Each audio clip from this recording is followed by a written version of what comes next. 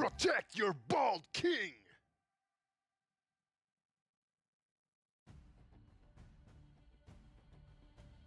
Good morning, good afternoon, good evening, chat. Yo, M Grove for 4 months. Appreciate it, appreciate it. Feeling strong today? Ooh, I don't know about feeling strong. I just woke up, took a shower in here. Ooh, I used this new cleaning stuff in the shower with my face. Oh my God, I love it. Oh my God, I love it. But that's about it. How is everyone doing today? How is, wait, ready for J3 to have a terrible pick record? What? I just want to let you guys know. I had, what was it, chat? I had a 5 out of 6. I was 5 out of 6 yesterday, okay? I know ball. I know ball, chat. I like the board in the back. Thank you, thank you. I wrote all, oh, by the way, I wrote all the team names now.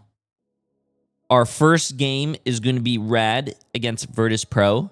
Our second game of the day is going to be Navi against Alter Esports. Third game of the day is going to be Team Heretics against Crownfall.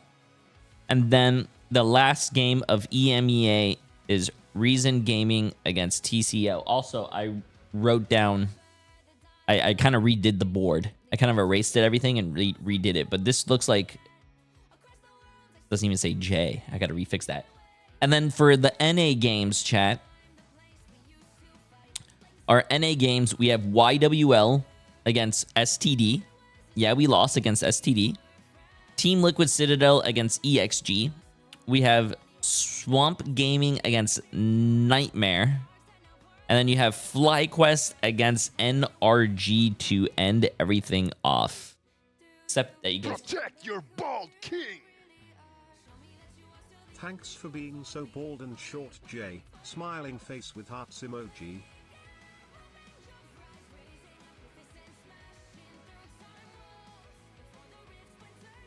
There you go. There you go. J3's. Oh, you can't even see the...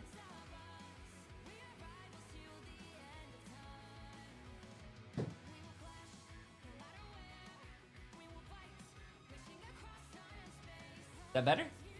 J3's predictions. There you go. There you guys go. I don't blame you for being wrong yesterday because that was a fire game. Bro.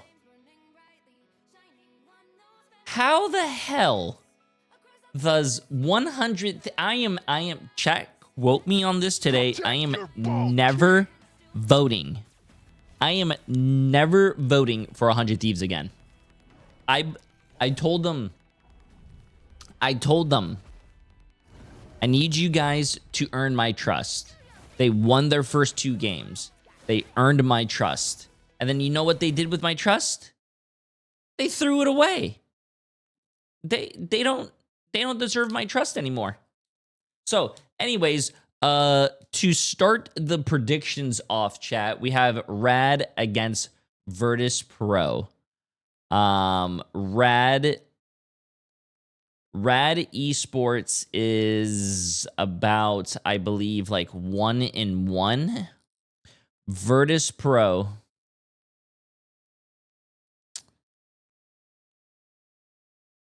You know what? Today's going to be a day of upsets, man. Today's going to be a day of upsets. I'm going to go Rad.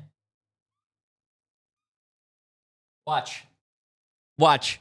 I'm already going to go on a day of upsets, chat. When you guys see Rad beat Virtus Pro, you guys are going to be like, holy shit, J3 is a genius. Nope, I'm not cursing people. Stop it. I'm not cursing people. And then look. Navi against Alter Esports. I mean, well, you can't vote against Navi, right? Navi's like the best game. I mean, the best team.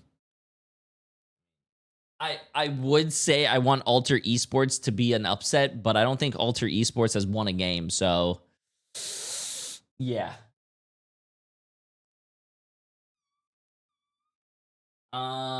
Team Heretics against Crown Fall. Team Heretics, I think, is going to be the best in their bracket.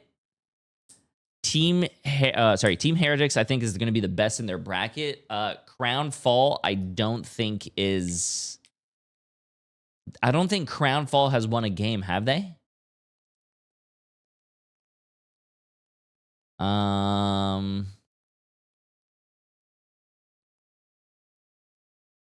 Crown Fall has not won a game, chat. You know what? I mean, you can't vote. You can't vote against you can't go against Team Heretics, bro. They're first in their bracket, bro. They're 2-0 and Crown Fall is 0-2. And then RSN against TCO. The Chosen One are 1-1, and RSN Reason Gaming is 1-1. So this is going to be a tough one, chat.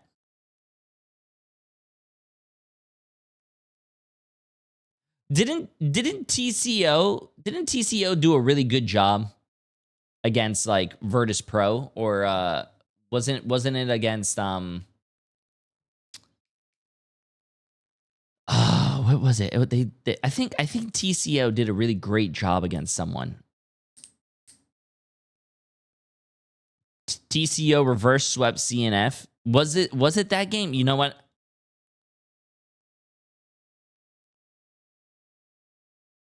I can't. I think I'm going TCO.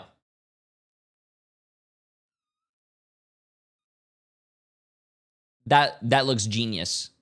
That looks genius. Actually, I think Virtus Pro might win, but I'm going for an upset. I don't care. Okay, chat, for the NA games, we have NA. We have YWL against STD.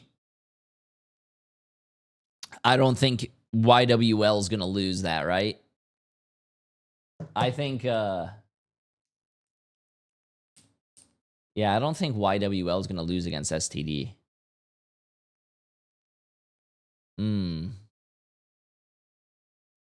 Yo, good morning, good morning. You think that's going to be a close game?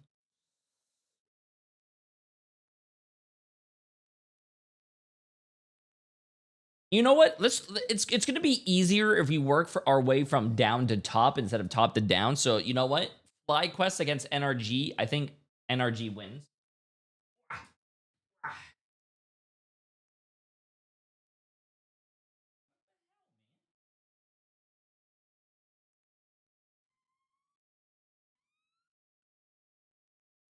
Only half the fucking marker work. Swamp Gaming against Nightmare. Come on, chat.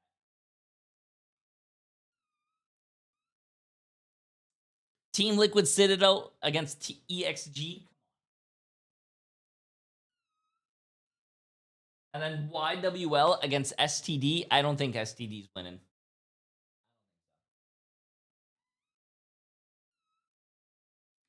I don't think I'm getting a prediction wrong. I will be able. You know what?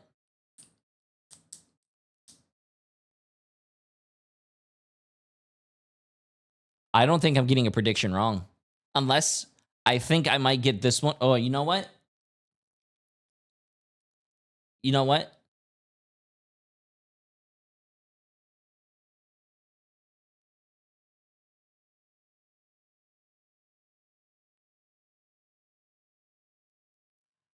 I want to change my rad one, but to be honest with you, I really want to see an upset. Like I really want to see an upset, chat. Like, can you imagine if rad wins? That would be cool.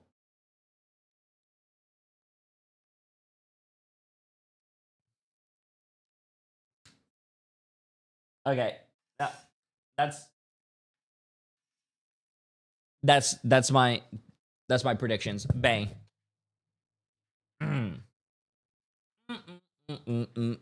No, I can't imagine that. What do you mean you can't imagine that? Virtus Pro has not been looking like a very strong team like they used to be. They are showing signs of weakness. I personally think they could lose. I mean, they were trolling. I don't think you... Chat. They're in a $3 million tournament. Why would they troll? That doesn't make any sense. You guys don't make any sense. Why? Why?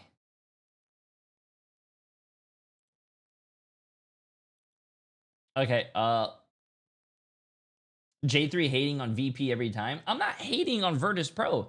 Virtus Pro is a really great team, chat.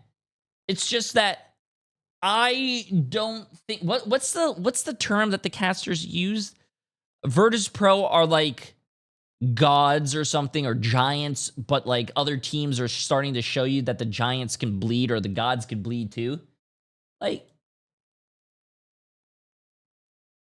come on, man. No, Shikigami played yesterday. Some teams play multiple days in a row, some teams don't. Each team has to play each other once in their group. So there's what, six teams in a group, so that means there's going to be, each team plays each other, you know, there's going to be 5 games. So, okay, let's see this.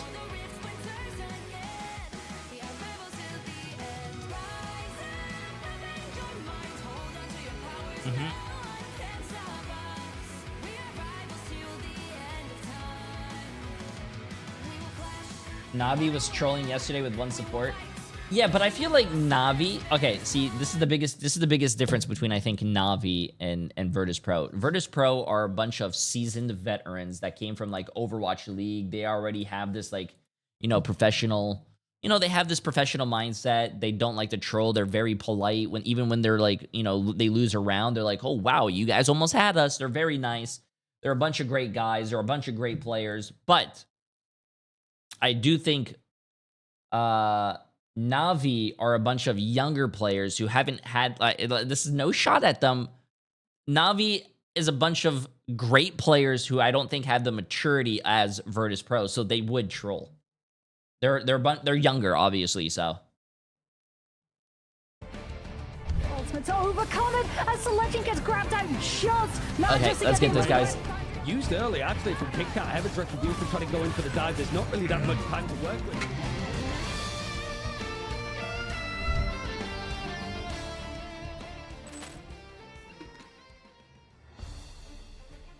Ladies and gentlemen, welcome back to EMEA for Marvel Rivals Ignite. I am your host for today, Tetra. I am joined by the magnificent Ryan Central and the wonderful Got Moxie. We are at the halfway point of EMEA Ignite group stages now. We still have our playoffs yet to come, but our groups starting to shape on up. But for I think starters, next weekend is the last weekend. I've been busy in London for a little bit. You two have still been... Ryan, you've been covering it. Moxie just got back from Japan. We've been all over the place. So I'll start with you, Moxie. Yeah, I think... You've had the chance to catch up on some of the games. What's really stood out here?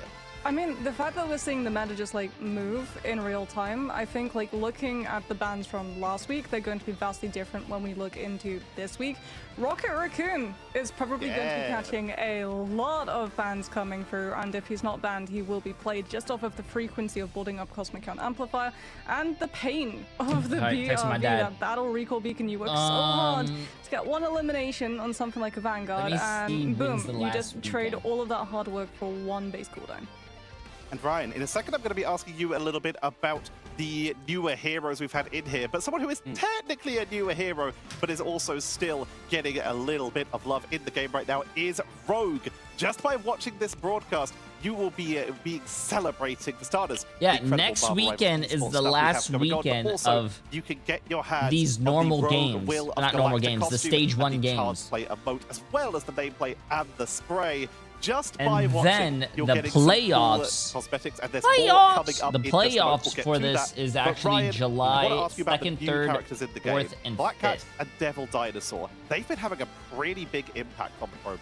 Yeah, and I think for like two good reasons, right? With like Devil Dinosaur coming into the game, it's like the meta is very focused around him. Some teams were like, we're going to put all of our eggs in that basket because we could just insert him into any comp. You just throw him in. You just throw a big dinosaur into dive, into brawl, whatever you want to do. Just put him in and you'll be fine. But Black Cat as well, we're seeing the skill ceiling really be pushed on this character, and it's only going to get better from here.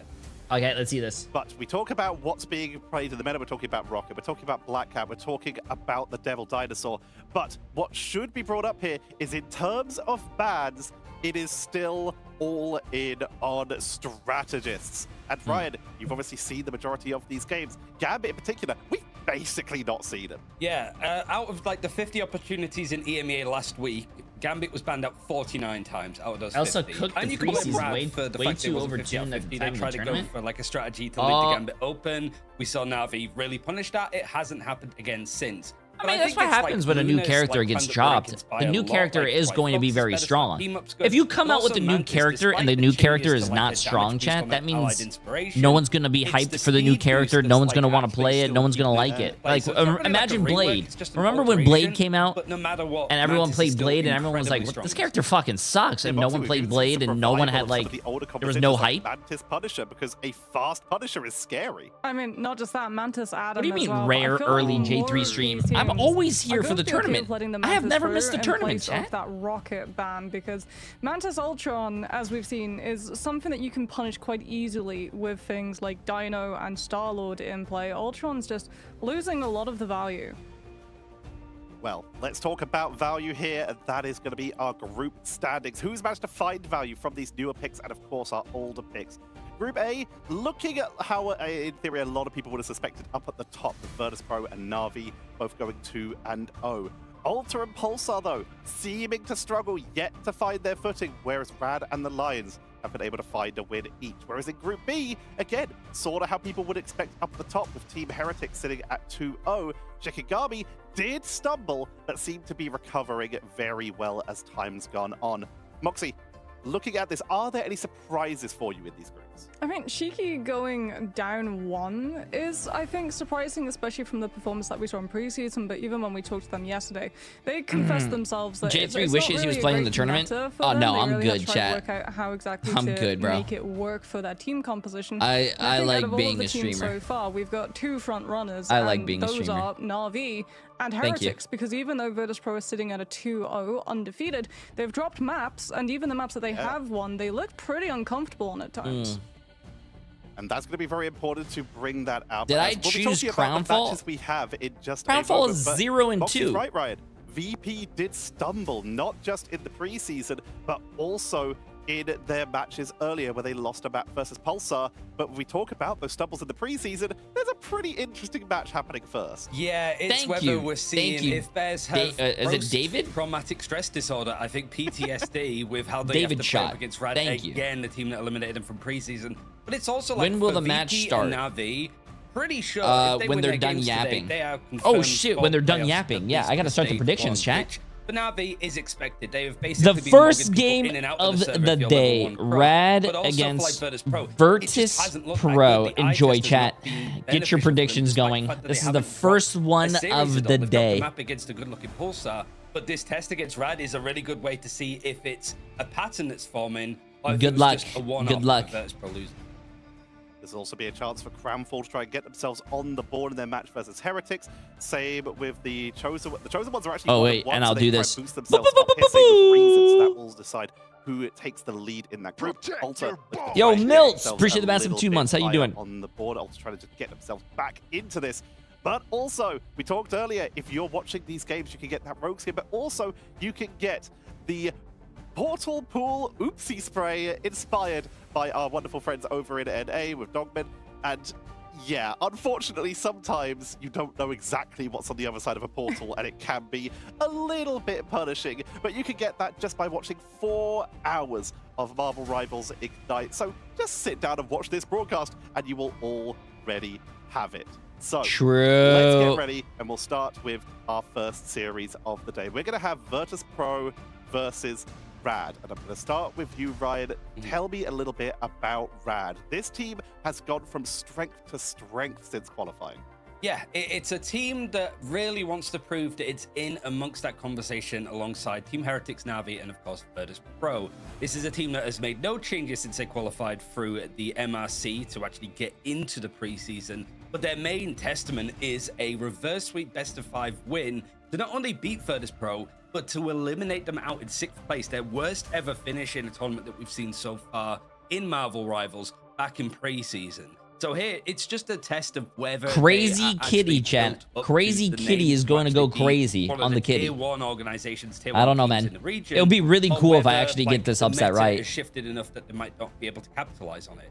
This is also a team that's changed their coach since preseason into stage 1. Hey, So appreciate it, Ice. other than that, you would expect them to have a solid performance going into the series.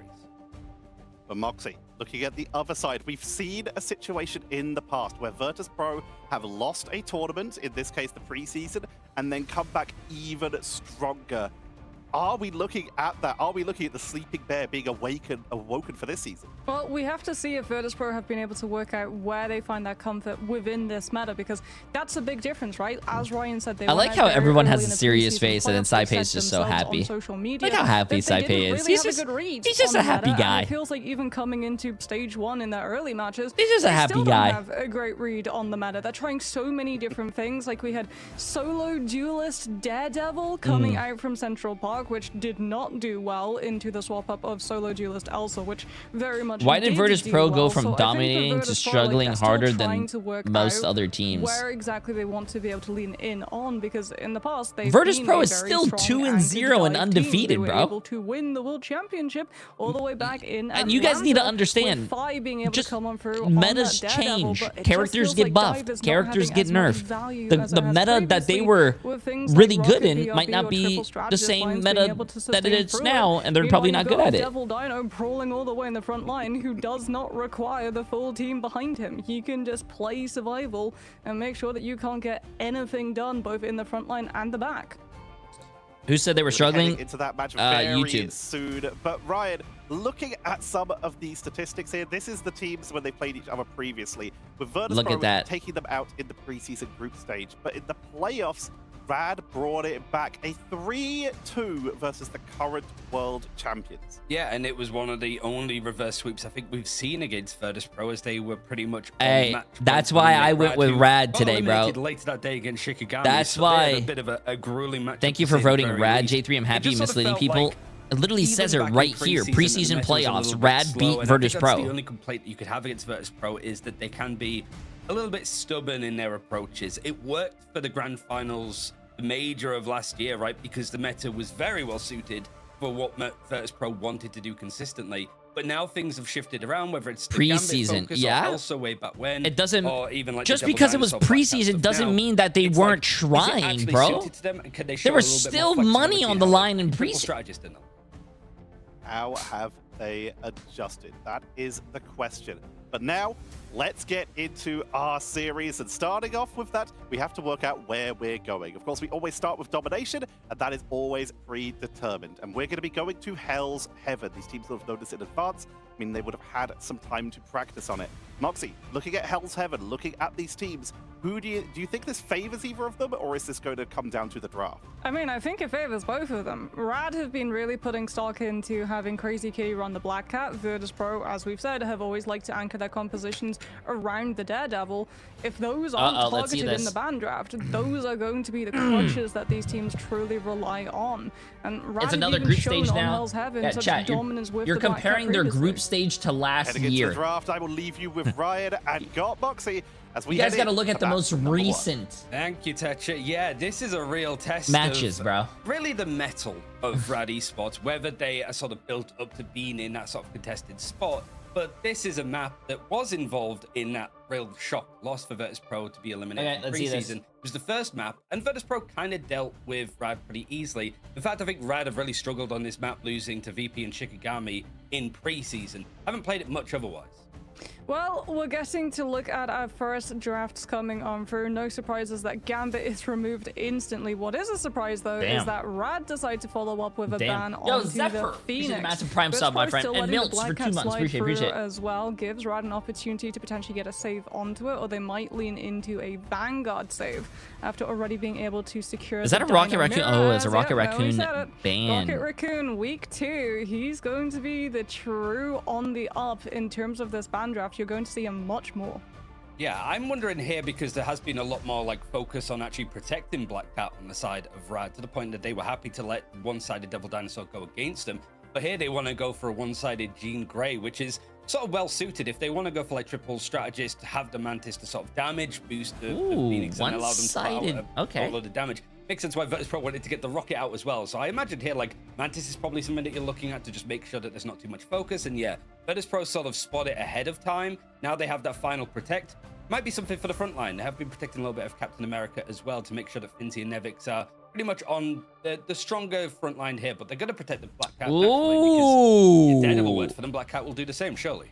Yeah, I mean, going for the Phoenix I'd ban Daredevil. You have a hypercarry duelist and you're worried about the Mantis ban Daredevil. Chad, I'm the coach, bro. I'm the coach. Ban Daredevil. Actually get basically a 2-for-1 in terms of that save slot, right? Because it locks the Phoenix, but it also means that if Virtus Pro go for the ban on the Mantis, what else slips on Black Cat? So Crazy Kitty really? Will be very happy about that one. As we get a late ban coming on through onto the Star. I would have banned Daredevil. They just said that the Virtus Pro likes to run the Daredevil comp, but they got Black Cat. But had not had the opportunity to ban out the Rocket. They took away you don't want to have the Cosmic Ion Sparker's Star-Lord. The teleport network coming on out, which supplies the Star-Lord with an additional iframe, and also means you can go much more aggressive, push very greedily towards Sentinels the against 100 Thieves was actually a really great game last night. You have a teleport to be able to snap. That was the only good game yesterday, man. Being able to force out those resources. So it really does feel like they're going after Sparkus Pool a little bit in this approach, but it takes a lot to out Apex Predator a bear, especially when that beast is Virtus Pro. But Rad Esports have picked who won against Sentinels 100 Thieves. I don't want to spoil it if you want to watch it. At all. I think this is a battle of the front lines. Ducky and Lugia have been playing together. Sentinels won, and it was a really crazy game. Finzi and Nevix have history. They are the experienced players that will be worth its weight in gold here, Moles. I mean, they did go for Sparker's hero pool, but he does still have things like the Elsa to fall back onto. And while she's not as much of a monster as she was in previous metas, she's still a very strong component in the composition, especially when it comes to melting through those Vanguard health pools. So we're going to really be seeing a lot of reliance on both the Phoenix and the Elsa. Wait. They're running 2-2-2 and they're they're running 2-2-2 and their second support on despite actually going for the is Adam Warlock from Virtus Pro. Rocket Adam double strategist look, so a lot of aggression. Cosmic Amplifier, very strong uptime in terms of generating very quickly, especially when you're not having a triple strategist lineup cannibalizing the charge. To see how much the charge goes in, as Fi is going to be the first one to sort of leap in to just get some of these charges set up, build up a bit of that pocket money and see if they can get a little bit more information. But right now, Rad with this lineup, a bit more traditional in the sense, able to actually sort of group up and put more pressure on the objective. Fi is watching, just trying to sort of sneak in, find a pick here or there and reset Rad, make things a little bit more precarious. Use the new skin. But right now, they haven't really seemed to do much damage. Crazy Kitty finding the B right back means that that trade is actually going to be a little bit more costly as Fi's gone down. Oh, Virtus Pro though, they get the better pick.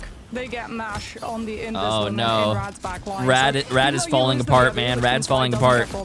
You still found such a huge open to be able to start winning that fight and brute force it on through. Like the fact that they're running this Rocket Atom, it's so strange because it means that you don't have a lot of just like really good continuous heals, which is why so much pressure from Fi has to be output onto the side of Smash Nez's. Crazy Kitty actually opts for the Daredevil. They've spotted out that this backline will be vulnerable, especially when it comes to double pressure with that dive from the Venom follow-up now.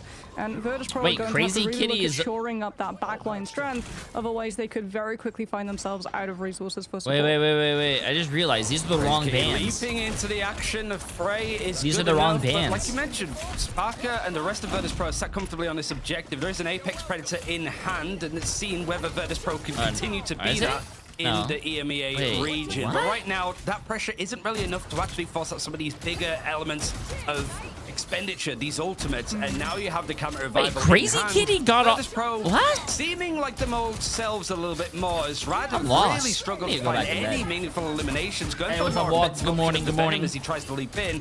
It's not really enough of appeal, and Sparker already having his ultimate isn't afraid to keep farming out this damage, and the Kamijo's going to be forced on the other side. The Apex Predator, the Glortrox winning out against the Fox. Jesus Christ, that ult is still insane. The lead up is nice, and Virtus Pro finally forced to use these big ultimates and easily deal with Rad on the offensive.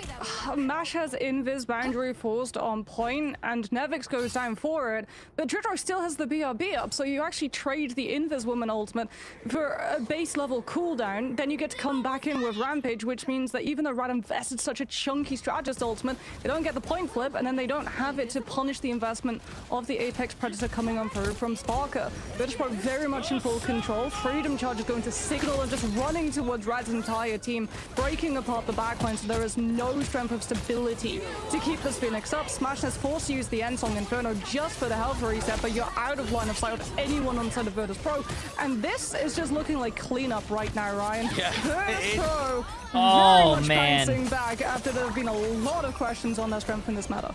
It's pretty much been done. Calling card is going to be used up, and counter revival is actually going to just bring Sparker back into the fight a little bit more. Not afraid to use it. There's not going to be a touch at all from Rad. And 100% to 0 is Virtus Pro making an unorthodox strategy with the just double strategist with an Adam work pretty well on a point that is very front to back. Adam Rocket, wow, that is truly one for the books.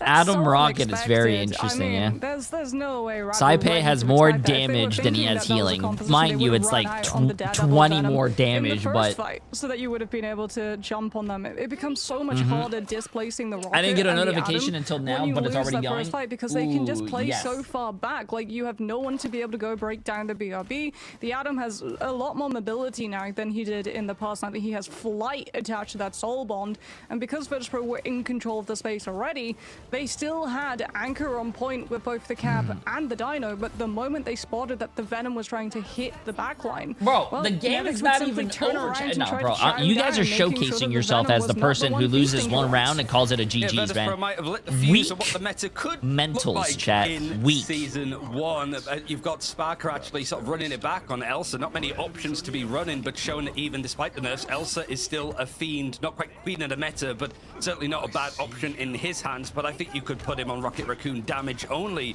and he would still make it look threatening. So now Sparker's going to try to leap in more into the action. There is only the Amplifier for Virtus Pro to be using in this engagement. Crazy Kitty wanted to go in with Let the Devil Out to see if he could actually find these like singular eliminations that Rad have struggled to put together. And Virtus Pro say, no, back to spawn you go. We're controlling this best of 3.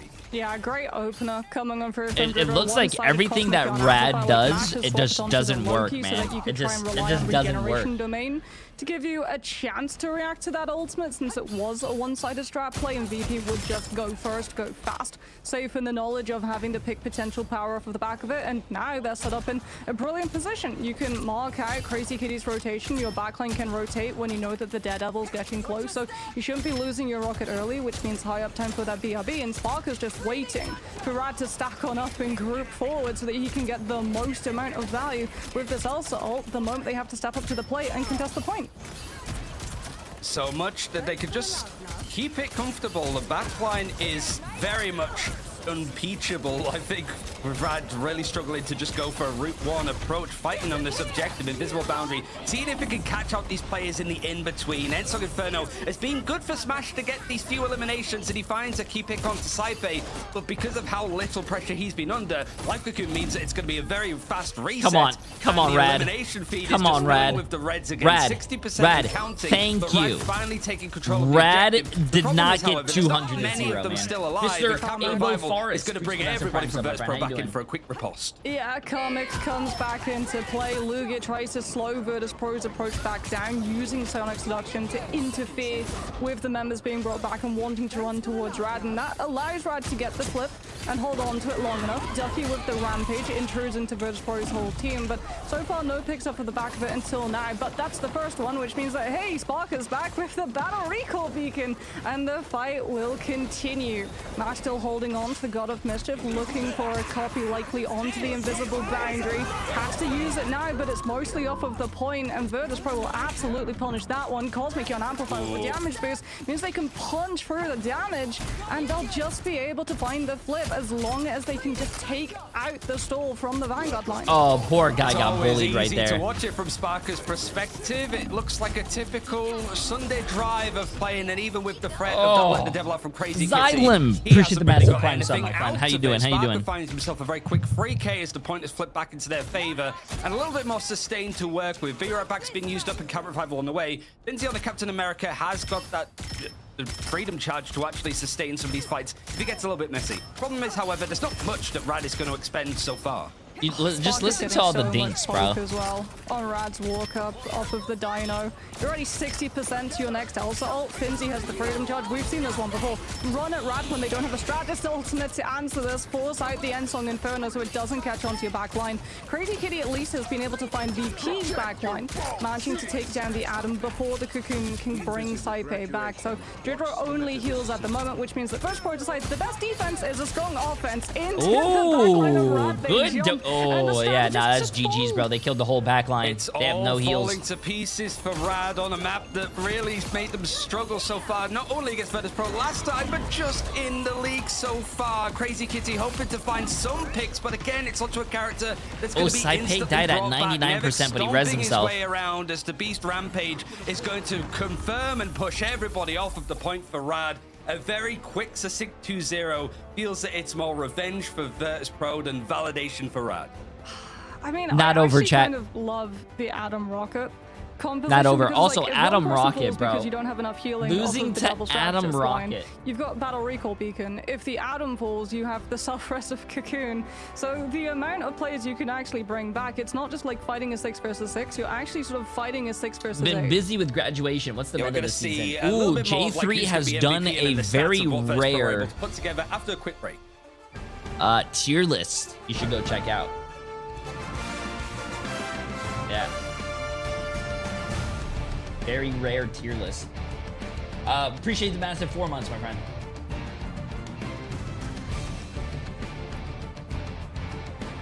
Good afternoon, J3 in chat. Hey, Helly, how you doing? How you doing? How you doing?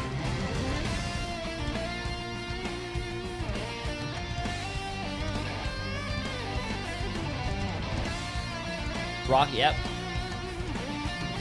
I don't know. There's been some interesting things during the season, the stage 1, which has been fun. We've seen Rocket Atom, Rocket Mantis. We've seen also what else, chat? Oh, it's a 5-minute break. What else have we seen?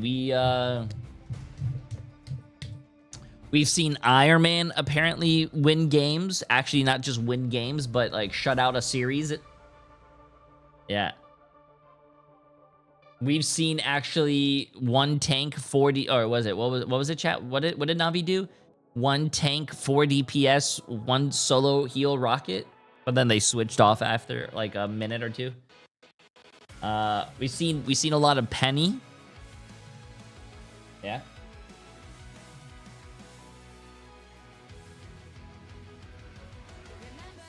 Also, the match does say 0-0 right now, so technically Virtus Pro just did a warm-up match, and that doesn't count towards their actual record. Yeah.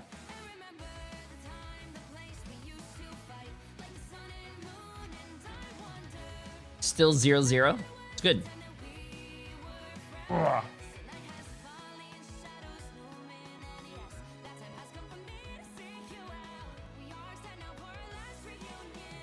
Oh, they just gave the point.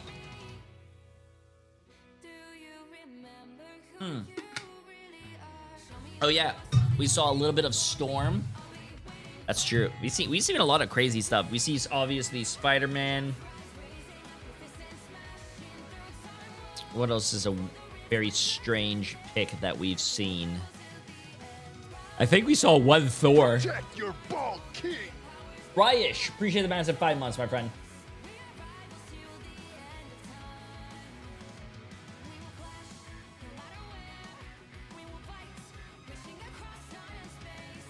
I don't think have we seen Squirrel Girl?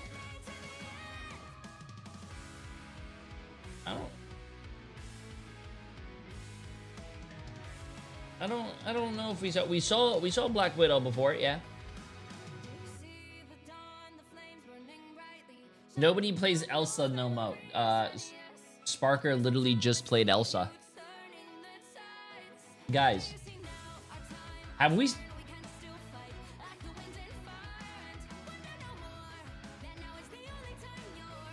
Have we seen Wanda?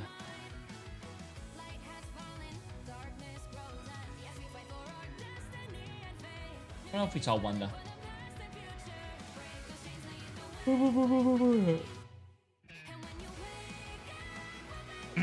Was Magic played? I don't think Magic is actually one of the best melee characters right now. When you have Daredevil, you play Daredevil. If you have Black Cat, you play Black Cat. I think there's other characters that are a lot better than Magic. Yeah.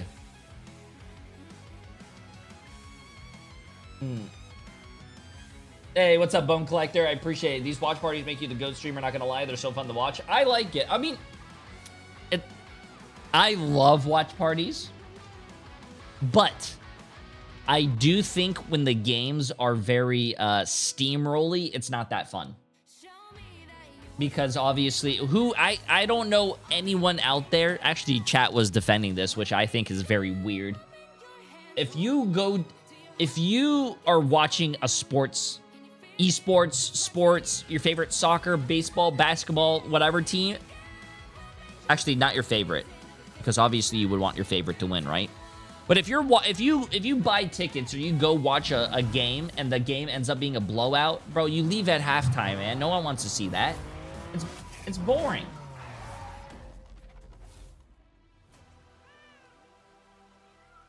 So watching the matches yesterday that were all steamrolls, where it was kind of but the Sentinels 100 Thieves game was actually a lot of fun.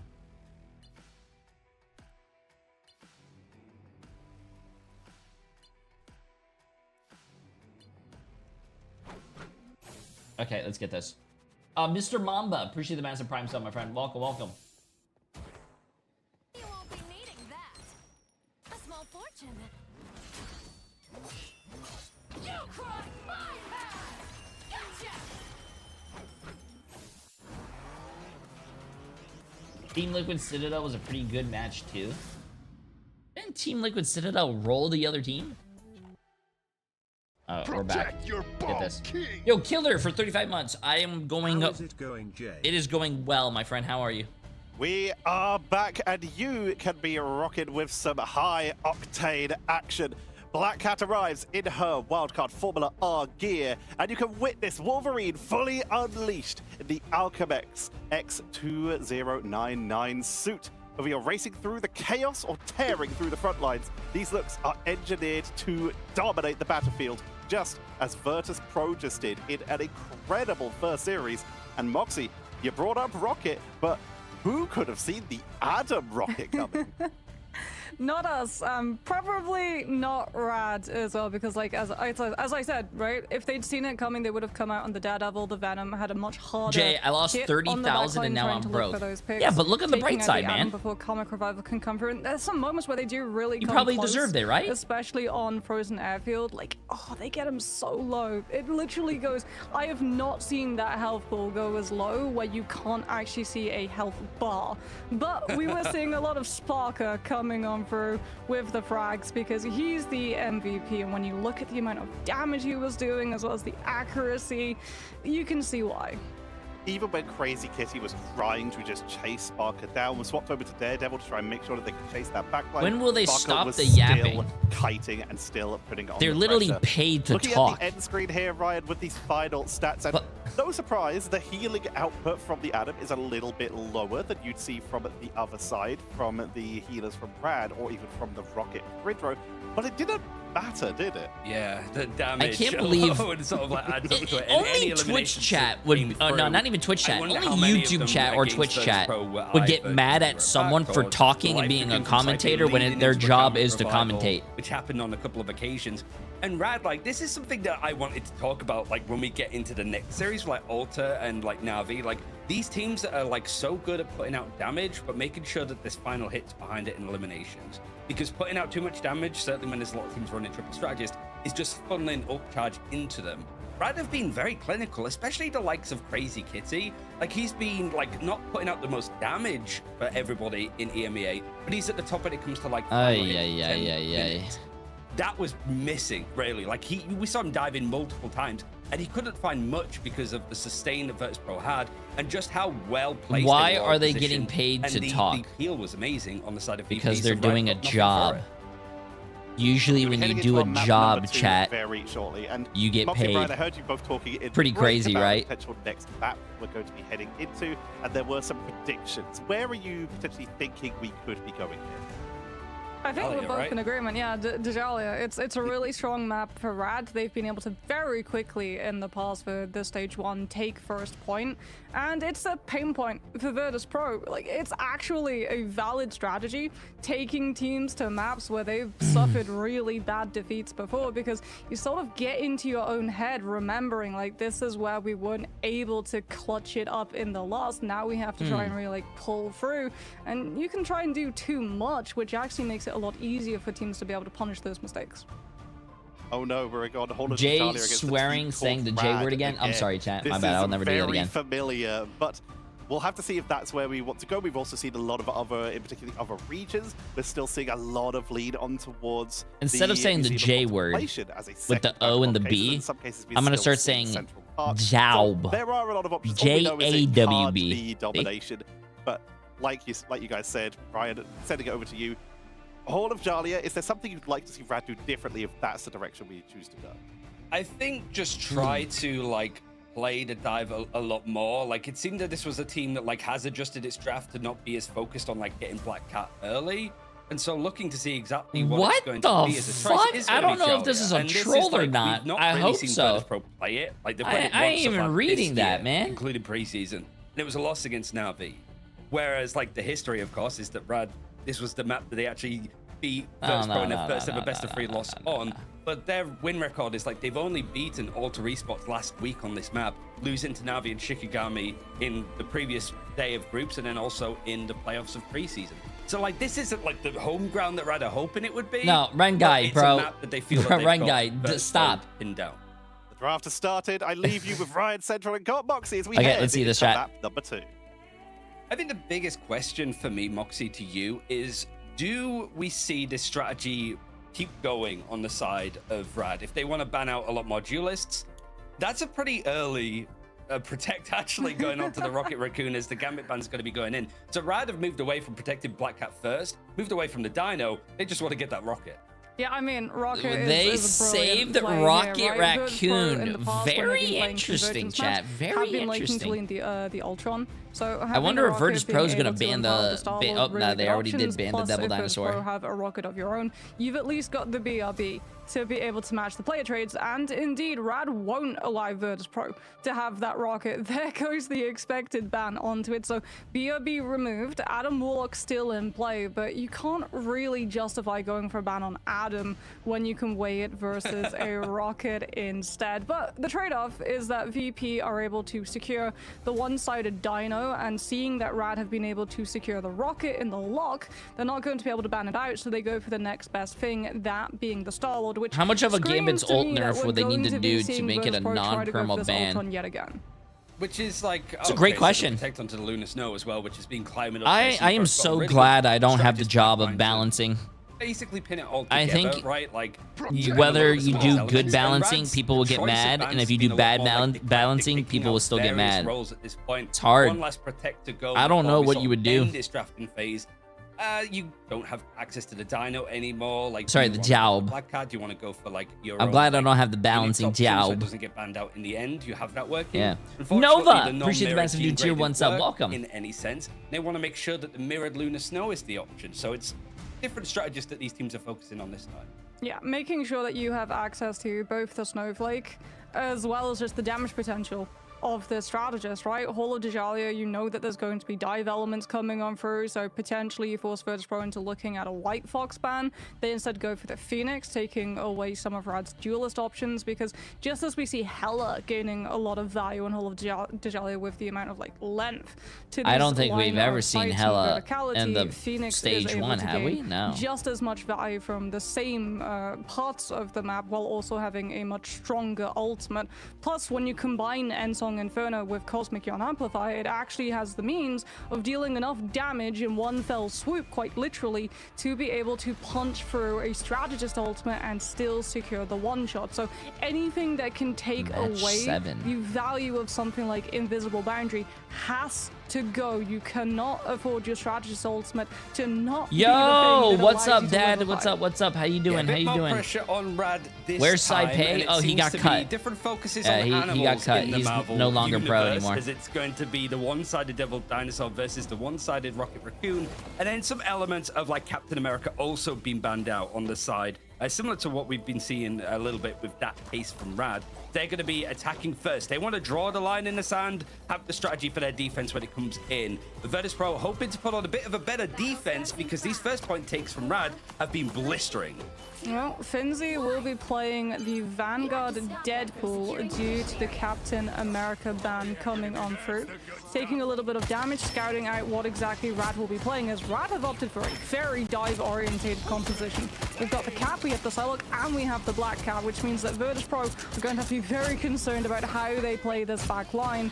Are they going to be able to keep the Luna and the Jeff safe and alive? I mean, Because Dredro Saipei loves might well Jeff, end up so swapping to the Invisible Woman with very how vulnerable the interesting Luna chat. actually Very is if that interesting. comes through.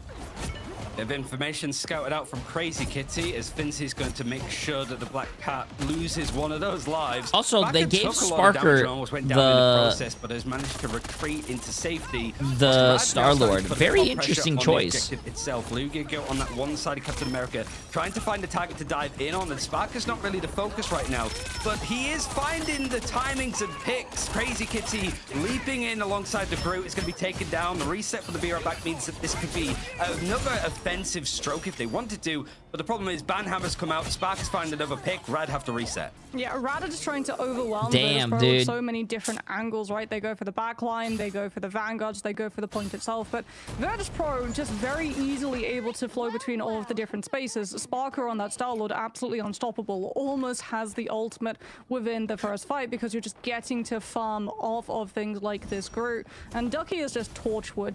Wait, did you ask my essentially, dad if he beneath the plays Star-Lord Rivals, and then primary, he said allowing yes, that Galactic Hulk? Legend to come out much sooner than Rad are ready to I would deal like to with see it. my Crazy dad play Kitty even Rivals. off of the Black Cat onto the Daredevil just to have the information of where Virtus.pro will position, so you can tell your dive team where best to hit. It's got more divey smash. Maybe- on the maybe we Psylocke. make It's that been happen. a few times that we've seen that in play this year, and with Sparker now having the Galactic Legend, probably doesn't feel the need to use it at this point. We're seeing these like drabs of Rad trying to leap in, but now that he's got the aerial threat, there's very little to deal with him as these players find in any semblance of cover. It's not going to be good enough. Sparker absolutely blasts Rad into an Inferno. Reset required, half that time on attack allocated used up.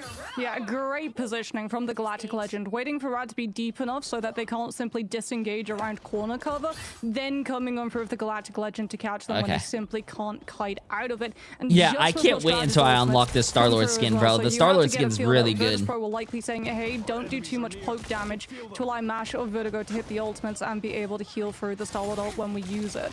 As Nevix now with that Rampage does have to be careful, as Rad do have down to the butterflies. If Virtus.pro play too split by having to occupy the attention of too many different players from Rad, they're not going to be there to soak up the Psylocke. Strikes as Mash falls. Nevix decides to go first with the Rampage, runs right at the back line, gets hit by the Grid Ultimate of Strangling Prison, but speaking about hit, Saipei is hit by the whole force in terms of the butterflies when no one is there See, to occupy the difference between any of the Virtus.pro and absorption. Rad is that... This should signal Rad picking up first. Okay, never mind. They capped. Better late than never, but it took 3 minutes in order to do so. Sparker's going to be reset a little bit later, and they do I was about to know say, that there is a fight. Rad popped 3 ults for that fight. But it was Virtus.pro the only string of popped ultimates 1. together. Yeah, and Amplified And they just had saw the meat in the beginning that doesn't- of the Groot ultimate, entangling prison. No support ults, nothing. They just... And then the Dance of the Butterflies to just trim the edges, making sure that Virtus Pro wouldn't be able to try and contest this one. But ultimate's now very much in favor on the side of Virtus Pro, but it's already been used up with the Freedom Charge. Rad wants to see if they can build some more momentum.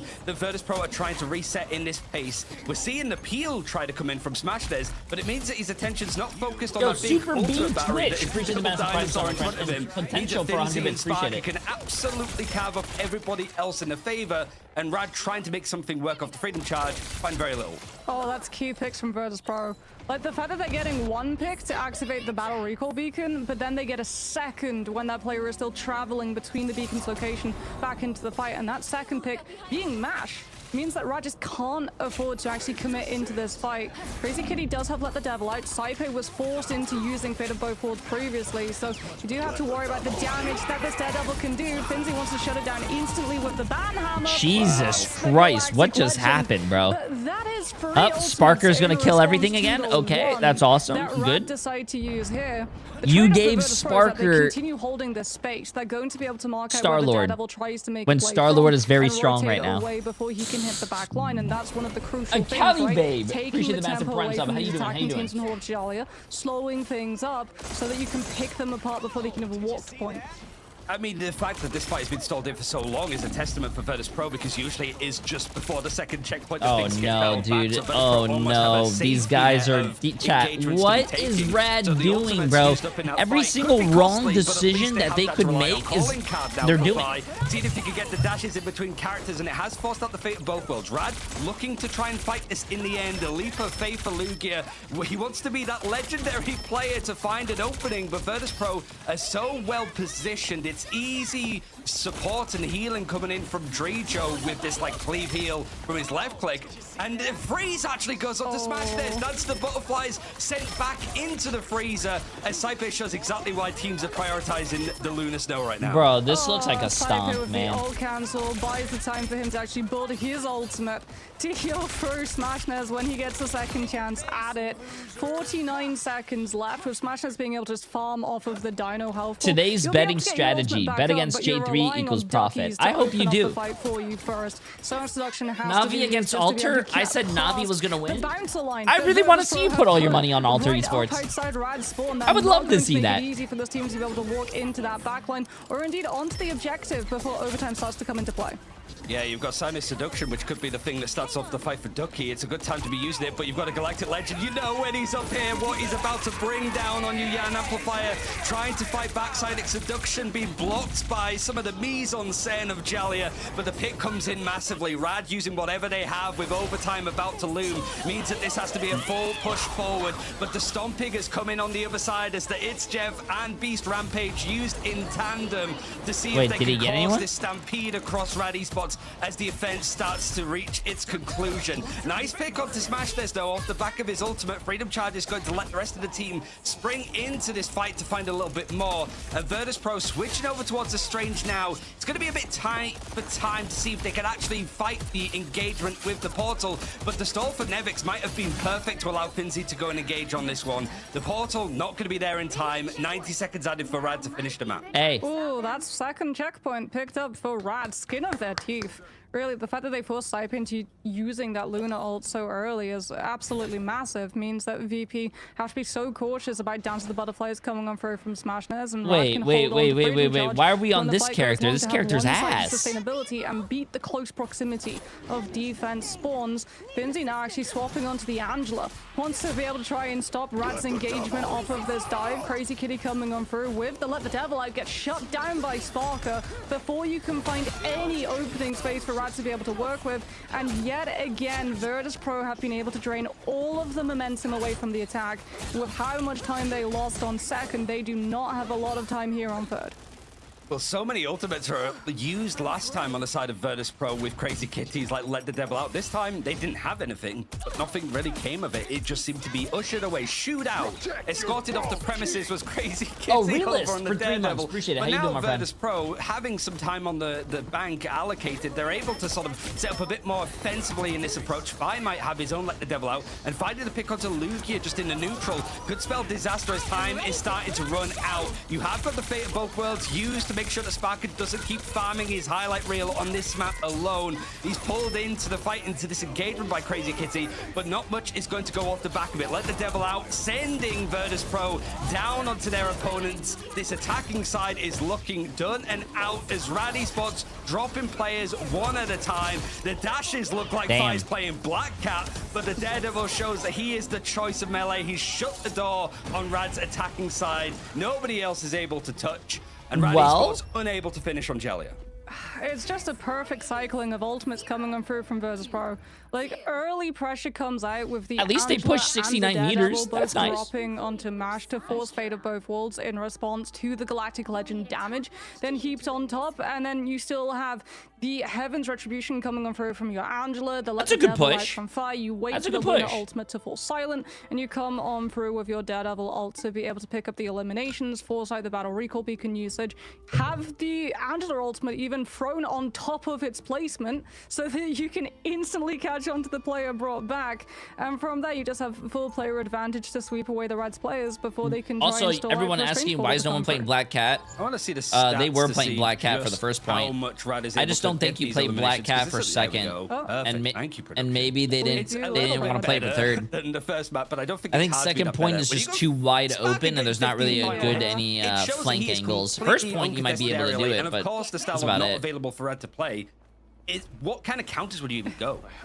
18.7k damage, 15 final hits, like all of that damage. It's not just inflated. Nevix has a 69% accuracy. Nice. You can see 15.7k, but only 7 final hits, because the whole duty of the Psylocke in that round was shoot Vanguards, farm up ultimate, use ultimate, hit backline, get eliminations off of the back of it. Win off it, yeah. Yeah, like that's the idea behind it. Yo, K-Don for 5 months. How you doing? I'm concerned about Crazy Kitty. It's the weekend, man. Everything's good. Everything's good. Last year for the side of Team Chopped, but Sparker having this performance on Star-Lord. Anabolic. Appreciate the massive prime sub as well. About not having a fun matchup into the Star-Lord is a very risky play on the side of Rap. He's hoping that Smashnez is going to play a little bit of Duck Hunt to see if he can take Sparker out, but this is a fully fledged Albatross, pretty much traveling across the ether to try and take these fights in now for Rad. You also have like the one-sided pressure from Rad. They wanted to make sure that they get Ultron and the other team don't, but Smashnez has his work cut out for him. Sparker having more final hits, or just as many final hits as the entirety of Rad combined alone. Not flying and soaring in the skies just yet, as it seems to be just a case of build up the ultimates, certainly when you've got these big tanks to farm up on. Yeah, Sparker's spotted that he can't get on top of Crazy Kitty, so he's farming off of Ducky. So that you've got Galactic he's getting Legend 2% ult charge from shooting that far away. In the lobby. Of course you're going to get the first ultimate, and it will be Banhammer. That's what Virtus Pro were truly waiting for. They're not going to allow Rad to hit the first Rage of Ultron. They just use the Vanguard Deadpool ultimate, open up the space entirely, walk onto point. Now just have to I thought someone used, oh my god, I thought someone was playing Bucky for an example. But there's just no follow-up damage to lead into eliminations. Yeah, Black Cat is able to scrape out those fights with ease with the amount of items that she has, but the good play by Smash means that Smashnez's eliminations are feeling a lot more final. Its Jeff is going to be used, but it seems more like a retreat as Virtus Pro looking to see if they could reset. No, he's not going to die. Oh! He's not going anywhere. He doesn't Captain America with the dash right back onto the map, bro. Anabolic with the massive gifted sub as well. Appreciate it. Go with that Galactic Legend. Oh, you gifted a sub to Gojo's Fleshlight. Okay. Exit traded as well by Virtus Pro, so you're waiting for your Ultron to come back in. Like, you're relying on Lucia on this Captain America just going into Virtus Pro's side of the map, scouting out where exactly the Star-Lord will make a play from, which buys the time for Crazy Kitty to come back, but you can't use Rage of Ultron in response to Galactic they gotta get their support ult. Oh, they got their... Wow, they just got their support ult too. That's crazy. Hold on to the Ultron ult. Strangling Prison comes on through, catches onto players from Virtus Pro, but Cypher has faded both worlds and there's no line of sight break, so the healing is enough to keep the team in play. Oh, that's a big pick though. Fi actually getting the elimination of Crazy Kitty, but the Yarn Amplifier mixed up with Elsa is doing the work required to stop this. It was Virtus Pro struggling on the first point against Red historically. It could be more of the same. They're very close to being able to take this first objective. Oh, good target priority. Virtus Pro have to reset. Yo, wait a minute. Remember when chat was saying, oh, Jay3, you're a curse. This is why we don't listen to Jay3. Oh, it looks like we vote against every prediction Jay3 does. within the 1 minute. We'll see after this game. Remaining, but We'll see after this game, chat. If they want, like they have options here. If they want to make a play with Freedom Charge early on, they can, or they can afford to just sit back and run the time down. 1 point remaining for Virtus.pro to be able to start going into second. Fight trying to go into the back line, gets scouted on out by Lugiago, but that means that he's not in a position to run aggressively at Virtus.pro with the Freedom Charge. Anonymous so gifter gifted a sub to my bussy hurts. Nice, appreciate the gifted sub. Backline and then double back. Okay. It must be so tilted for Lugia, just like, come back here this instant, like, please stop leaving me, I just want to talk, but there's the calling card for 5, finds that first elimination on Crazy Kitty, who has just been an easy target for all of Virtus.pro in the sky. Even the be right back means that he might be going down very quickly again, as Fi is not letting up, but has to. Getting some more information with these obs in the backline, it's just not going to be a priority for Rad. They don't have the chance to try to reset or do anything when they have the world champions in your face taking these engagements head on. There goes Donkey, and it seems that Virtus.pro are finally going to be able to Everything's going down, chat. Everything's going down. Something back. You've got the Apex Predator used. Hasn't amounted to much. It's Jeff gobbled up from Crazy Kitty as he gets eliminated. And Virtus.pro finally get things going. It's not going to be a loss on this map on first. Oh, that's so damn, bro. Come on, Rad. They almost had that, man. They almost had that. Means that when Mash drops, BRB has already been burnt. And you only have the Ultron rocket heal, so your Vanguard line very quickly crumbles. Even going for the SGF from Dridro, carrying onto Smashner, so the Elsa can't stall at the point long enough for the Strange TP to come through. And Virtus.pro, like, they're already pushing all the way up into Rad's space. They have to be careful they don't stack up too closely. I love when they call the old spot by their name, like the official name. I think they have to, which is crazy, right? They have to know every single character's ultimate ability by name and usually abilities. The time that you had to wait for the Dino cooldown, Cyclic being able to build up Fade both worlds, so what should have been an opening for I can't Rad even. turns into opportunity for VP. I don't think I can even name you 5 ultimate abilities. Let alone even 1. As things are leisurely strolling along, Finzi and Nevix, that Vanguard line, still holding on to their ultimates for a big engagement. It's moving now in the way that they want to, and Rad looking a little bit lost in transit. Rampage stomping through, seeing if the focus could come in as the ultimate is going to be used on the side of Angela too. And Sparker, he's happy to wait. Jan Amplify was used. Any other strategist supportive ultimates to keep this fight going for the defenders? He wants them all used up because he's about to pull out this Galactic Legend to maybe send this map to its foregone conclusion. Crazy Kitty eliminated again over on this Ultron. He's been a flying punching bag from this attacking side of Virtus.pro, and it seems that this is going to be a much faster Rad. first, What's going on, bro? You guys had such a fantastic first hold, and they just gave up all the second point for free, bro. In the face. Is Rad like a first point team, and then like if you cap first point away from them, to this Rage of Ultron, it's GG's? Justify a swap, especially when Come you know on, that Rad. just use Galactic Legend. If you're Rad, you're relying on one of these ultimates. You know that Virtus.pro don't have to be able to take a first turn. They're just going to be looking to scout out this dive. So Lugia goes forward, stalls out Virtus.pro's approach, has the freedom charge in case he gets. And that's also true. You guys see that out there? Sparker is playing like Jay3 out there. That's true. Just can use these ultimates and stall Virtus.pro's players. Did you guys know that Sparker actually watches my stream to get better? And I actually coach him? Should be enough for Virtus.pro True story. Back. Cheap fight win as well for Rad. No ultimates expended, just very good damage and really good split pressure coming on through from Lugia to force 2 players to look at him. Just in the neutral. That's exactly what you want for Rad. Nothing used up, and the ultimates that you're sitting on, you're banking up and have a bit of a loot. Rage of Ultron, you don't mind using up because it's relatively cheap in order to get in for the reset, and you still have over a minute to try and hold on this defensive side. But it hasn't forced anything out from Virtus.pro. In fact, Finzi has just leaped straight into you to send you back to the graveyard again for the umpteenth time, and Rad losing out numbers have used a Fate of both worlds at the same time. This means that Virtus.pro are licking their lips, and certainly with the calling card being used, it's the absolute carve through for Virtus.pro. They found an opportunity. Freedom Charge being used as Rad had everything banked up for this final defensive Black Cat chasing the raccoon. All being used one at a time, one funny. after the other, and not being used to draw a line in this sand. Virtus.pro push into this final fight. 30 seconds left. Are you gonna watch USA versus Mexico later on tonight? Probably not now, because Marvel Rivals Ignite will probably be on. Surely you're not letting anyone manage to help Lugia on this Caprica duck He tries desperately to come forward with the Sonic Seduction, but you're held in place by Heaven's Retribution, and it's paired up with the Rampage coming on through from Finzi, and Rad just... I wanted the upset, chat. I did not get the upset. Forward with the solid strategies. I did Rad not to be making get this the a little upset, bit man. more of an interesting one, considering the history of preseason, but also the fact that Virtus.pro have been dropping a couple of maps. This was one that you're thinking as a Virtus.pro fan, oh no, I think I have issues there. Bringing Tetra back into the fray, I feel like this was a little bit more anticlimactic, but for Virtus.pro to pretty much confirm their place in playoffs, chat. this is the kind of result that you want.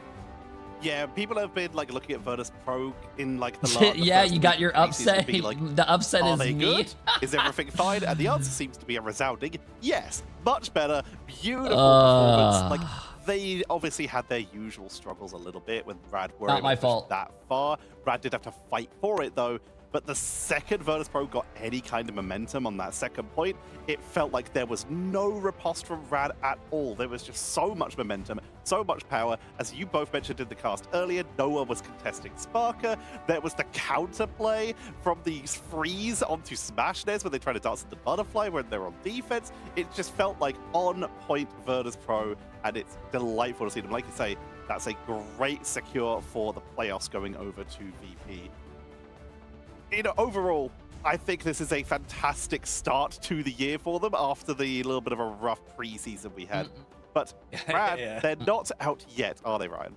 I lost all my not money at all. yesterday. Like, they still have like you. good chances, and you know they're losing to the teams that if yesterday you I were to was do your, 5 out of 6 for predictions. How do you lose all your money? Rather, it's sort of expected to be losing. That sounds like it's a you problem. Well, I guess the thing for like me, Moxie, in this case is like I want to see Rad take a map. I want them to be a little bit more upset. And same with Shikigami in the other group. I want to see them actually put these like top tier 1 teams in this region under a little bit more stress. I mean, has anyone actually ever to see the Ultron swap off? The last time Rad played against Virtus.pro, Rad ended up reverse sweeping Virtus.pro and winning 3-2. Just so you guys know. 32,000 damage is absolutely wild. Sparker was on fire. This is like classic OG Season 0 Sparker, best duelist in the game. And you're trying to play Ultron into this without even something like Invisible Woman having the shield stagger, so you can try and fend the Star-Lord off. It just made it so tricky for Rad to be able to play around the Rage of Ultrons because you couldn't use them if you knew that Sparker was I like best of 5s more than best of 3s. Best of 3s are. I think the pros even said they like best of 5s instead of best of 3s. He was building it so fast. He was able to use that mobility to stay away from Luki and Crazy Kitty, who were trying to just mark them as much as possible. I also want to give a shout out to Saipei and Gridro, who are obviously keeping them alive throughout that entire fight, and Fincy, who actually took some really solid tools on their own, 5 into distraction. Digital! Appreciate the massive prime sub, my friend. How you doing? Frontline fights. But Sparker, just so many of these highlight clips are just him, just playing every angle and keeping control. Ryan, this is world champion MVP Sparker. Yeah, I feel like Sparker just I taught him that. When you're like, we're same with anybody for Virtus.pro, when you're at the top, it's easy to be critical. Like, it's easy to be critical of all of the top teams, to be fair, like, just from various degrees. But it's like Virtus.pro not only just looking very dominant in this one, but clever as well. Like, thinking back to, like, the Adam Rocket, like, the drafts have looked a lot more succinct. Yeah.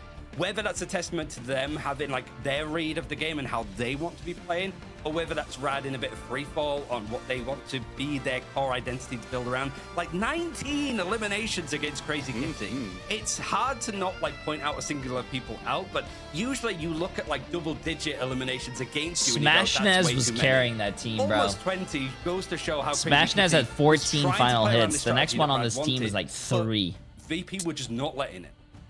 I also just want to give a shout out to the fact that Nevix managed to get 67k damage block, showing why Devil Dinosaur is so good. And luckily, we have an interview with Nevix right now, so we can ask them about it. Nevix, once again, congratulations on yet another win and a continued run. We believe that you are now fully qualified for the playoffs, so congratulations on that. The question I want to ask is, now that you are 2 weeks in here, how are you starting to find the Devil Dinosaur yourself? Thank you very much. And yeah, I think Devil Dinosaur is like a really broken hero that is just the best frontline right now. I feel like it's a must pick on most maps and most situations, so I'm really liking him. how are you feeling like now when it comes to like after preseason? A couple of you tweeted out like, yeah, we're not really sure. Like we thought we knew what the meta was and we were a little bit off of it. How are you feeling now? Because some other teams are just flat out said like, we don't know. We're just taking it a step at a time. So like from your perspective, especially after like the criticism that you received from preseason, are you feeling a lot more like comfortable with where the game is currently, or are you also one of those like? We're just No, it's not awkward silence. Because I've done these interviews before. I do think it changes week by week, but I also feel a bit more confident There's in an audio in delay. today's match and recently. We're seeing like Raccoon, Star-Lord, Phoenix being like pretty high prio together with Luna, and then you have Captain and Dino. I think is the strongest front line, and sometimes Venom. So we're getting it organized, but it's still like very chaotic. It can change like very quickly as soon as one team like finds something that's very strong. It changes everything pretty fast. So yeah. So talk to us a little bit about the Hell's Yeah, it's Heaven like a second composition, audio because we delay. saw It's the not that Adam, bad. We saw the Rocket.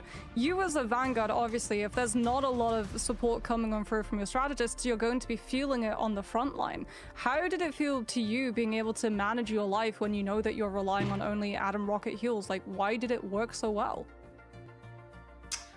So it's like a playstyle thing. So in our comp, we're playing a dive, right, with the Dino. So the Dino's job is to bait the enemy team in, and like they play Dino and Emma, right? So they want to get that front line battle going, like where they double grab me. But I'm just baiting them in further to make them disconnect with their backline, and then my divers will go in, and then I can also go on their front line and we'll have a good trade. And also Adam is pretty interesting because Res is really strong, and also he can fight back against a lot of the divers in this meta. Also fly around like Iron Man, which is interesting. And while Americans have been going Iron Man, we instead get our Golden Man in the Adam Warlock coming in. Nevix, we'll let you go celebrate with your team and prepare for the rest of the games for this group stage. Once again, congratulations on your win. Thank you, guys. Damn, the next match is in 7 minutes, chat.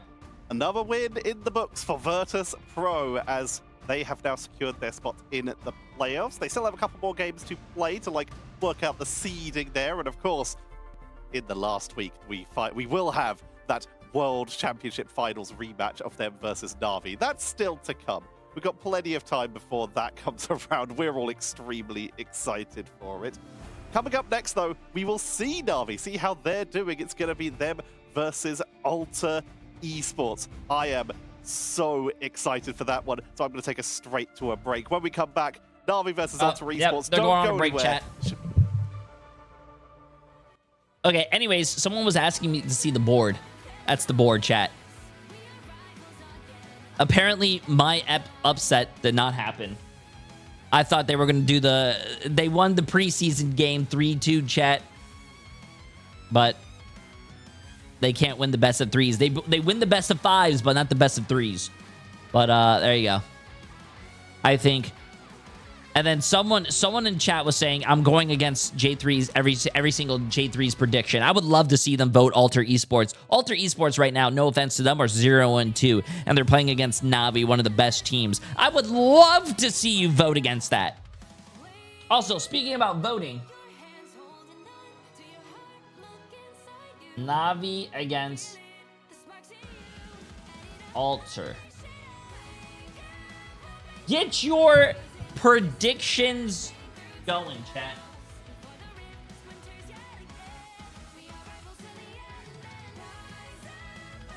I need to buy more Expo markers, actually. The ones that I have are running out. Who would have thought I would have brought this board back out? Yeah, chat, I dare you. Yo. If you guys want to vote against Jay3, vote on Alter Esports, chat. Go ahead. Go ahead. I would love to see you guys vote Alter. There's only 9 people for 67,000. Na'Vi has 142 people for 3 million.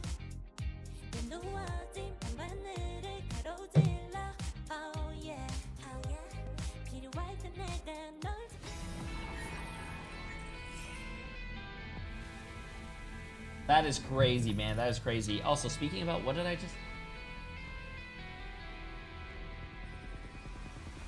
I needed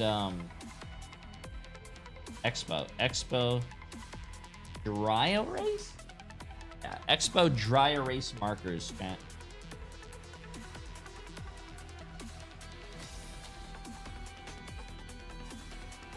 Oh my god, you could buy a 36 pack of markers? I don't need all that.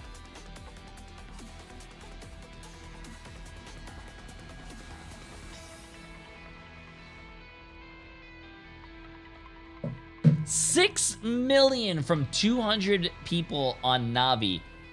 3% on Alter Esports with 200K from 39 people. That is a 1 to 30 return ratio. 1 to 30 return ratio. That is crazy.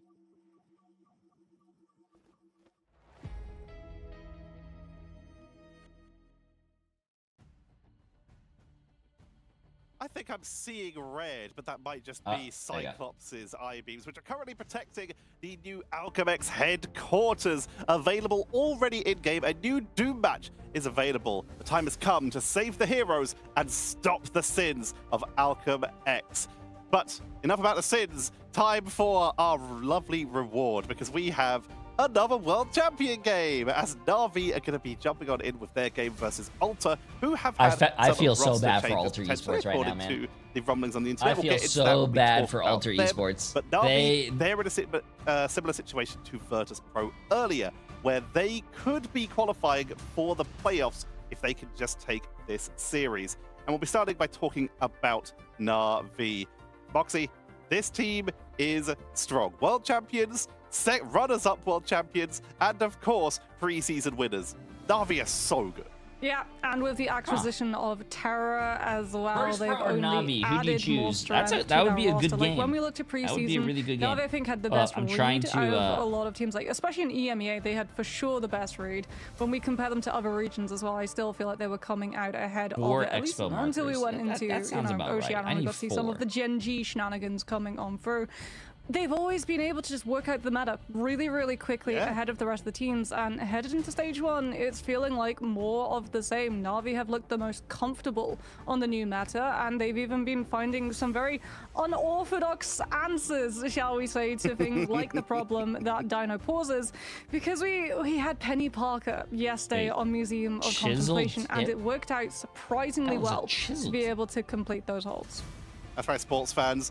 Navi have a 100% win rate on Penny Parker, meaning Penny Parker now has a 100% win rate in the Stage 1 group stage of Ignite EMEA for 2026. But Moxie, who jumps out to you on this team? We have to talk about him, right? Terra's been looking insanely strong. Jerky being able to pick up the Black predictions looking as well, very much a problem for 300 people, $8 million. 64 people, almost 300,000. Best strategists in the whole game. Fate, known for being able to pioneer things like the Jeff composition, very quickly flexed on to the White Fox and was looking absolutely unstoppable on it in the preseason, and only continues to add strength to Navi's composition because you have one of the best White Foxes in the world paired up with one of the best Lunas. So if you let that strategist line up through the draft system, you have 3 CC cooldowns up and available to deal with anyone who tries to duel out that backline. Navi went to World Championships, saw the damage stats for who the top 3 duelists were, saw it was Jerky, Terra, and Sparker, and realized they could get 2 of them. And they've actually managed to get away with that, and it's been showing in their games. But the team they're up against, coming in from the Marvel Rivals Championship, it is Alter Esports. Ryan, tell me Wish we could bet real money? Yeah, I think hell the big no, thing so chat. far is Channel Alter points are Esports better. Struggling in groups, but losing out on a player. The player team captain who was maybe just like in spirit team captain, like he helped Alter Esports qualify through. Oh yeah, team captain left the team, right? To the other team in that space. So one other tank players right here is a DPS player. A bit of a mix-up, but this is just a team that is just scrambling to get something together, especially now that like Ornament Life is on the line with relegation. Very much a real thing that's looming for them. Monarch, who seems to be the sort of 3rd Vanguard, back when we had Deadpool Vanguard being very popular, moving over to main Vanguard here. But talking about the actual difference between these teams, Ryan, you've got why did something team captain leave? Oh, I have no idea. Probably didn't want. So there's a lot of like damage being thrown. Didn't out want to that's compete really anymore. Because Probably of stuff like Devil Dinosaur. But Alter could be a lot of Esports are different the things. worst at turning the damage that they're dealing into final hits. Out of all of the teams in Ignite in EMEA, they're going up against a squad that isn't putting out the most damage as such. It's only 2k difference across the team every 10 minutes. But it's the fact that there's more eliminations, more final hits coming in from Na'Vi, who are leading the line. You just didn't want to play anymore? They are so clinical with the damage that they put out that the likes of Celestial Husk and any domination. I mean, you guys need to realize, just like how Aramori didn't want to play for Sentinels anymore. Streaming, they're not finding those lethal pits. Is just Moxie so chill. Up that we now have a team that's not as good at transitioning their damage into KOs versus the team with one of the best sustaining backlines in the game. We're heading into map number 1. I leave you. We've got Moxie, Ryan Central. Nice. Let's see it. Let's see it. To happen when Tetcha puts it like that, right, Moxie? It's an insurmountable task potentially for Alter Esports, but in these kind of moments, like weird things can happen.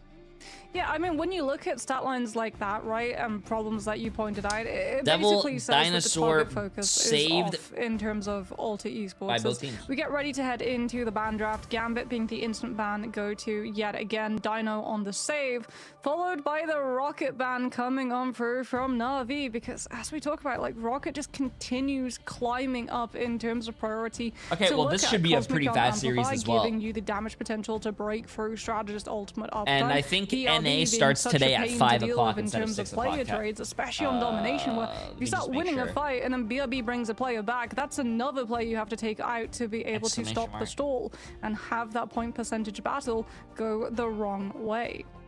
Yeah, Phoenix being protected for Alter Esports, this has been naturally a very different shift because of Team Captain being out of the roster. Monarch, who was just the flex player, if he's on that main Vanguard front line, would make sense why Alter Esports have put this much priority on the likes of Mantis, because they did want to go for that triple strategist backline, put whoops on something like a Jean Grey, Elsa in some of these cases to just funnel damage output into them, so they could basically be the server admin. So the Mantis is going to be taken out right at the end. But Na'Vi for like protects and stuff, it has been like prioritizing Daimo as per usual. But then it's like Star-Lord, for Terra, like Luna, they could get it one-sided. But they want to go for one-sided Rocket Raccoon, which $1 million on Na'Vi from 400 people almost. Alter Esports, 80 people for 400,000. Taking out the Loki as well. We've seen teams like Reason actually do really, really well with the Loki rocket, just off of how quickly you can build up those on the main channel's prediction. 1 million points on Na'Vi from 80 people. Which is absolutely Alter Esports has 15 people for 10,000. That is a 1 to 100 return ratio. A 1 to 100 return ratio. I have never seen a return ratio that high. Oh my god. It's not a fair 1 versus 1. One Star-Lord has so much more resources to be able to get the victory in that fight. Okay, chat, let's get this. And I mean, when it comes to resources, Terra is happy to ask for them. Even able to stream some of the games to hear his comms. He's like looking for those final picks. And Na'Vi have been straight up cooking right now, and Alter Esports have struggled to finish their dinners with getting eliminations. Exactly from Moon Knight on YouTube. Jay can demolish everyone in the tournament, and he wants to give other people a chance to win games. WJ. So a very tough task for them today, and changes are plenty. But we'll see exactly if Alter can actually scare Na'Vi on a game and a day where it's just been fairly straightforward for them in groups. Well, strange TP to open things up. Exo already in cloak form looking for that Terror Cape. This means that you actually bypass the Daredevil passive, since you can't actually see the portal coming on through, which means that Alter will be able to potentially jump on someone from yeah, I'm going to be doing something for my 10-year stream anniversary. Also, following for 10 years, that's fucking crazy, bro. I appreciate it. God damn. If he truly does you have actually been following for 10 full years. That's insane. Goes up onto the high ground to stop Alter from being able to coordinate a drop on the team, allowing Rajard to close up the distance onto the point, and Na'Vi take a brawl 6 versus 6 now that the BLE is gone. Yeah, it's interesting to be seeing level 1 Crook on the Daredevil. We saw Wait, they have level 1 Crook on Daredevil, and they have Jerky on the support. This seems to be more of the case. You've got Jerky that's over on the White Fox, which doesn't seem too out of the ordinary with how they've been trying to play it. But it's not maybe Na'Vi sandbagging, but it's definitely them keeping their cards close to their chest with what they want to be playing. Hiding strats, I think, is the best way to say it. They even said, they confessed in their interviews in preseason playoffs that they hit I played against Trust Me in Level 1 Crook, and Level 1 Crook was playing DPS. Remember in ranked chat? They were able to hold on to said strategies, especially when you're leading in the region. A lot of teams are going to be looking to see how you play these new metas.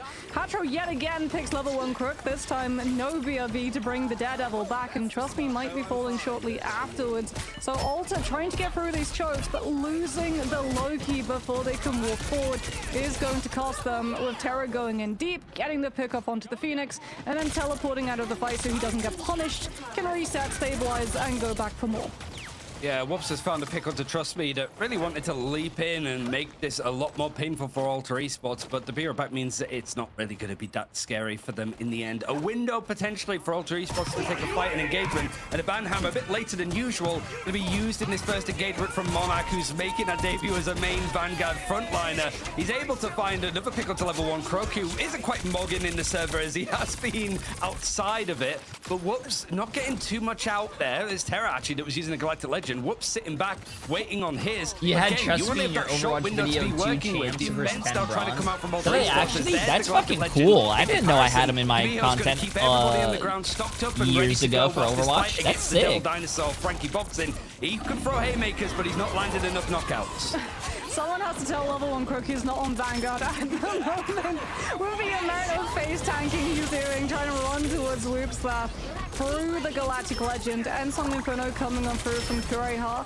Na'Vi going to be able to break it before it can break that team, and Hatro falls early yet again to Trust Me, just hitting the back line, separating off of the fight happening on main, coming on through the Freedom Charge, splitting up Alta's resources for stability so they can pick apart the Vanguards once the strats are gone, and that should close things out in this first round. 100-0 on Na'Vi's side, despite the role swaps coming on through. I think this is probably going to be a very fast game. I want to see just how well or not well Level 1 Crook is doing in this capacity. So we reach Celestial Hand for Alter Esports. Some good moments, but let's see exactly how this is. Level 1 Crook is 5-4. He has more eliminations against him than the rest of his team. Hey, look, distraction measures coming up from the They might actually out-damage him. You know what probably actually hurts more as well? The fact that you're doing mental damage, not just literal damage, because every time you get a pick off onto one of Alta's players, they have to go back to spawn with the shameful knowledge that they lost to a duelist who's normally on a strategist role. Who is streaming his perspective, probably shirtless like he was yesterday, as if it was just him queuing in ranked at this rate. But it's Na'Vi just... Spider-Man real? Are we really to that point, Na'Vi, where we're playing with our food this No much? strategists. No strategists. Oh my God. Are they actually playing with no strategists? Ladies and gentlemen, but Alter Esports. This is mental warfare to the nth degree, but Fate thankfully just switch off. He was just seeing if he could get a hook for somebody out into a threatening situation. Before Alter Esports really clocked what was going on.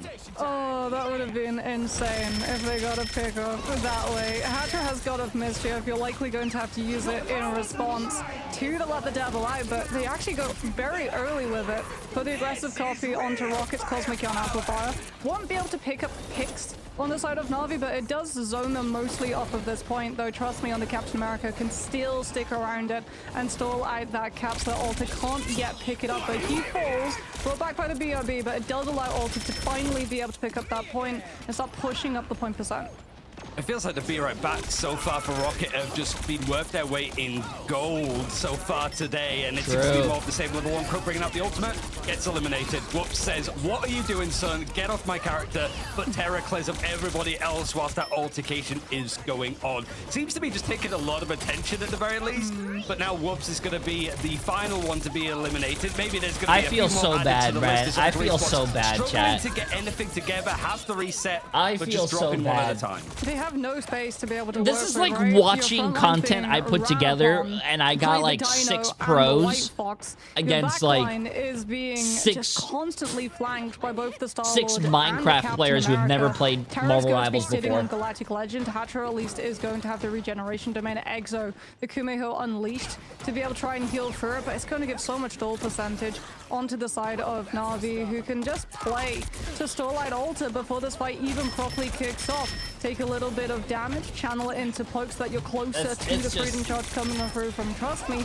and all the while they're getting all of this point percent with Ult just not making I any voted for the forward moves. underdog. What in There's the world first is this? stage. You Proxy voted coming through for Ult. Rampage, but Terra just teleports out of that. And let me guess, you're gonna blame Jay3 because you lost your prediction. Na'Vi still have all of the damage amplified coming on out, forcing the end song to break it.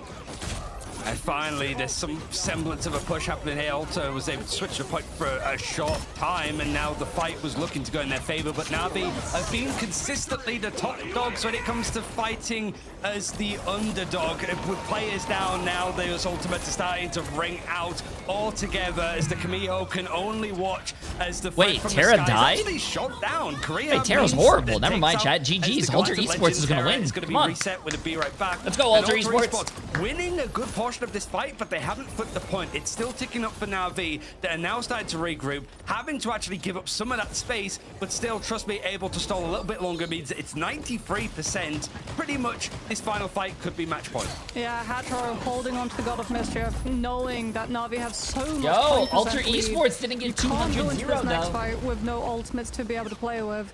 So that Loki ultimate can be the difference maker to hold Na'Vi off at the pass. Crook's getting real close to the Let the Devil Out, so Hatro has to make a big decision. Do you use the copy aggressively, in which case Na'Vi will just disengage it, or do you risk holding onto it and using it to deal with the Daredevil's ultimate?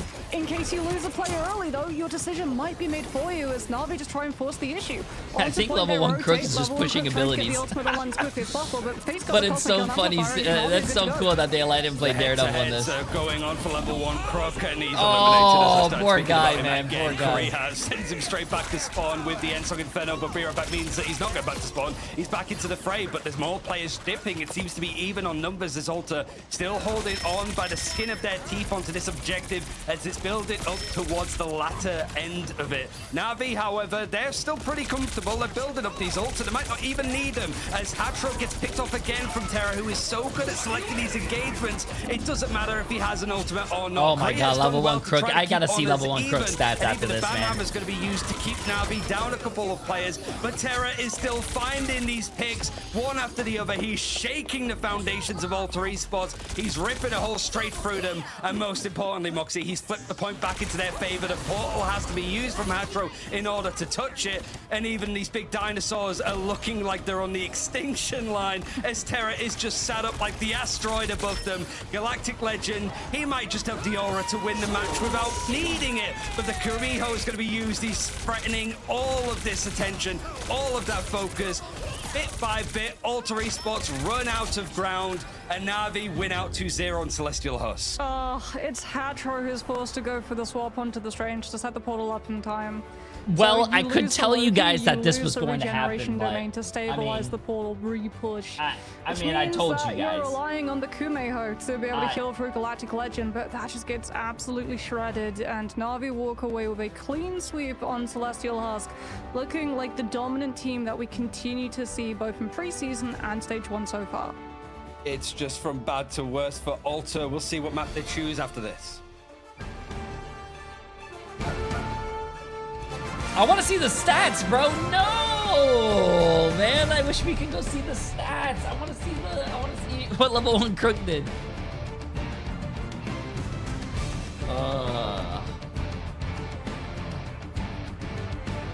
Which app do you use to bet on these games? Oh, it's channel points in my Twitch chat. Yeah, YouTube. If you guys want to get on the action, you have to come to my Twitch chat, and that's where I'm using my channel points to predict on the matches. Yeah, and also if you come to YouTube, you can get free drops. There are 2 different drop sets that are going on right now. Yeah. Who told me to vote for Alter? No one told you to vote for Alter Esports, man. I don't know why you did that.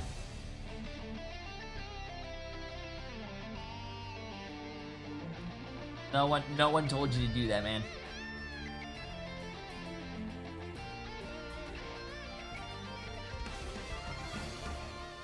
Protect your bald king. Silver. Appreciate the massive 6 months, my friend.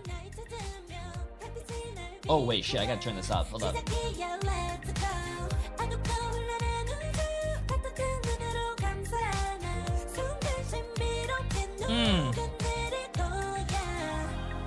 Crooksegg never again.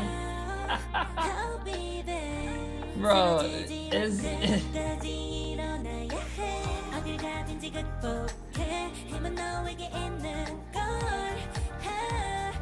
oh yeah. Oh shit, we're on a 5-minute break. Do we really need a 5-minute break for this series though? In 5 minutes, the series could be done.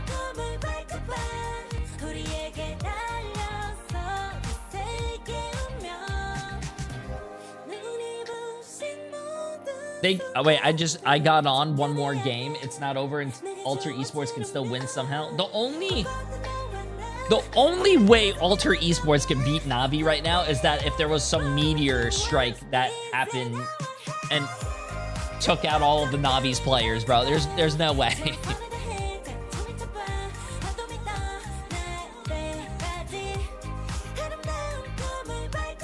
Jay, don't you say always game? No, every game is almost winnable, bro.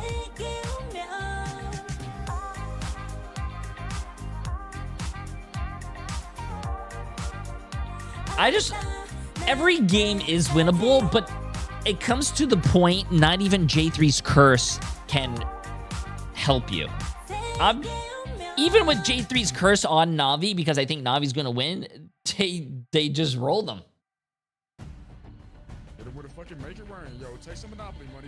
Yo, Branch, appreciate the massive 400. I voted like 10k on Alter just because I saw the 98% on Navi. You're only 32 hands of blackjack away from being the world's richest man.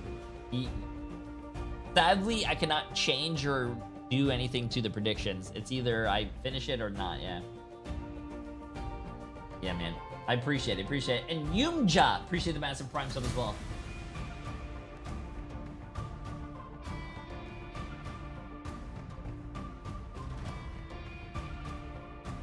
Yo, I just got my first reported cheater ban in GM till 21-26. Yeah, WWW. Did you get your... Oh, by the way, if you got your cheater banned, did you get your points back? Because apparently that's a new system that they're doing.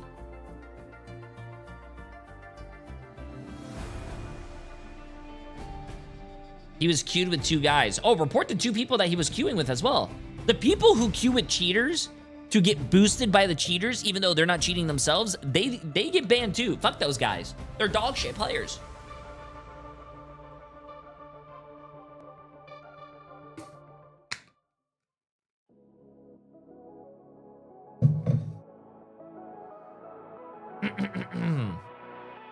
Okay, 2 extra minutes. Okay, I'm gonna go to the bathroom real quick until these 2 minutes are up, chat. 1 second.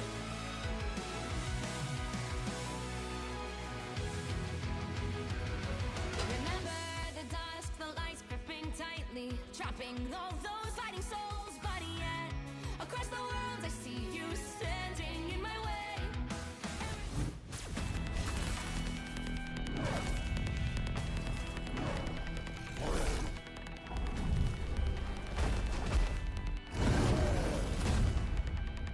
Do your thing, Double D. Low Bro's got your back.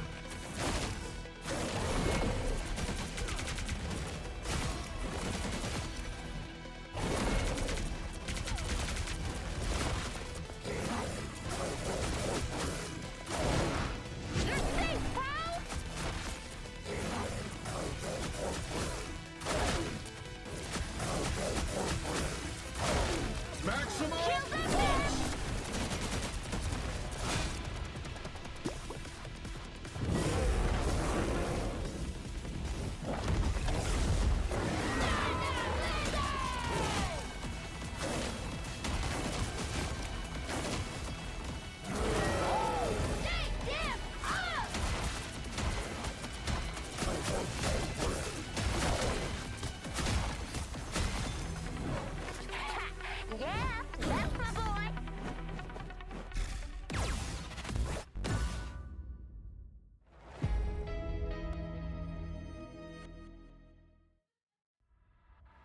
Na'Vi continuing their domination for this year after a preseason victory and a great set of runs throughout the preseason. They continue their earlier setup with yet another win, taking a 2-0 on Celestial Husk, including a couple role swaps there, Moxie. Yeah, some psychic damage being able to come through inflicted with the side of the roll swaps. But as we said, like Na'Vi, they like to hide their strategies. A lot of these teams are looking at everyone at the top to try and work out where exactly the meta is headed, especially trying to work out it very quickly before we head into week 3. And you have some really quite tough matchups like Na'Vi versus Virtus Pro. I think that's the one that everyone's going to be looking at. Virtus Pro are likely going to be looking to see what exactly Na'Vi are up to so they can try and get the best ban draft headed into it possible. So if you can throw them off of the scent of what you're actually wanting to play with those roll swaps coming on through, it's honestly a really good min-max draft. Look at the MVP here. This was honestly a little bit tight. We were struggling to work out who we wanted to give it to here, but it's going to go over to Rajaro. They were just the stalwart front line. They stayed on their role in this case, and it was just insane. They had full area control. They had an incredible setup of going 20-1 here while still being able to tag 40k damage. That's basically double his own damage. Once again, showing a very strong Devil Dinosaur. It's what you'd want, right? When a character is just that like omnipresent meta-wise, I don't think they're like the thing that changes too much of like having it non-mirrored and such, but it's more like Rajaro able to just sort of make this character his own. I think statistically he's one of the better performances. Like, yeah, it would have been a meme to put level 1 Crook as the MVP for this one, but it's like you have to look at Terra, right? 27-2, 18 final hits. The amount of damage that he was able to put out was not as high as the likes of Rajaro, but that's what I was mentioning before the game. Na'Vi can turn damage into eliminations very quickly. Meanwhile, on the other side for Alter Esports, it just wasn't looking the same. They were struggling to get anything going, despite the fact that Frankie Boxing was also outputting a lot of damage on his own Devil Dinosaur. They did their best, but it's not over yet. They can still try to bring it back, but right now, it's going to be all about the map. Alter, Na'Vi are one of those teams that have yet to show very many map weaknesses, so being able to choose somewhere to take them, it's not going to be like Virtus Pro, where there's, of course, the meme choice of, all of Jalia, that's going to be the trauma map. But in this case, is there anything like that for Na'Vi bots? Not Museum of Contemplation, please. Please, not Museum of Contemplation. Because I need to put through it. It's Na'Vi's best map, in my opinion. Although we see it played so often in all of the regions, like, okay, there we go. It's Hall of Jalia. There it Hooray! is. Not Museum of Contemplation.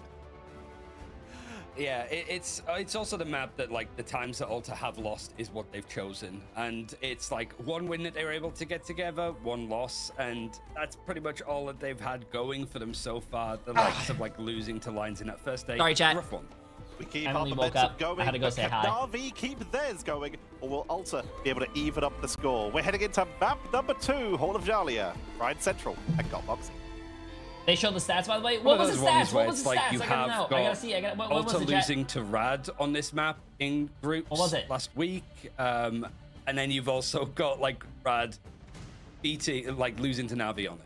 So it's kind of like it's a tricky go around, but then again, I'd say for like Rad, they did go for the whole like not banning out Gambit first, which, you know, adds a little bit of an asterisk for that one. Here in this case, Gambit definitely not. 12-8-8 with 3 finals. Not going for the Gambit, but also letting the damage. solid Gambit and Rocket through it somehow, which is like, ooh, okay, just assembling the Infinity Stones when it comes to that lineup as Na'Vi continue. Is this one-sided Rocket that they go for? No, Dino save.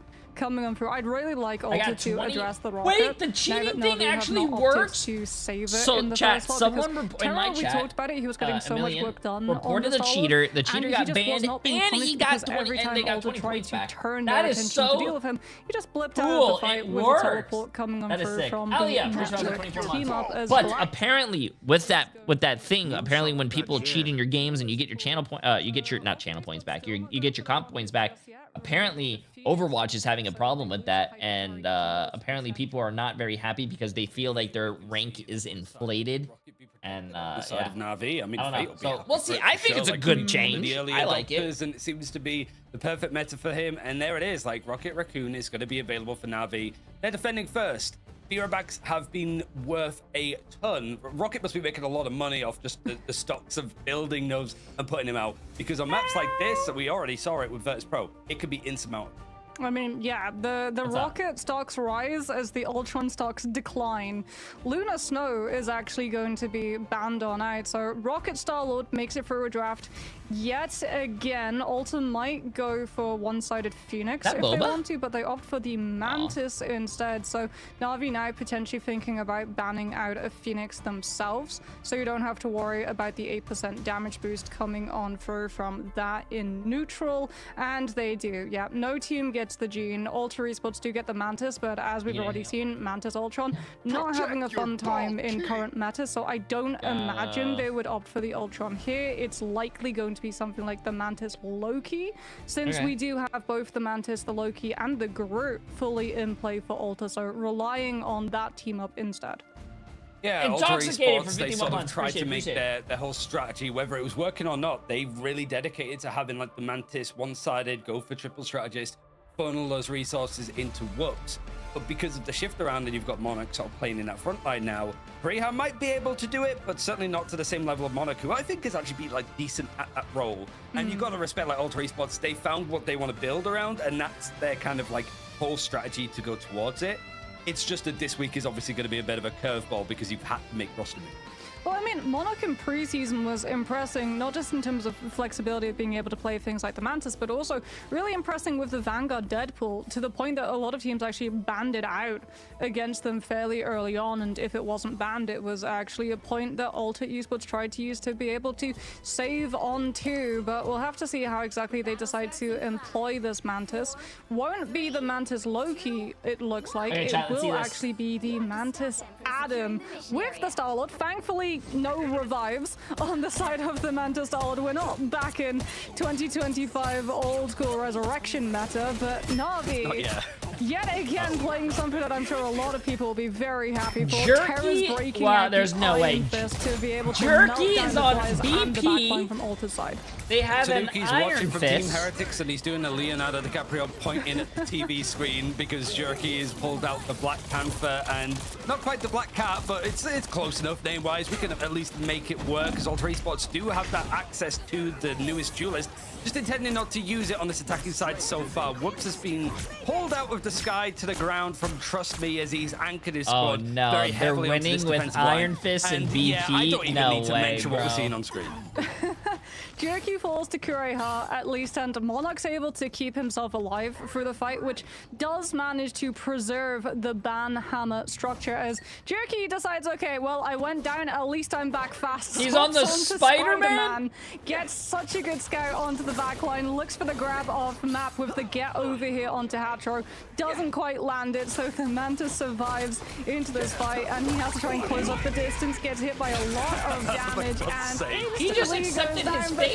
He just fell over in this one because BRB brings him right back.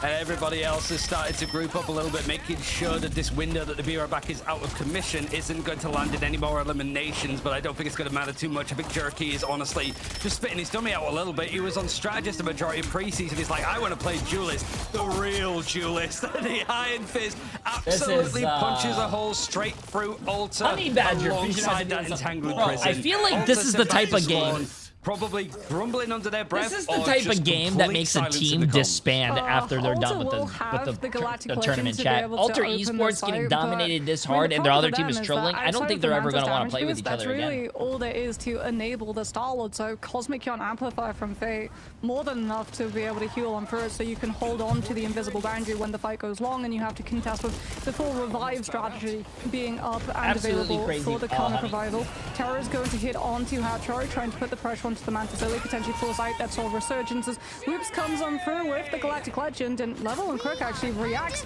with Invisible Boundary. Ulta using the Mantis ultimate to run right into it. They were Cosmic Yon Amplifier and some spectacular spin, which means that Jerky screenshot the moment, walks away with 2 eliminations off the ult. That's going on the top 5 plays of the week, whether it deserves to or not, because Jerky is making a fan favorite and a player-hating character frustrating for Alter Esports. It's pretty much not mathematically out, but he's pulled them off the map. It seems that they managed to survive by the skin of their teeth, but it's still just aura losing on the side of Alter. Good grief. It's always Na'Vi Spider-Man strats to pull someone off map. Normally, it's trust me.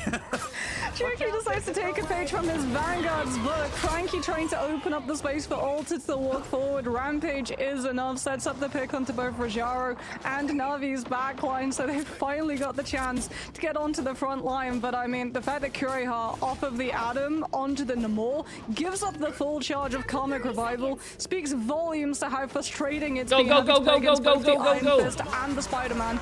Jerky. Just in time for Na'Vi to be able to get on through, and Alter Esports not cleaned up this fight just yet. They might be held yet. They might be held because of Jerky holding on like low HP, manages to stall for the portal to come through, but Frankie Boxing has sent the Doctor Strange all the way back.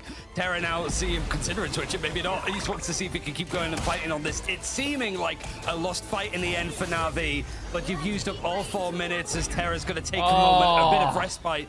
As finally things get going, Exo finds himself 2 nice picks in order to actually get this point going, because that could have been frankly embarrassing. Trust me, has face severe this. Terra's getting scouted out at the moment. We'll be able to rotate to a health pack, grab that one up, stabilize before Alter can chase him down. So there's a lot of stall-out potential on this card. Alter, Exo can try and shut this piece of the abyss down with the Spectral Surge coming on through, but trust me, he's able to connect to the ground in time before the charm comes on through, gets the anti-heal applied onto Monarch, and allows Na'Vi to be able to come on through with the eliminations. You trade one, but you've got the battle recall beacon still in place, so that trade's instantly erased, and also have to invest big, but they're losing. Yeah, I don't know if they're going to be able to stay on the Spider-Man anymore, chat, because of the Namor, but we shall see. Shredding down Na'Vi's front line. It's just not really a situation that you're used to actually scrimming in, never mind playing against officials, but Alter are doing their best to prioritize the right targets. And it's like Na'Vi are starting to flounder a little bit. It's not looking like the complete difference in how they're strategizing. Alter Esports have got stuff moving, they have ultimates backed up, and most importantly, that objective is moving along closer to the second checkpoint. Banhammer is going to be used on one side as Galactic Legend flies in from the other, and whoops, there he is. He's up in the sky, able to at least force up some of that utility on the side of Na'Vi defensively. The spectacular spin. Oh my god, the Spider-Man ulted and fell over. He's probably going to be switched. Okay. No, they're starting to try hard, chat. They're starting to try hard. Yeah, Jerky is now on the side of Alter Esports.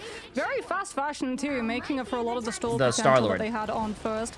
Level 1 Crook's about to come on through with the invisible boundary, but Kureha can instantly erase any of its value, just sending out the Horn of Proteus directly on top of it. Uses it now, cuts out Crook, forcing him away from his team, but invisible boundary comes up in response. So even though you get stunned out, you still have the heal. You don't get hit by the one-shot potential of the inside ring. So Na'Vi will be able to hold. Jerky with the swap off of the Spider-Man onto the Star-Lord starts just shredding down Alter on the off angle, and they're pushed all the way back into their spawn, which means that Hatro's invisible boundary is not going to have a fun time of finding any form of value if you can't rotate onto the objective and use it there.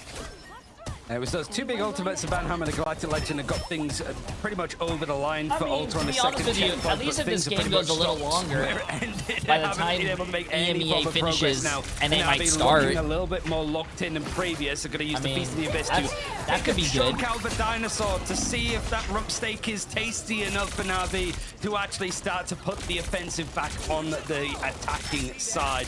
But Alter found a bit of a counter pressure initiative themselves.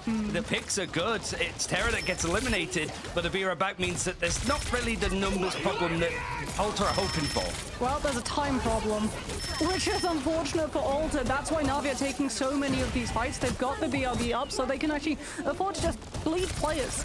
stalling out the point push, coming on through with their own ultimates. Jerky gets the Cosmic Yawn Amplifier, has cover behind the pillar, but gets taken down by a Monstro coming on through from Kuriha. Brought low by Whoops with the Galactic Legend duel.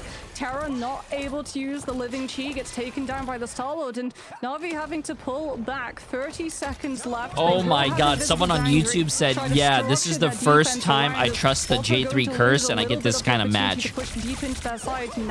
Did you put all your money on Alter Esports? There's too many barriers for Jerky to take this fight, and there's the Horn of Proteus. Haven't seen too many of the whales show up on this map. It's usually other animals that are taking the focus, but Living Chi, as Terra is striking the ground, and any member of Alter Esports in his way, it's exactly what he wants when it comes to performance. He's found all of the eliminations. Alter Esports have been sent back to Kunlun. The portal is going to try to bring them in for one last go around, but this is looking like the team knockout performance that Na'Vi want to try and finish this off. However, there's plenty more stomps happening. Not only the Kamiho, but Frankie Boxing taking a stampede all the way through with that Raging Beast ultimate.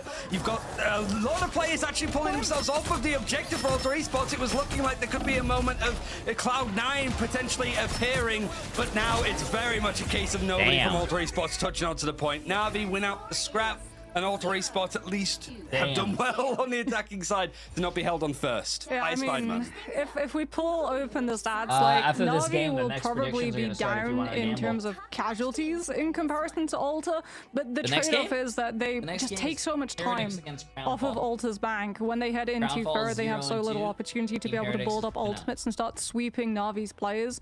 It's really tough when you get to those later pushes of both Convoy and Convergence with how close the defense bonds are, especially when you factor in the mobility of all of the heroes that Na'Vi play, plus the BRB. A team that hasn't won a game. Player down. There's still potential from the rest of the team. BRB being up, potentially just bringing them straight back into the mix. Like, it's very hard for Alter to actually be able to fully sweep out this team. So you can see, like, Trust Me goes down 4 times, Jerky 7, Rajaro 6, Terry even 4. But the thing is that Na'Vi just constently put those players back onto the objective to constantly Hey, Jay3, will you do a 24-hour watch party including all regions like APAC, NA, and EU? Oh, no, man. I would love to do that, but there's one problem with that. I'm doing the quick maths, and it seems to be I really do love sleep. More damage done sleep is very good against Na'Vi than vice versa. And elimination's looking better than usual, but it's still the same thing. Na'Vi are the leaders, the gods almost, of unfortunate fights. Oh, it's min-max time. Na'Vi playing the Penny Parker mines onto the door. Frankie Boxing deliberately walks over them, and then you have to wait for the actual map to start before you can heal that Vanguard so that it translates into ult charge. If you do it before the doors open, you don't actually get any of the strategist ult time. So very good play from Alter to just hold off on that one. Yeah, like an extra 5% for Exo, I think it was. And you know that Na'Vi's going to try and pull out the Penny Parker whenever they can. Jerky is still over on the Star-Lord. Terra's like, the Iron Fist is suiting me JM Tally. Appreciate the massive 2 months. How you doing, my friend? Appreciate. W Jim. Killer instinct, I suppose, that you would see from Terra usually, but he finds the elimination. Banhammer is going to be used on him. Down to 22 HP, eventually eliminated, but you would imagine that the Vera back is going to bring him straight back in, and Na'Vi already have the numbers on point to make this a very fast flip on first. Do they go for the strange TP play? Because it looked like they were trying to go for the strange TP plus Exo swapping onto the Atom to have Soul Bond, but because he's the player that goes down first, he's actually got to be the one that swaps onto the range, but the body block. This is the min-max play that you can do. Like, Dino's hitbox is so big, you can straight up just block that portal and not allow anyone through. So a very fast sweep on the first point as Alter changing up this composition yet again. Kuriha thinking about what possibly to go for. Opts for the Ultron and Deja Vu, Ryan. We've been on this map on this exact composition before. Ultron into Star-Lord Rocket. Kuriha is going to be so vulnerable if Jerky's able to close up the distance and start looking for the one clip off of the now expanded mag coming on through from that Star-Lord. Whoops isn't on LC's on the Wumbo name, dude, 3 times in 3 months. Pretty good answer to the Star-Lord in some cases. Korea looked good on it, but this is a baptism of fire for your debut playing on this team to sort of fill some of the roster changes. Rajaro has found the pick onto the other dinosaur. It's a bit of a rock, paper, scissors match with these small hands, but Rajaro has pretty big ones to land those hits.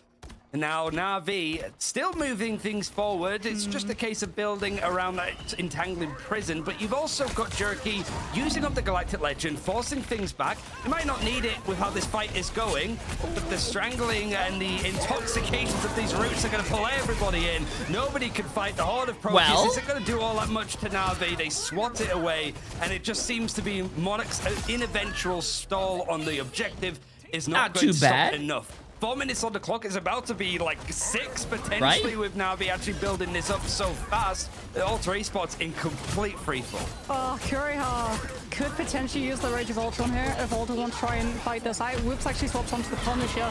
Start trying to shred down some of these brute walls as quickly as possible. Rage of Ultron and Rampage used at the same time, but Ultron's just too low against the Star-Lord. And Exo has to double down. Double strategist all invested in the fight, and Ultra still on the losing side of things. This is not good for overall ultimate economy as Na'Vi continue to roll things forward. Ultra in absolute free fall state at the moment, losing players late. Whoops falls Exo onto the Adam with the panic swap. I feel bad. That soul bond to try to survive Terra's living chi in this next fight as Na'Vi just flood Ultra's side of Spawn so that no one can get past and touch. We gotta be looking at Terra because I feel like the panache is about to come out in full force with living chi. It's about to be used, and he's sending himself straight into Alter Esports, into the front line. He's happy to fight whatever beasts of burden are in front of him, whether it's the giant fox of White Fox or the Devil Dinosaur. Those two new characters are gonna do nothing to this OG of the melee hitters. The Galactic Legend is gonna be pretty much cementing Na'Vi's map as a legendary. Well, I think that's a GG's, right, chat? Unless you're an Alter Esports fan, you've just lost out to the one previous world champions of Na'Vi. Well, if you voted on Alter Esports, Pancakes, I don't know why you would put $100,000 on them, but yeah, congratulations, you just lost 100,000, I guess. On second, where they totally stall out Alter's opportunity to actually take a fight. It's so one-sided. They can't look for poke. They can't charge up strategist ult. So I mean, when I don't know why you would do such a there's thing, no but answer for it. And then Alter, they start panicking. They try and invest the Rage of Ultron. They lose the Ultron halfway through the ult. They panic more and invest the invisible boundary because now you're in a sunk cost fallacy mindset, right? You're like, okay, we've already used 2 ultimates in this fight. We have to try and win it out. So why not invest a third? But then they just lose all ultimate economy to stop Na'Vi from pushing for yet more. And Na'Vi just got so much momentum. Every time they got a yet more. Alter's best moments were when they actually had the lockdown. Like when Na'Vi had the Spider-Man Iron Fist together, that one swap to the more, they basically had the position locked down. They were able to slowly whittle away the front line while the duelists did their own thing. And unfortunately, we did not get a very spectacular spin, more a quick heel turn immediately into Star-Lord from Gurky in there. But hey, look, he got us 2. He got his 2 made up of the for it. ultimate. That's being clipped. That's being screenshotted. He's gonna be like, look, guys, Spider-Man's viable, I swear. But the Iron Fist in particular, though, obviously Iron Fist can have its problems into stuff like a Devil Dinosaur because he can just get picked up and thrown around. It's the same with any crowd control based character, but also he's one of the very few percentage. I got $2 million more to bet against the character. Don't worry, with the I got you. I highest got hit you. point pool in the game. So there's so much work that can be done. It's going to be Jerky who gets the MVP here because, like we said, they did very much make up for it. Let me see the size of Incredible play on that Star-Lord. Really had the positioning under their control. More than enough to actually help them push on through to victory. And also, just a shout out to them in the last round, playing a really solid White Fox. It's glimmers of what this team can do, and I don't even think it's like that BM for them to be pulling out stuff like the Iron Fist, because there's like moments and right positionings, and Na'Vi have always looked the best because in comparison to the likes of Virtus Pro, who are just pound for pound very good players, Na'Vi is not afraid to go unorthodox because those unorthodox characters could very become the new meta. We've seen that countless times. So I don't even think it's that bad for Na'Vi to go, we're just going to sort of freeball it here, pick up some of these other characters and get some good time on them, because not many people are audacious enough to attempt this and then win on it. Yeah, no, not many people are audacious enough to attempt this and also to actually stick with it. Like, yeah, we saw Jerky adjust onto the Star-Lord because it did make the composition work out a little bit better, but obviously they did stick with the Iron Fist and it was getting the value. The pressure they were giving onto the backline and then immediately able to swap onto the front line for that percentage damage worked out. I mean, Iron Fist just has really All right, high I'll go levels look at of the size of mobility something. plus self-sustain. So you don't Maddie, really have to worry Dearest, as much appreciate the about massive fate prime and sub. Crook Welcome, welcome. keeping one of And your Copy duels up. They can Ninja, be much appreciate the more massive focused prime on being sub. able to keep the Which Vanguard teams are line next? up when we see Team that Heretics ball play against break on out. And it means that Na'Vi just got to Crownfall. continue to apply pressure onto Alter Esports so that if they pick up one fight win, they're already moving forward, taking more space, eating into the resources that Alter Esports can use, both in terms of heroes forcing out really crucial cooldowns before ultimates get invested, but also in terms of positioning setup. Like, there's defender advantage when it comes to maps like Convergence. Winning one fight means that you can slow the attackers totally down to a standstill, but Alter Esports did not get the opportunity to take advantage of any of that because they're constantly having to worry about where the Iron Fist and Starlord will pop up to have to deal with. There was so much healing output as well. You already mentioned the self-sustain that the Iron Fist does, meaning that so much I think that the next game is going to be a pretty quick game who too, did unfortunately chat. teleport himself quite away from the fight, but made it back for the last Galactic Gonna be a Legend. pretty And we quick get game. to talk to him right now. It's going to be Jerky joining us here from Na'Vi. And as I feel like say to you fairly often when we get to talk to each other, congratulations on yet another win.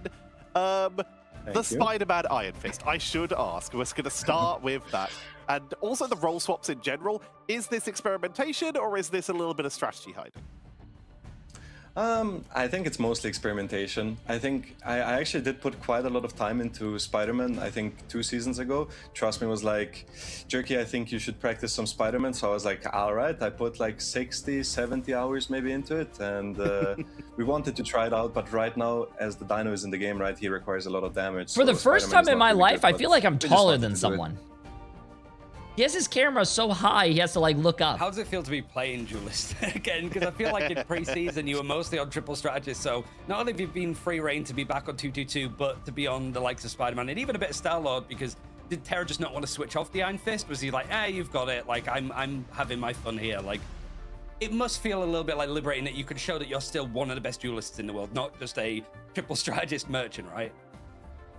Yeah, I mean, I think I'm probably the most flexible player in the game, right? I play a lot of tank, a lot of support, a lot of duelist. He's taller so than you, it's J3. He's obviously 5'4". very nice to be on my main role. And yeah, I think Terra and I have like trust in each other. So if he feels like he can do better on Iron Fist, he's gonna be like, Jerky, hop on Star-Lord, you know, you got that as well. So yeah, I mean, the whole team dynamic is very good. Like, we all have trust in each other, and if someone wants to try something out, we're always like, go for it. If it doesn't work, we swap. That if it sounds does, good. then nice, we figured out something new. Yeah.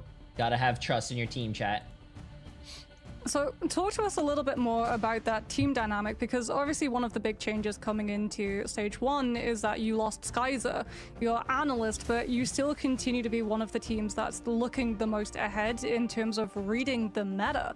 How exactly has the team been coping with the loss of your analyst, and why do you think you're so far ahead in comparison to the rest of the teams at working out what's strong?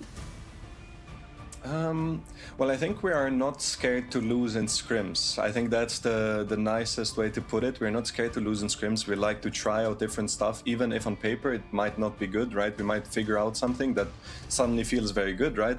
So I think the loss of the analyst definitely makes it harder. But I'm not sure if it's been announced yet, but we do have someone new coming in, taking up kind of the similar slot, not really analyst, but yeah. They have someone new, J3. We're just like experimenting a lot, like we saw just now. Yeah. Interesting. Well, we'll let you get back to your team to celebrate. Any final words to the audience? I mean, keep following Na'Vi, keep seeing what we are going to be capable of doing, and can't wait to face off NA, Team Liquid Citadel, Swamp Gaming, all those guys. Can't wait to show them what's up. EU is obviously better than NA, so yeah.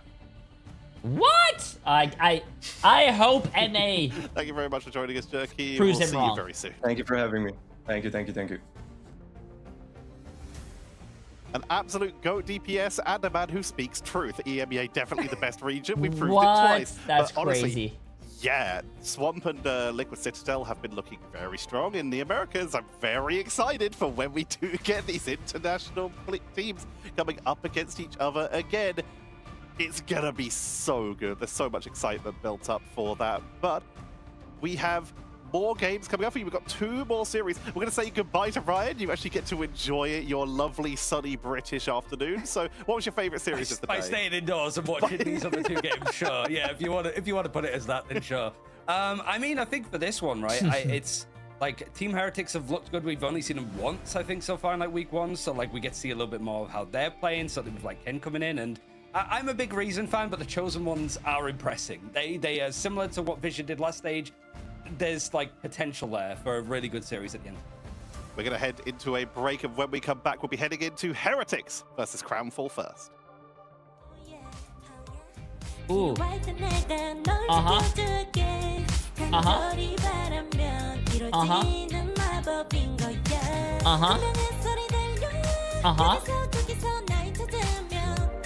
I love this song.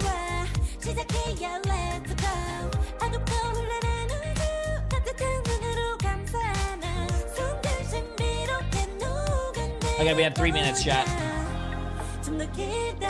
Nice, nice, nice. Have you played The Last of Us 2 yet? Yes, I have. It's up to my editor to, I don't know when my editor is going to release them, actually.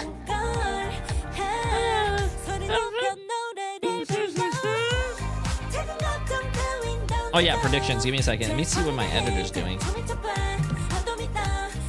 Okay, chat. Get your predictions ready. It is Crownfall against Team Heretics. And remember, Crownfall is 0-2. They have not won a game. Team Heretics is 2 wins and 0 losses. They have not lost the game. Good luck, chat.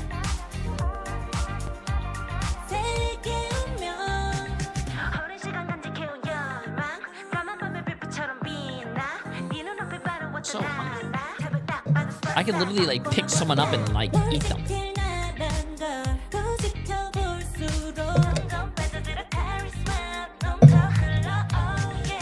0%. I actually never have seen a 1 to 300 return ratio.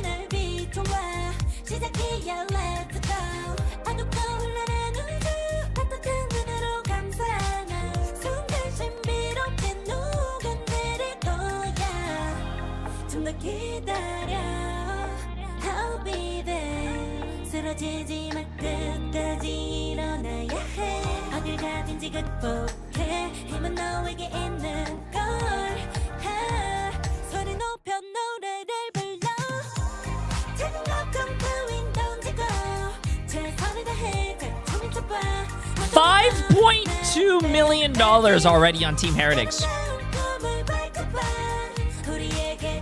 5.3 million. Crownfall has 300K. That's crazy.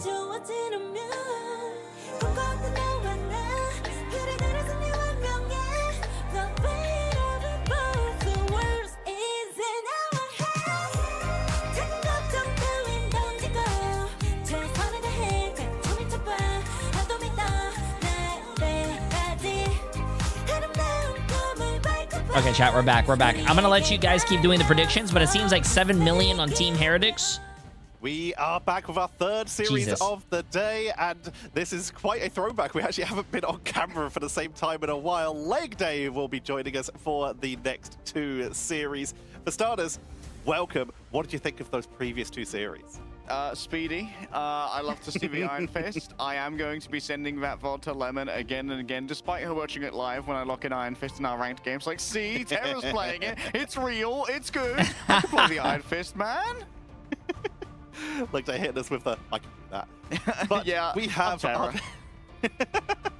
we have our next series coming up. It is going to be Heretics versus Crownfall. Heretics had an incredible run through the preseason and are now looking to try and continue that, as they did get what a lot of people are looking at as potentially a softer group. They've still got Shikigami, which is terrifying, but they've managed to avoid Na'Vi and Virtus Pro. They've got Rad to thank for that. But Leg Day, tell me about Heretics. Okay, good luck, chat. Where do you start with Team Heretics? We've got to probably look towards Good luck, chat. Kennedy If you doing vote, without let a me see. picture because he is a newer addition to the roster, Yeah, just but good also luck.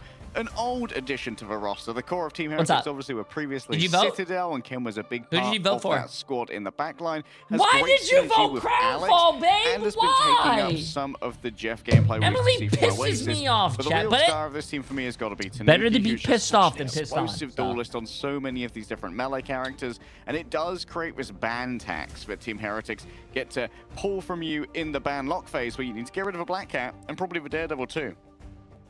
Yeah, quite frankly, Tanuki has been unleashed this season. The Black Cat in particular, they've I don't got know the why highest stats Emily's out of doing basically this to me, man. everybody on that. But Crownfall on the other side, Boxy, they are really yet to get on the board, but that does not mean that they've not been able to take some maps. Yeah, they've been looking really competitive.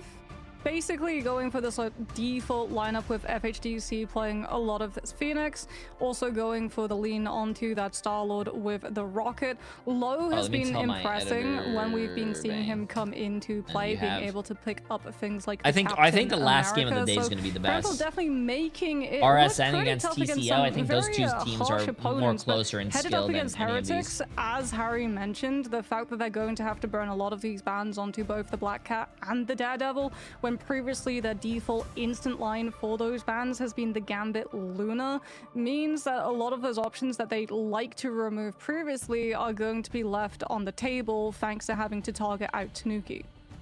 Speaking of Tanuki, 31-6 versus Shikigami, one of the best teams in this region. Whereas Crownfall, 34-4, they were able to put up. We talked about it. They took maps. They've been showing up pretty well. But the difference is here, only going down 2 more times on a potentially quite risky melee hero versus a Phoenix here.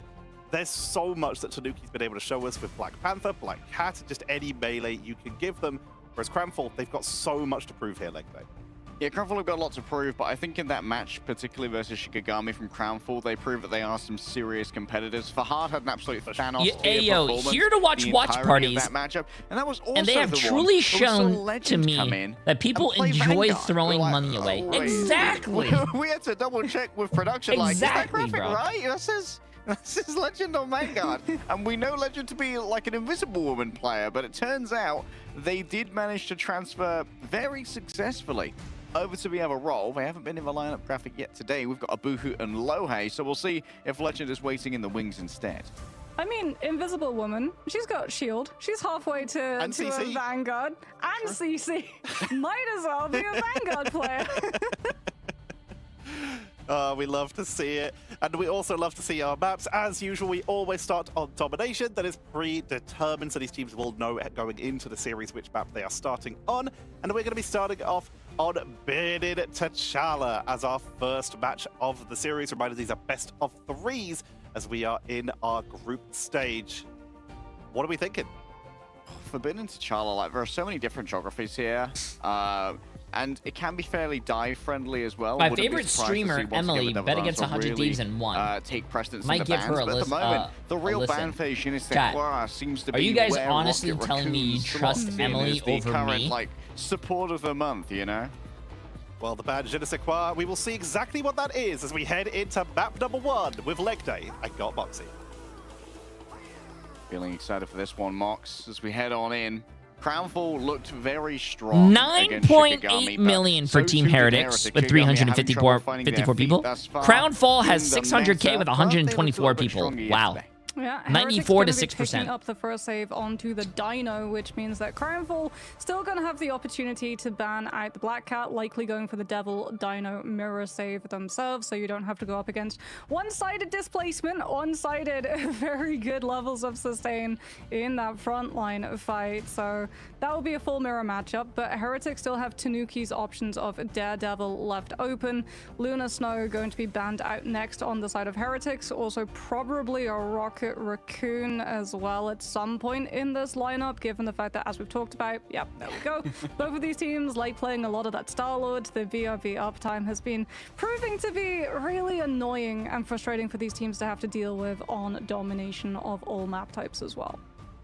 Yeah, Crownfall going to protect Fahad's Phoenix as well. Of course, Majed can move over onto that. Majed, one of a few players at the moment that is very consistent. 10K on Crownfall bring me the money? No, trust me. Starting to, like, you know, trust me, the only thing that someone's bringing you is Stone got a little bit of a direct damage buff, and of course easy to hit headshots against Devil Dinosaur as well, which bankrupt can up your letter. output. Daredevil's going to be protected here for Team Heretics, which is probably going to indicate a faster tempo on its way. Yeah, Tanuki will be very happy about that one. Also potentially forces Crownfall to have to a job mirror the Daredevil so that you can have the two Stop of them saying the J word, cancel chat. each other out, marking one another, going for the lane fights as opposed to letting one freely into your backline, as the Captain America will be banned on out. So Heretics losing some of the teeth to that dive, but still having things like the Venom left open does mean that the Daredevil can still find a lot of value, especially when it comes to being able to swing in and out of those fights. But both White Fox is still going to be available, though sans the Luna, since Heretics already targeted that one out. So Crownfall, plenty of options open for them. They can go for a Dino Captain America look themselves, or potentially they can go for the Dino Emma in terms of that Vanguard lineup, as we know FHTC will be playing that Phoenix, but without the Mantis for the damage boost potential. Oh shit! All right, as we head into map here, see Majed hovering over on the Star-Lord for now, and maybe we see like a I got that one right. Sorry. Alongside an Invisible Woman. I had a show chat that I got that one right. But it is going to allow for quite a bit of sustainability when it comes to those dual strategist ultimates. The God of Mischief being able to steal away the invisible barrier. Yeah, good use as well for the Invisible Woman to pair alongside the Phoenix, right? If you're going to be playing the Phoenix a little bit on an off angle, having the Guardian Shield barrier to be able to keep FHTC up, as we've got a little bit of spawn room shenanigans coming on front side of Crownfall, just having fun with the strange TPs. Heretics actually going to be starting on off with the Adam and the Jeff, so similar shades to what we saw coming on through from Virtus Pro earlier. They can't have the Rocket, but they're still playing this double strategist look with both the Adam and the Jeff for really good uptime and really good damage potential into that very Team Heretics against Crownfall, and the predictions are $10 million on Team Heretics. That's crazy. When you can just farm headshots off of a Boohoo on the Devil Dino here does mean that Adam becomes a lot more viable as a healer, even having lost that team up bonus. Picking up here onto a Boohoo, can't quite get out. Ken's stream goes through, and we've heard in the interviews as well how highly these teams rate the Jeff in the Dinosaur versus Dinosaur. I think this is going to be another quick one, man. That lunge, you're not only able to damage the opposing Devil Dinosaur, but heal your own victim. It's such a good grab coming on through from Enzo as well. Like, Heretics Foresight regeneration domain from Protoss very early on. Enzo can just bubble the line of sight of it. Also, Team Heretics is trying what Virtus Pro almost did, but they don't have the Rocket. They're doing Jeff, Adam, Warlock heals. Through the Vanguard, and off of the back of that pick, Heretics will be able to pick up the first cap. Beetle already having the ban hammer up as well for when Crownfall try and approach into Skelly, appreciate the massive prime sub. Welcome, welcome. Domain out early yet again, but he falls a huge pickup from FHDC. Saw one from Alex, not in time to be able to save the Vanguard. Deadpool and Crownfall get a fighting chance in the fight. Yeah, good timing there from Majed. Pushed multiple strategists back to make sure there was no healing to be delivered over onto Beetle. Nice play here from Crownfall. They have lost that one too, though. The 4 players who remain have to decide how aggressive they want to be, and for Majed, it's all about the aggressivity here, trying to keep Naga away from her health back, and he'll be successful in doing so. A chase over onto Ken, Righteous Cross up onto the high ground of a Devil's Throw as well to continue trying to slow the wayward Jeff. However, as it is going to be some pressure on the point for Team Heretics, Majed is caught on back, and Beetle, you know, he's taking fire. Wait a minute, chat. Wait a minute. Crownfall showing a little bit of life here? Heretics with its Jeff can just use the Jeff ultimate to fully sink away any of the momentum, taking players outside of it off of the map if they so choose. Or they can play for the long con with the Comic Revival to outlast their opponent. Dan Hammer starts things off with the Ensong Inferno follow-up. There's the invisible boundary, but you've already lost Protoss, so the moment that drops, Crownfall will be vulnerable without the Loki second cast of it to follow up.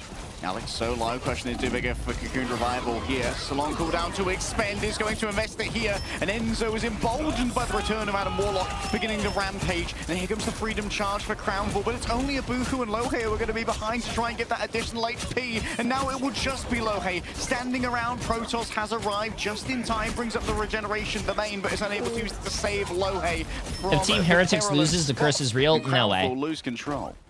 Great bubble coming on through from Beetle with the Unicorn Shield too. Blocking Protoss' line of sight fully onto a Stratus coming on through from Heretics. Like, Crownfall tried to use the Freedom Charge to be able to stall for Protoss to walk back into the fight with the God of Mischief. So they could stall it for yet more point percentage, but they're denied the opportunity of getting a good copy, and they're denied the opportunity to hold on to the point longer. Heretics now occupying that high ground, potentially getting a pick up here onto Abuhu after he gets grabbed out of position. But Let the Devil Out from Majed comes on out, allowing Crownfall to push on forward. It's Jeff taking one potentially off of the map, means that Abuhu might be out of this fight, but Crownfall still losing. Oh, that poor little dinosaur, man. Invisible boundary because Protoss used God of Mischief. He'd lose the ultimate regardless. Protoss got the good melee weaving there to make sure they can out DPS Beetle on the point. Enzo will remain and will have a reasonable amount of survivability. Never mind. All of those mystical missiles are far too much for the prehistoric terror to try and deal with. Tanuki spins for his life for now, keeping this point contested. But as they see the Warrior of Democracy round upon them, Crownfall grab control. Sorry? They don't have full point percent though for the last fight territory, so if FHDC can just find an early pickoff onto Heretics before they're in distance to use this Let the Devil Out, Crownfall will be a little bit more comfortable in terms of the overall ultimate economy. Like, Ayana Koji needs to build up this invisible boundary, but Heretics doing a very good job of just not poking into Crownfall to allow the invisible woman to actually build up charge to have the ultimate before they can commit to the fight. Okay, for Hardness headshot arc right now, but Tanuki's demanding all this attention. A righteous cross into 3 up against the regeneration debate. Ken can't escape for nice shots, chat. Nice shots. Came in from the other side, and in Song Inferno ends with songs of Crownfall, and there's no celebration to be had here. We are the champions, denied as Beetle continues to move away with those dual Desert Eagles coming in from the top of the Hard. Already found themselves a final blow, but not anything more than that. Protoss gets ready to emerge from the portal, coming through on your left. They say to Lohe, as Lohe's already fallen on down. Team Heretics in control for overtime. Karmic Revival though from Alex. Crownfall through the portal, but not going to be able to collapse on top of the Adam's position to stop the Karmic Revival. Inside of the invisible boundary now, Crownfall have a little bit of additional survivability. Perfect target focus from Naga, and Beetle wants to finish this one. A Banhammer already sent on out Majed, who's fallen in their own right, so the heals from Crownfall are gone. Abuhu still sends in the Rampage, believing this to be a victory waiting to happen. However, it's only Lohe who stands alone and off points. Team Heretics scare away Captain America and force a victory. Crownfall did a great job in my opinion. I did not think this game was going to be even that close. They did a great they try job, to stabilize through the portal with invisible boundary, but they're just not able to find trades onto Heretics' team to force out the Karmic Revival. So Alex will have it up for this first fight. Emily needs me to get rough something. for Crownfall, especially because they won't have the Strange Portal back up in time. They used it in the last fight, trying to go for that re-push. So you can't use it aggressively here in the first fight to get the drop onto Alex to force out the self-res from the Adam early, so he's vulnerable when he goes for the res cast. Bro, stat mog right here. Alex out healing a Loki on Adam Warlock. Legitimate stat mog. It's live stream. Like, I mean, you're you not get so going to miss off of the dino. There's no way that you're missing your shot. So like you said, the replenish on live stream is a plenty, which means that Adam's uptime is absolutely massive. As Lohe close to the Freedom Charge, but Heretics will just be able to survive it with Soul Bond and then hold on long enough, even if they get picked apart in terms of some of their players. Karmic Revival's just waiting in the wings to bring everyone back, so Heretics on paper should take first fight quite handily. How much can Crownfall force out here, though, is the question. Abuhu's already taken so much damage. Peter just able to send him a dinks from across the map thus far, has access to the Banhammer. Just needs to find a good target upon which to place it. Enzo scaring players off, as it is going to be the White Fox, the first afflicted here by the ultimate. Perhaps not the ideal, but Majed inside of those bubbles is finding it hard to receive healing. Abuhu first to go down. Naga's finding final hit after final hit. He's been released from Strategist Jail, and now is ready to rain terror upon EMEA. Team Heretics look strong in first fight.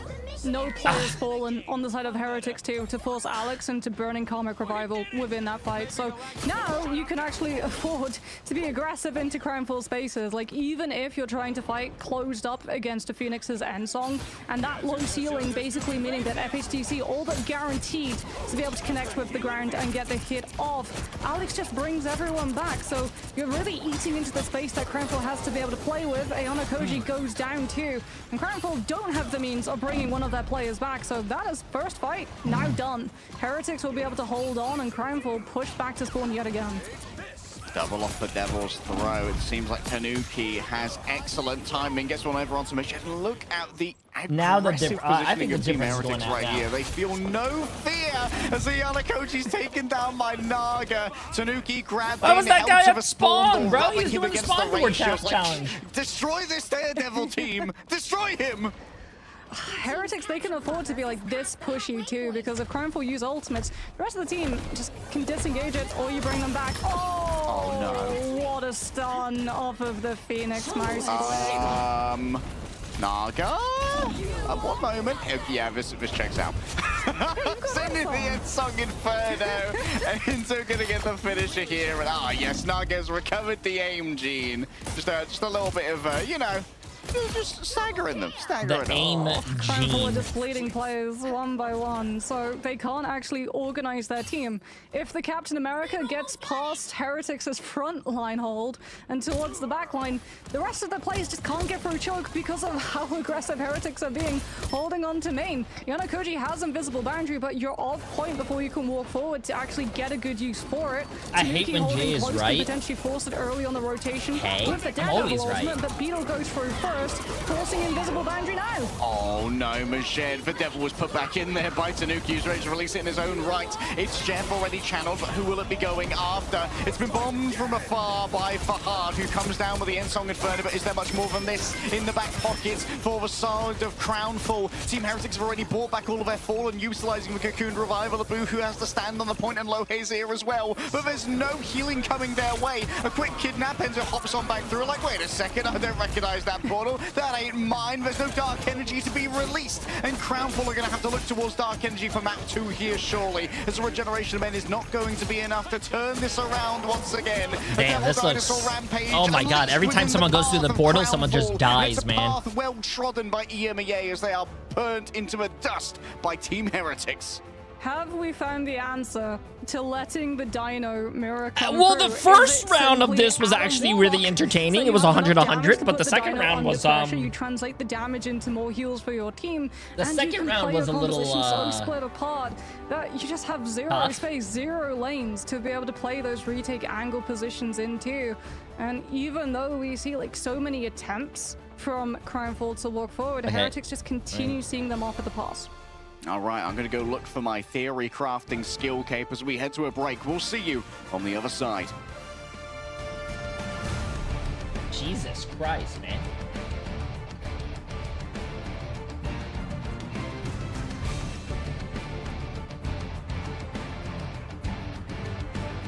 Is this the last game? No, this is not the last game.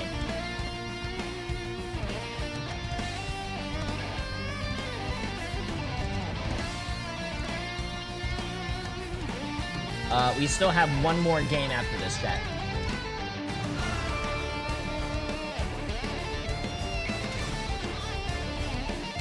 Yeah.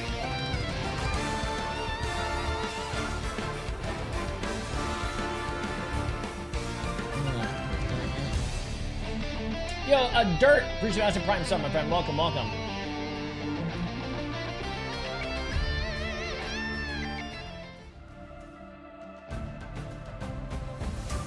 Nice.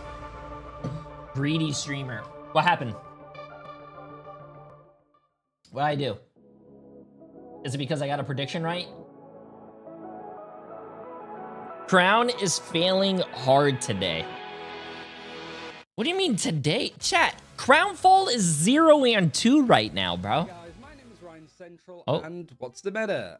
I don't know. Ask Cozy or Moxie or any of the various co-streamers that are watching this tournament. Ask them what's the meta, because in all honesty, I don't really know. It's been a few weeks since preseason ended, And we've had 2 new characters added in, Black Cat and Devil Dinosaur, that are going to shake up the meta, as well as various balance changes over the last season. So I want to use this episode almost this week to use it as a chance to recap what happened in preseason, counting down the most impactful heroes across the draft phase, the bans. Yeah, I need you to explain how MII works. Out of all these teams, how do they decide who makes it to the LAN? Okay, so right now is stage 1. Stage 1 has about 12 teams. 12 teams are divided into 2 different groups. You have Group A and you have Group B. To make it to the playoffs of stage 1, you have to be the best 4 of the group. If you are the bottom 2, you get relegated. You get kicked out. So the top 4 teams from those groups go to the playoffs for a best for 8 teams total, right? So your 12 teams go to 8 teams. 4 don't make it. And those 8 teams play in playoffs, and the top 3 of those teams from the playoffs make it to the the mid-season finals, which is the LAN event. Does that make any sense? So you start with 12 teams. The 12 teams get broken down into 2 groups of 6. The 2 groups of 6 play all the teams play each other once. The best teams, the best 4 teams from each group go to the playoffs. The playoffs are going to be 8 teams because 4 from A, 4 from B, 4 plus 4. 8. And then the playoffs happened. Like I said, the top 3. The top 3 from NA, the top 3 from EMEA, and then I think the top 2 from Asia and the top 2 from China move on for a total of 10 teams. And that is going to be the LAN event. Yeah.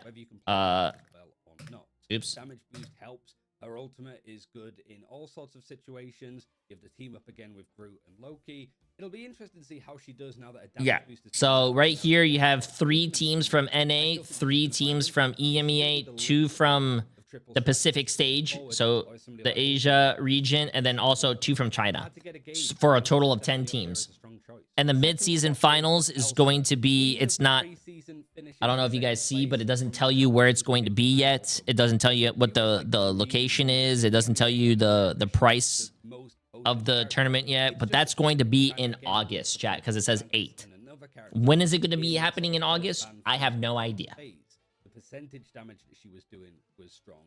The fact that Instinct put Helix Advance down to a 2-second cooldown is really strong, and the great CC... Who knows? All I know is that... I would be shocked, though, if she doesn't stay in the top 10. All I know is that Overwatch had their grand final, or their playoffs, or for whatever, was in Japan, which is actually really, really sick. So I hope it's in Japan, because I would love to go... I would love to just fly to Japan and have a finals and then explore Japan myself. That would be cool, right, chat? 1,008 chances to be involved in a draft, and Gambit missed out on 8 of those. The 8 opportunities that he could have been picked in, and he wasn't. And I mean, even Korea would be sick. Certainly in Pacific and China, where he was almost consistently in every single game the first ban. Raging Royal Flush providing ultimate charge boost, explosive damage, movement speed means that it was synergy with various ultimates was incredibly strong. Can I use my channel points to buy a ticket? You could try. I don't know if the bank or places will allow that. Be the top dog when it comes to stage 1 rolling around. It really is just a case of whether the likes of Devil Dinosaur could really start to push for like that first ban slot. I expect him pretty much immediately. But also like Black Cat could have those moments if teams can actually get used to playing her. We'll see how things are going to look for stage 1, but thanks for watching. Ignite the battle, and let's get back into the action.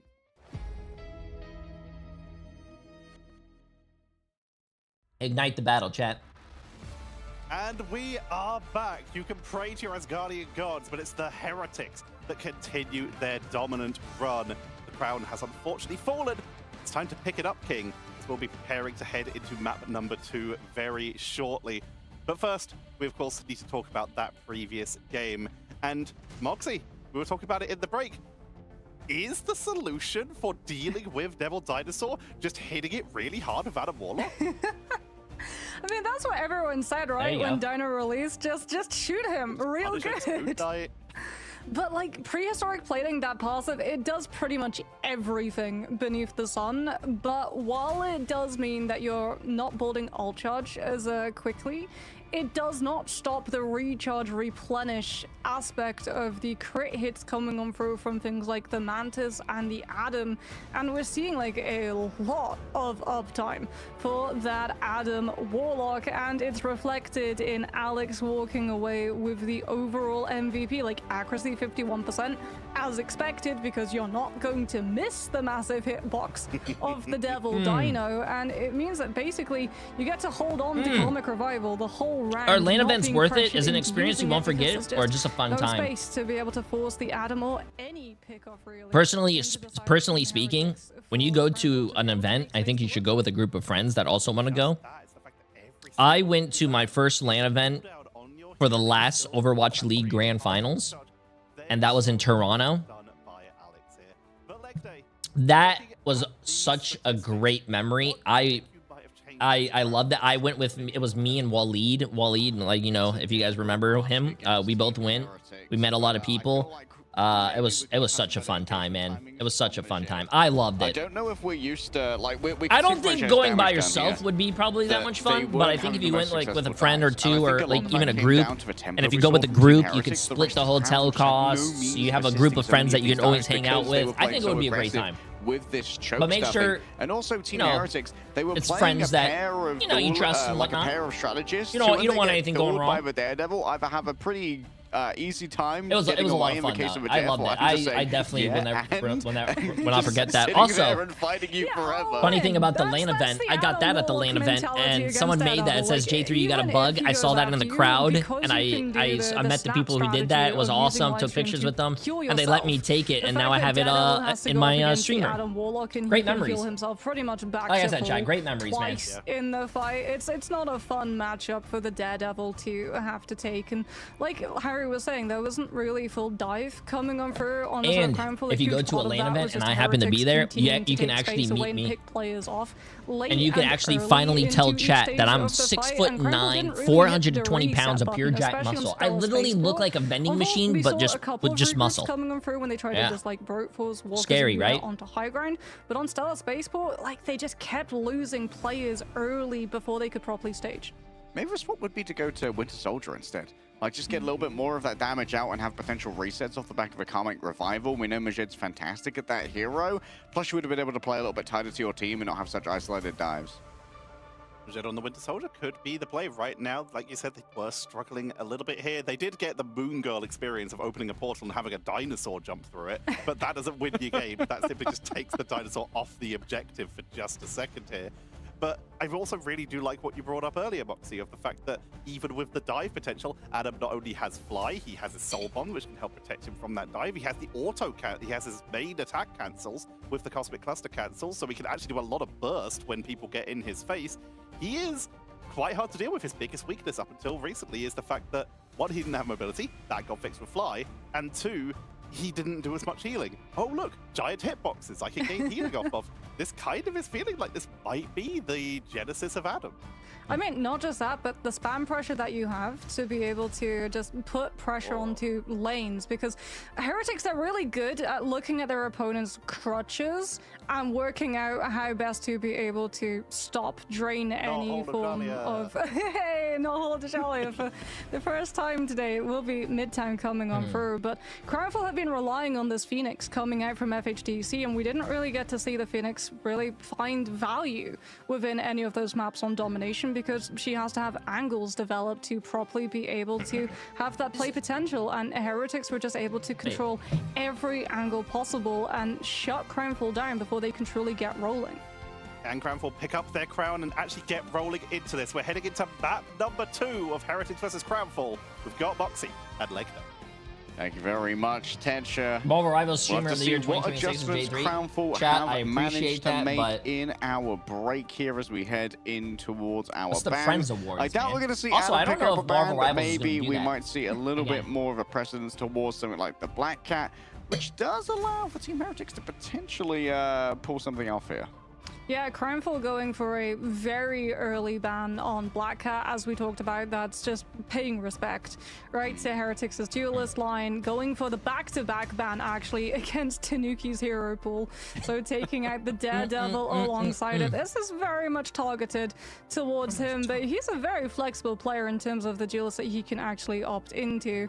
Dino saves coming out from both teams, but because you're going for 2 heroes against Tanuki, potentially that Rocket Raccoon will be able to slip on by his Heretics banner. You know what brand my socks are? Okay, so now Crimefall have to decide, do they want to deal with a Gambit or with a Rocket Raccoon? There you go, thank you. Here. Maybe you just feel like Team Heretics don't want to play the Gambit, which is not a terrible assumption. Like, don't know how Ken's Gambit is thus far. Of course, hasn't really been seen a huge amount thus far in the game. Okay, the Loki going away here from Team Heretics might imply they want to protect the Gambit and just try and take away the potential to steal away the Raging Royal Flush.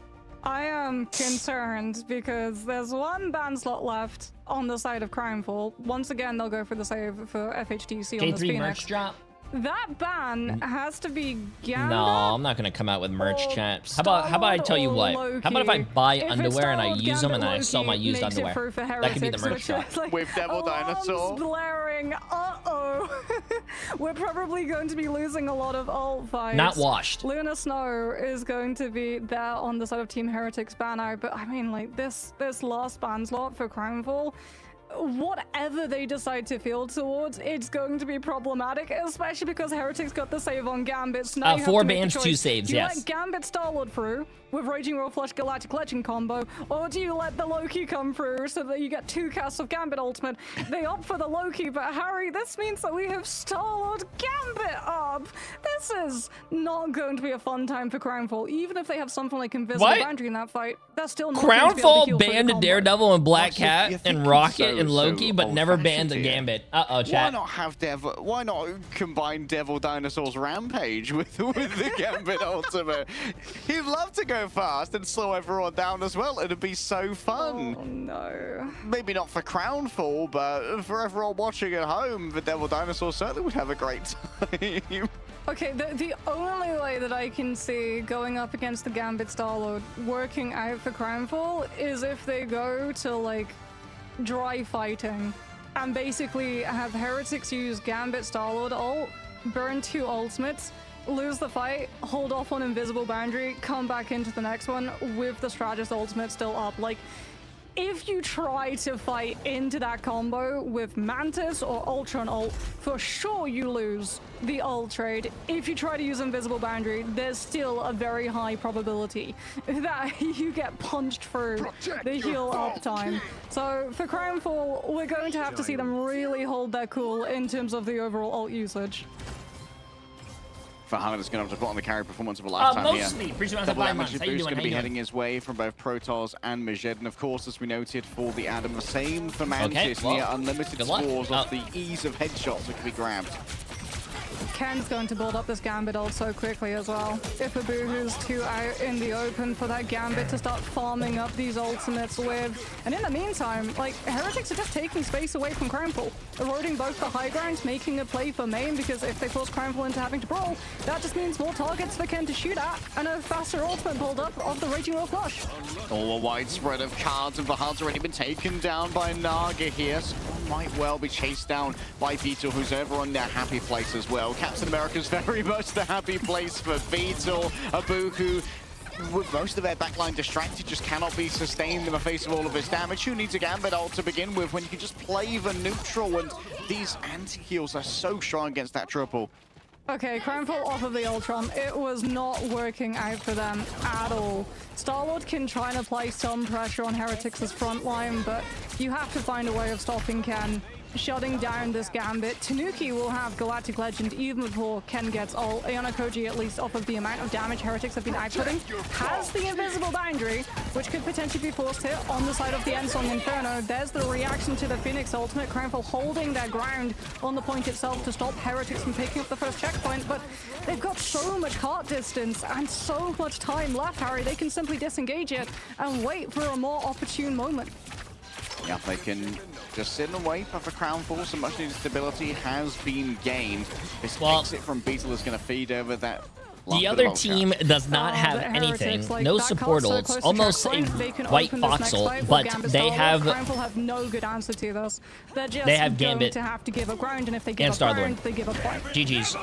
All right, maybe you can try and shut down the Gambit instead. That's all the hard ones. Looking over towards Ken Majed, just doing their best to avoid the incoming assailants. Tanuki can just gun down all of the back line with the extra damage that's conferred, and while Fahad may have had a good angle for a strike from the back, the remainder of their team has been eviscerated as they try to contest the point, and surely this is going to be first round for Team Heretics. Nev Hunter, pre-rounds in 2 months. Gambit-styled combo is going to be something we see a lot here on Midtown, as Crownfall try to play survivability against it. They basically split the squishies off into the sidelines, try and have the Captain America be able to stall to outlast the duration of that ultimate, as Crownfall taking a teleport out of Shikigami's playbook, going to actually be dropping onto the point, trying to force Heretics into burning something like that Luna ultimate early, but Lohe goes down first in the fight. Enzo coming on through with a very big pick, and what looked like a tempo push from Crownfall now actually turns massively against them.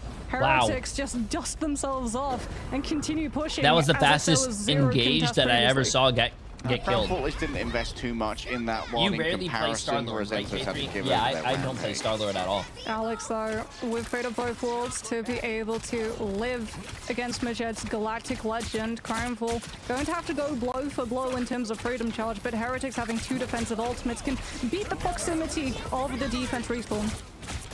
Majed might be chased off the right-hand side here. Nog's already fallen down. Fahad is getting the Thanos performance that we asked of. Out comes the White Fox ultimate. The Kumiho Unleashed, stumping among multiple members of Team Heretics. And that's actually forced out Alex's ultimate prior to Majed casting their own. Look at how much HP Majed has here as well. Buffed them by the Freedom Charge. Team Heretics go for a disengage. Can Ken try to get away and momentarily look for a body block. But already Team Heretics were disengaging, so on Majed will get themselves a final hit as consolation. I think that one might have already been over.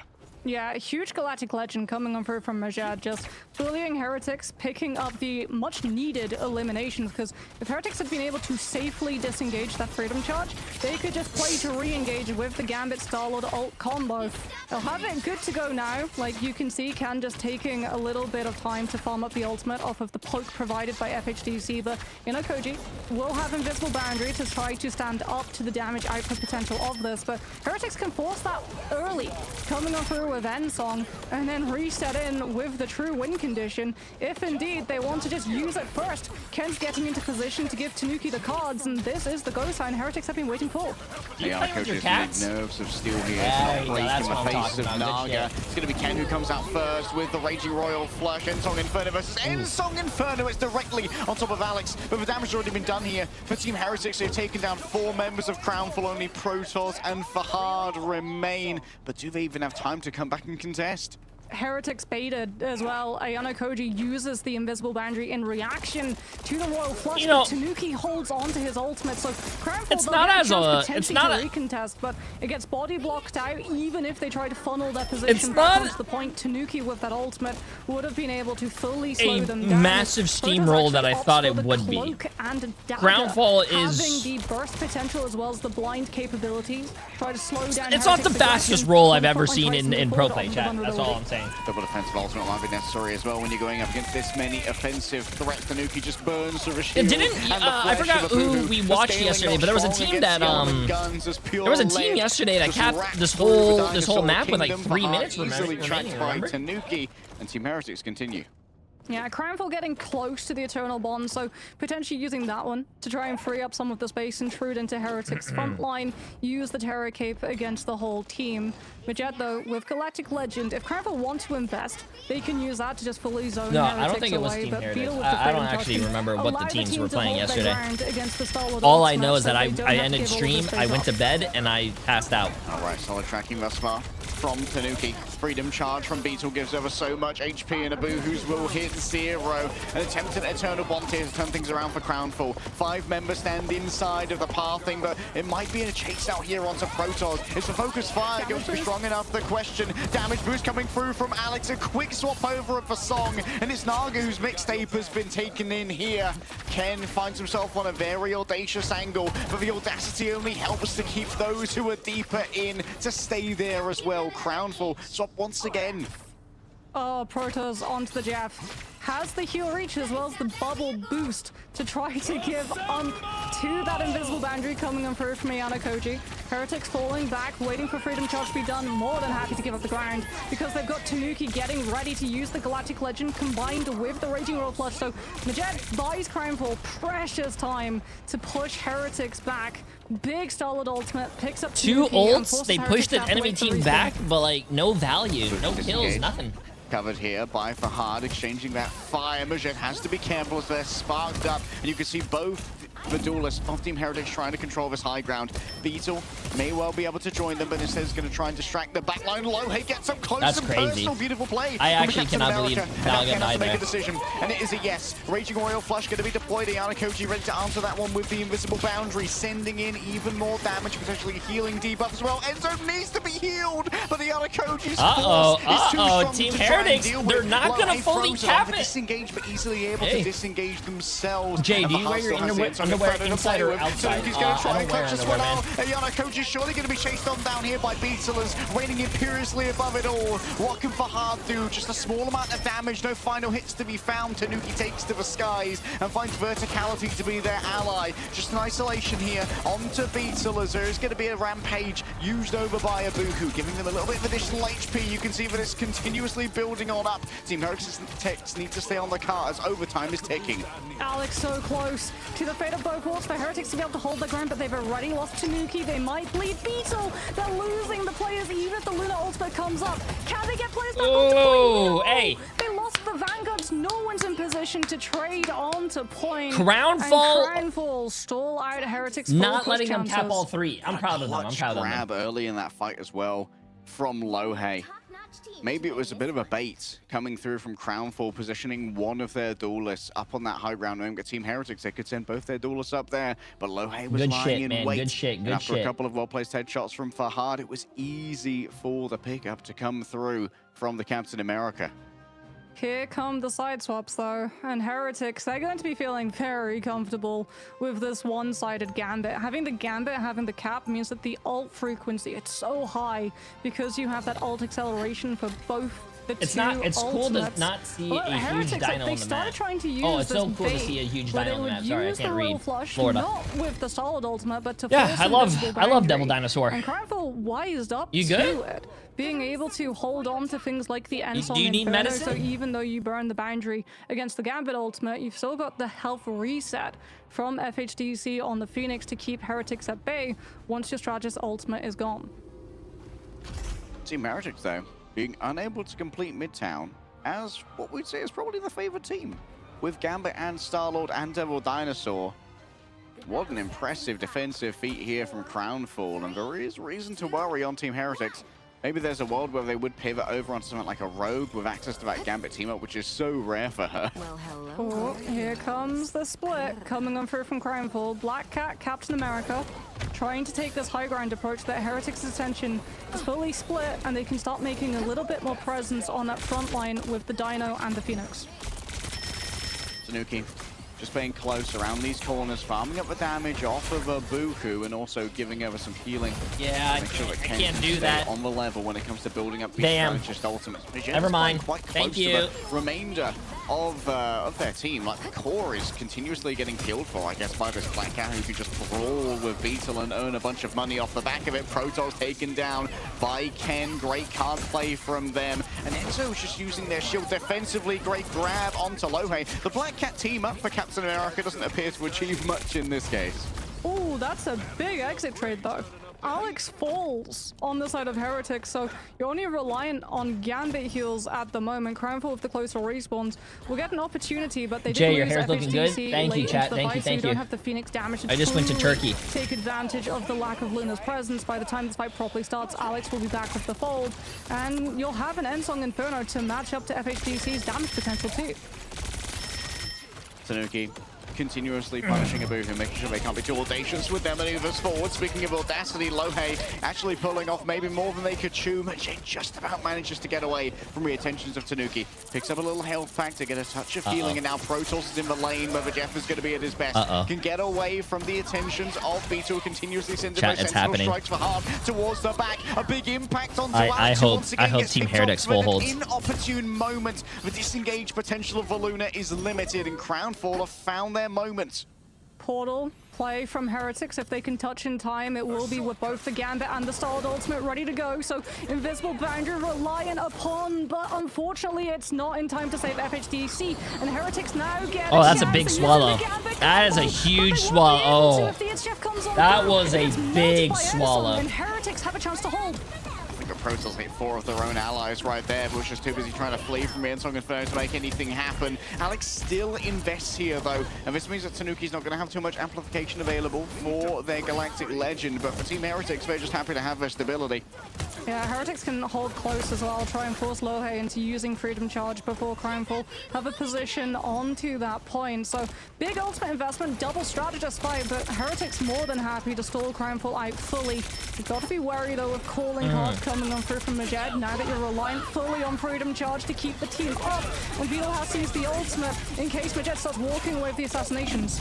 Yeah, calling card easily counted out here, but Tanuki gets grabbed by Abuhu. Follow-up not going to be there. Good TP so far. Close and personal. Dark energies begin to rack the prehistoric veins of the Devil Dinosaur. Enzo tries to pop around. Only a singular stun. It's going to be Why do they show us someone ulting and then right when the ult's about to get off, they switch POVs? All of the damage of Crownfall has been taken away, and Ayala coaches surely can't survive this one. You need to look to point. 414 meters in it right now as Tanuki manages to pick themselves up a quick health back. Farewell to Beetle. Tanuki's turn to hop in and keep this one contested. Stellar shifts, keep them sustained for a moment longer, but a nice pull there. Make sure that Ken won't be escaping, and Crownfall extend their time bank. Jeff Inviswoman, it's such a beefy backline to be able to keep your front line intact when you're playing these long linear line of sights, because you get heals and damage off at the same time as Lohei trying to duel out Beetle so that the Captain America can't get past and onto the point to be able to stall, make the lack of time bank Crownfall had to give up pushing first truly hurt as they head into second. Lohei, of course, does have the team up. Captain America discovering America's greatest superpower of money. Tanuki taken down by money? And Lohei is just going to make sure that Beetle has no access to his backline, knowing that safety for Ayana, Koji, and Protoss gives extra space over to Fahad. Alex taken down. What a phantom pursuit from Majid. And now it's time for Claw Rakes to move through Team Heretics, who have been picked apart from all the angles. And finally, the marking here from Crownfall has worked out. Beetle cannot find an in. Yeah, brilliant pickoff coming on through from Lohei, getting Alex low enough for Majid to come on through with the pickoff. You do have to worry about Fate of Both Worlds with the damage boost potential onto the Ensong Inferno, but I mean, Heretics, they've lost the Captain America. You're relying on now your Dino to be able to hold the space and look for the stall. Ensong Inferno comes on through from FHDC, which should instantly burn out the Kumeho coming on through from Ken. If it doesn't, it's Jeff might be able to carry them out of it, as both the Fox and the Dino might go extinct to the Jeff ultimate. I mean, Ken goes off yo, wait a minute. Emily might be right. Bulldoze through this is a first. Headed now into third. My goodness. 3 minutes? Titular Meteor tier of Edge Jeff there from Protoss. What a pickup they were for Crownfall there. That's why I hate White Foxhole. I think White Foxhole is one of the worst ults in the game, chat, and I'll forever stay by that. Come through from Majid. Yes, okay, so swap off. I would rather wipe my ass with sandpaper than to have a White Fox on my team. I'm sorry. It is. I said it. Picking up the Ultron. Okay, no Naga. Going to be an easy target for that, and continuously dragged from the sky as well by the Invisible Woman, Ayana Koji. Going to be a real pain to try and deal with here. Invisible Boundary in the midst of this fight to try and rescue Abuhu, who's going to recall that by bringing out their Rampage as well. A huge amount of damage done, and Alex has to answer. Majid found elsewhere outside of the ultimate, and Lohei says, I still believe it's winnable. Without Majid, we can make it work. Alex has taken him down, and Beetle on the other side might have been too late to respond. A Freedom Charge goes both ways, and Enzo's going to add to the symphony. Even more calling and crying coming from the Vanguard line, but it won't be enough to save Ken. Taking down Tanuki. Are our It's a messy first round fight. match Yes, maneuvers 3? from Enzo is going to get them back to safety, but the cart is still rolling, and there's plenty of time here for Crown4 to play with. Majed's being able to build up Galactic Legend too, which means that Heretics have to be so wary about how they invest this Rage of Ultron. FHDC with the Endsong Inferno. Heretics, no strategist ultimate in sight. It is so winnable in this next fight for Crownful. With the ultimates that they have available, Heretics can't make the first turn with the Ultron ult. You're relying on Tanuki making the play instead. All in onto a Boohoo. The damage from the Starlord with that 50 bullet clip when it's basically 100% headshots. So difficult to try and deal with. Crownful probably don't want to try and push this one without their Devil Dinosaur, and so for hard is abandoned to the Wolves.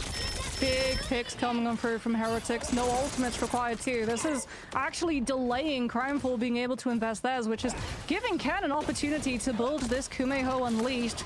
Crownful still wanting to find this approach in with that Galactic Legend coming on through from Majed, but you can see Tanuki just waiting for the Vanguards to be passed before he utilizes his first. No one's in position to be able to bubble them off, and Crownful's backline just have to scarper away from line of sight. Majed was already super low there, so a couple of bullets from Tanuki was all that it took. Both the duelists fall on down. Ayana Koji's disengage will be punished, and Crownful suddenly are finding themselves low on time, and Team Heretics, they're at the gates. Never mind, chat. I thought, away, but never that's mind. not what you're worried about. It's Yo, the clean still bank Shura. collect Appreciate it for it. 4 months. How you They're doing? worried about being close held outside fist building, so Abuhu actually swaps onto the Strange, teleports the team right through, but that means that you've given up Galactic Legend. And you've given up the Devil Dinosaur as well. A map flip here that Team Heretics might not be overly happy about, but the Rage of Ultron from Naga is going to be such a big thing to try and counter out. The Endsong Inferno coming out already. Majed caught here on the Psylocke. It's a good impact from Fahad, but doesn't appear to hit too much for now. Ken unleashes the Kumiho, and now Protoss is easily able to answer this one, eating up the incoming damage. Needs to try and avoid all of the Rage of Ultron as well, though, and sends Ken elsewhere. Beetle believes that what you can seal this with is going to be the Freedom Charge. Additional HP for so many members of Team Heretics thus far was bloodless until Lohi starts to bleed out on the ground of New York. It's a sad end for Captain America and a sad end for Crownful. They were so close to once again placing the crowns upon their heads, so but Team Heretics sweep them away on Midtown. They have 3 sustained fights in the portal. Come on, man. Play. You've got the Capel, you have the Fox, Come you have on, the Ultron man. Ult, and Majed, like, he had Galactic Legend, decides to swap to the Psylocke instead. Psylocke still has a lot of good potential into the Ultron. If you can land your right click into the dash follow through, Ultron absolutely folds below that damage. You also have the means of untangling your position from the main by going for the strategists who are trying to play. I mean, at least I'm right that everyone that voted against me lost, but like I wanted a good game, man. Crownfall was looking really good. Have the way of having that high damage to be able to break through all of the sustain that Heretics have on their side. So the trades just continue. Next game should be a really good game though, chat. RSN against TCO. Both teams are 1-1, and I think both teams are similar in skill. Perpetual state to this stage. I think next game's gonna be good. Getting stuff. They've taken a couple maps. They've got super close to taking some games off of some top teams. That one was close. The swap off of the Black Cat, even sacrificing 50%. I think it's going to be good. I think it's going to be good. To help deal with that Ultron. It was a solid plan, but like you said, it just wasn't enough. They got so close again. But with this, Heretics are now sitting 3-0 at the top of their group. They are basically locked in to the playoffs now, whereas Crownfall, even with such a valiant effort, leg day, it's not looking good for them. Yeah, like, poor Crownfall, I think they've just hit their stride a touch too late after losing out on some of their more winnable games. Here's a quick look at our MVP of Tanuki, 44-9 on the Starlord. Did face some challenges, but I think was very integral to making sure that Abuhu could not dominate on the Devil Dinosaur with those quick clips into the head of a dino. Moxie. Tanuki showing that they're not just the main. We already knew, those of us who've been around since stage 1, even before that, that we already knew that he is still also just a ranged goat as well. This has got to be Tanuki's year. They've just been given everything that they're so good at. I mean, the fact that you have to burn 2 ban slots with how problematic he can be on those melee heroes, and even when you ban out 2 of his heroes, he still has the Starlord to be able to fall back onto. Like, there's just too many viable duelists even if you try and target some of them out in the ban draft, like something problematic still slips on through, and that Star-Lord is proving to be a pain point for a lot of those teams. Turns out a character with 2 iframes, 3 if you have Rocket, and an ultimate that auto-tracks. They're gonna do an interview and all this stuff. I gotta go to the bathroom real quick, okay? For the next game and the next prediction. To be able to chase you down is a little bit strong in professional play. And the consequence of that threat level that Tanuki is having in the draft, Ken got the Gambit again. It's been so rare since we even see a Gambit in EMEA these days because it's almost auto-banned every single time. But it appears, and once again adds to the win rate that we've been seeing from all the Gambit players, with, of course, basically Gambit's best friend at this point in the Star-Lord due to that Raging Royal Flush Galactic Legend. Or as Legday has put it, I believe the Galactic Flush or something like that? I don't remember what the Raging Royal Legend. We do not say Legend. Galactic Flush. That's me after a Vindaloo. But the fact is, it works so well for a reason. That attack speed with the Gambit boost just does so much damage. Well, they didn't even really play it in terms of that, like, coordination. We saw the combo once, and every time afterwards it was used to sort of, like, burn Ayano Koji into having to use Invisible Boundary in response to the Gambit ultimate, and then you just hold off on your Star-Lord ult to be able to have not just, like, pick potential, but zoning capabilities as well. And when you're playing Convoy or any map which is dependent on objective positioning and pushing the cart, as Crownful, like, not being able to hold their position on the point means that you're just getting free push and beating the time bank, which we saw was a problem that Crownful had to deal with. That's to Naga as well. 21 final hits with 39 and 8, putting on so much pressure. He gave it to Tanuki, but Naga was having just as much impact like that. Yeah, it was a disgusting game from Naga, and we're happy to see Naga get out of strategist jail now and then to show just well, he was on the Ultron for a good half of that map, so it's like, yeah, it's still like a hybrid duelist strat. Maybe the Ultron, maybe it was a touch of cope. Like, I definitely in our interview going to ask what forced Team Heretics off of Gambit to make this triple strategist work. On the other side, though, I was very happy to see Majed and Lohe work on what we were kind of critiquing from being in T'Challa, where there were actually dives happening when they were on the dive characters. I think Lohe was doing a great job of facilitating those on the Captain America, and Majed was doing a good job of joining them on that back line and finding these continuous final hits. Well, you're going to get your chance to ask that question because we have Enzo here from Team Heretics after yet another spectacular performance. Enzo, I want to get, for starters, an update. We asked this question in week 1 right away, but just a quick update. The roster adjustments you've made since preseason and the Ken learning the Jeff to really adjust on in here. How is it feeling coming in with this little bit of something old, a little bit of something new roster? I mean, good question. Yeah, I don't know, it feels great. Like, it feels great. I don't know really what to say. You know, last interview I glazed them a little bit too much. Now I need to shut down a little bit because then they're gonna disrespect me. You know, so I can't really say much. Yeah, it feels great.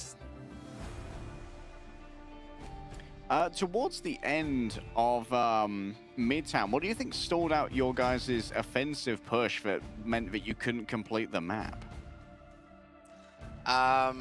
Basically, I mean, we are drafting way different against those teams because, like, I think those teams are trying to cheese on us. That's why we are banning characters like Loki, Rocket. We don't really want to get cheesed on. At the same time, they're giving us Gambit Dino, but we don't really want to play what we think is good with Gambit.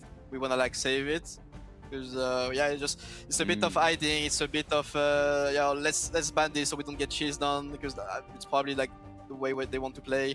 When a team like them just pick Midtown in defense first, you know they're gonna cheese on you. So you have to ban Loki, like they're gonna spawn all doing something weird. So we ban the Loki. Yeah, we're just drafting different things, which give them a lot of things open.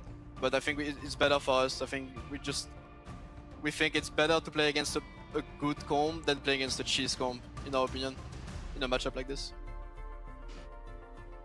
So if you're still hiding strategies, and also the fact that, like, you guys now going undefeated pretty much locks your spot in for playoffs when we see the groups thrown together, do you see a rival in the form of Group A? And between all of those teams within Group A, who do you think would actually come the closest to being on your level currently? I mean, definitely Navi. You know, the way preseason ended, we got kinda rolled. So we obviously want our revenge on it. VP is in a good state right now. They went back to their full dive like in Atlanta. So yeah, they're like good opponent. Rad is showing some good stuff in scrims. They're struggling a bit to like play well on official, but in scrim they're doing well. So I believe at one point they're gonna be good. Now this group A is really stacked. Like there's a lot of good teams. But most likely I want to beat Navi because what happened in the preseason. Nothing more than that. Rivalry set for Heretics. I'll let you go back and celebrate with teams. Any last words for the audience out there?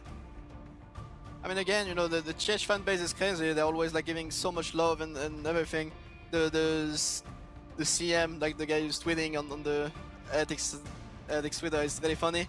I'm having a blast every time he's posting like funny things. So yeah, I don't know, it's just so nice. Everyone is just so nice. It's just going so well. Nothing much to say. Just keep supporting us, and I hope we're gonna do well. There's a lot of things that we're hiding, a lot of things that we're ready to show to everyone.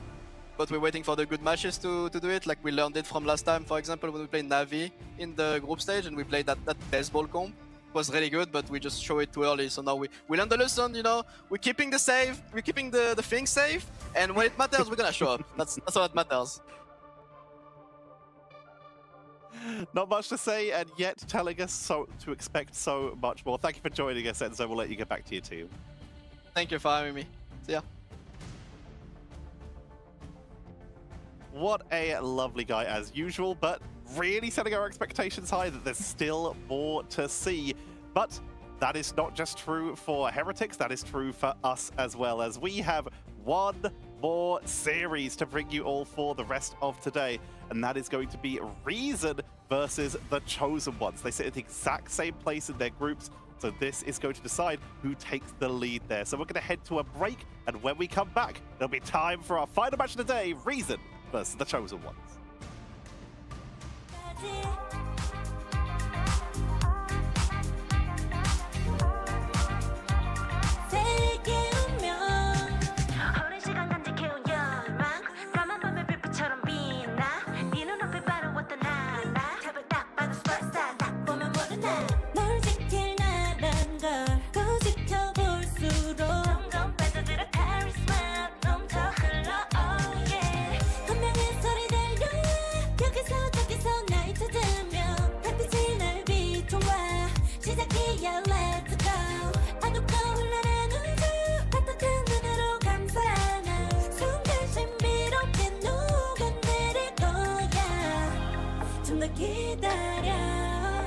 I'll be there.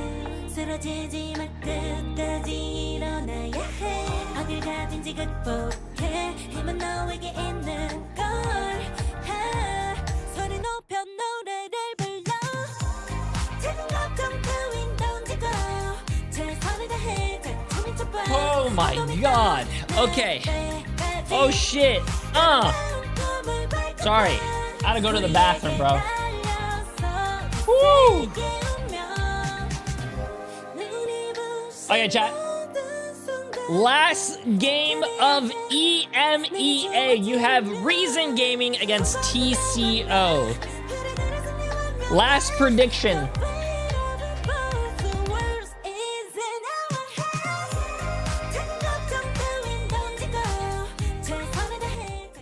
If you guys want to listen to the Jay3 predictions, which is always right, don't mind the first one. I wanted an upset.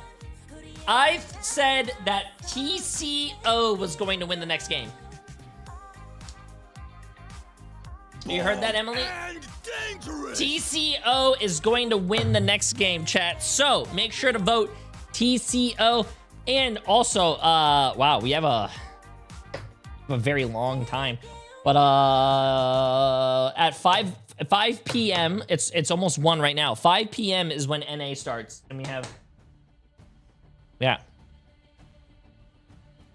So get your predictions in here, chat. Get your predictions in.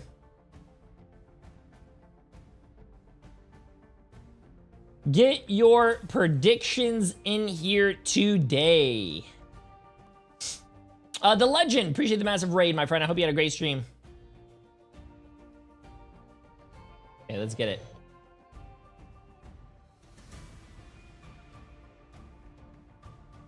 Let us get it, chat. 11 seconds. How's the prediction coming along? Oh, where's the prediction at? Ooh, pretty even, pretty even. Welcome back to the best region in the world, and we have one more series. Pretty even. I am, to close this out for today, your host Tetcher, once again joined by Leg Day and Got Moxie. Very available to us here, as we have our final series. A tie in Group B is what is awaiting for us. It's time to decide who takes the lead, as we have Reason Gaming versus the Chosen Ones. And starting us off, what can you tell us about Reason Gaming, Moxie? I mean, if you look at that performance in the first matchup versus Strays, they were looking really strong. If you look at that performance yesterday versus Heretics, it was a little bit TCO is 1-1 and Reason Gaming is also 1-1. They both have the same record. Where they find their identity. Now that Heretics have shown all of these teams how to be able to deal with them, primarily banning out the Loki and the Rocket. Jay, you said TCO and Reason are both 1-1, so anyone can win. So could you statistically say, why do you TCO have a higher chance of winning, so I don't lose my points? Okay, if Loki gets banned out, because I voted for them to win. What is the turn that we have to make? Because that's they all just look so uncomfortable. That's all you need to know. That weren't it. On the other side, we have the Chosen Ones joining us here for this stage. Leg Day, what you got for me?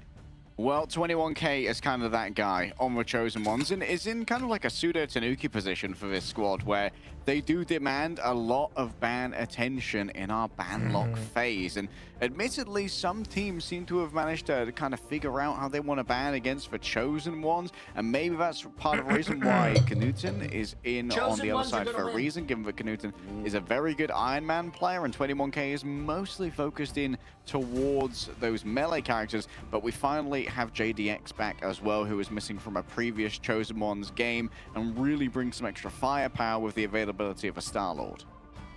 When you have characters like the Iron Man, we saw it a little bit earlier yesterday on the Americas side, where we saw Cal and Amazing bring it out. You remember, it's like Beetlejuice, you got to say Iron Man 3 times to get Knuten to come out. But looking at our two highlights here, we've got Simba and 21K. As like they say, 21K is kind of it. Playing, yeah. He's that guy on things like the Daredevil and the Black Cat. Like 41 eliminations off of 26,000 damage is kind of wild, because it means that all of that damage is concentrated in actually picking up eliminations, as opposed to being ult charged for the strategists to be able to heal on through. So especially when we head into Burn and T'Challa, a domination map, which is very good for dive compositions, Reason very much going to be looking at what characters 21K will play and trying to take them out of the pool. A lot for both of these teams to prove. They've both played against Fire Strays, which is one of their more impactful games. It was Reason who came up with a victory, but Chosen One still took a map. I'm going to leave you in the very capable hands of Leg Day and Got Moxie as we head into map number 1. All right, Mox, where are we going to see the bullying come through in the ban and lock is the question. Both of these teams have been solved in the ban and lock by their opposition a couple of times, but that also means that they've had some time to expand their hero pools to make sure they can't be pinned into a corner quite so easily. Is that a first? Okay, oh wow, we're deep in already. Okay, so yeah, we are very deep into that draft, as I believe Reason were able to get a save onto the Loki, so they at least have that one to be able to rely on. Although yesterday on Museum of Contemplation, we did see the Loki make it through in the ban draft, but they were punished by Heretics multiple times. So going for very early aggressive Loki copies when you get locked into that window of having to use the invisible boundary at the same time. I'm not leaving anymore. We can have a little slower look to see how that Is 100 Thieves playing today or not? There's the Black Cat ban. No, 100 Thieves does not play today. The Dino mirror save coming on through. The Rocket Raccoon ban that Heretics established as such a good strategy against Reason Gaming. So Chosen One's very much following the line that Heretics already set. Chosen One's likely to protect the Daredevil here just to make sure that 21K's hero pool doesn't get squeezed too hard. But of course, yep, there it is. The Daredevil making sure. This does mean that Reason, they might want to try and take out like a diving Vanguard, like say a Venom or a Captain America, to make sure that no one can join 21K on those different assailing angles, but might focus more on just squeezing out the remainder of that strategist hero pool as well. Yeah, they've already targeted out the Luna, but Rocket's still up on the side of Chosen One, so you do have to worry about the Battle Recall Beacon as well as the damage potential of Rocket's primary being able to shred down things like the Dino to have a really high uptime of Cosmic Yarn Amplifier buildup. But you're right, they go for a Vanguard instead. They'd already got banned out of the Luna, so you don't have the White Fox Luna ideal backline to be able to deal with some of those dives. So taking out the cap, forcing Chosen Ones to have to go for a dive. I'm so sad we can't see the Lord icons when the players choose their characters. You know, I was literally just thinking that, not that exactly. I was just thinking, I don't know how I feel about them showing us the casters during the ban phase. I mean, this whole thing does look very interesting. It looks cool, but I like seeing the characters and seeing people like lock Black Widow and the Lord icons and the champion icons and all that stuff. To roll out with the Ultron, or if they've learned their lesson with that last But I mean, more leg day mogging us does seem pretty cool. Yeah, the White Fox I consider mandatory when the big source for Chosen Ones is going to be Daredevil when it comes to his 21k dives as well as we head into Bayonetta T'Challa. Oh, let's get this chat. That's all. How are the predictions coming along? 2.4 million on Reason with 152 people, and 2.3 million. Like Star-Lord gets really? Rocket gets through, and Reason try to go for this Mantis Ultron look, then I will be a little bit worried. But like we've seen, Knuten can play multiple players, might go for the Iron Man, Rashad going to be starting with the Invisible Woman. This is crazy. This is a very even matchup. This is the first time I've ever seen an actual even matchup.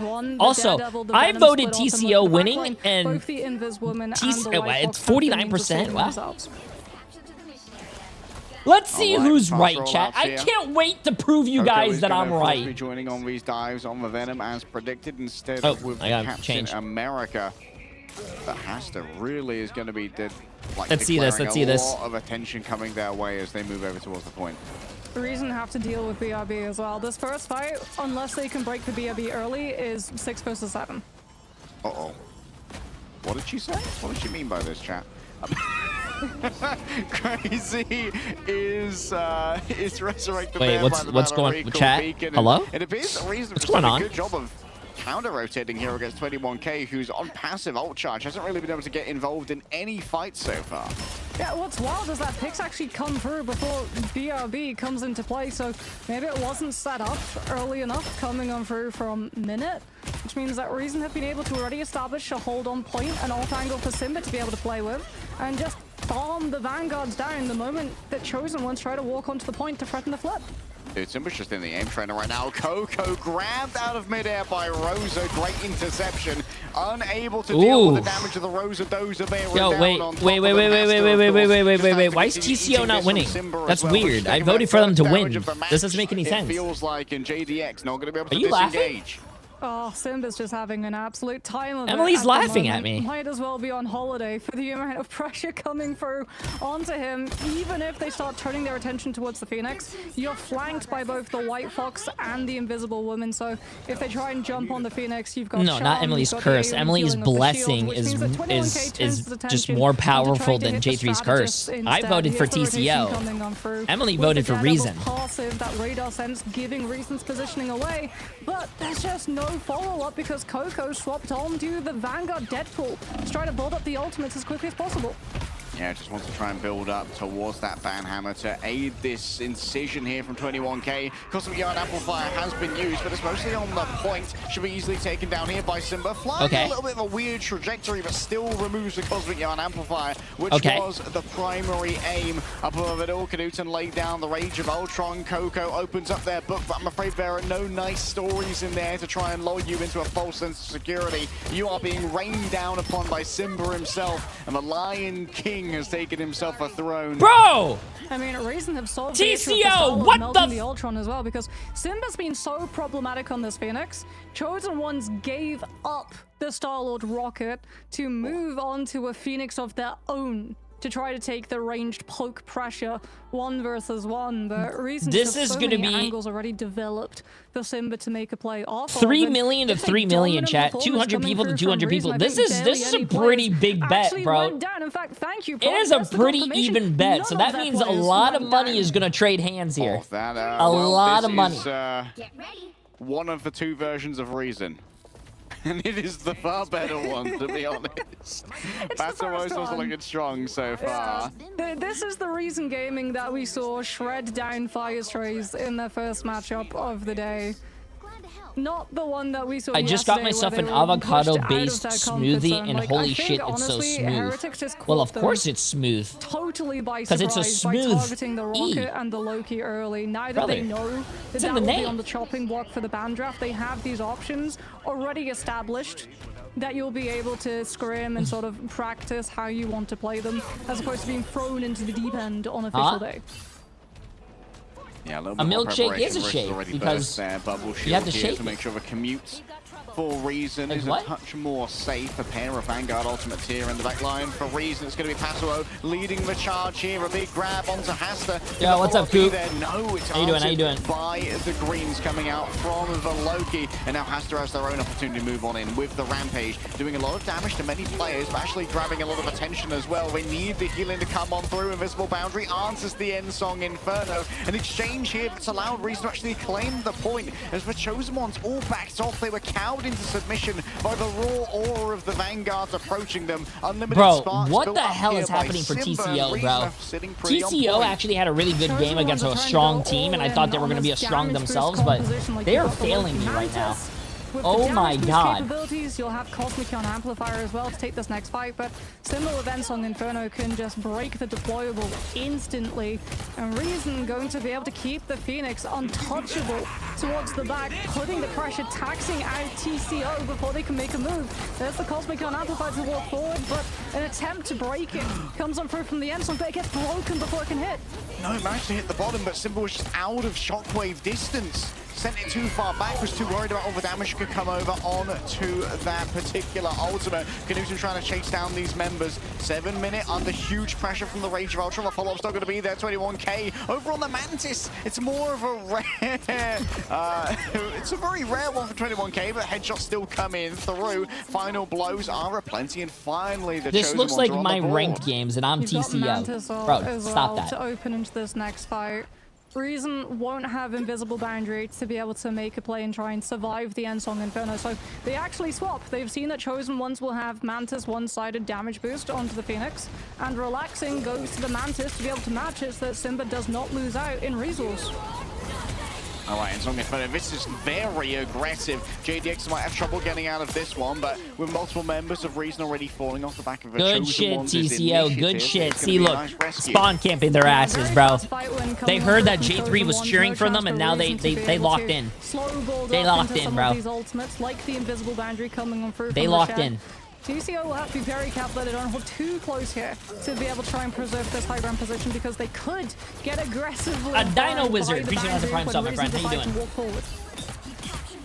All right, already diamond form burned here by Coco. The round of Chosen Ones seem to be a little bit unwilling to join them at the moment. Simba's already got yet another end song. Inferno is going to be able to potentially match up here to Rashad, who releases the Invisible Boundary. 21k going to be the answer on the other side. There's the pressure being built on up. Has to start. Damn, no kills, and he had a lot of marks on a lot of people too. Wow. What's up, Dino? How you doing? How you doing? So it's going to be a lot more difficult to get rid of. The remainder of Reason are going to be scattered to the 4 wins by 21k, who is an absolute fragging monster on the Mantis. Oh, minute used the Jay Loki Grunt ult, 6909. Appreciate the massive no prime sub. strategist ultimate for this next fight. Knudsen about to hit Rage of Ultron for Reason to walk forward. Relaxing if the fight goes long. It hits Mantis. Oh, they're not ultimate. TPing? Chosen Ones They're not have to TPing get with a pick 10%? here off of the damage boosted Phoenix with the Endsong Inferno before Reason can walk up. Oh, the sparks are built on up. Can they get Knudsen? No, No the healing's kill? good. Oh. Now the Rage of Ultron's going to be available. Too No far away. kills? The regeneration boundaries, so they cannot save JDX on the disengagement. Knudsen can look to the remainder of this team now, and the Rage of Ultron is made well and clearly known. A quick hideaway here for Crazy, but it won't save the remainder of the team who can't fit into the nooks and crannies, but the Cub can. Reason should retake the point. Yeah, the absence of God of Mischief, that works against Chosen Ones massively. I cannot believe he did not kill the Ultron or anyone with that ult. That's wild. Put himself in a bad position and got killed for it. Can walk up on approach with the Sun Seduction coming on through from Coco, so Reason not holding too close to get caught out by the Emma ultimate. Do Chosen Ones try and take this high ground rotation to remove some of the spaces Simba can play from? So just walking straight to point. They've got the point percentage to make a long, lengthy rotation, and they want to try and cut away the position that Simba has to play with. Yeah, they don't want Simba to be in his Hakuna Matata state anymore. Plenty of worries they wish to give over, as the seduction here from Coco could be an interesting way to try and control the point. Yo. You're gonna have to go fight them, man. From the high ground, but you guys are wasting so much time just standing up there. Simba with a nice off angle is going to start burning through onto Crazy and relaxing here. Has to worry about when you're going to invest. 99 to 99. Full impact coming through from Simba on top of Crazy. No more battle recall beacon to be seen. Crushed into the corner though. Diamond meets rock as Coco could be kicked over onto a point itself, and it's going to be so low as they start channeling the ultimates. Relaxing has to make a decision. Am I going to try and face down this danger? 21k drugs on forward with a soul resurgence. Extra health, extra speed, extra healing as well. Simba opens up a pentagram of Farala. A reinforcement here for Reason to try and end this here and now in the very fight that started. Come on, TCO. TCO, please don't make me look stupid. Of a safe boundary, 7 minutes. Please, chat. There you go. There we go. There we go. The Devil Dinosaur has to actually throw the counterpart through the portal and opens up. I'm not even stressed, man. I'm not even stressed. To 7 minutes, the attempt to turn around. You can't get one past Ultron. His intelligence is far too great for the God of Mischief. When you're as smart as Jay3, you never have to be stressed. Look at this. I told you guys. I told you guys. Play to bring us 1-1. We go to Imperial Institute and we go to a first fight for Chosen Ones where they have the actual Cosmic Ion Amplifier to kickstart this fight so aggressively. When you're as smart as Jay, like, look at this, look at this. Not only am I smart, but I'm gonna pull up YouTube right here. YouTube also said, Talus, Jay3, how do you make your hair look so soft and supple? Being the thing, the difference Genetics. Maker, but when you have Devil Dino and Emma Frost, and you're facing down a damage boosted Rocket Raccoon ultimate, plus Mantis damage boost, plus Loki damage boost with the Vibrant Vitality team up, that Phoenix is going to be outputting serious amounts of damage to be able to chunk through any damage reduction that the Emma has in ult. Yeah, that's a very, very scary Phoenix. As scary as the Phoenix. Harry. It all stacks. Stacks on stacks on stacks. Here we go. First fight. Crazy Cosmic Ion Amplifier going to be within this fight. If they want to go for a first turn fast, they absolutely can. And they've already got the Phoenix into such a good position on the high ground for Reason to have to deal with. As does their sentient seas, that allows Password to okay, guys, let's get this. Let's get this. It's the moment of truth. It's the moment of truth. Who do you guys think is going to win? By their Mantis, it's an audacious maneuver that Password's going to look to try and enable it here, as multiple players are going to be convinced the Pretty Lady demands their attention. I like how he calls her the Pretty Lady. Hasta is going to be in a difficult position, perhaps resurrectable. But of course, wow, that ult disappeared real fast. Holy. That means for JDX has nothing to try and save them here. A quick parry on to the Tenacity means that you can't get anything off the Carbon Crush, but Reason have already got everything they wanted off the back of that Simba position. Yeah, Simba's position so good up on the high ground because Chosen Ones, they can try and hide their players using the regeneration domain to attempt to kite the Zone of Seduction, but if they're using it to then hide behind cover, Simba's still got line of sight to be able to catch on to all of the players. Oh, Rocket is so small. He was just hiding behind that little piece of Chosen Ones having to just rely little on the piece of pillar that's broken. To cover their walk up around that point, and that means that Simba can actually get into a position behind them. He can be this aggressive because you have Ensong Inferno. Even if you stack players try and force the Phoenix out, Simba has the ultimate for the health reset.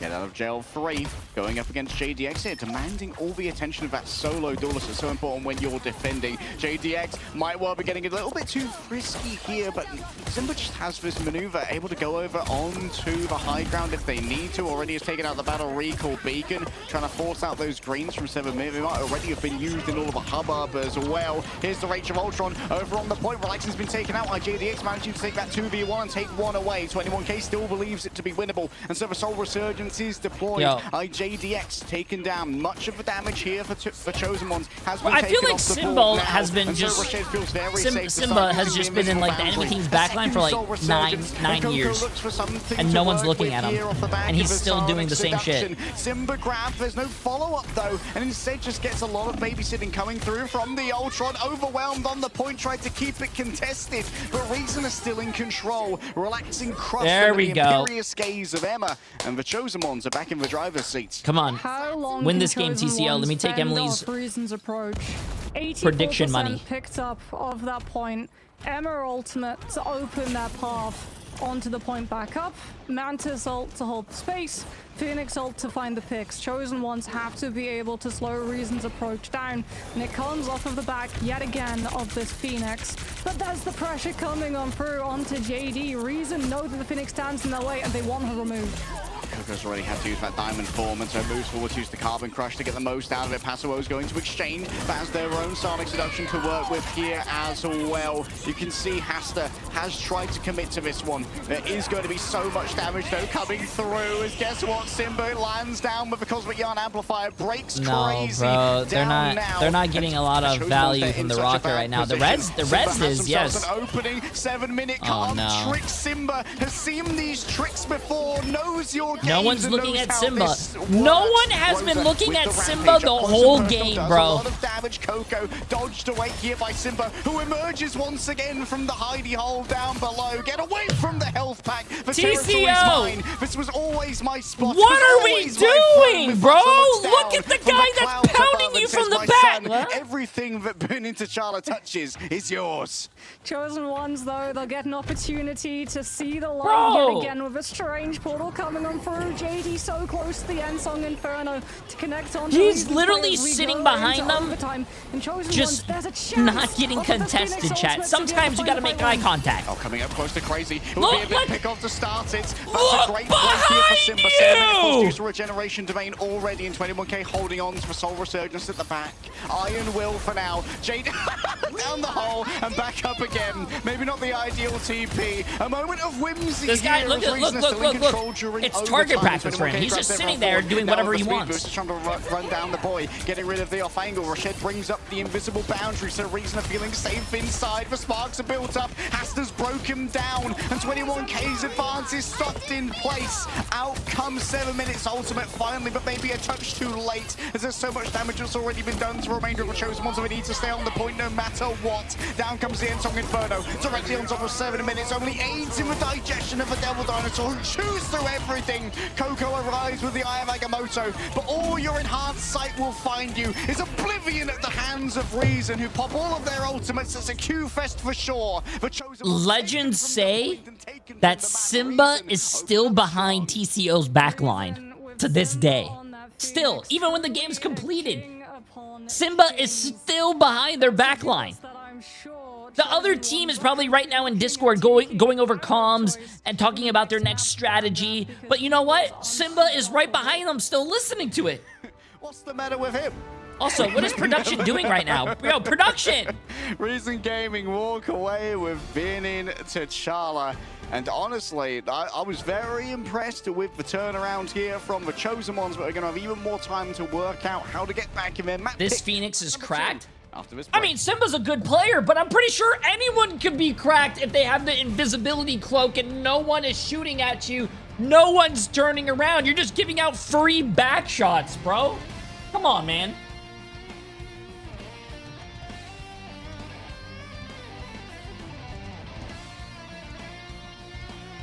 Get out of here. No. You should take them, though. Does it help me?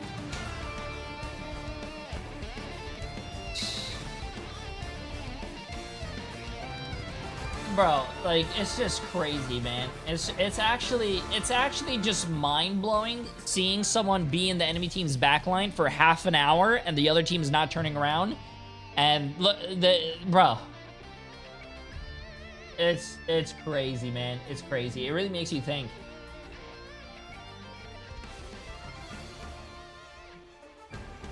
Can't trust Jay3 no more. Yes, you can. Yes, you can.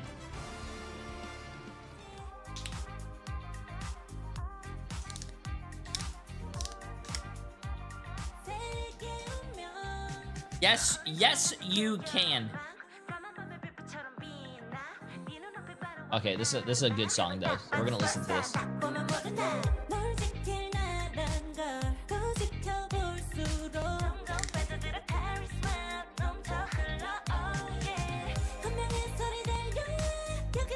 I love this song.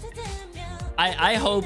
You know what Marvel Rivals needs? Stage 1 has officially begun across all definitely major regions. So I want to listen to my music. You know what Marvel Rivals needs, chat? People are going to be like, Jay3, what do you want the next character to be? I'm not going to say MODOK. I'm not going to say Ghost Rider. I'm not going to say all these characters. I want the next character to be Gambit, who has actually climbed up in popularity. He was the sort of most impactful character in the game. Dazzler. Not only is he I hope the next character is going to be Dazzler because we need some more fire music. I need more. I need more of those Luna songs. More. I need more of these songs, chat. Across all of the 4 major regions. These songs are fire. A small group of teams that are trying to splinter away to go for different bands that aren't Gambit, some of these other names on this list as we're about to highlight. And the reason for that is these teams, because nobody's had the chance to practice Gambit because he's constantly banned out. If they leave it open, teams are going to be like, well, we're really rusty on Gambit. I don't really want to pick him, do you guys? And so they're trying to see if they can actually put them on compositions that they're just not well versed on. Certainly when people are trying to get the reps in on stuff like Devil Dinosaur. And speaking of Devil Dinosaur, he is the second winner. It's been a roaring success. Luna Dazzler duet team up. That would be sick. 8, and he has been contesting Gambit a little bit as a first ban, but really not that. Wait, what? Luna's songs suck.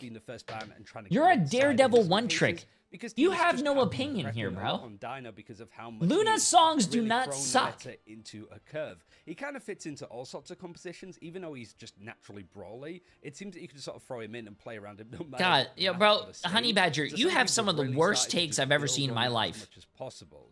It's maybe an over-focus or an overcorrection, and some teams have certainly been okay to let the Dino through, play up against it, and actually have good counters for him, such as Emma Frost.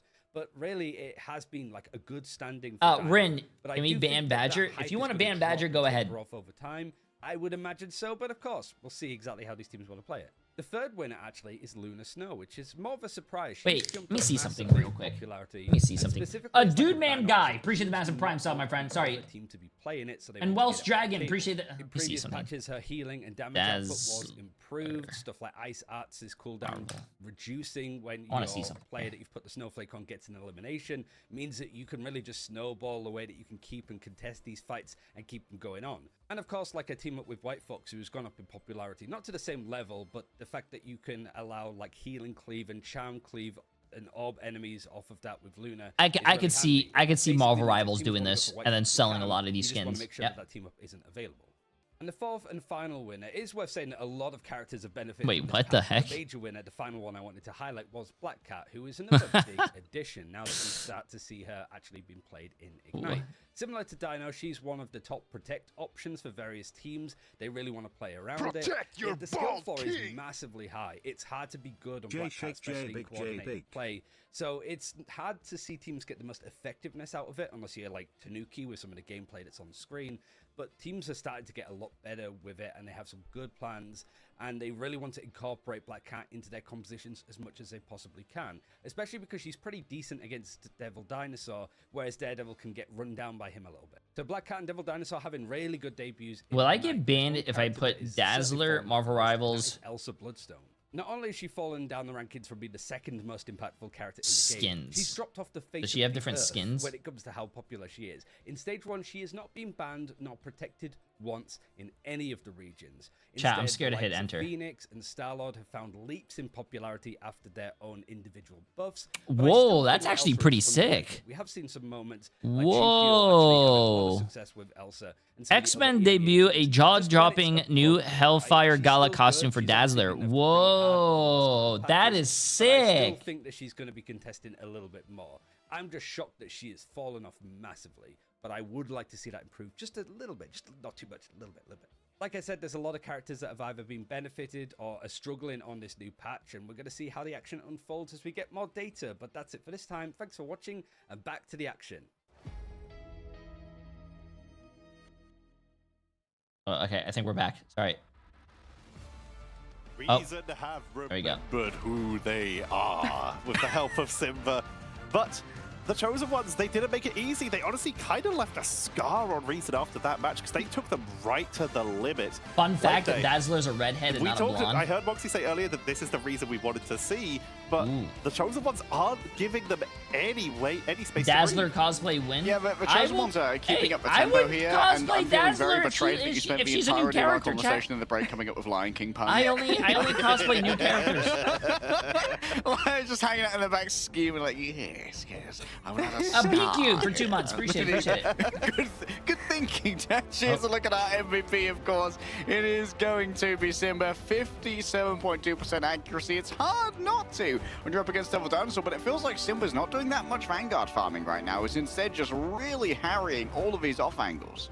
I mean, you could almost say that Reason are prepared now. Be prepared for the rocket bands. Wait, it is possible that we get Dazzler added to the game sooner because she's very friend. She's a good friend of Cyclops. Really? No worries, not all the worries.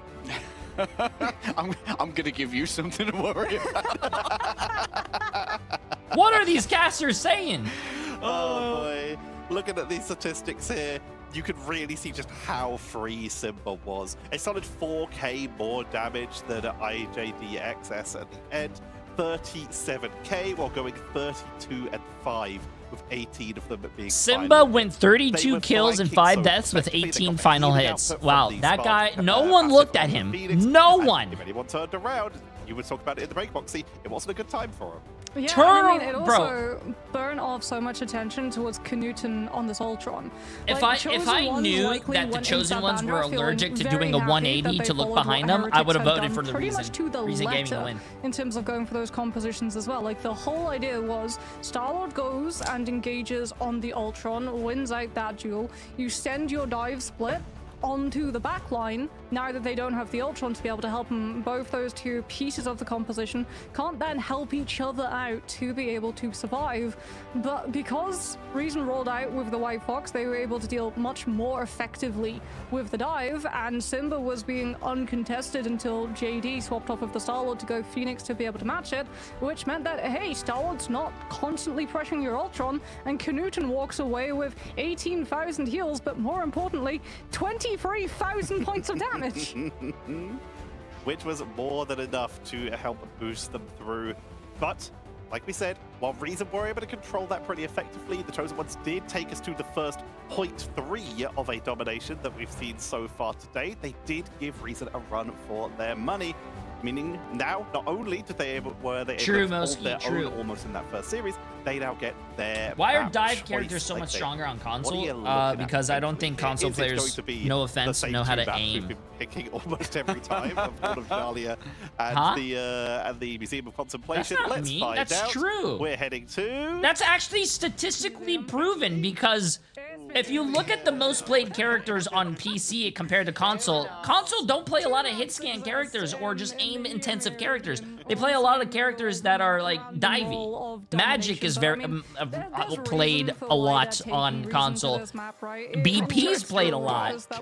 I mean, you have a lot of melee characters. In their matchup yesterday versus Heretics, I imagine as well for Chosen Ones, they could try to let the Loki slip through in the hopes Also, that if we I was see a more console player, I would just go aggressive into more. Loki You don't really need to coming learn how to on aim. Just out, put your but I squids feel down, let like the squids aim Reason, for like, you. You know what I'm tried saying? that strategy and learned very quickly that it does not work when the team have duelist ultimates Yo, and Blue can Chew literally for just 7 wait months. for boundary Appreciate to it, my fall friend. How you before doing? coming in free. We're heading on in. This could be the final map of the day. If Risa can close it out, I leave you with Leg Day and Moxie for the draft. One for the road, and then he disappears before you can criticize him. That is just like the quintessential host play. Say something that a caster will absolutely loathe, and then dip. I mean, Tetra was good. Tetra 2, maybe a little bit of a letdown. I think definitely we could have done some script work there. Gabba going to be banned first by both teams. We're sure to see if a Devil Dinosaur Mirror come through for our protects here. Yeah, there is the continuation of the Black Cat. Yo, D-Dog! Appreciate you 17 months, my Very friend. How you strong doing? map for flankers of both the Black Cat and the Daredevil as we get the Dino Mirror yet again. So this is pretty much the default line, I feel, coming on through. The second band's normally the Black Cat or the Luna, as more and more teams are happy to let that Mantis slide on through as Chosen Ones remove the Luna. Likely going to be looking at the Rocket in this next band line as well. As reason, in terms of that save, like they could feel towards the Loki. Maybe they want to save one of their Vanguard lines to be able to play the Emma, so they have a really good front to back option on Museum of Contemplation. So even if the dive comes through, you can just run down the front line with greater player advantage. Okay, Mantis taken away now from Reason.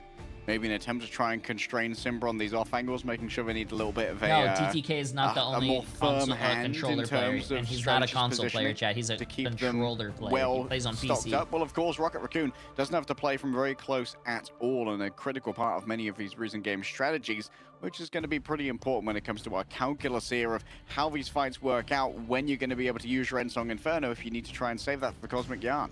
Oh, wow. Last ban actually coming through on the Ultron, which means that both the Phoenix and the Loki are actually going to be able to make it through for Reason Gaming. Very surprised that Chosen Ones did not look at that Phoenix, especially when you combine it with the damage boost aspect of Cosmic Yarn Amplifier. Like, Endsong has some real bite and heat to that Inferno to be able to find those picks despite Strategist ultimates being up on the side of Chosen One's back line. Very interesting. Save the Rocket Raccoon. Yep, a lot of Rocket Raccoon saves lately. Go for the last ban onto the cap, but we do still have things like the Venom as an option for the dive Vanguards if Chosen Ones want to be able to try and take advantage of all of the hallways, the maze. Oh wait, no, damn TCO basically banning every healer. Yes, banning every healer in the game is a strategy, chat, because you're gonna force them on. I think the worse Ultron supports. going away is gonna make it a little bit easier. Also, you ban Ultron. Going. Of course, you also gonna. I think you ban either one or the other, but if you ban Mantis and Ultron, that means they're trying to force them off triple support, which they literally just won on, chat. They were running the Ultron, the Mantis, I think, and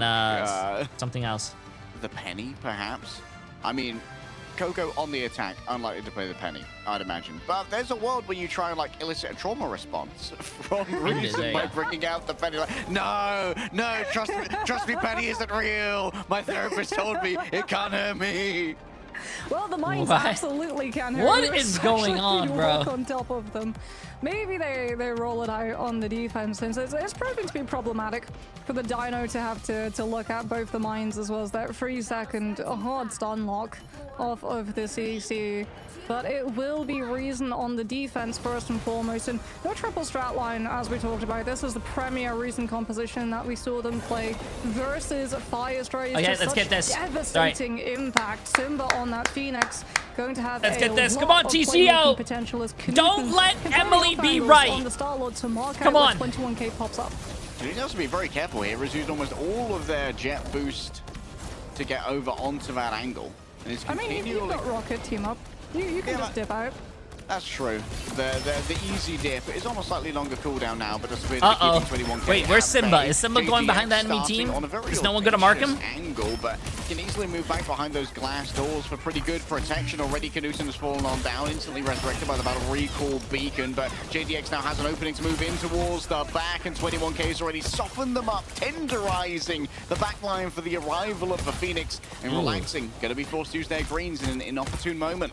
Yeah, 21k gets the pick onto Knudsen. BRB brings him back, but in the time it takes for the Star-Lord to come back into position, he's not there to keep the Daredevil off of the backline, so Rashad falls. Relaxing will have low-key ultimate in this engagement. Likely going to go for a copy onto Cosmic Yawn Amplifier that Crazy actually manages to match, and Reason just don't have the angles to be able to make a play or break the Cosmic Yawn Amplifier before Ensong breaks the whole team. Oh, now this is... See, you can save Rocket, flash roasted, but if you don't ban Phoenix, I feel like you're making a mistake. It's only slightly better than regular British cuisine. Reason going to be trying to play into this retake position, but Simba has no space to be able to make a play off of. Ensong Inferno's in pocket, but no Cosmic Yawn Amplifier to truly beast up that damage potential. And with Minute about to come on through the God of Mischief, Chosen Ones have a lot of snowball potential to be able to melt through this next defense. Definitely a lot of potential here. Relaxing, taking a bunch of fire. JDX needs to be displaced by Canute. Oh my goodness! Oh my god! Oh my god! Poor boy! Oh my god! Well, he didn't just have his lunch money taken, he had the BFB cooldown taken too. Reason fire back though, 2 picks coming on for only one of them sticks, with the BRB coming on out from Chosen One, so if they want to come into this fight, they can still continue to fight it on out, and they will. Cosmic Yawn Amplifier copy coming on through from 7 Minute. Reason reading out that the Loki used ultimate, just simply cut away. I mean, they've given up so much space before the Cosmic Yawn Amplifier comes through though, and so they're going to have to give up even more here to try and make this one work. Good break. Good break behind the wall too. Simba's Shockwave, just playing that very safely, knowing that they couldn't have their ultimate taken down when they do it on the inside entirely. The damage boost. Remember, chat, you don't have to ult the rocket ult with your Phoenix ult directly. Remember, your ult is a big radius when you hit the map, so I destroyed it through the wall. After this next fight, like 21k is behind Reason's team with the Let the Devil Out, so Reason going to have to actually expend players, not holding close to Chosen One spawn, having to work out where exactly this Daredevil will be. Canute scouts him on out, will get potentially marked there by 21k, so he knows where the Star-Lord is, but this is giving Chosen One a lot more room to be able to work with. Is gonna take this L. One of those fights on the attack. TCO's winning. Chat, I would never lie to you guys. I have never lied to you guys in my 10 years of streaming. TCO's gonna win. Given over. Passimo tries to beat them down. Thus far, it's been bloodless, but 21k needs a lot of healing. Another Cosmic Yawn Amplifier. Unleashed now by Crazy, and Simba still doesn't have the means of breaking it down quickly. JD gets burnt on up, boosting through, relaxing. Can't take the pressure of the heat, and Passimo at least is going to stall the cart. Yeah, I mean, do you get one last fight here on the side of Reason? Try and stall out the point, but Passimo going down late means that no one's in a position to be able to touch, and Reason have to change their strategy, looking for a very close fight on third. They're really close to getting Invisible Boundary up. They'll have Ensong Inferno as well. 4 minutes. TCO is pushing really well. Minute not going to have the God of Mischief to be able to heal on through it. 4 minutes, chat, for this whole third phase. Quite a chunk of time to try and get Doctor Strange to the goal. Exchange of fire here between the Phoenixes, but the pocket is strong from both backlines right now. So Minute has already used their regeneration rune, and now Rose has to try and disengage despite bleeding the blood. Simba's on the flank. Past the Chosen One. 21k is anyone gonna look at Simba? Oh, Simba! Beautiful aim and beautiful carry through. I don't know about that ult. Oh, they did look at Simba. W, they learned their lesson. Scenario. I think that maybe Simba bit off a touch more than they could chew, but at least is going to be forgiven by the Battle Recall Beacon. Yeah, BRB brings Phoenix back into the mix. Chosen One's just 0 map control at the moment. Can't even use this Loki ultimate aggressively because Reason have 3 ultimates more. There goes the Loki copy into Cosmic Yawn Amplifier, relaxing heals onto it with the Invisible Boundary, so you're still holding Sia to be able to boost up this Galactic Legend. You even want to go for the combo since Chosen Ones, no ultimates to shut it down. It's just the Star-Lord being able to shut down the full team. Wow! I was about to say, what a great bubble from the dinosaur. That's crazy. Ready to be plundered, leaves behind a distraction. He almost saved both of those players. Canute says, eat my dust and eat my iframe advantage. Uses the right click to get the reload and dodge away before Hasta can pull him down. And Reason still holding on to Cosmic Yawn Amplifier. Have to give up a little bit of space in the face of Sun Reduction, but can't fully complete the kite. Simba falls, brought back by the BOB. Hasta is going to have trouble trying to win out in that. Oh, that guy got blown out. Coco is overextended and instantly punished. Beautiful timing there from Reason, despite being down a player in Pasuo, still thinking it's winnable. But when Crazy counter ults here, Reason is still going to give up even more space and allow that car to roll on forward. 21K towards the back, letting the devil out. Knudsen, wait, who was this that? one contested, actually may even be able to push it back temporarily. As 21K buys a little bit of space for Chosen Ones and Reason. Now we're going to counter-strike with her own Rampage. Rosa did plenty of damage and Simba was able to finish it off. Knudsen's tracking absolutely sublime. Coming in now towards 7 minute, burning through the greens. The God of Mischief can't attend to all of the damage that's being done as Knudsen just finds the counterpart here and should easily be able to gun down the Devil Dinosaur. Yo, come on, TCO. You guys had like 3-4 minutes for this. What we doing, bro? Clicks, 2 auto reloads, all of the opportunity. Come on, guys. You're better than this. Don't let Emily be right. It's already burned the regeneration domain. 1 minute left. Simba going to be as aggressive as he was prior with the Ensong Inferno, but 21K trying to open up the space for Chosen Ones. Gets a read onto where Richet is playing, tries to take the rocket down, so BRB falls, but the peel is there from Reason, and the Daredevil falls first. Full peel coming back. 21K, they knew that was going to be the linchpin, and so Reason puts out. What is JD doing here? Up close and personal. It's going to be hard to try Yo, what's TCO doing, brother? They have much in the way of follow-up for the damage, so it's what are they doing? Their but Daredevil went in, died instantly. Their Phoenix ulted air. Adaptation compared to what are we doing? Now we have no ults. I mean, it's this last is next fight. to impossible for Chosen Ones to be able to win the overtime play.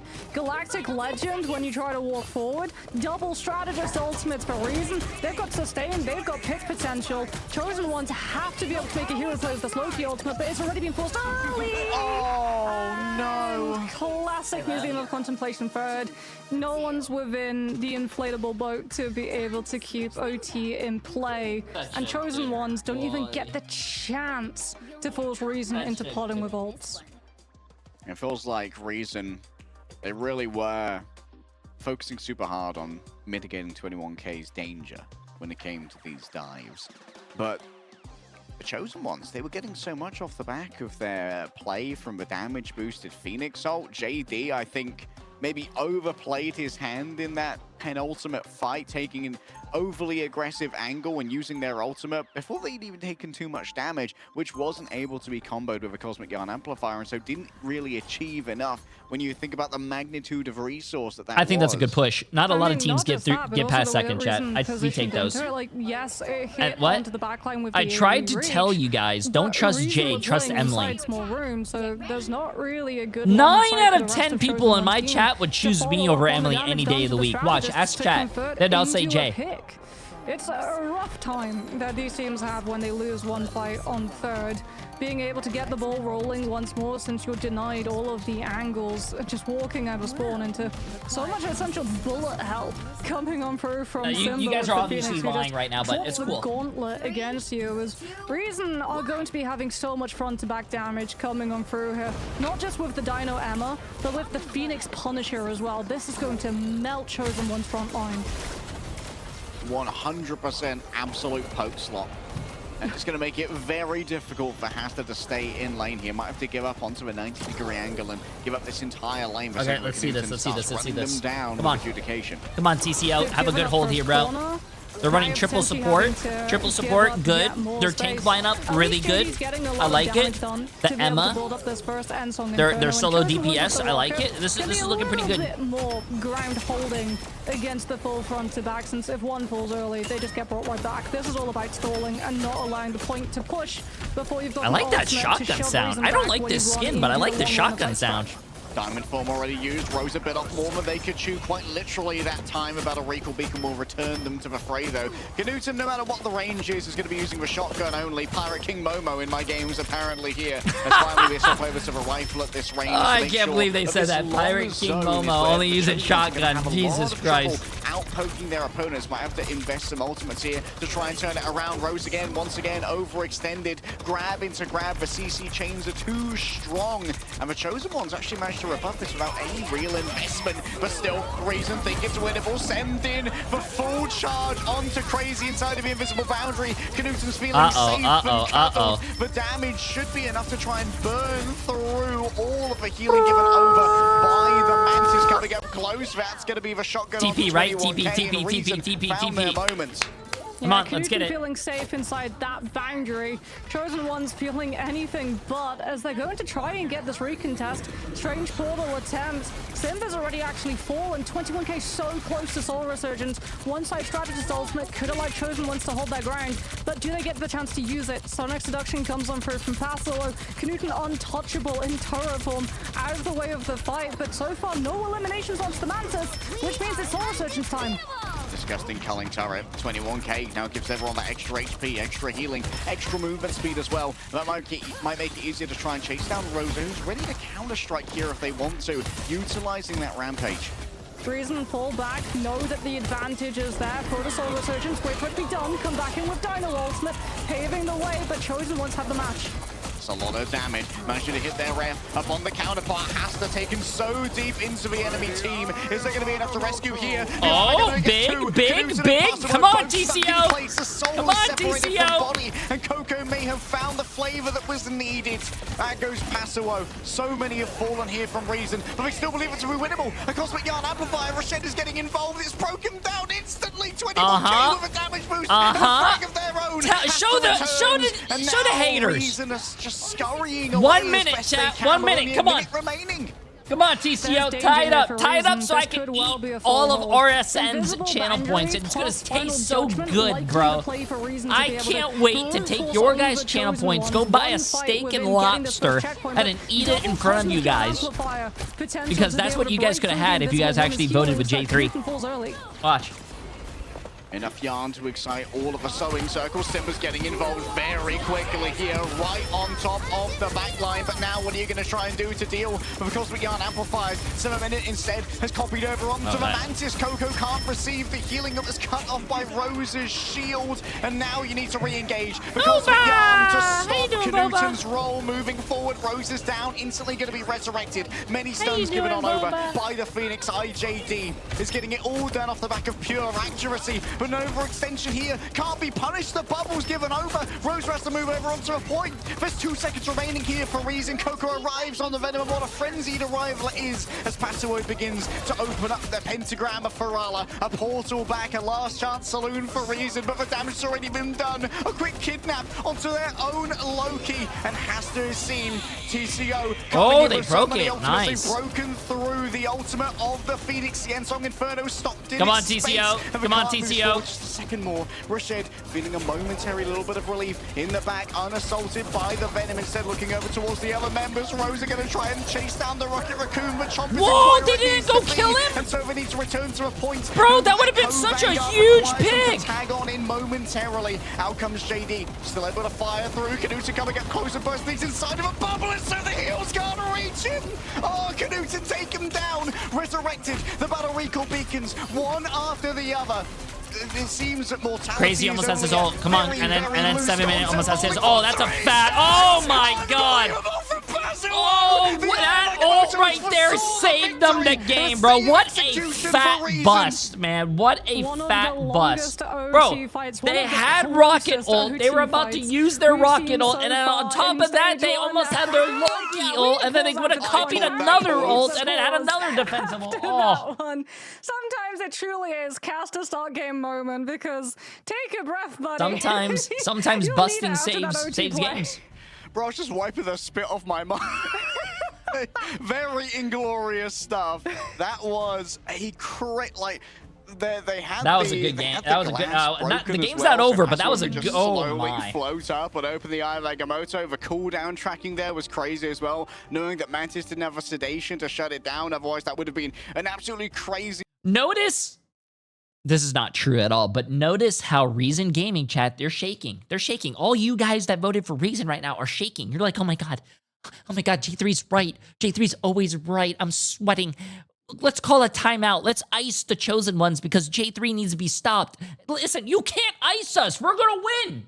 We're going to take your channel points. Really We're going to make you guys live on the streets. Players having to hold their position on the point and keep the overtime in play. Like Rosa is desperately trying to drag presence of Chosen Ones off of that cart so that they can get that cap. You're going on as the we street. can have a look at the replay coming on through. As you said, like Patsolo absolutely finding the perfect eye of Agamotto to shut down Chosen One's Starlight because it came so close. Like we saw Cosmic Yawn Amplifier come up on the side of Reason, but then Ensong Inferno comes on through from Chosen Ones alongside Solar Resurgence. So they can keep fighting the fight, and it just becomes an absolute wild scrap fest where Reason are scrambling for any way of taking the defense down. Okay, game is back. Respiration You're is gonna give me the money back for Returns after for I Fragfest, steal everyone. points from this gamble. Harry got his first back, which means that we can go back into the game because this next fight could go long as well. Cosmic Yawn Amplified from Crazy. Reason is backing up, giving off the space. More than happy to rely on the Loki regeneration domain so they don't lose anyone in the kite, and then they can come back, punch into this next fray with Cosmic Yawn Amplifier and Final Judgment combo of their own. Yeah, Knudsen is going to be doing a more 1,000,000,001 damage. It's going to be difficult for Hasta to try and survive this one, but you do need to worry about that regeneration domain for now. JD doesn't want to really step onto Knudsen. Oh, my camera. Oh, okay. I forgot about that. Even a second ultimate coming through here from 7min, who has access to the Mantis, but was copied over by the God of Mischief. Good hiding away here from the Chosen Ones.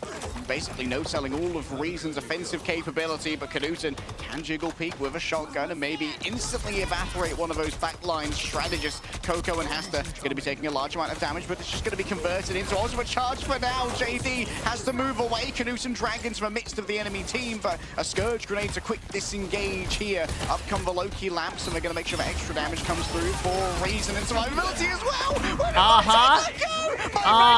just dissipated, and JD just going to try their best to shut this one down. Knows that the extra HP can be burned away by their own Ensong Inferno, but it's good resistance here. Wait, why would you not use your ult, bro? The assault of Simba, the resurrection can't come through. The battle recall beacon was too late. Simba's aim is too good. Has a good angle now. Look behind you! Leveraging this Simba's doing it again. Look behind you!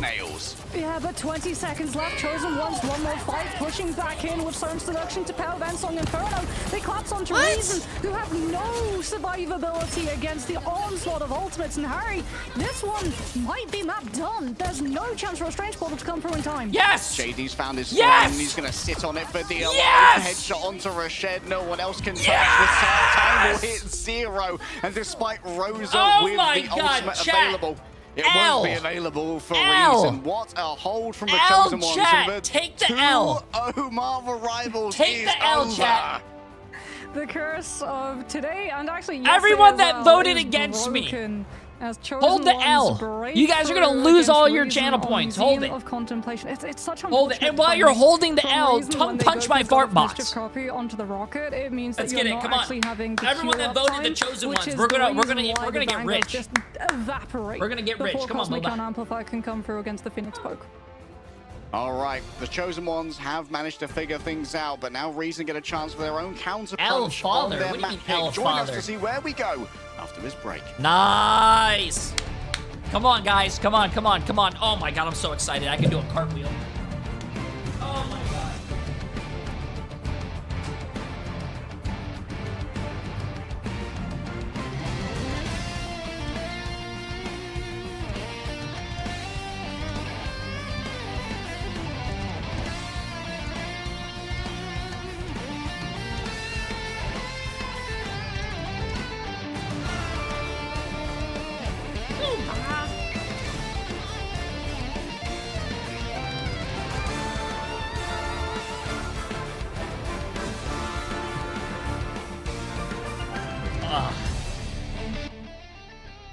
Oh man.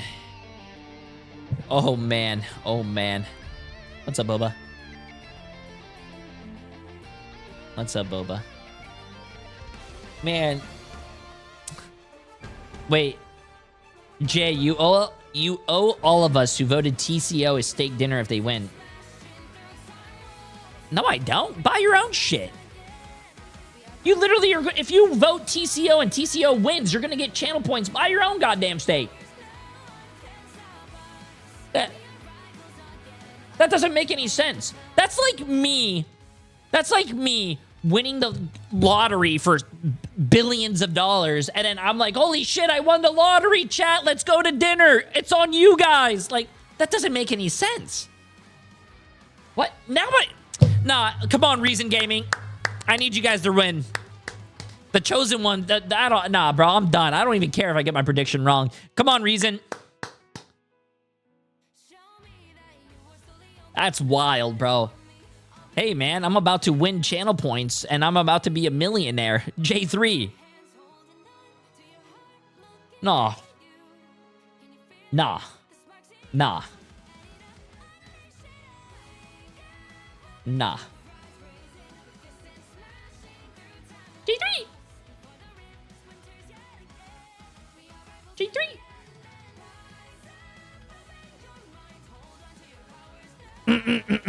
Jay, can you refund us the points that we lost from the 100 Thieves match? I lost all my money because of you. I don't recall.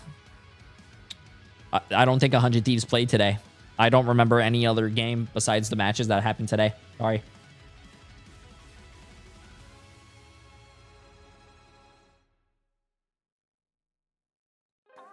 Oh.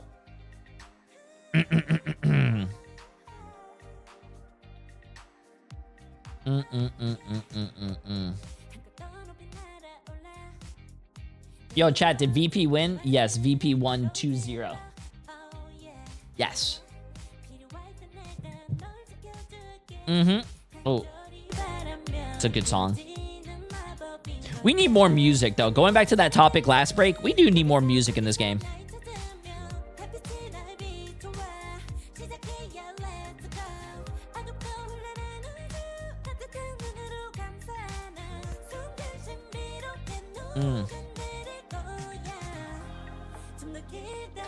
Wait, Jay, bro, yesterday's stream was fucking awesome, man. Thank you.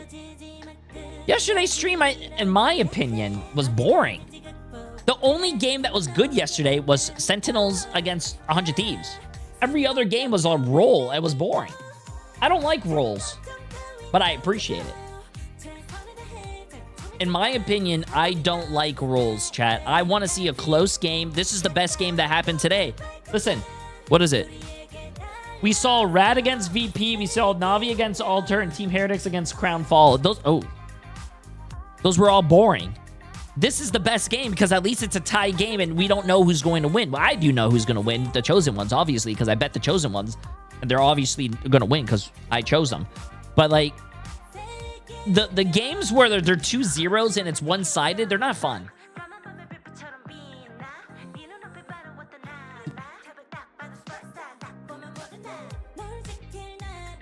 Why did you not vote VP? Because Rad beat VP last time in the playoffs, but it was a best of 5. Rad reverse swept Virtus Pro, which was a really good game. I remember that one. But I thought there was going to be another upset, and there was no upset. I was wrong.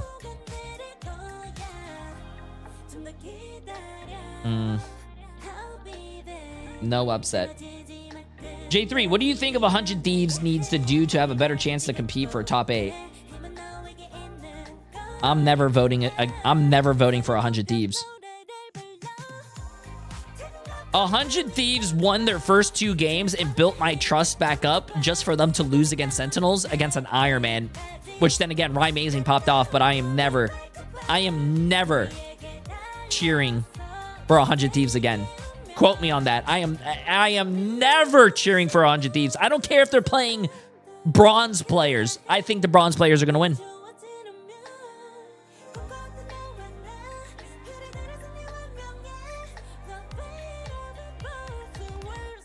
Oh yeah, right here.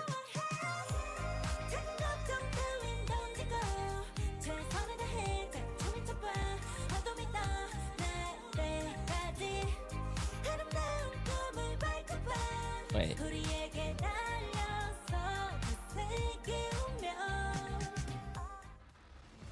The streak is broken. We sit at 1-1 as the Chosen Ones are able to bring it back. Museum of Contemplation, once again, looking to be a solid way for teams to potentially flip a result in their favor, meaning that our final match, it will have to be a convergence map, and it will be Reason's map choice. Leg day.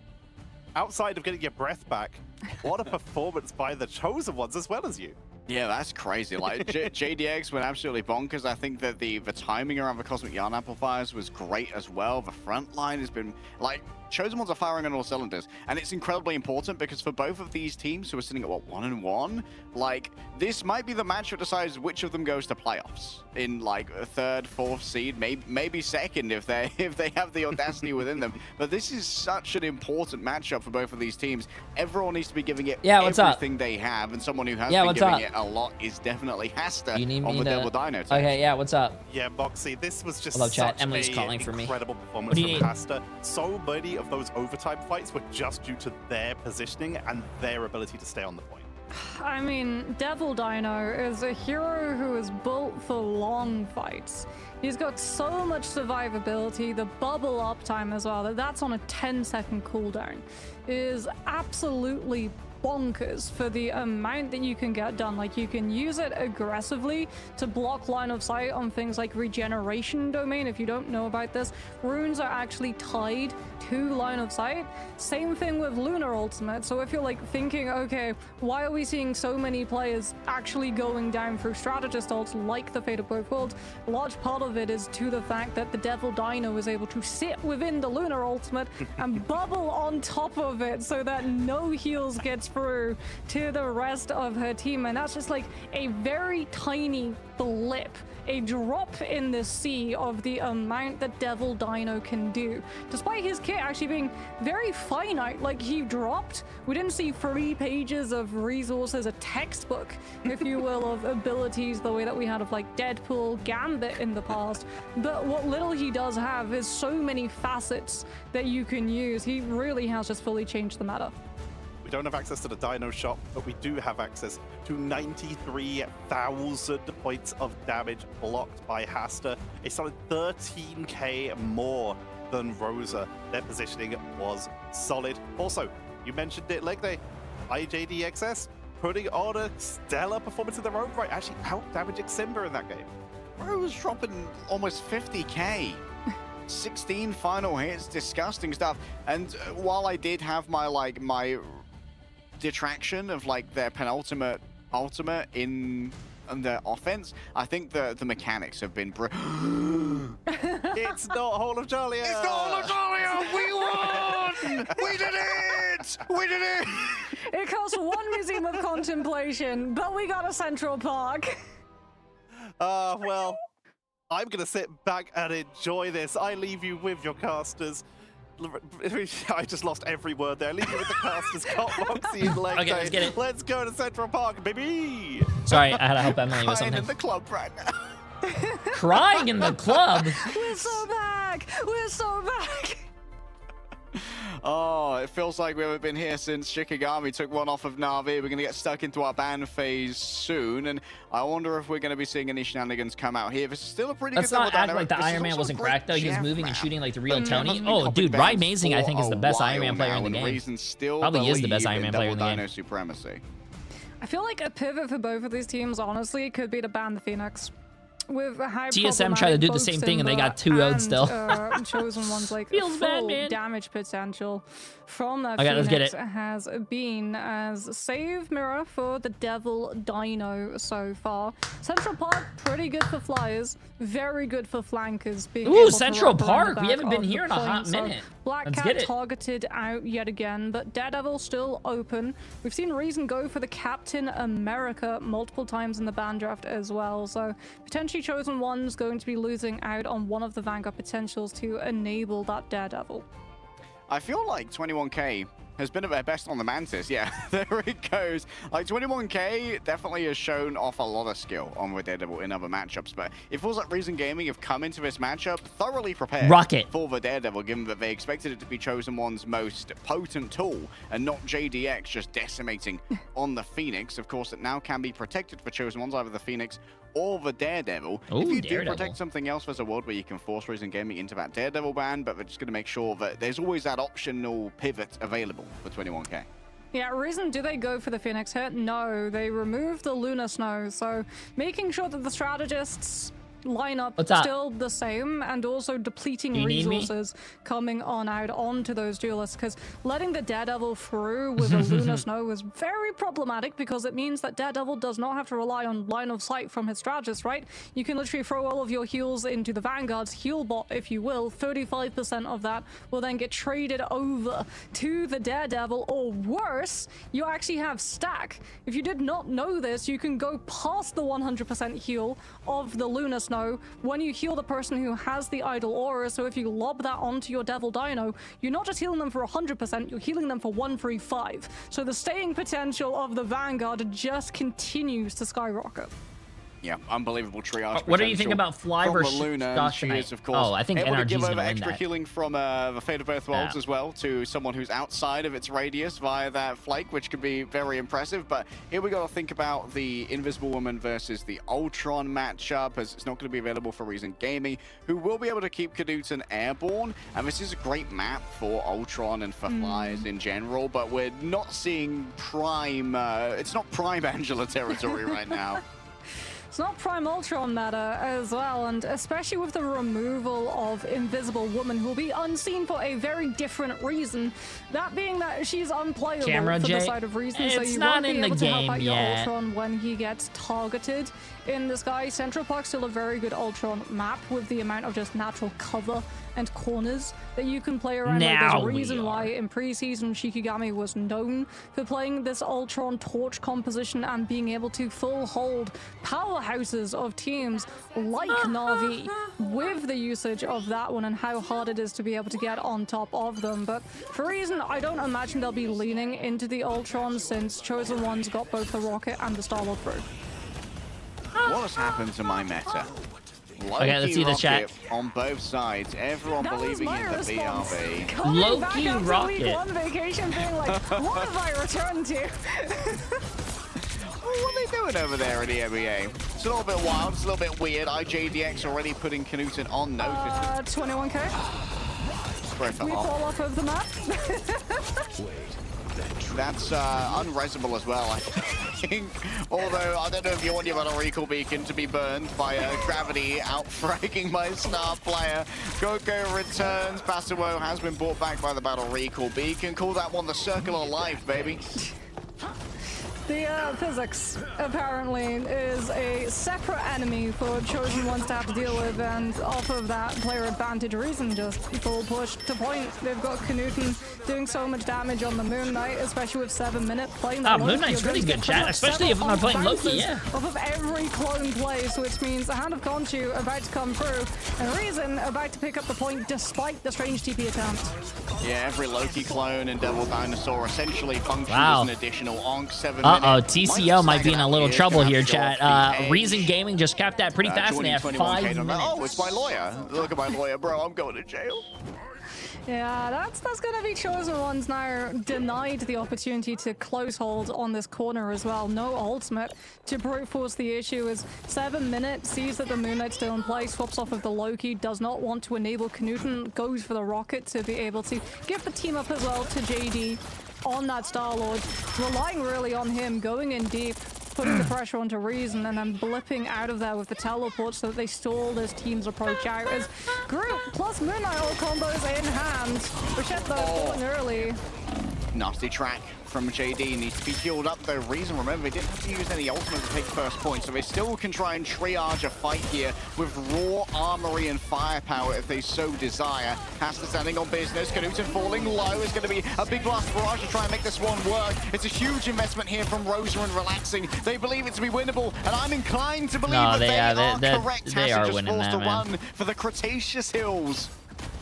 Hand of Khonshu denied the Ignite Star-Lord skin is clean. That's a skin in the game, by the way. It's in the Battle Pass. It's like towards the, I think it's like either 10 or 11 in the Battle Pass or something.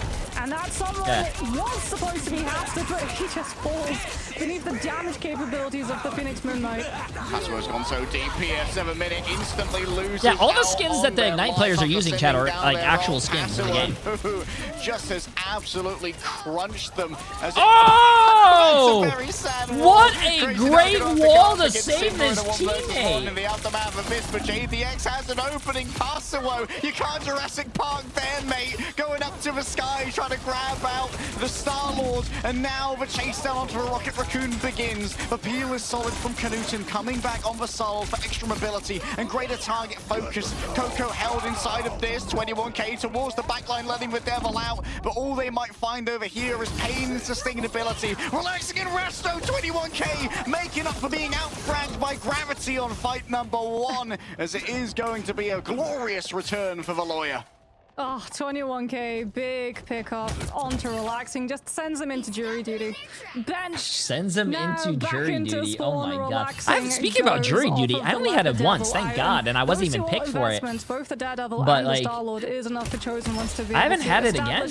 The whole reason with have you guys ever had like multiple jury duties? Close to Galactic Legend, wanting to get that one online as quickly as possible, but here comes the dive from 21k, putting the pressure, slowing down the rotation onto points so the Chosen Ones get more chance to battle for freedom charge to hold their ground against. I remember my brother had a jury duty once for like weeks, to the point where like he didn't even come home because they had to book him like a hotel, and they all like all the jury duty members were locked down. It was crazy. Haven't really got too much off the back of this. Grabbed in is for singular Captain America, and Simba's getting up close and personal to make sure that every single shot connects. Out comes Knuten, returning once again, courtesy of the BRB, and has to try to buy all the space in the world, courtesy of the Rampage. JD knows that if the results are to be found, it needs to be at the hands of the Galactic Legend. Inside of the Greens vote, basically unlimited sustainability and even more damage mitigations given over by the overhealth of the Cosmic Yarn Amplifier. Damn, hey, that was a good hold though. They took that 5 minutes down to a minute. Now they have 3 minutes for last phase. Pretty good, man. Pretty good. Pretty good. Big snowball as well for Reason. How many siblings do I have? I only have one brother. God of Mischief can copy Cosmic Yarn Amplifier, brute force the End Song Inferno coming on through from Simba. Although, and I also have Reason, you might want to hold on to it in a response for 7 minutes using the Cosmic Yarn Amplifier themselves. Has to actually stage with the Strange. They might just try a map flip with a Strange TP onto Reason's team. JD already falling down though. Going to be difficult to try and deal with. 21k gets inside. Does Passawo dare to try and make their way through this? Already you can see the map is reforming. That Strange TP is going to cost them as Coco falls. Coming out to that close pressure from Simba. Crazy's caught out of position too, not able to connect back to the team, which means that Chosen Ones having to wait for a regroup, which means that more free cart push almost all the way into the inside of third. Cosmic Yarn Amplifier is up, but Simba still holding on to Enzon, can just mute it instantly if he so chooses. Alright, goodbye to the Cosmic Yarn Amplifier. Instantly eviscerated by Simba with their Ensong Inferno. And this Relaxing's turn to turn around now. It's a little bit far back on the Cosmic Yarn Amplifier. This is bad. Not affecting many of the members who are up trying to claim the space at the TCO. front. I don't know what they're doing right now, but... Anyway, Crazy still has access to the Chef. Coco's already fallen down. It needs to be Knuten to be a hero here. 7 minute noted in the back, having to hide all the way away inside of a healing puddle. There might be a touch of another huge wall! Got to get the door. Rosa, bro. Rosa, crashing through the Chosen Ones. And well, I know how Reason spent their break. They sent Rosa Simba off is to the jungle. He met this an guy animated warthog and an animated meerkat, and his training arc was sublime. Yeah, the montage. The montage coming on for That's with the crazy, music. Dude. That is Training actually arc crazy. Complete for Reason. I mean, Rosa with the walls. They used Galactic Legend too, so Crazy thinks that there's an opening for the It's Jeff to come on out since Knuten's ult's ending, but then Rosa walls up the path that the Jeff can take, and Knuten just drops on top with the Blaster Barrage, the AoE, so that you can't possibly miss the Jeff hitbox, and they all tumble out of the Shark's mouth, and Reason complete the full push with time to spare. Chosen Ones now having to be on the attack themselves. They do Emily, have the can I get your Daredevil, opinion on but this? Reason have proved more than adept at being able to deal with the dive. This is an unbelievably chunky front Yes, line. Groot and Devil Dinosaur is just health for days. And JDX having trouble chewing through it alone right now, because 21K can't stand and fight a Devil Dinosaur. You crazy? Has to go towards that back line, but currently 21K, sadly, is 6-7. Pinker Gray. The man without fear has apparently found a new phobia, and that's fighting a giant Tyrannosaurus Rex. Hold up. Bro can't even see it's a Tyrannosaurus Rex. He just thinks someone's making real weird noises. Yeah, look, we're still waiting for the true dino counter to be added to the game. Just add Drax. He'll be able to stand real still, and the T-Rex won't be able to see him. It's genius. Oh, I thought we were going to add like a sentient meteor. John Chicxulub has arrived. It's Meteor M. Unfortunately, Mag's out of the meta, so Dino remains safe.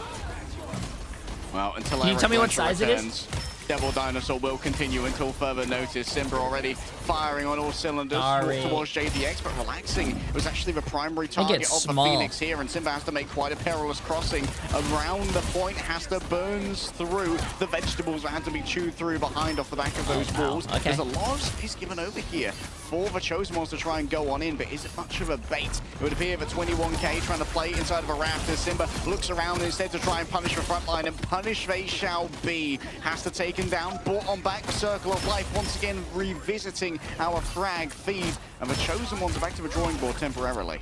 I mean, Simba's just circling his cursor, looking at front line, dealing damage onto the Vanguards. The moment comms come out that the Daredevil's looking for the in, pivots his attention, deals with the duelist, turns back, deals with the front line. Big strangling prison picked up from Rosa, regeneration domain from Minute though, keeps the team in play, but that means the Endsong Inferno comes through from Simba, torching the Cosmic Ion Amplifier copy, and Reason still fighting strong as 21K falls, which means no attention draw. Reason can turn their full focus to the front line.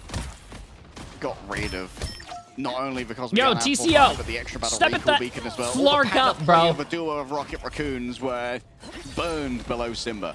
I swear to God, if Emily's right and I'm wrong, I'm not gonna let this. She's not gonna let me not hear this for the whole week. Not a fun one for Reason to have to play into, but they've got the positioning to split their team.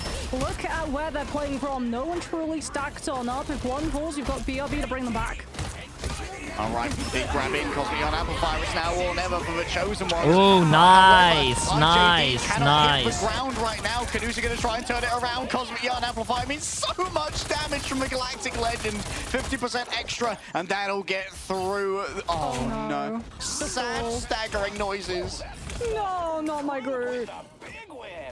Coco falls late, and that means that more time burnt off the bank. 21K still behind Reason's backline, but relaxing. We'll have the second lease of life if he truly gets pressured, both regeneration domain as well as God of Mischief for that full health reset. And Knuten, he's behind Chosen Ones as well, fully stalling out their approach so that by the time they can actually touch point properly, 1 minute left. Guess who's gone first again? Natural 20 on the initiative here. In comes the final strike of the Endsong Inferno, but as far as seems to be even Stevens when it comes to the trades on top of the Rocket Raccoon. Copied over by the God of Mischief, 21K. All they can do is disengage for now and hide away, letting the Devil out. And a moment later, has to use the not over. Stop it. TCO running low on their options. Don't say that. Them Rocket 3 beacon, says Star-Lord. The 21K is surrounded by fire and likely taken down. 7 minute puts down the invisible boundary on top of the point, but it's taking so much damage in their own right as well. The Chosen Ones move forward. They've got themselves a space to work with, but will they have anything to sustain through the second half of a fight? Canuta moves in towards the back, has found the invisible woman, taking them down. Already too much damage has been done, but 21K's found something wild on the other side. Already taking there we go, there we go. But you guys gotta get on point, bro. Get on point, get on point. Nice. Front line, and Coco's gonna be there to try and turn it. Portal though. Chosen Ones went 1 point away. They had to get all 3 ticks, so Reason get through the portal, have the regeneration domain to stabilize that position long enough for Cosmic Ion Amplifier to come through. Nice, has to manage to win that on that one. Kumiho Unleashed, ready to go for crazy if anyone wants to try and investigate here. Simba coming up. Out comes the Endsong Inferno. Oh, it's committed midair! Canuta went in for the body block. Is it going to be worth it though? The ultimate sacrifice to be made. Simba coming up close, has the Endsong Inferno, but does not want to invest it. Hey. The Chosen Ones seem to have captured this, and Reason it's never over until it's over, Chad. That's what I'm talking about. Come on. TCO Finally heard me and they were like, "Oh my God, ranks wait, of you don't want the Emily to be Reason right? and push Okay, up we'll lock for in." more They're as well. starting to lock Position it. for JD. really good tax. Listen, TCO, I don't even care if you guys start cheating right now. Listen, win the game. I can't let Emily be right. already used the strange TP, so no chance of going for a full map flip, as Chosen Ones have to make up for a lot of time lost picking up first. Moving as a group, Reason gonna try and shuttle in Knudsen here. Oh, with that!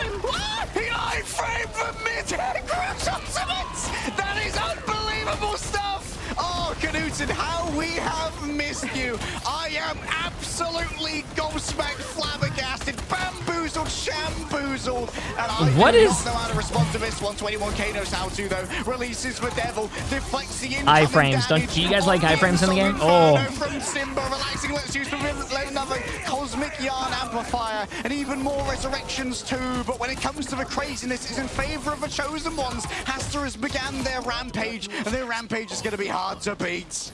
21K as well, finally able to get onto Reason squishy this one. The attention's just at least they won that team fight. They don't have the bodies to be able to mark the Daredevil the way we saw That's all that matters. On their defense on first. So 21K is taking full advantage of the splits, looking to take advantage of it yet again.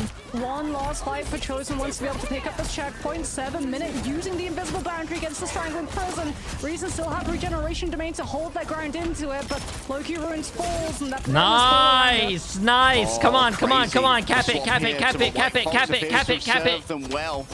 Just fighting for so long against. It's never over till it's over, chat. It's never over till it's over. Remember that. Close and personal. The Chosen Ones have 2 minutes to get through last.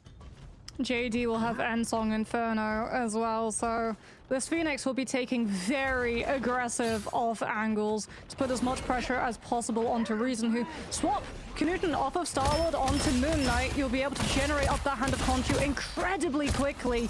The Chosen Ones, they've got a combo Strangling Prison of their own. You have to worry about Daredevil in the backline trying to force out some of the Loki resources early. That's already green on the side of Reason. Step 1 complete for Chosen Ones. Now how do you stop 21K? A great way to try and do it. That's because the Yarn Amplifier now gone crazy moving forward as well. Oh, so many ultimates from the Chosen Ones, but each of them gets the value that was demanded.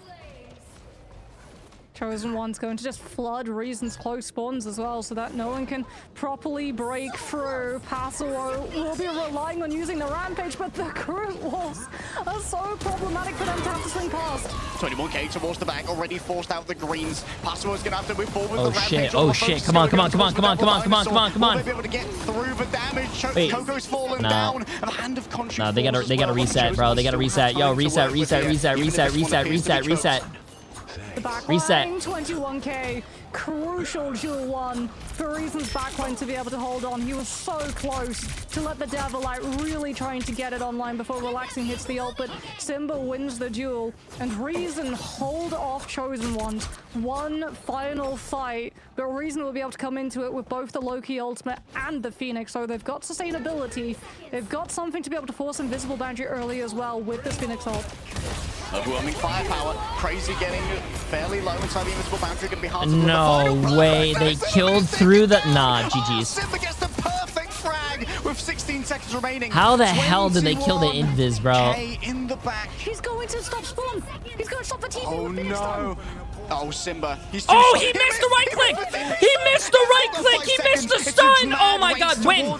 Doesn't get a chance to pop the ultimate, put their life on the line to make sure there's still something for the Chosen Ones. JD's turned up now on the Wolverine, and the Sonic Seduction for Rose is going to be all that tries to answer it. Hasta down, JD as well. Rosa stands on business, and the Chosen Ones, despite the choices made, despite the Devil being unleashed, will find the Devil stuffed back inside, and the Reason Gaming take it 2-1 in a nail biter. There's no way. See, okay, chat. Okay. While you go ahead and gloat, and then I'm gonna tell you guys what I'm gonna tell you guys. Listen, the coolest thing about being the streamer and have everything in your control is that even though RSN1, you can just rig the system and say TCO won. Yo, congratulations to everyone who trusted Jay3 and thought TCO was gonna win. Congratulations, chat. You guys deserve your channel point. Reason now at a 2-1 win streak, going to be feeling much more confident headed into those playoffs. I cannot believe that, bro. Tetra, what happened? I don't know. so, that was so good between those two teams.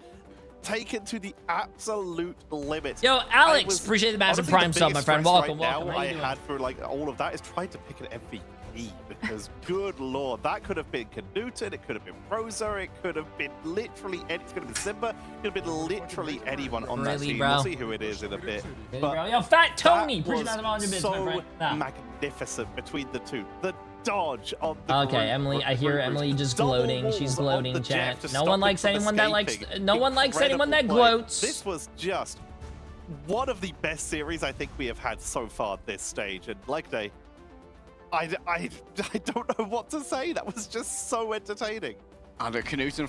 No one likes anyone that gloats. Coco actually managing to impact. Yeah. Notice how when I win, I never gloat. You don't have to gloat when you win. But also there's no way he hit that dodge. Like, how do you predict when that's coming for you? It is unbelievable, like, mental judo going on between all of these players. You put 250K on Reason? That means you won 500. I'm going to get an interview anytime soon, but Moxie, as you said, it's not looking great for Chosen Ones. They're not out yet. There's still a chance of them to make it through the playoffs. Whereas Reason, yo, dinner's on you. That's what happens. See, that's what I do. Yeah, I mean, tell chat to vote on a team, and then you vote the opposite, so that way we steal the most money, and that means we get to eat well. See, chat, you guys don't know Emily and I's strat. Will be the MVP, and we saw some insane setups with the Groot Walls as well as those triangling prism plays, able to hold down the fort for the front line, not going down early when your whole back line plus Phoenix are occupied having to scout out where exactly 21K was playing. And it really is like very good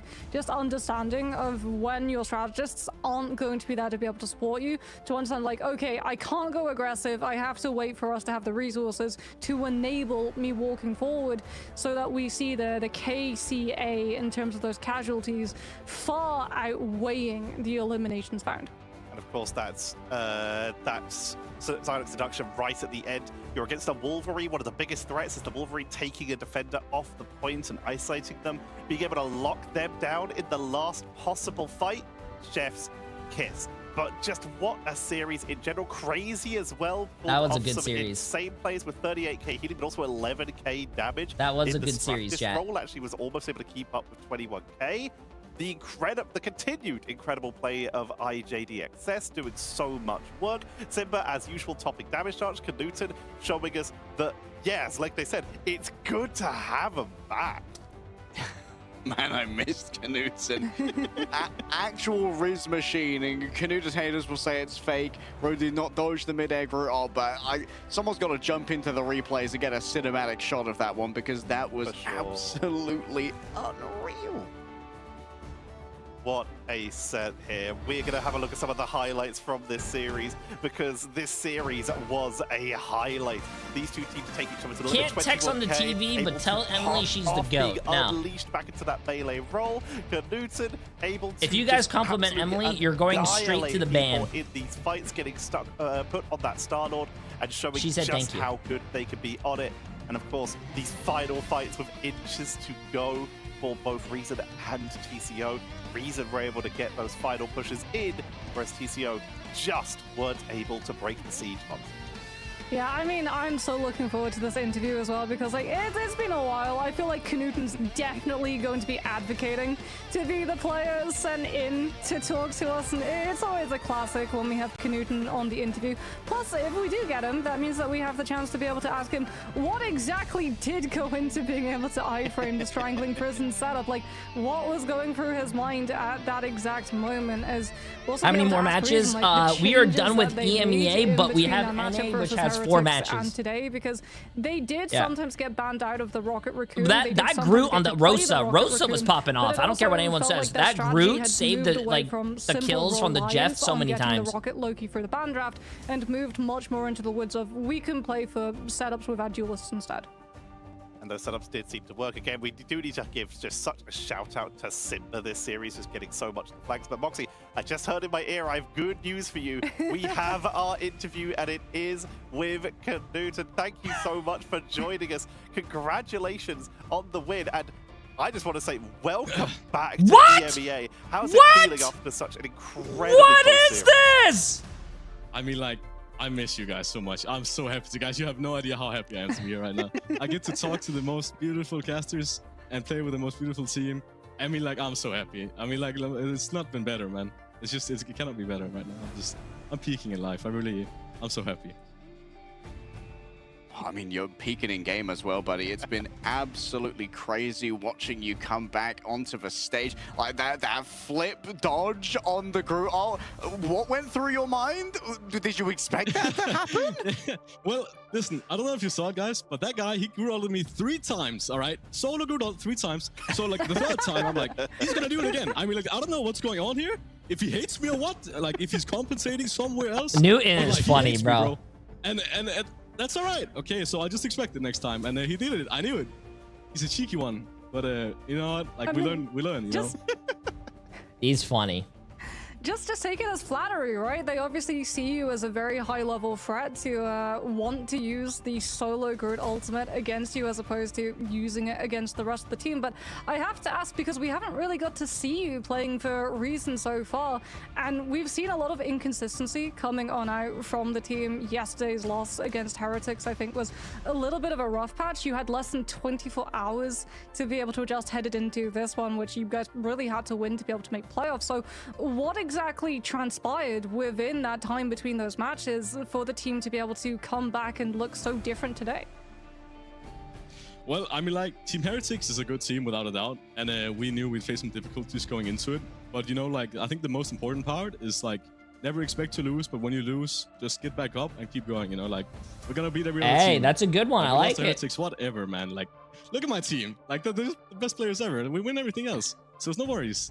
They can have their win this time, and then we take it when it actually matters, right?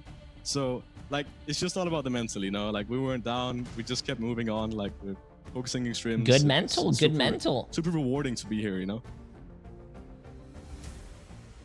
Well, Newton, I will let you go back to your team to celebrate. Maybe next time you'll be able to join the Americans and actually getting to play some Iron Man, as it did not get to appear this time. I want to play Iron Man. On the win. I want to play it. It's just I can't. All right, thank you guys. I love you. I love you all. Thank you so much. I'm sure you'll get the chance. Bye-bye. Thank you for joining us, Knuten. We always love to have a chat with Knuten, and maybe one day he'll get to join Ryan Mazing and Cal in bringing out the Iron Man. But as of yet, we've not seen that in the NBA. I mean, well, surely at one day we're going to bring back the Gamma team up, right? Like, then we got to get Knuten and Binary on a team so we can get some Hulk Iron Man action. We're going back to the 2025 designs, baby. We've got plenty of time for that. I do hope that we get the revival of some old team-ups as time goes on. Some, not all. Not all, definitely not all. I do hope we see some old team-ups. Strategy with Guardians in the dirt. We do not want that one to come back. We should bring back Guardian Revival. Leg Day, I know you love that ability. I'm sure you'd be... Yeah, I'll be right back, guys. See you later. Let's have a look at the standings. As you can see, Virtus Pro and Na'Vi in Group A sit at 3-0. They'll actually be playing against each other in week 3. So ooh, that's going to be a good one, chat. That's going to be a good one. In Group B, Heretics sit clean at the top of the board. Reason have been able to create some space and tie themselves up with Shikigami, but there's still quite an aggressive fight down in the bottom half of Group B, whereas Group A, Pulsar and Alter are going to be fighting for survival. Ooh, it's going to be absolute bangers water. So many teams that we weren't expecting to be in such perilous positions. Like, we didn't expect Rad to be in this 1 and 2 position, but obviously do you like this one? Their schedule has been a little bit wild to start off with. Same with Pulsar. So for Group A, I think that below, like, the Virtus Pro, Natus, Vincere kind of like duopoly line, it's anybody's Can I get your opinion game. on this one? There is quite a lot of competition here. Lions will be getting the more chance to play here as they currently have a game in hand along with Pulsar. Both of those teams only playing twice so far. What do you think about this one? So they'll get their chance to try and creep up on that board a little bit Too much or no? We have more games coming up for you tomorrow, though, where we will get to see some of those teams in action. And we're going to have Pulsar versus the Lions to see who's able to maybe creep ahead in that group. Can Pulsar get themselves on the board? We will have to see. Alter, so you don't like it? Unfortunately, are continuing a very rough series of matches as they've got to play against Virtus Pro. And then we have the battle of the Group B. We have Crownfall. Listen, blow all you want. Versus when it comes to Fire NA, I'm taking all that money away. That could be an incredibly important match. I mean, it is going to be an important match because the two are on the same scoreline in Group B. So they need that win. Like, I feel like tomorrow's match between the two of them will well decide the fate of both of those teams when it comes to being able to make playoffs on not. Oh, this is tomorrow. Pulsar, Lions, Alter, Virtus Pro, CNF, and Fire. I think Pulsar and Lions and CNF and Fire would be good games, but... And then, of course, one final week of play. So we're very much running out of time for teams to, if they're hiding something, if they're a little bit lower in those groups, might be time to reveal them. And for the other teams, just being able to keep them hidden while keeping those higher scores is going to be difficult. And of course, just being able to break free of those lower points for potentially relegation, as well as trying to get to those higher points to try and get into the playoffs. Who's definitely voting for? NA starts in about 2.5 hours, chat. So we got a lot of time. I think that last one was absolutely crazy. Like, the Chosen Ones continue to surprise me. I'm not gonna lie, in my Preds I had them dead last. I didn't know any of the players on the team. I was like, yeah, they're gonna get rolled. But like, absolute aura machines. JDX has been crazy so far. I've really been enjoying their Vanguard line as well. Like, Reason Gaming, no distraction from their performance, but we knew all of the players on Reason Gaming were good, right? Like, coming into this, we all expected Reason Gaming to do well, so like, there's so much talent on this roster, and the Chosen Ones have kind of come out of nowhere and been incredibly impressive. And Moxie, you've been with me all day. The same question to you before we close out. I mean, for the sheer wildness and wackiness of it, it has to be that Na'Vi match, right? Roll swaps coming through, potential place for Spider-Man in the EMEA meta, because we already know that America has been playing a whole bunch of it with Yeah, We Lost and Jitwood. There's some real craziness that Na'Vi are enabling, as they say in their interviews. Like, they're just experimenting with everything right now. We might get to see more craziness tomorrow, but for us today, that is going to be it. Thank you all very much for watching. Americas is on later on, so make sure that you are keeping an eye on this channel for even more Marvel Rivals esports action. Ignite the battle, and we'll see you tomorrow. Ignite the battle. Woo! I guess there's nothing for me to do besides play maybe even ranked or quick play. We just have to... Yeah, we just have to wait. We have to wait till what, an 3? What is it, chat? 2.5 hours. Wow. Is Necros playing in this tournament? Yeah, man. Yeah. His team just lost. Yeah. Yeah. You just missed it.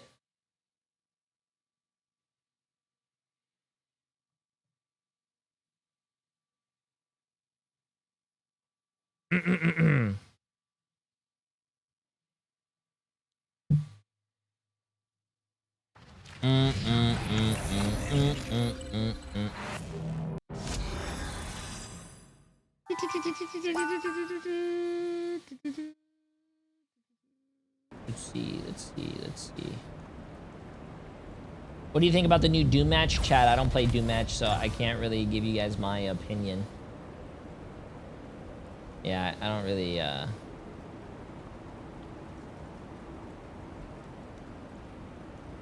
don't really do, yeah.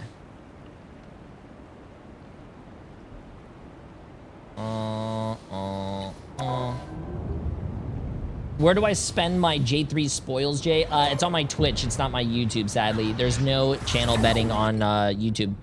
So everything's on my Twitch. Would you like to play? Or do you want me to play ranked? I mean, to be honest with you, I am about... I'm 23 points away from eternity. Oh, wow. Really? Okay, I'll try it.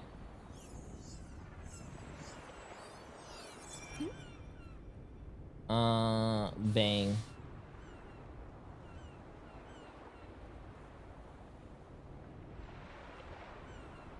Okay, let's try this, chat.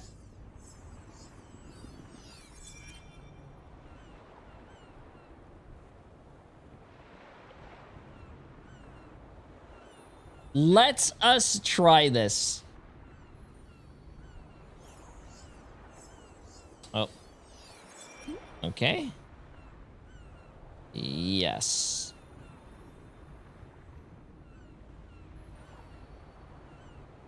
Nice. Okay, let's get this.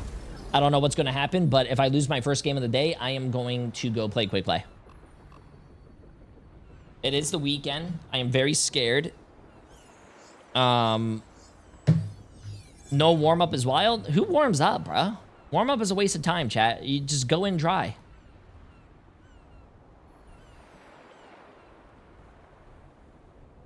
Let's get this.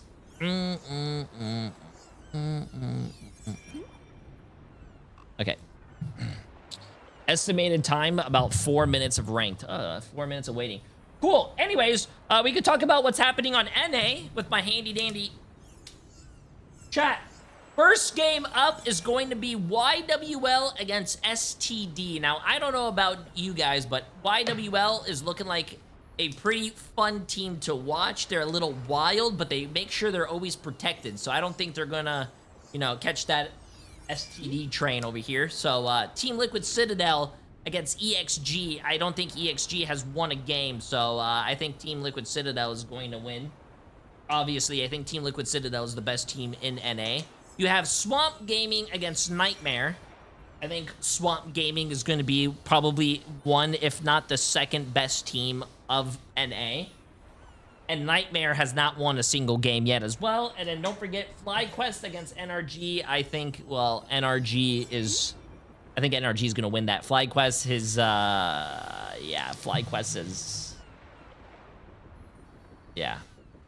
I don't think FlyQuest is looking... They are looking better than they were in preseason, but sadly, I do not think they're looking as well. Yeah, so... I think we need Emily's predictions. No, you don't. No, you don't.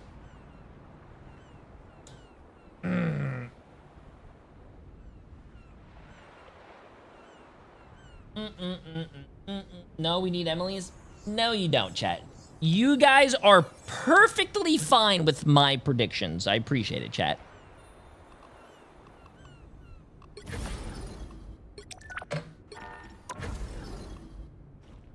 I think the Star-Lord is right here.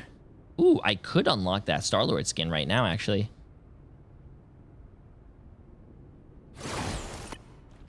No, you know what? I'm gonna get this one. I like going down the list. I don't know why.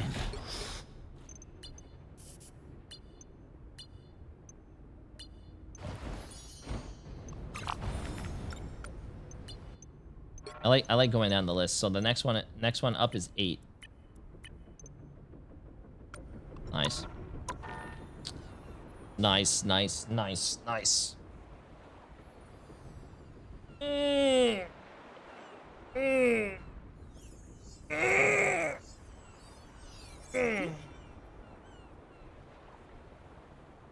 Nobody wants to be support anymore, and being a healer is almost as useless.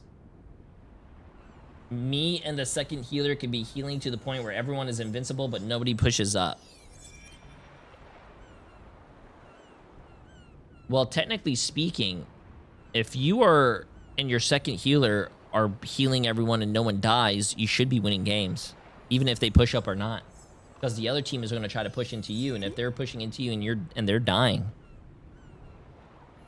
I think, yeah.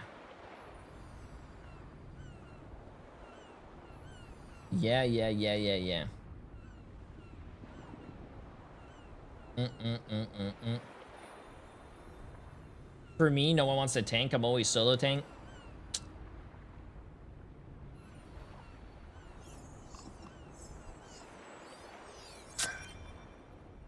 Depends. Chat, you guys need to do something. You guys need to take advantage of queuing with your friends. Queue with your friends. Stack with your friends. That way you guys can communicate with each other, because usually in lower ranks, or I think on the rank ladder in general, no one uses their mic. But if you queue with your friends and that you know have mics, they're going to talk to you and you guys can communicate. And, you know, some of us don't have friends. Well, that's your guys' fault. It is very easy to make friends. All you guys got to do, look. I'm going to show you guys how to make friends. Ready? Hi. I'm new here. Would anyone like to be my friend and queue with me so we can rank up together? Question mark, exclamation mark. Look, right, there you go.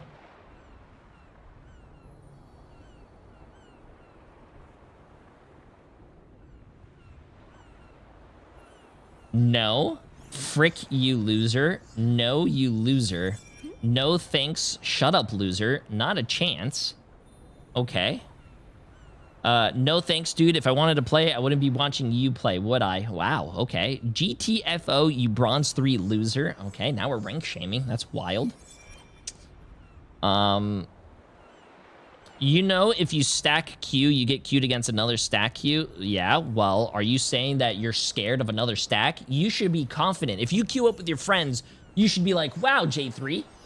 I mean, why am I saying J3? Wow, I am so much better than another team. My friends are better than your friends. My dad could beat up your dad. We can win. No, I won't play with someone who's balding. What? You guys are mean.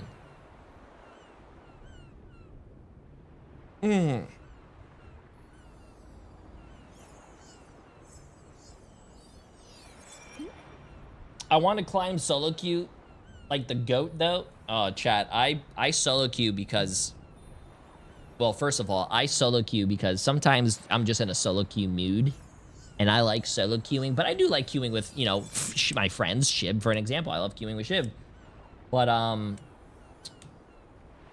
the reason I solo a lot is because as a content creator, when I solo queue, you get 5 randoms, and when you get 5 randoms on your team, you do have a chance of one of them being absolutely funny, and that's what I like that. It makes the games a lot of fun. Yeah.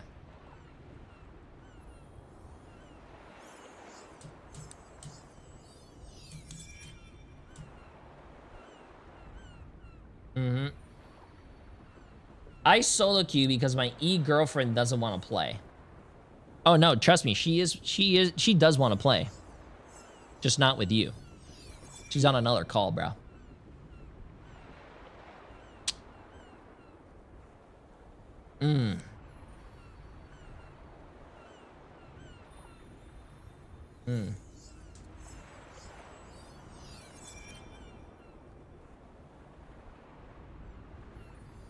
I got an invitation from a celestial smurf in my lobby, but I just enjoy the randomness from solo queuing and feels like a skill thing. Well, if you got an invitation from a smurf, you should report that smurf so they could get banned, because smurfing... Yes, chat, I think smurfing is a big problem. Apparently, a lot of you guys are also saying smurfing's a big problem.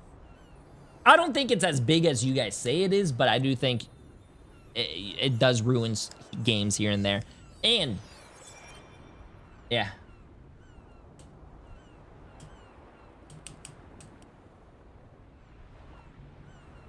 Do you think adding popular characters in the Vanguard's strategist role will help people play those roles more? No. I don't think adding a popular character to the game will make the role better. I do think you can add any random character into the game as long as the character's kit is a lot of fun. I think people will play that character. As a person who knows absolutely nothing about Marvel Rivals, I did not know who Elsa was, but Elsa is by far one of the most fun characters to play, in my opinion. Don't know who Phoenix was. I play a lot of Phoenix. Yeah, chat, I didn't know who Phoenix was. Didn't know who Hela was. I played Hela. I didn't even know. Well, actually, no, I didn't. I did see Namor once in that, like, Black Panther movie, but yeah.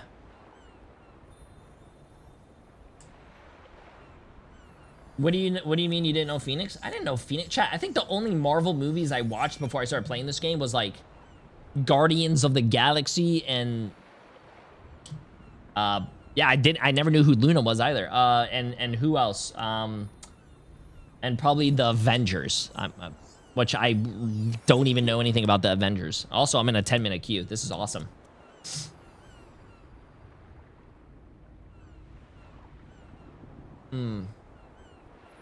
Not Spider-Man? I've seen Spider-Man. Actually, Emily and I, one of our first dates was watching E-dates, by the way. Was us watching the animated Spider-Man movies. Those were really good.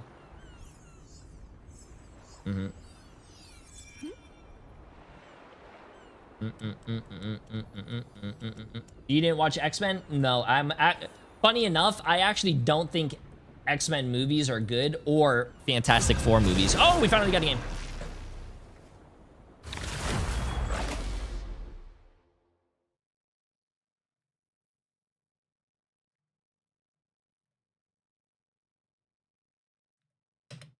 Which hero do you think you want to be today? Someone's got to guard the galaxy. Might as well be me. Bro didn't know who Iron Man is. Did chat not listen to me, or do you guys have selective hearing when I said I watched Guardians of the Galaxy and Avengers? Who am I gonna banish from this match?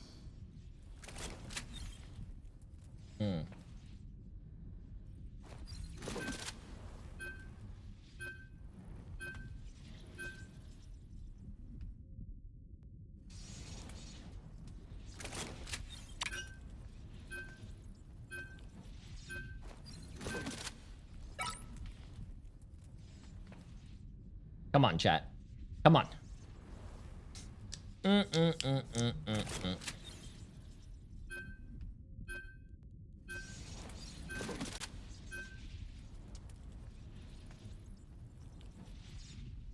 What? I'm trying to get Jay started on an X-Men Evolution.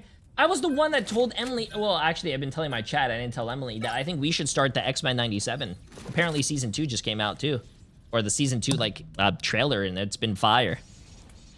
I think we should start that. But Emily right now, Emily and I are finishing Shrinking, which I love. We also need to finish Invincible, which I think is amazing. We also need to finish The Boys. We also need to Pick your hero finish. or villain. I'm not judging. I don't know what else we need to finish.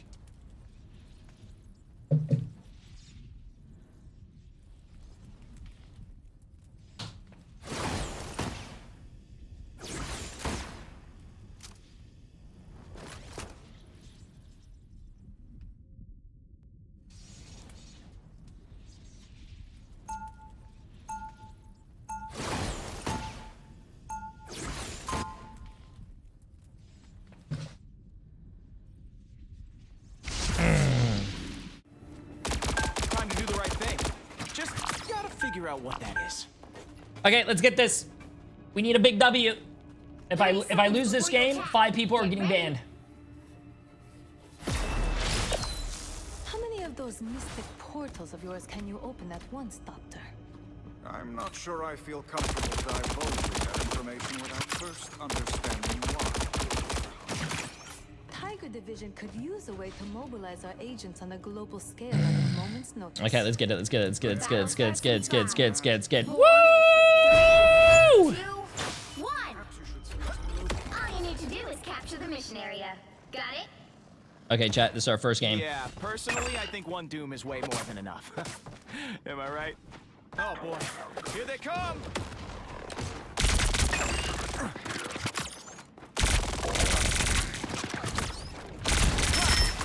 Much better.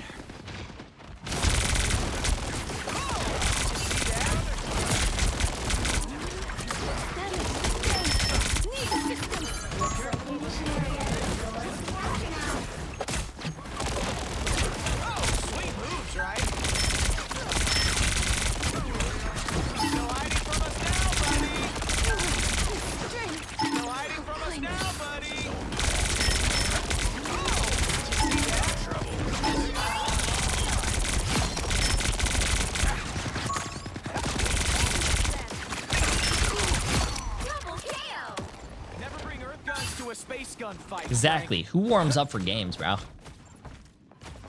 That's the stuff. All my power is in my hair. The more hair I have, the better I play. Enemy in front of us, right?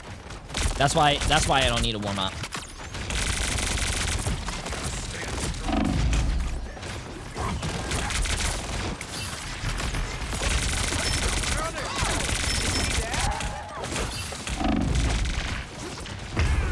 Oh, this is not good. Yo, what's up, Meg? How you doing? How you doing?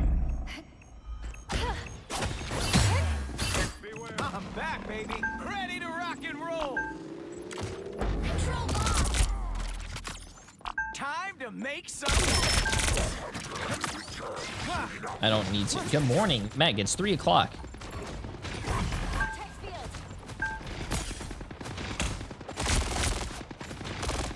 Time to make some lift. Thought you had me.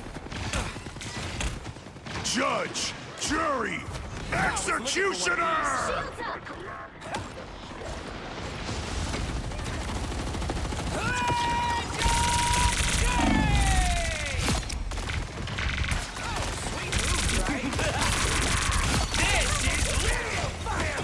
Well, I got 2 picks and I forced that ult out. Much better. Gambit Feet Lover, your Punisher is cheating, by the way. Oh, that's awesome. Thought you had me. We aware he's reported. Yo, Marvel Rivals, is anyone watching my stream? Can we get a ban? I am very close to eternity and I do not want to lose it. Don't mess with the amazing Spider-Man.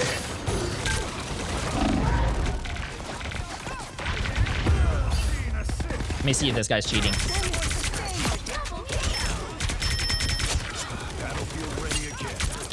Oh wait, he actually is cheating! He is cheating! You see his bullets? Holy shit! Oh, they do not have no hiding from us now, buddy.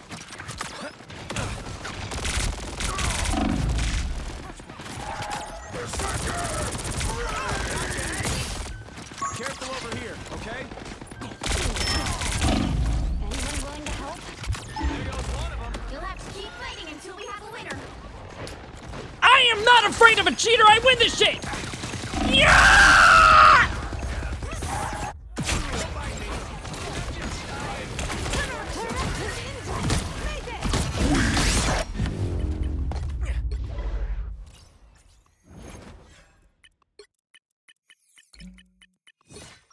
Yo, it's ya boy, Skinny Penis J3. Can we get a ban on this guy, Trying to do the right please? thing. Just Thanks. gotta figure out what that is.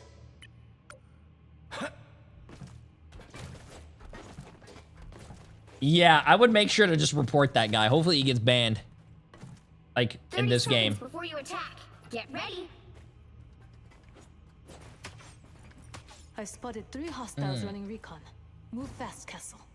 You're not gonna whine about my methods. I don't know if we're gonna get the cheater screen chat, but if this guy does get banned, I really do want to see the whole hey, you get points back. Like 5. I don't know. I haven't seen that screen yet, and it's a new thing apparently added to the game. So hopefully we get to see it. 2, 1. All you need to do is capture the mission area. Wait, to beat a cheater. Yo, I'm going to another tank. When mutants are in danger, I think it has to be like a dive tank though. Answers. I've seen cheaters lose when it's like 3 tanks, 3 supports.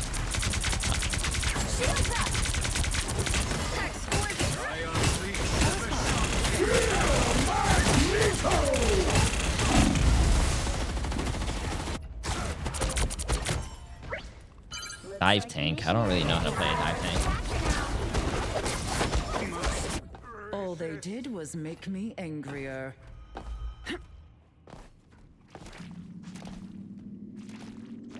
Yeah, man. Easiest way to beat a cheater: 3 tanks, 3 supports, or 4 tanks. I've seen it happen.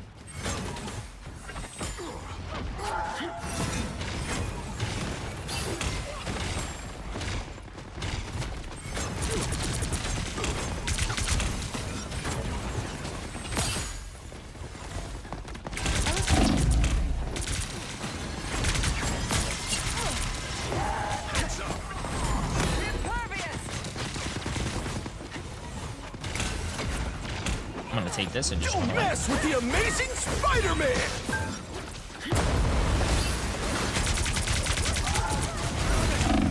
Yeah, I'm gonna probably just die.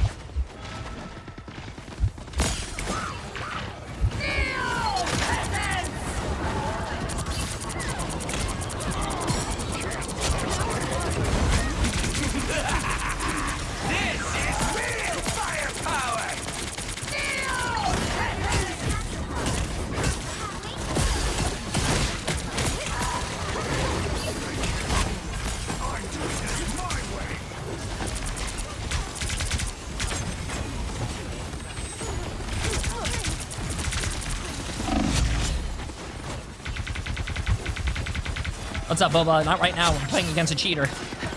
Judge, jury, executioner! Nice. Yeah, we win this, guys. We win this.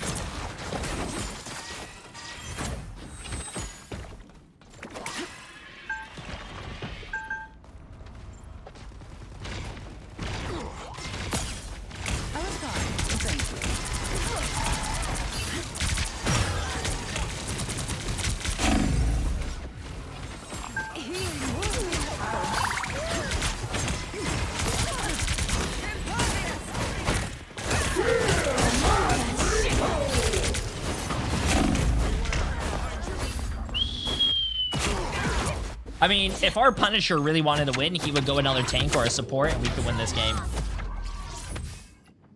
This queen's the 3 tanks, 3 supports could win this game, or 4 tanks, 2 supports.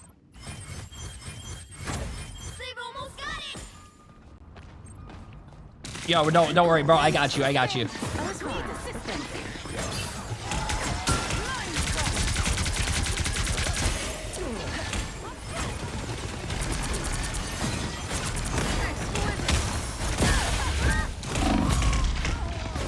Okay, let's see. Oh, never mind.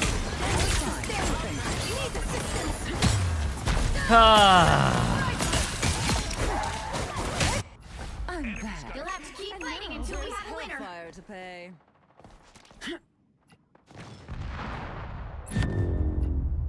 GG's. We could have won this game. We could have won this game, but it takes a team to beat the cheater, man. Okay, well, at least we lost to the cheaters, so we can actually officially see if this, cheating thing works. The anti-cheating thing. If you lose to a cheater, you get your points back. I lost 19 points. Lovely. Nice. Nice. Nice. Okay, we received your... Okay, awesome. That was a lot of fun, chat. I am so glad... Let me see this.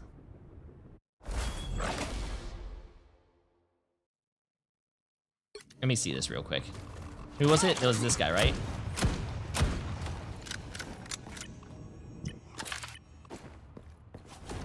I mean, it was really obvious. When I died to him, it was really obvious. I mean, right...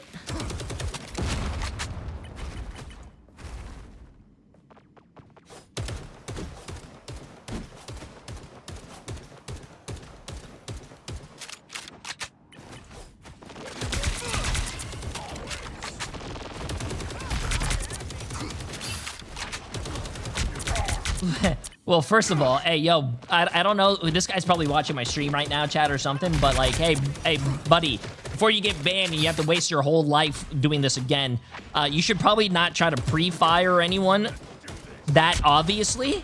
I mean, that's one easy way to see.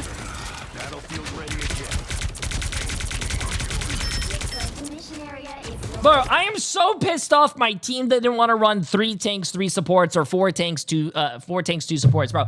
You can beat a cheater. It's so easy, man. Cheaters are really horrible, bad players. Why do you think they have to cheat in the first place? They want to ruin other people's fun, but at the same time, they can't get out of bronze with their own skill, chat, so they have to cheat, man. Like, obviously, they wanna hang with the big boys, but they can't. That's why they need a program to help them.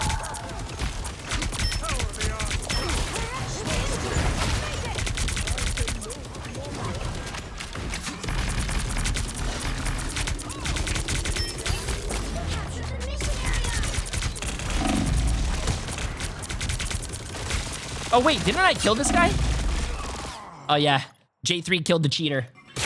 Imagine sucking at cheating so hard you die to Jay3. Now, that is a career ender right there, bro. That's wild.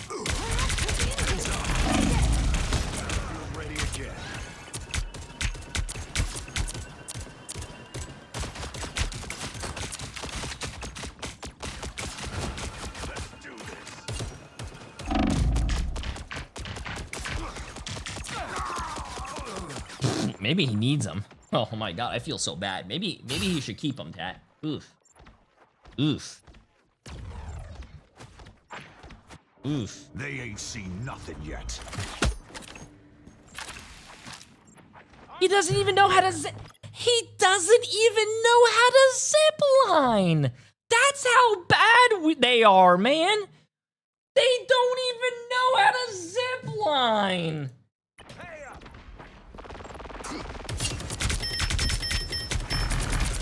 Yeah, okay. Let's see this real quick. Okay, all his bullets are hitting me in the head, and his crosshair is 1 inch exactly away. Okay. Okay. Yeah, nice shots, bro.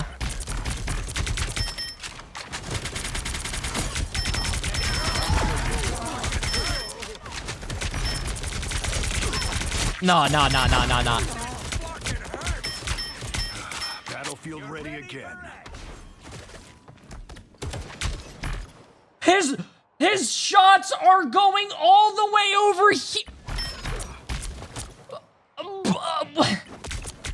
Bruh! What the fuck?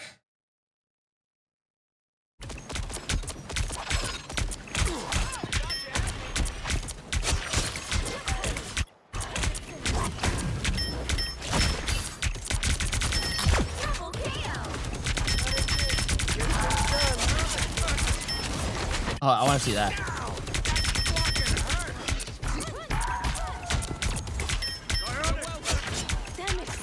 Battlefield ready again. Nah.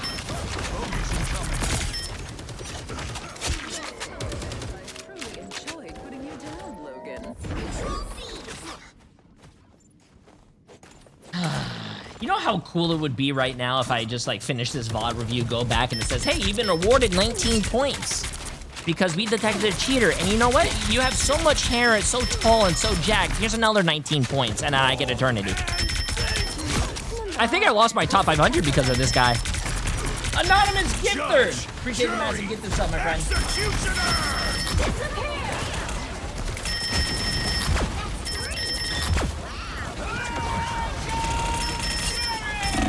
Wait!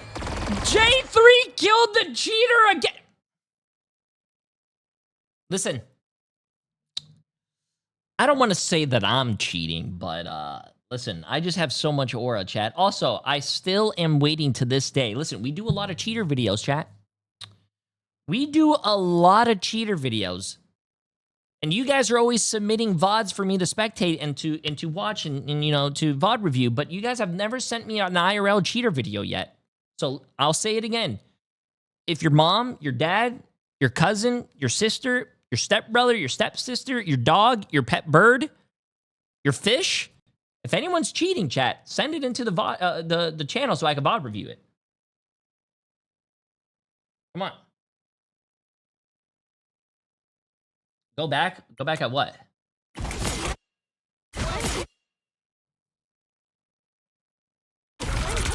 Judge, jury, executioner! Judge, jury, executioner!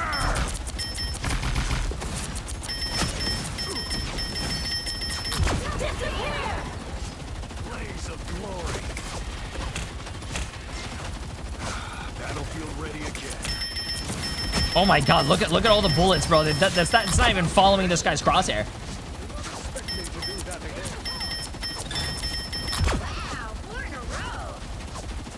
Oh, I know why you guys are telling me to go back and spectate it. Because you guys want to see your streamer Jay3 kill the cheater again. Okay, let's watch it.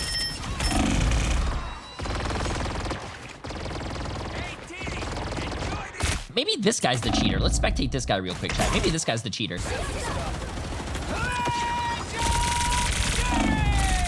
Oh yeah, this guy's definitely aimbotting. Look at this, it's so obvious. Ah, that's so obvious, bro. So obvious. I'll meet my family, but not today. This guy is so bad. This guy is so bad. What? Keep going. I'll meet my family, but not today. The aimbot is tracking him diving, and he's not even moving his crosshair. Mission area. Keep going. New entry in the war. Okay, hold your horse. I'll deploy another. You get a weapon. You get a weapon. You get a weapon. Battlefield ready again.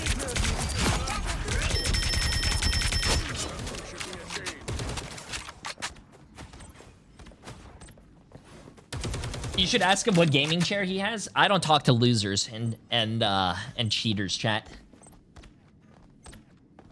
I only talk to you guys because I know my community is fucking goated and they would never go this far into to win a game.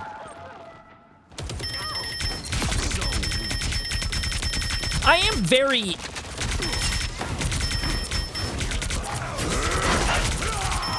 I am very sad that my other DPS player didn't want to play a tank, though, or a support. We could have easily won this game.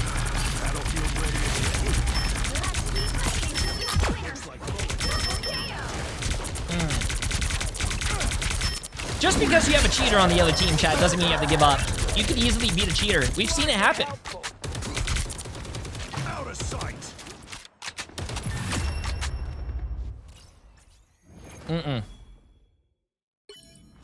It's an endless universe, but somehow All you need to do is capture the mission area. Got it? Grown man upset about a cheater when he's already had like 5 videos of it. Oh yeah, I'm very upset, man. I am very upset that I'm spectating this and calling a cheater a loser, which I'm probably going to make a YouTube video off of. And guess what? YouTube makes money. Oh no. Chat, I hate going against cheaters and making YouTube videos off of it. I hate it, man. Don't do that in my games, man. Oh, also, we were spectating me. Back for another tour.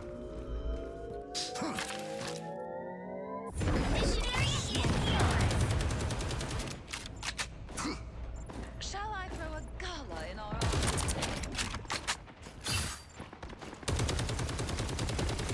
He's not even hiding it. I love how he's just shooting through the walls at this point. I'm good to go. Pre-wall, okay. Pre-shooting.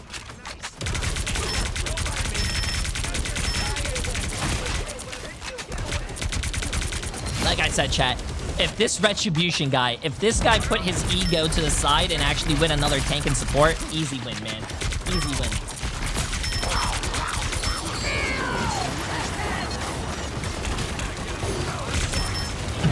Also, yeah, he doesn't switch the shoddy at least once. At least he knows how to dodge a... Surprisingly enough, he knows how to dodge a Jeffel. Hey, B! I didn't even know that was an announcement you could make. B has been a moderator for 30 months. Yo, W. And Miss Crafty for 36 months. Appreciate it. Walmart Supercenter with the massive 100 bits. Appreciate it.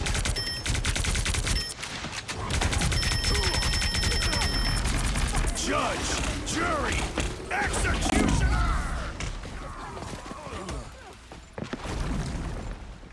Oh, get rolled, idiot. Now I'm getting mad. Don't mind me. I'm just dying. Run, Fox, run! Cover me.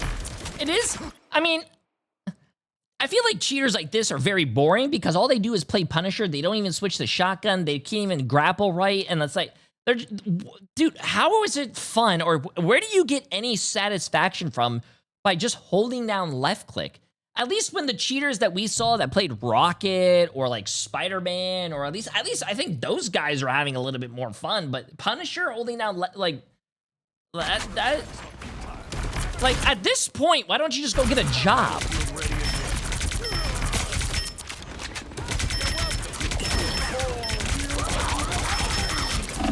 Sorry to say that J word, chat, but like I feel like having a job would be more fun than just doing this, right?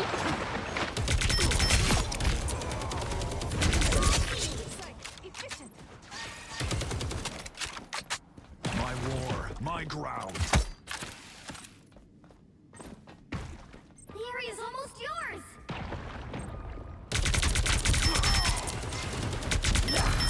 Yeah, also, his team was supporting him very hard. Yeah, his team was pocketing him. But, I mean... Yeah, I don't know, man. It's a...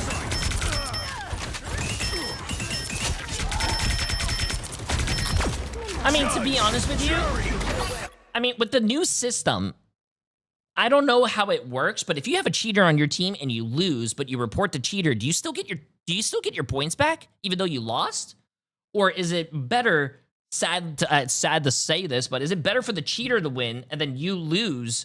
So that means the cheater gets banned and the losing team gets their points, but that means the winning team also got their points. Or do their points from the winning team, if you had a cheater, does that get taken away? Ooh. I feel like if you are on the winning team of a cheater, you should get your points taken away. And then the winning team should also, the losing team should get their points back, so everyone's a net neutral. You know what I'm saying? Yeah.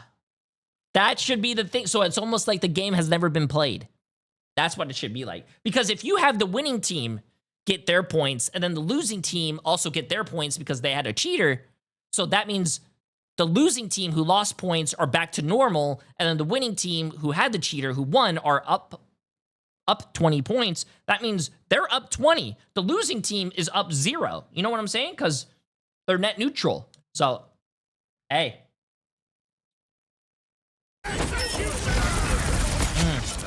I think if you have a cheater on your team and you win, you should lose your points. Lights out for scum. Smoke up.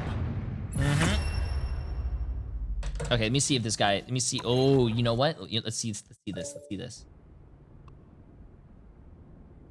Let's see something here, chat. Let's go view career profile. Oh, you can't see if he's boosting anyone, and he's also level 42. And also, he is still on the ladder, chat. Uh-oh, do you guys think if I, Nah, I'd be mad for winning and have my points taken away 2 days later. You would be mad because you won a game with a cheater on your team that you shouldn't have probably won in the first place because you had a cheater on your team. Yeah, that makes a lot of sense. Ah.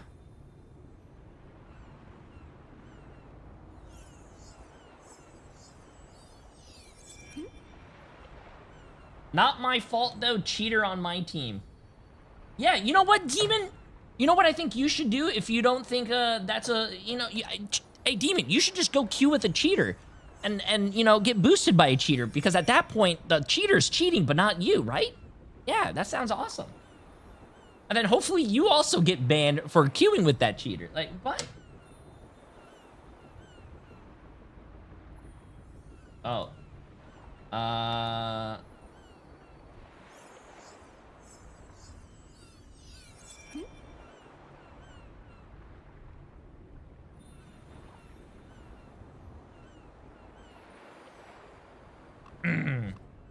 All right.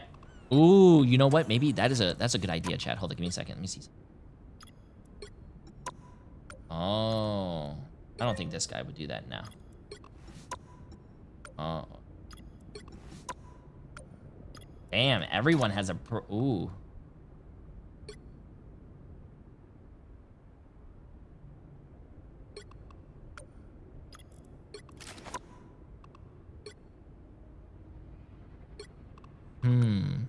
A lot of people have profiles. Interesting.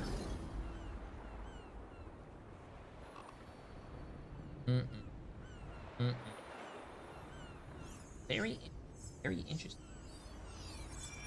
Have you ever played any TCG?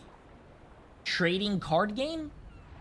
I think what you meant. I played Yu-Gi-Oh! For like a year when I was a kid. Also, I'm not opening Pokemon packs, bro. I don't do that shit anymore. But I do have old Pokemon cards from when I was a kid. Yeah, I used to... It's so fun. I'm addicted. That... I don't think opening Pokemon packs are addicting or fun.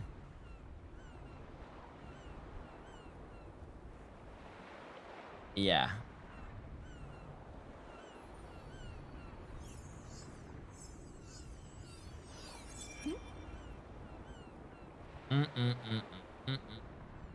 Collecting cards is fun.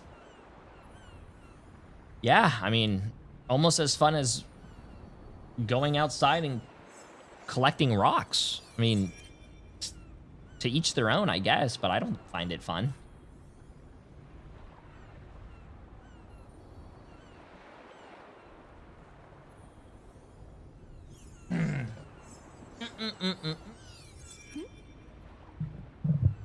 Not as fun as shooting with Punisher 8 hours a day. I get it. I mean, I feel like playing Punisher is a lot more fun.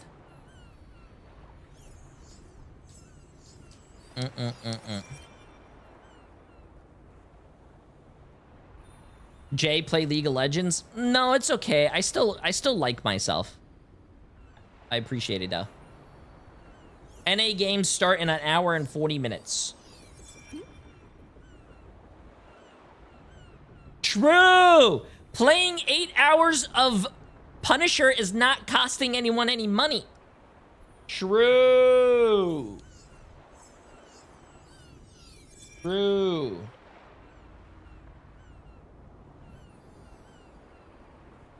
True. Who DKG? Who you talking about?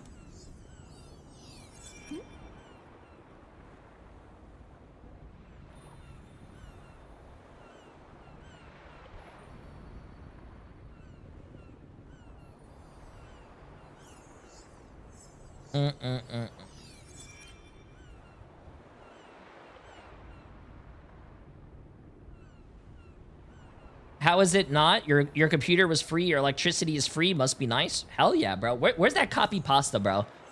Stolen Wi-Fi. Neighbor's Wi-Fi. What is it, chat? God, someone has that copy pasta, bro.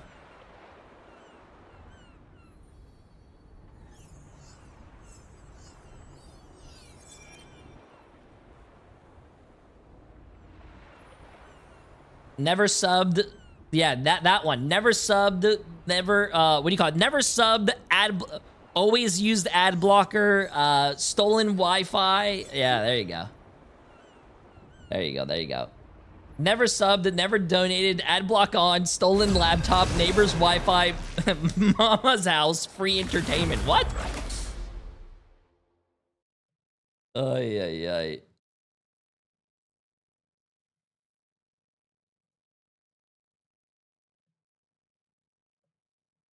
Which hero do you think you want to be today?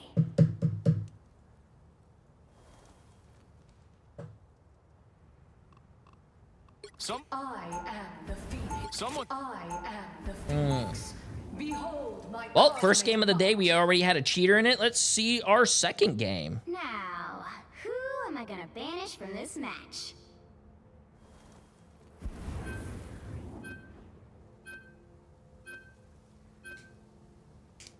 Hey, Boba, you're so cute. You're so... Such a good boy. Wait, are you watching games for 4 hours? Yeah, the Marvel Rivals Ignite was going on. It goes Friday, Saturday, and Sunday.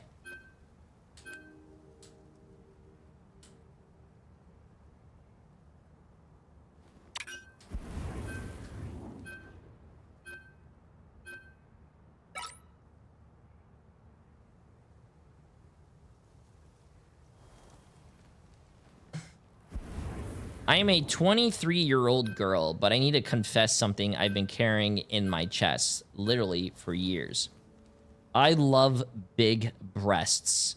It's not a normal passion. It is an obsession on the level of a religious cult. When I see a pair of massive melons bouncing down the street, my brain makes cartoon sound effects. Boing, boing, boing. I stop, stare, and think. Lord, thank you for this divine work of art.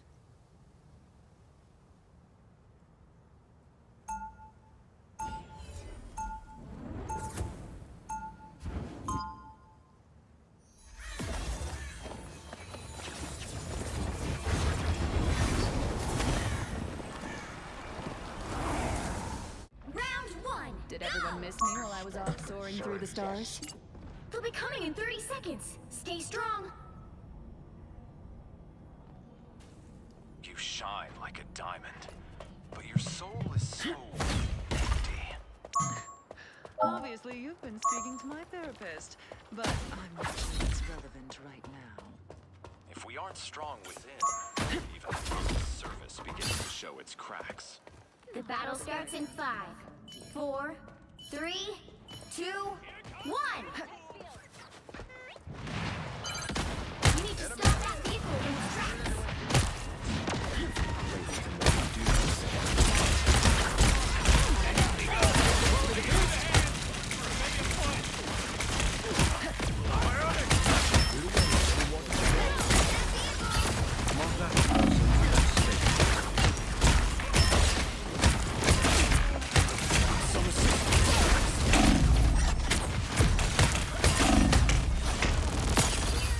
Ouch. Yo, Gates! Appreciate massive donut, my friend. Mod for that person. Nope. Nope. They're opening a portal. Fire and life incarnate. Second shift.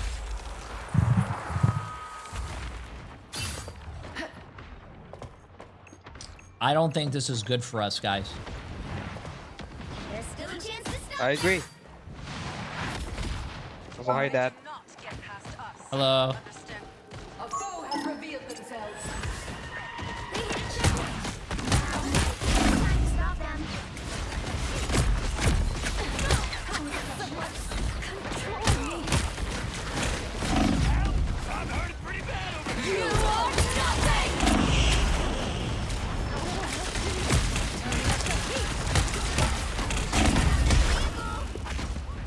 This is way too much. Maybe I go Punisher against that. I've come back from way. You're gonna need them. Gonna need what? By the eye of Agamotto. We need damage. Yeah, that's why I think Punisher's gonna be better. But I feel like you need a second DPS overall. Like you don't pick the Punish. Okay, I have my ult. We're gonna hit them in the back. It's gonna be massive. Thanks for the boost. Yes. They look like they need it. You guys ready for this? I'm looking for it. I'm looking for it. Yeah. Let me know first.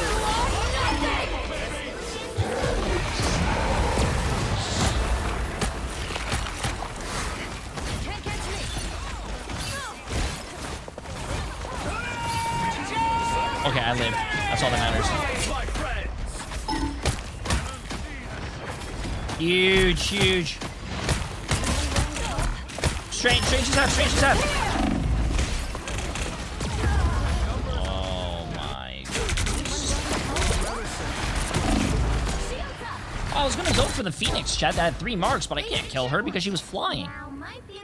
Oh, he switched. 86. I need to play DPS, bro. Why even at him? But now I don't think we could run 3 supports with 1 tank. Never mind.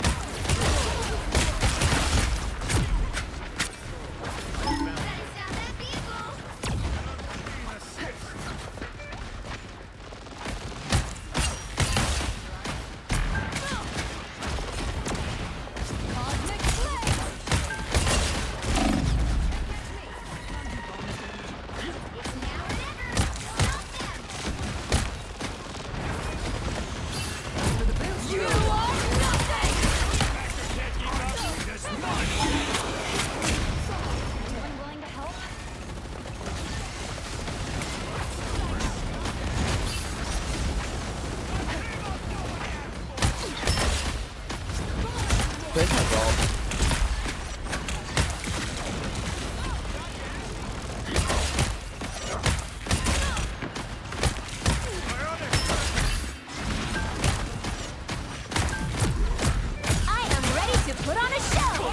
can go after this.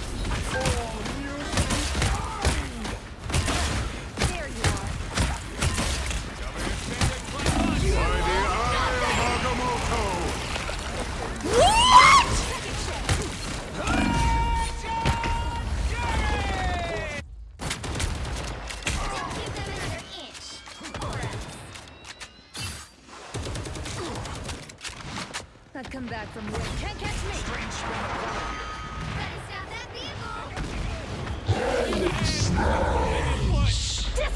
The current score is So far, I'm having a great day. 2, 3. So our first game at a cheater, our second game, we're getting rolled. But never give up. You'll need a top-notch Never team to surrender. win this one. I am the Phoenix. Behold my cosmic might.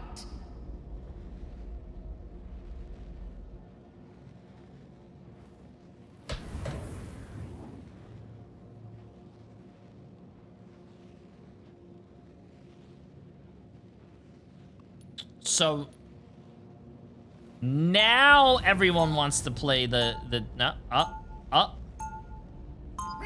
2, go.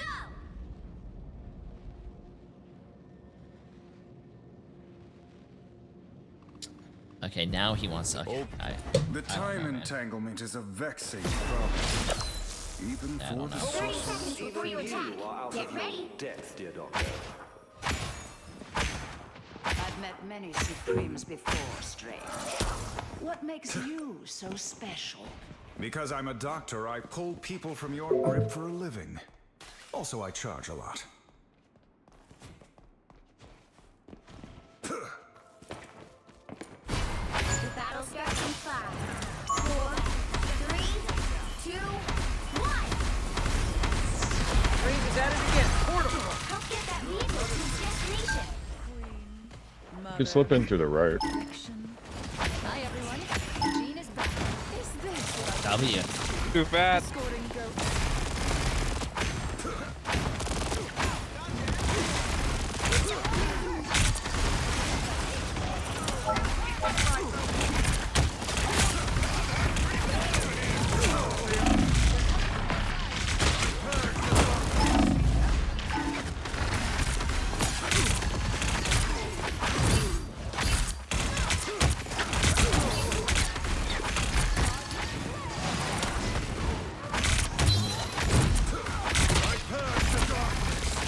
I am strength for battle.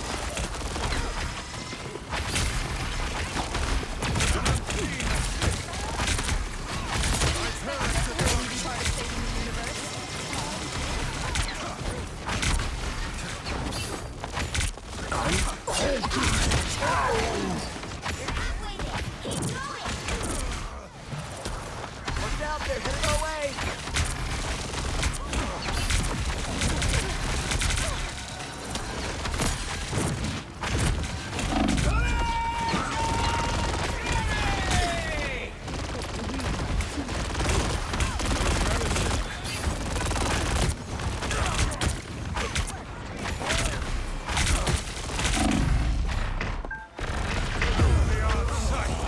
Oh, I didn't want to die.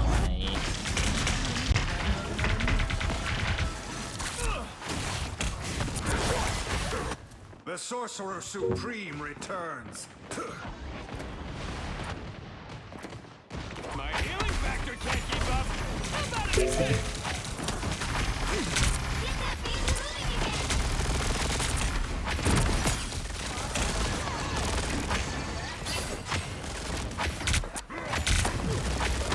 Watch out for Strange, he's falling. Yeah, go for ult. Okay, well.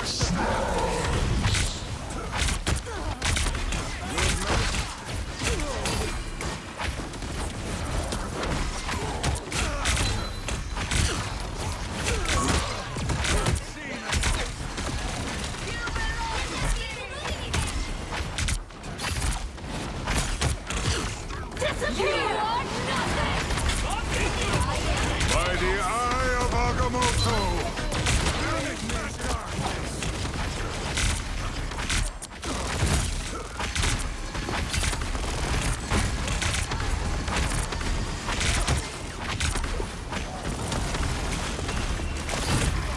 know what? I'm gonna risk it for the biscuit. You guys ready for this? Actually, no, not yet. Not yet. I need to get that healing. Support. I am ready to put on a show.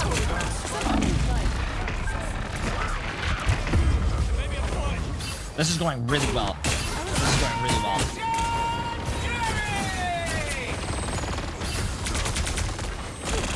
The mystic arts won't fail me Check again. this place out. Down to 30 seconds. Don't stop fighting early. Oh my god, we got a pick! Go in!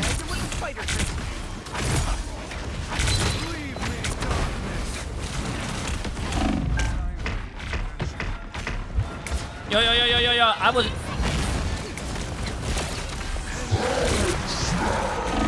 Where the... They pushed me! My shield broke and they pushed me! No way. No way, bro. No way, no way, no way, no way. You know what? You know what? It's time for me to carry. I'm opening a portal. A shortcut through space.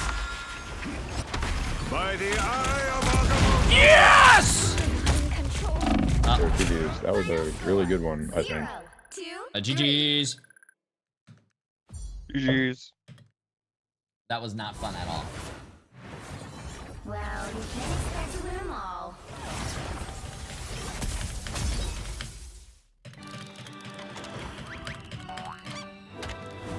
That was not fun at all.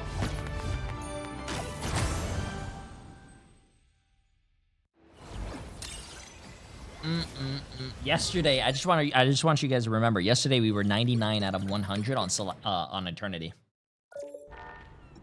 Okay, give me. I need you guys to look at my face real quick. I just want to see something real quick. Okay, I'm adding a lot of friends, chat. I'm adding a lot of friends. Okay, cool. I just added a lot of people to my friends list.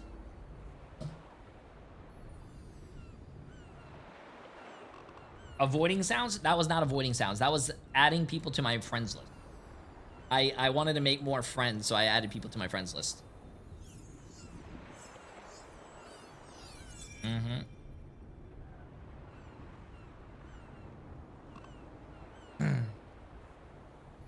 Right, Boba?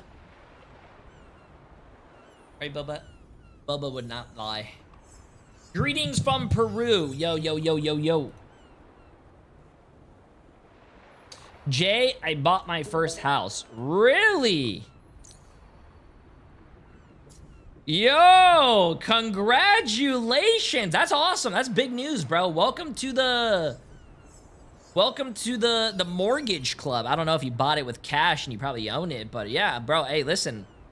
I'm 27 more years in debt.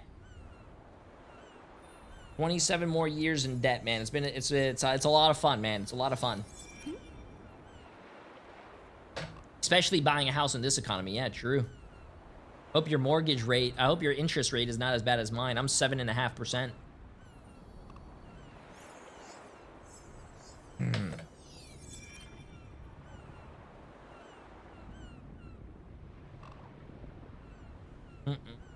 Hate from France, Jay? Hey, W.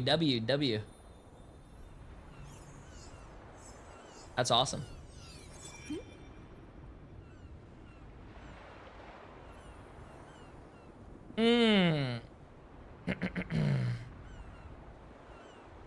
Team Alter Esports is looking for a new player. Are you interested?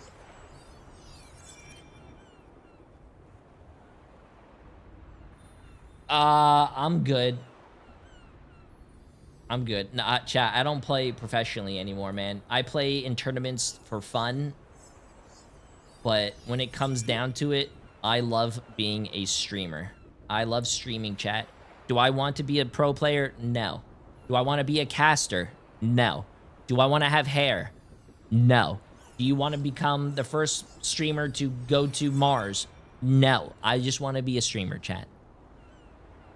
I just want to be a streamer.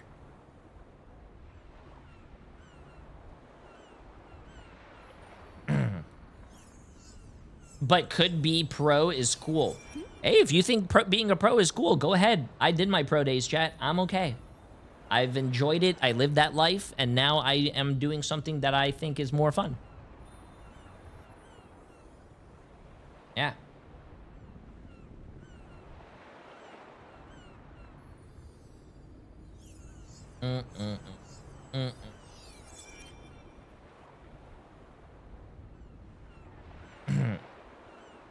Jay, I just lost in practice versus AI. What does that entail about me?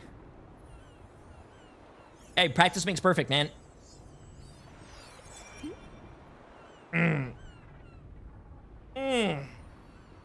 Practice makes perfect.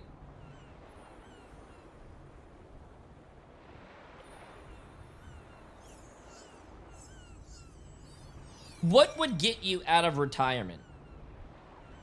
What would get me out of retirement to be a pro player? $10 million. Per 4 months.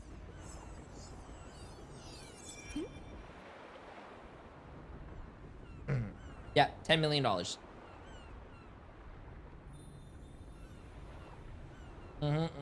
What was your first video game when you were a kid? My first video game? Ooh. What, on computer?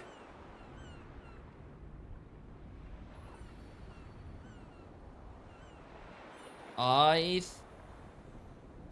think on computer, my first video game was either old school RuneScape or Counter-Strike 1.5 or 1.6. My first video game in general? Oh man, chat, I don't even know. Probably Pokemon?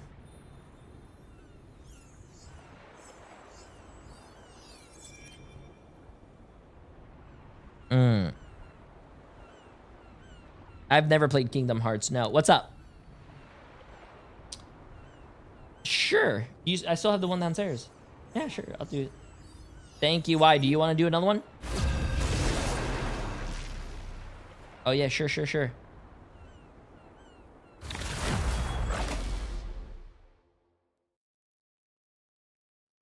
Yeah, I'm not a really big Kingdom Hearts fan. I don't know. Yo, ban Black Cat, ban DD. Oh, never mind. Someone's got to guard the galaxy.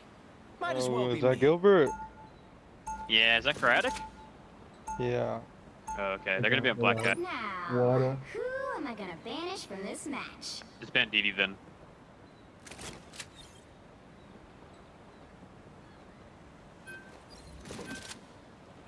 I was about to say, Gilbert, that means TSM does not play today, so. Makes sense.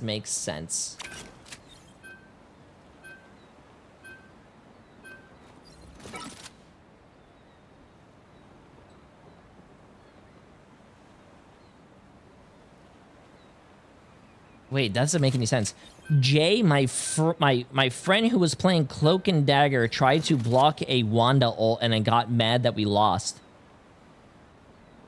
How do you even block a Wanda ult on what?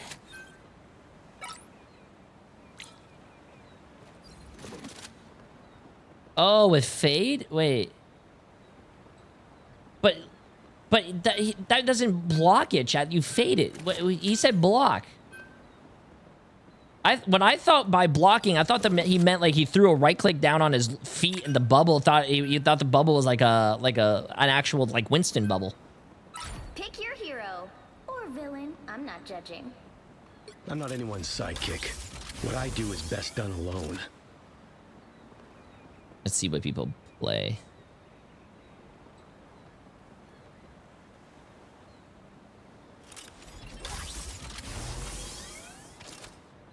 Yo, Jake, what do you want? My Odachi is sharp. My mind is sharper. I think he might get...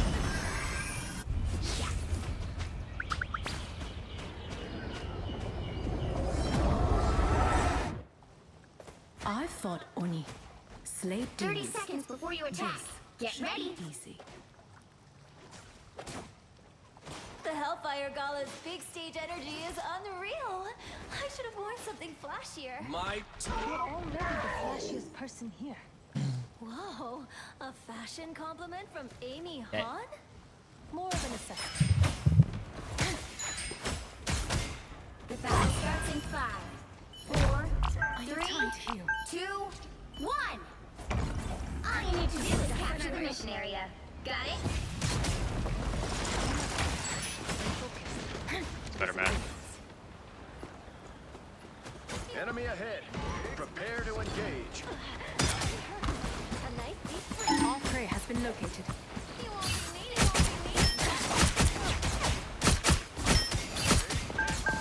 Defend this spot. I'm hit. We must have built a position. Looks like the mission area is yours to capture now.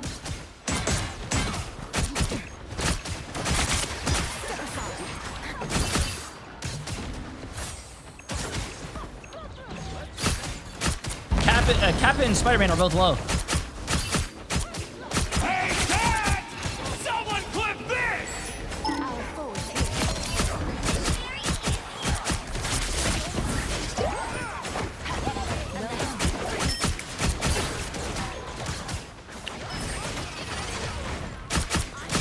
V-point, guys. Split V-point.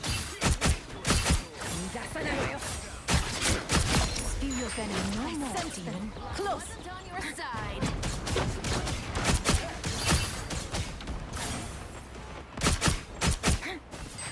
Need more mental energy. I haven't played this character in a hot minute, bro.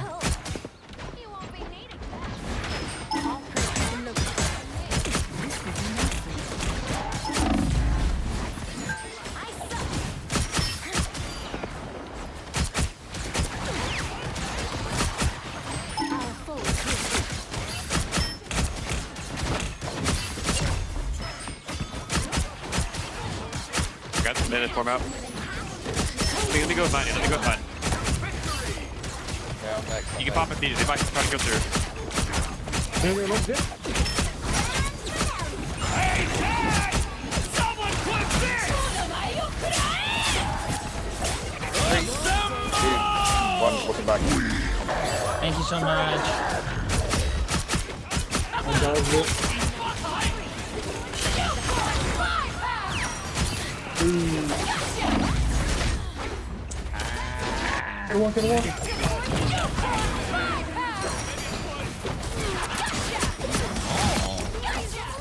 Magic, thank you. Give up so easily.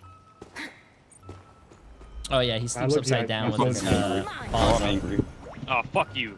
Fuck I'm you. angry. I'm angry. Whoa, whoa, whoa, I'm in there. I'm whoa. angry. No, you stole my final. No, you stole my final, bro. Oh yeah. Never mind. Fuck you then. Good shit. Good shit. You see how OP Thor is into comp like these, right? Iffy? Yeah, Thor's broken. I'm actually going Thor. No, it's so OP in these kind of type of comps. And like she can't fight you at all. I will not rest until I return to my world. I think once Thor. more. I think Hulk might be a little better though. I'm not sure. No, Hulk is trash. Oh, Hulk's broken. 30 seconds before you attack. Get ready. Like, who are you gonna bubble in our team? Such a great cat. Besides their backline every 10 seconds. But you can play Thor and just kill everyone. Besides, Dude, that's if I can't kill everyone. But am I good enough to do that? I don't know. We'll see. Channel your inner red girls. Yeah, I am. Yo, wait, You Gilbert. channel, you channel Yo, your Mr. Text, I'll channel my red through. You playing Tarkov? Okay. All you need to do is capture the mission area. Got it? No, play that game? Tarkov. Dark Bro, and I might darker. get back into it. No, it's so fun. Wait, you've been playing? Yeah, I've been playing Wizard. I've been Wait. casting spells. Be careful On, of on Tarkov? Oh wait, no, I'm talking about Dark and Darker. Oh no, I'm talking about Tarkov. Oh, there's like a new quest. Have you played that before? It's like a ship quest. Yeah, I need to do that. Icebreaker. Yeah.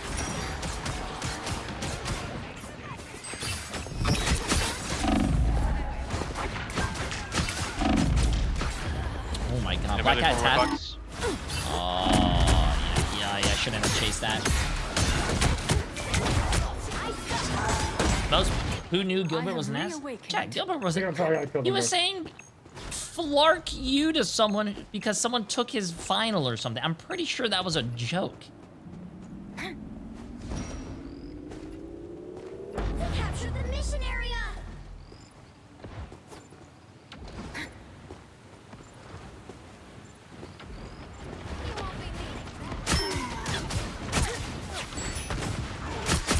Yeah, let me get my ult here. I'm gonna go mid. A little help, please.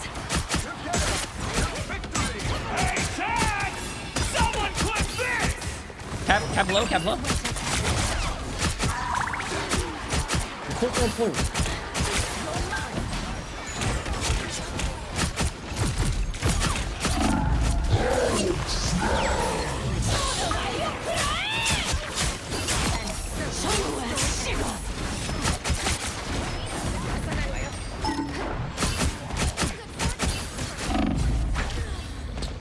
I hate that character, bro.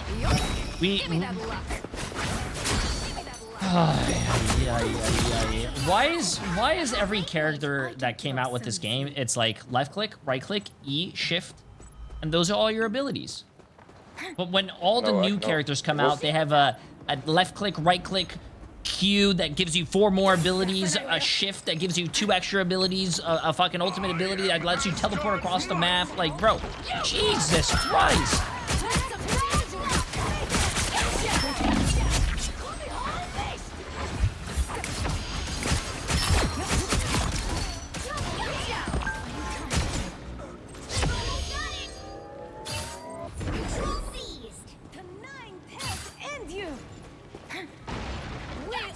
Land.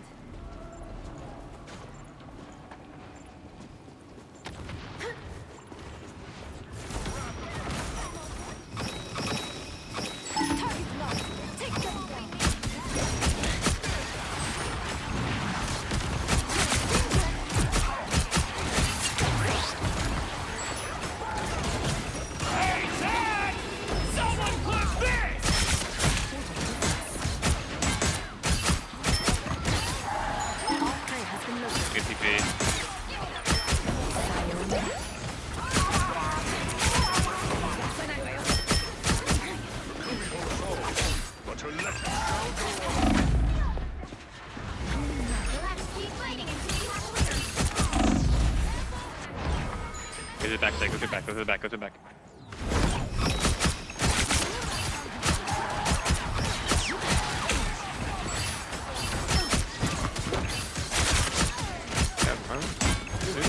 I almost have mine.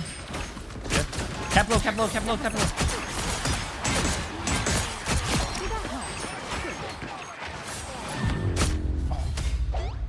Just came back too, man. Oh, why do you double click, right click? It doesn't even play her right. Yeah, man, I'm not playing Psylocke right, bro. You caught me. Damn. Everything in this place feels so familiar, and yet so strange.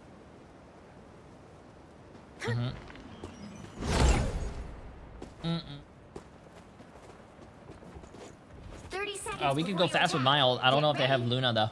They probably do. Nice swords. Perhaps they could even cut you. Doubt it, but don't try. Armor patch here. Clear a path. Unless you wish me to clear your mind permanently. You play Black Cat, Jay? After your ult? I do not. I don't play melee. That's fine, that's fine. 2, 1. I can play Bucky, though, or Namor. That's honorable. Got it? Well, not playing melee? I hate melee, bro. No, I mean, you can say Psy. Armor patch here. I think Namor, I could go Namor. Namor would be good, Yeah, I think. Namor would be good. Yeah. I'm gonna go on their backline right here. I'm ready, Force something out. Going out? I'm ready to put on a show. Have a back friend. What a difference. Looks like the mission area is yours.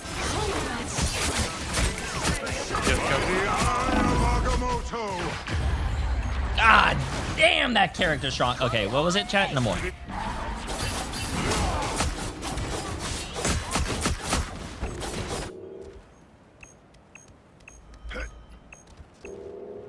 group of heroes would not be strengthened by Heal me at once! Capture the mission area!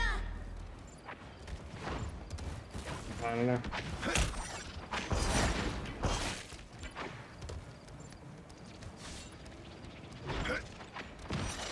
Here they are.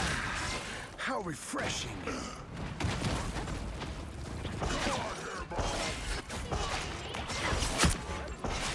Black cat behind us. Watch out, right there. You walk me, walk me. He's going to me. Yeah, I'm coming, I'm coming.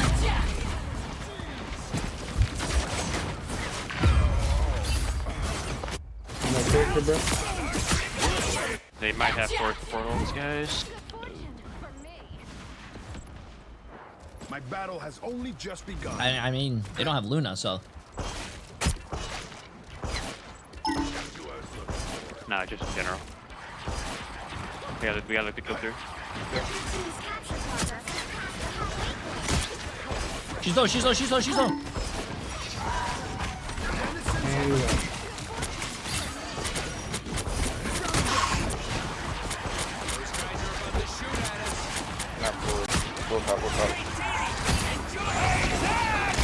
Someone clip this!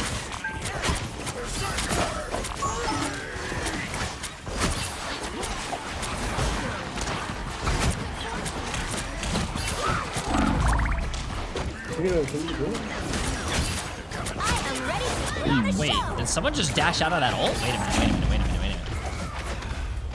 Bro. Jesus Christ. I'm opening a portal. I can You cannot wash your the hands counter of portal. Namor.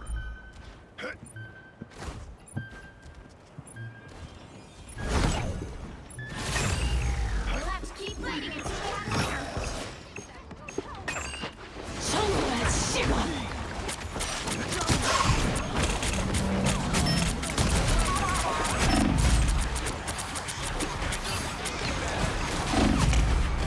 Bro. That Luna lived too. Oh! Who's up behind you? By the eye! I will not be stopped so easily.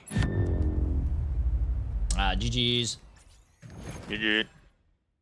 God damn, bro. Uh-oh.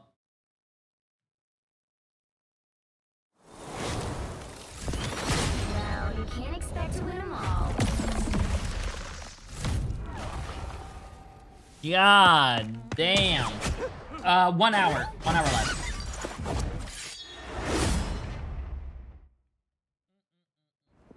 Can you explain why you don't like playing melee characters? I mean, I have a pretty good example. So chat, when I was a kid, I played a lot of Counter-Strike growing up. You know, these games that have a lot of like, you know, pew pew, bullet, travel, hit, you know, kill things. I never really grew up on melee.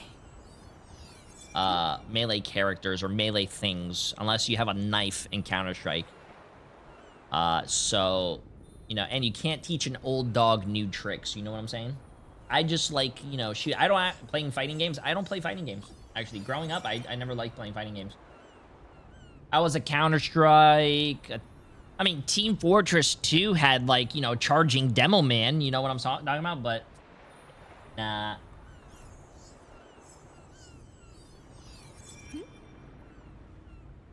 Also, fighting games not really. I don't think. Dude, fighting game, if you play like Mortal Kombat, that doesn't transfer over to like an FPS game like this or something, and then what about Spy? When I played Spy, I played Ambi Spy. I was headshotting everything.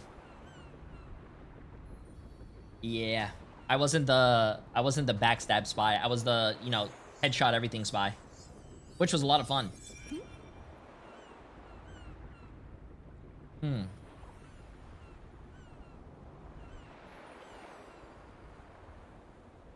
It transfers over to Fortnite? Oh, W. What do you think they should do to increase the Ignite viewership or viewership in Rivals category in general? Maybe promote it more, maybe view bot like Overwatch? I don't think Overwatch view bots. I think Overwatch has been together for what, 10 years now, and it has a very solid, big, you know, fan base. And when they come out with good awards, good rewards for watching their esports, I think it brings people to watch it. I mean, Overwatch League was a thing as well, so. I think what Marvel Rivals needs to do is come out with better rewards for drops. There you go, better drops. I think the drops right now for Marvel Rivals Ignite, no offense, like this is your $3 million tournament. And if you want to, if you invested $3 million into a tournament, if you want to grow your esports, maybe, you know, maybe have better drops. I don't think watching for 4 hours, in my opinion. I mean, chat. I will always say free shit is free shit. You can't argue about free shit. But like, if you want to get your esports, what do you call it? No, a little bit more viewership, I would definitely say probably better drops. 4 hours right now for a spray. Don't get me wrong, the spray is cool because it, you know, a memory from the esports scene is now a spray. Is really cool. It's implemented in the game forever now. That's badass, but yeah, I don't think the drops are good. Also, no offense, I think, in my opinion, it's not going to be good for the viewers, but it's better for the esports scene. If you want more people to watch your esports scene, have better drops, but not only better drops, but I think they would probably have to make it like Overwatch, where Overwatch drops go all the way to 10 hours. That means more people are going to watch for better drops, and they have to watch longer to you know, keep that viewership higher for a very long time. That's just me. Because as a, you know, you gotta look at it from Marvel Rivals. As a viewer, it sucks, but they are a business, and they will they will do as much as they can to, like, you know. What I do is best done alone. Now, who am I gonna banish from this match?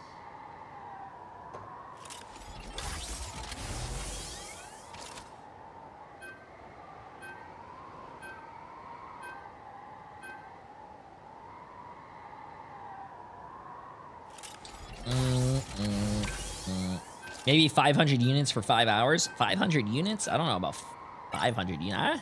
That's... I don't know what the drops would be, chat. It's not... I'm just a streamer. I'm just telling you guys what I think I would do, in my honest opinion. I don't know how many units they would give for free. But...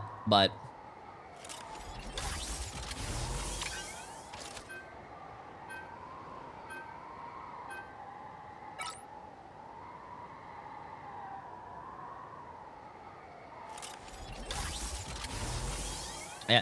You know what would be really cool? I don't remember exactly when. I don't remember exactly when, but they did have drops. I forgot when it was, but they did have drops for MRI.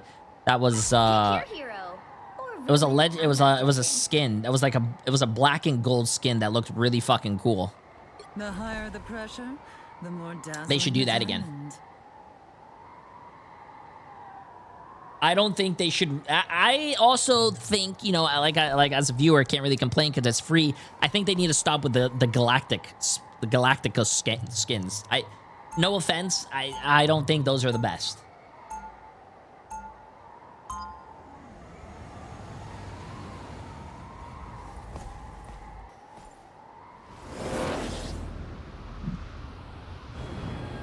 Wait, what the hell? Unlike some X-Men, I don't care. 30 seconds before you attack. Get ready. Okay. Let us show these so-called heroes what mutant kind. Also, something that Overwatch can't do that Marvel Rivals can't do. I mean, to each their own. I think Overwatch could do Battle Pass tier skips, and I mean, maybe Marvel Rivals could give you free purple coins or something. I don't know, but and also Overwatch can do loot boxes. Marvel Rivals cannot. Unless Marvel Rivals gives you like a coin maybe at the end or something for 10 hours. you get a coin that you know they used to do that unlocks any free skin that you want. They could do probably something like that. I was fine. Thank you.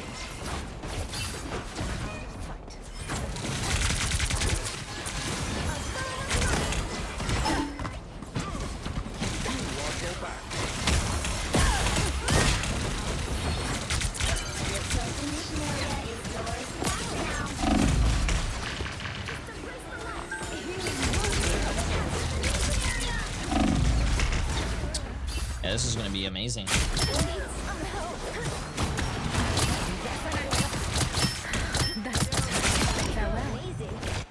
All they did was make me angrier.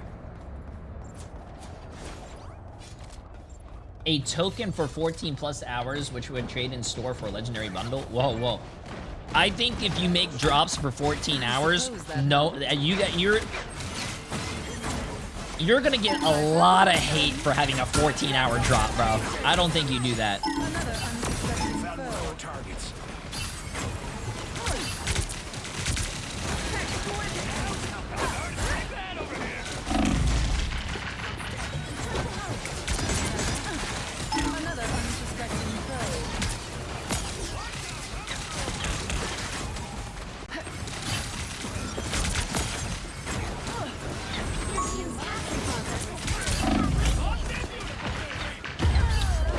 Hey, you know what? I give up.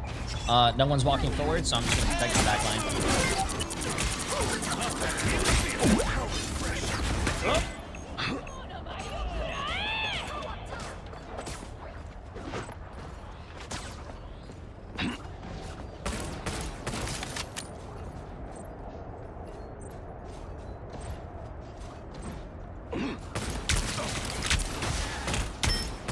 That's what I need.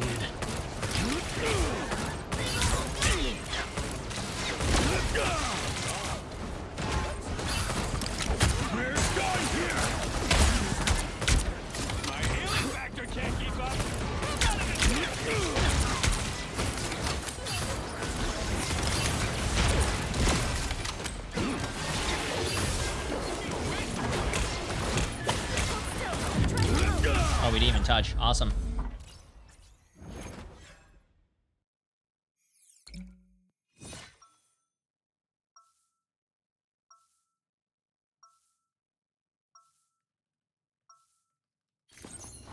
Sometimes I wish I could go back into the deep freeze for a few more decades.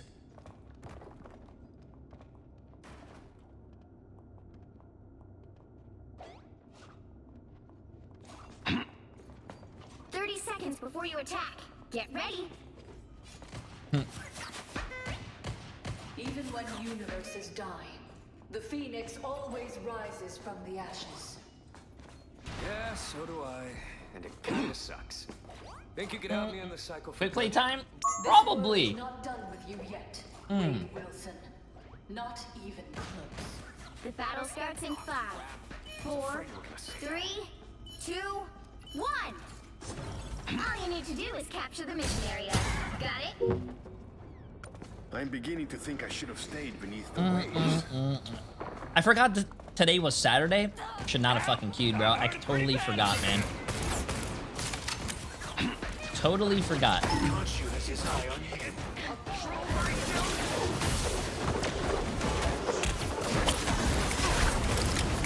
better.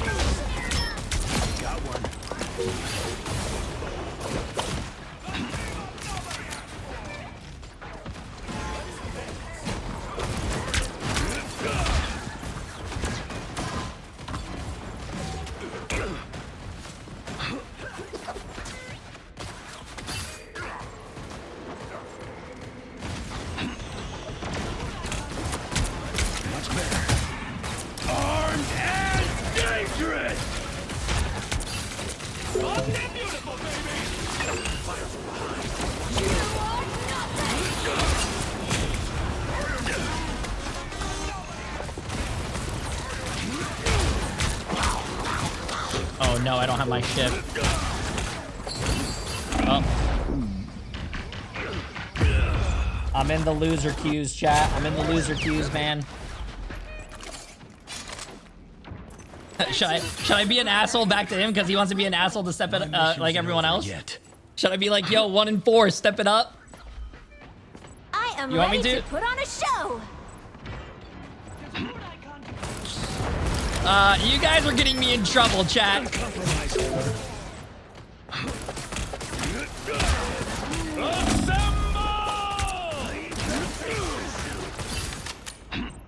Damn, that Spider-Man was 1, dude.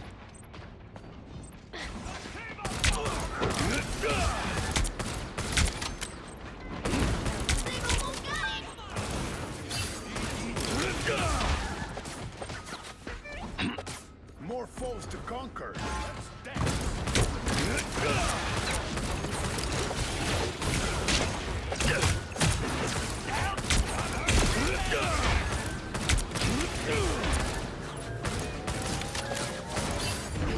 I think he has ult. Shit.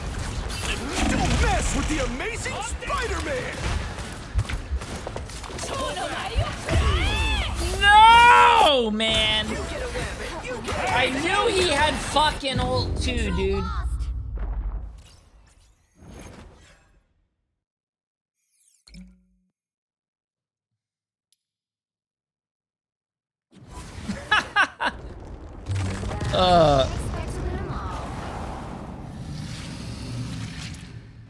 Ay, ay, ay. We have the creatures out today, chat.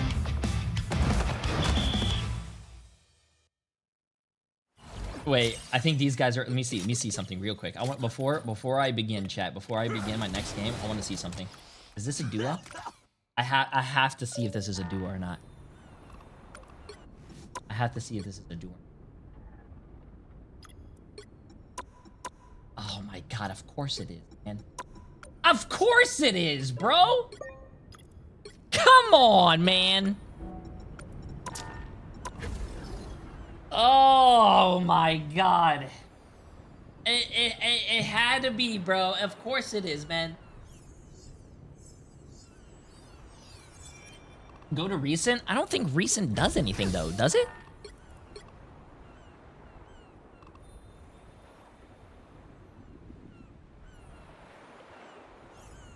I don't think recent does anything, chat.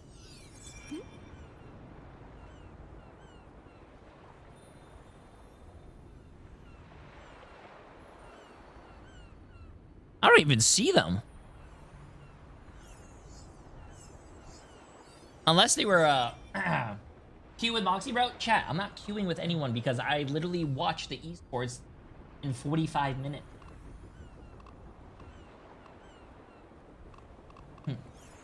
The NA starts in 45 minutes, chat. Why would I get in a duo or why would I do all that stuff?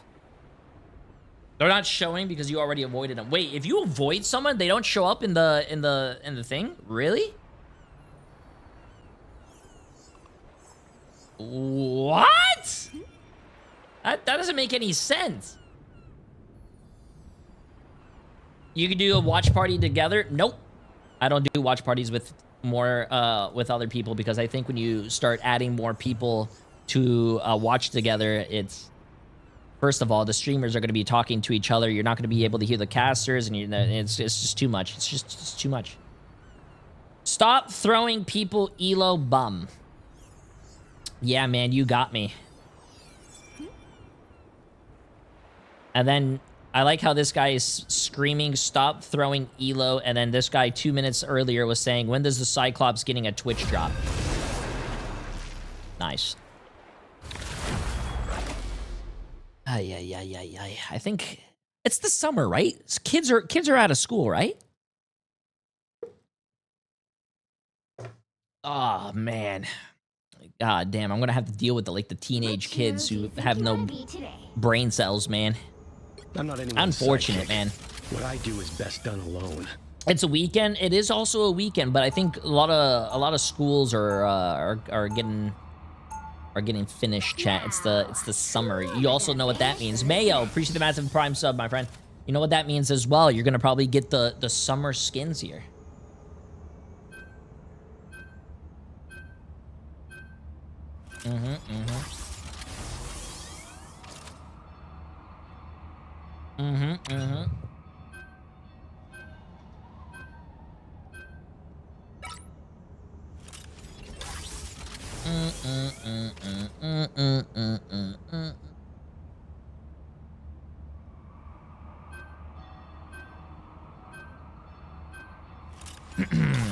Okay, let's get this.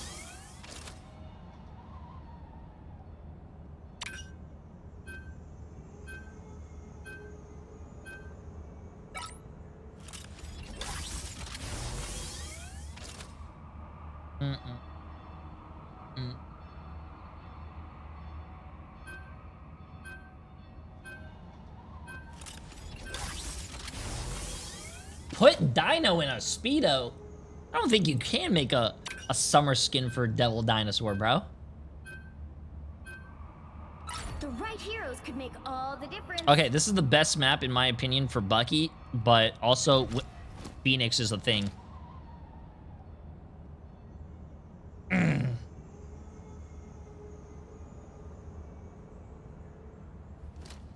Oh my god, just add a floaty. That sounds absolutely amazing. A Devil Dinosaur skin with a floaty around him or around his little small hands. Oh my god. Oh my god. Beautiful.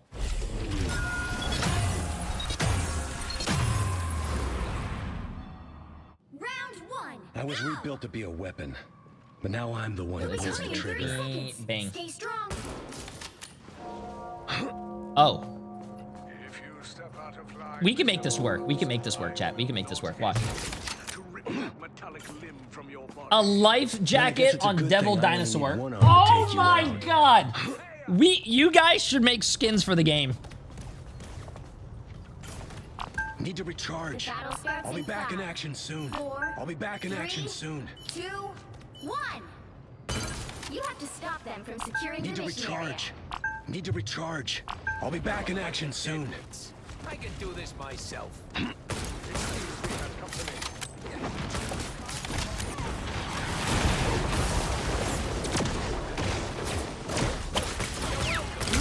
better.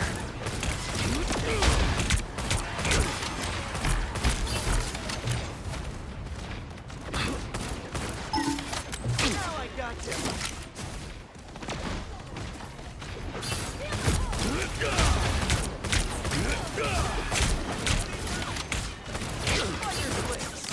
No, I had 1 second left, man. All of them.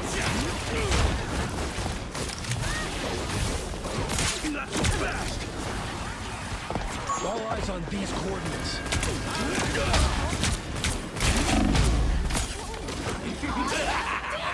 This is real firepower!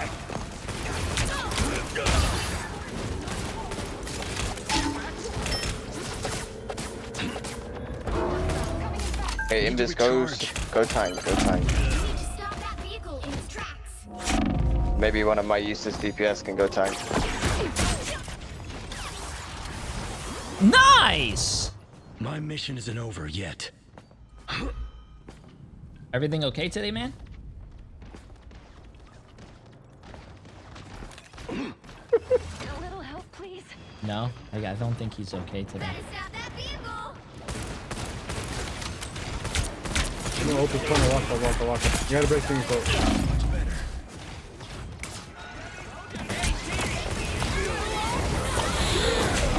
Damn! Everyone! Oh, that was fun, man.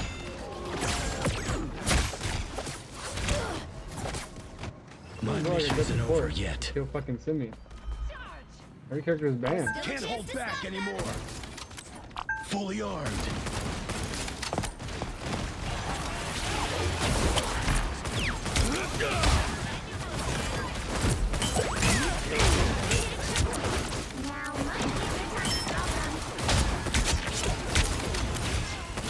That's what I need. Oh, no skill shot!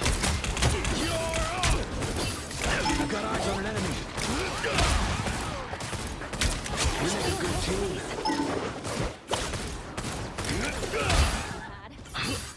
Nice.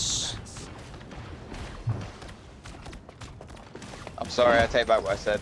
I didn't mean it.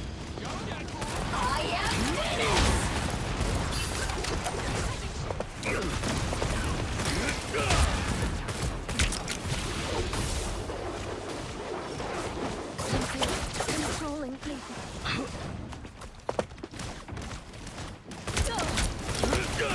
Much better. Can't hold back anymore. I think they might be going to the other side. Don't mess with the amazing Spider-Man!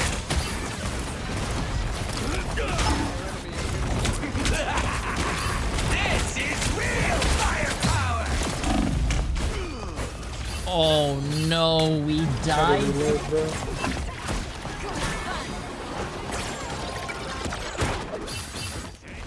My mission isn't over yet. Can't hold back anymore.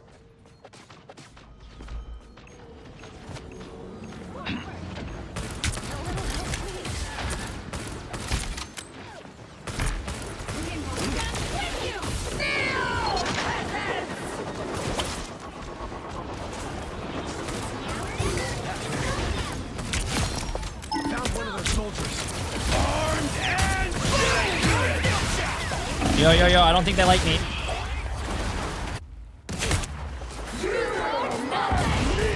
Well? Yeah, I'm getting every fucking on the man. Don't give them another inch. Are you having fun though?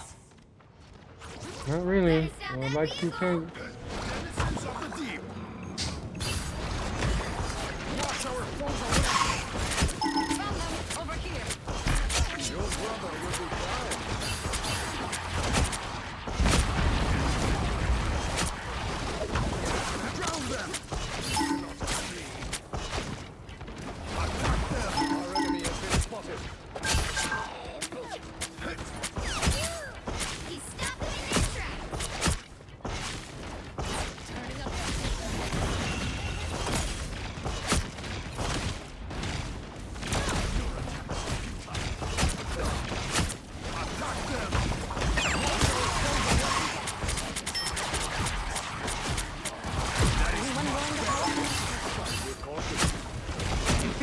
Mag's one. This is real firepower!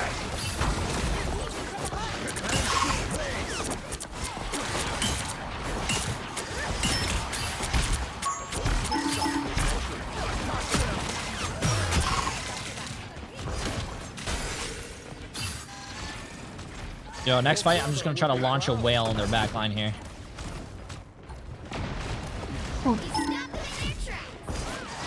Wait, never mind. You guys are just dominating them right now.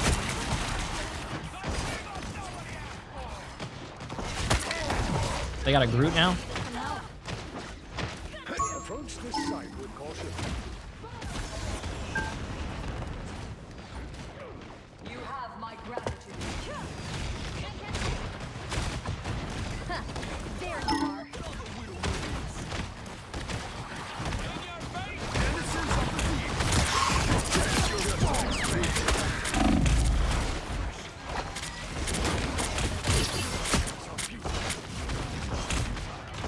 What am I?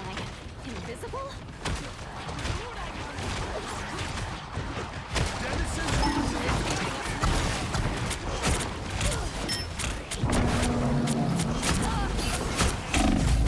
What? They got blocked by a...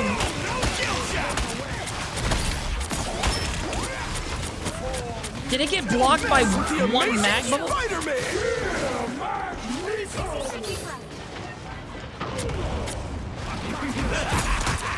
This is real firepower! Phoenix ult is one. Phoenix ult, I mean, Rocket. You live. They can turn back.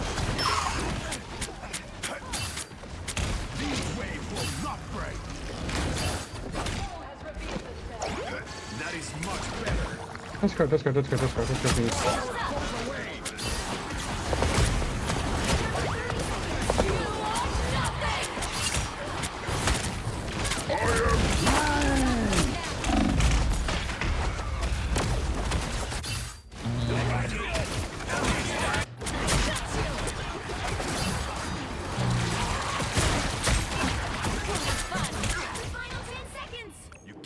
wash your hands of Namor.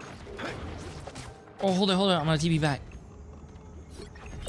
All those crises I quietly put out. You'll have to keep fighting until we have a winner.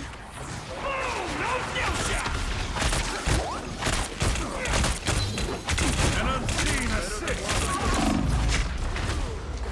DP's on the right side of the door. I think we can get in. The Oh. current score is 0-3. Time to switch things up. Well, at least we got it in overtime. Side you're on. You'll need a top-notch team to win this one. Open your eyes. Reality is but an illusion.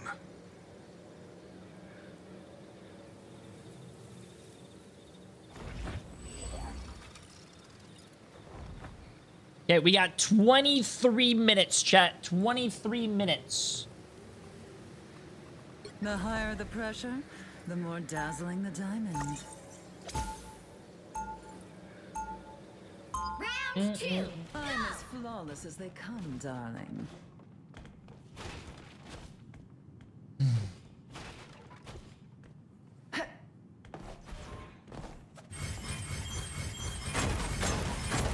Before you attack, get ready. I'm not anyone's. Why would you say that, bro? Mr. Bonds, I will not hesitate to rip that metallic limb from your body. Then I guess it's a good thing I only need one arm to take you out.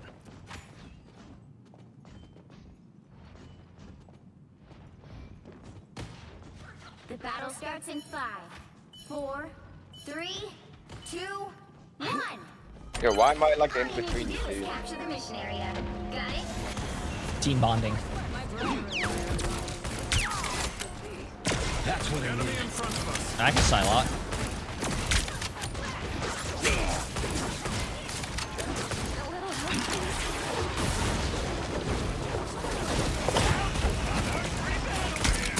Playtime's over. Good thing I was here. Nice.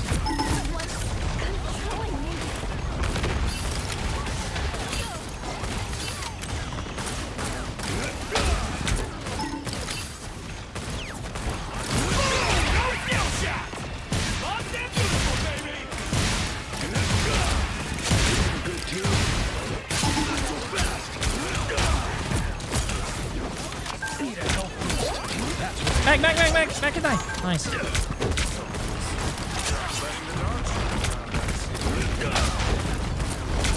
Found one of their soldiers.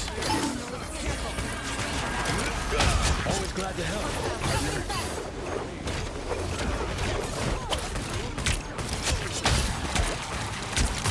You're up.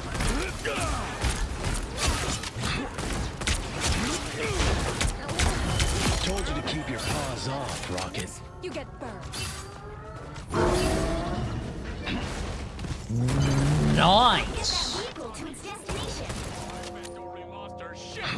Can't hold back anymore.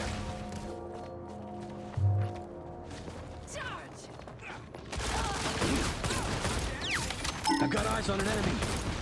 Found one of those soldiers. That's what I need. Armed and dangerous! Dawkins! This is real firepower! Dawkins! Dawkins!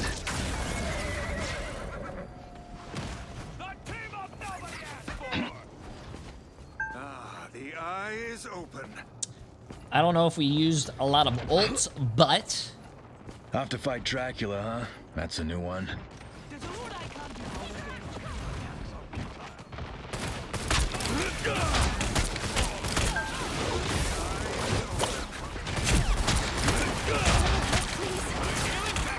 Much better.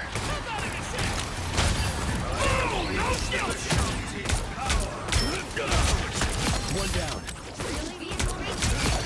Keep up the momentum. Double KO. Than one life. nice.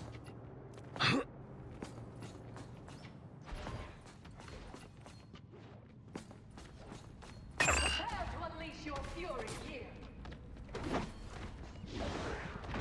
No escaping us go park at night and I don't get to mug anyone? Lame.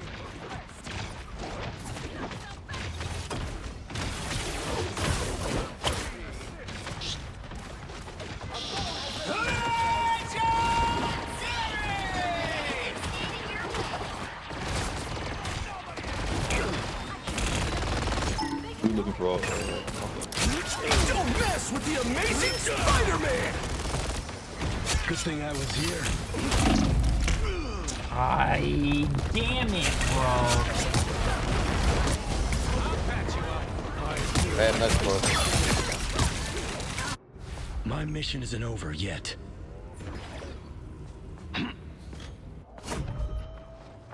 If I could hook that Groot off the map, bro, that would have been good.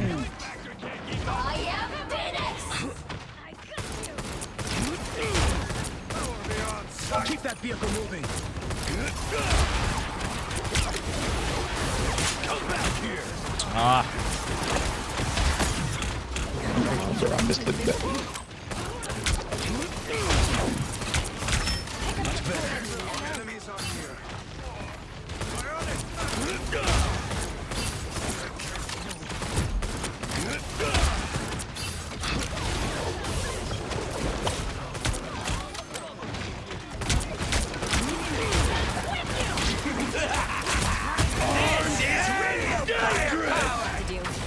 Yeah, I'm not getting in there.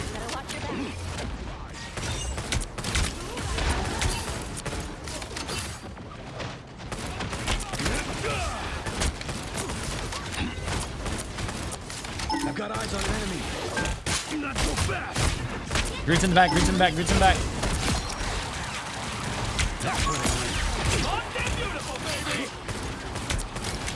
Hey, Tag! Someone clip this!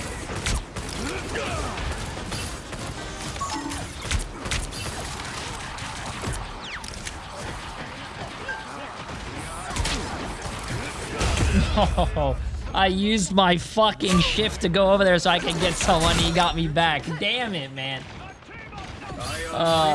City Big Sag, you want to queue? I'm not queuing for that long, chat. It's watch party day. That's why I didn't want to queue. I have to, not that I have to, but I love doing watch parties with you guys. Also, it's Saturday. Saturday weekend queues. Oof. Yes, get the sub and you can hear it. Amazing Spider-Man.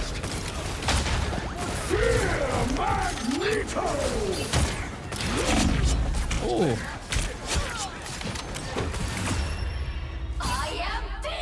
Yes. Real Dilemma. Appreciate the massive dono. Yes, it's so my regular subs are going to be Namor's voice actor, and gifted subs are going to be Bucky's voice actor. I'm not anyone's sidekick. Yeah. What I do is best And done alone. Juniper, appreciate 200 bits. Ride my duck for 5 months. Appreciate it. I mean, if they're on Moon Knight, just stay one tank, bro. So. Bold and dangerous. The higher the pressure, the more dazzling the diamond. There you go. The Yeah, silence. you just do the opposite of what everyone says, bro. Yes. Also, the guy in chat said a second tank on defense would be good if anyone could fill. All good if not. Am I going against what he said? Yeah. They'll be coming in 30 seconds. Alright, I'll say Bucky, fuck it. I'll say Bucky, fuck it. Stay Bucky, bro. I'm not a symbol like Steve. I'm just a soldier trying to do his job. But I'm pretty sure I was reading that correctly. You wanted the second tank. Because I've been craving a You know, you're the goat, bro. Thank you for playing. Oh, well, I went back to Bucky. Appreciate See, that, they go man. now. The effort is all that means. Thank you. At least someone sees it and not 2, 1.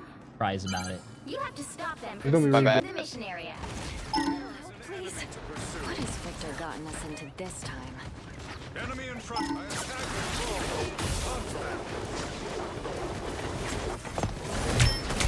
Much better. That's what I'm saying. Oh, that's a banner. Hey, Tag! Someone clip this! I don't have. Okay.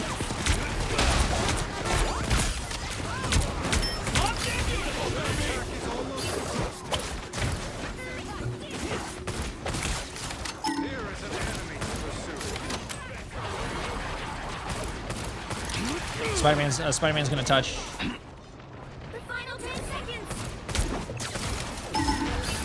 He's one. Keep it.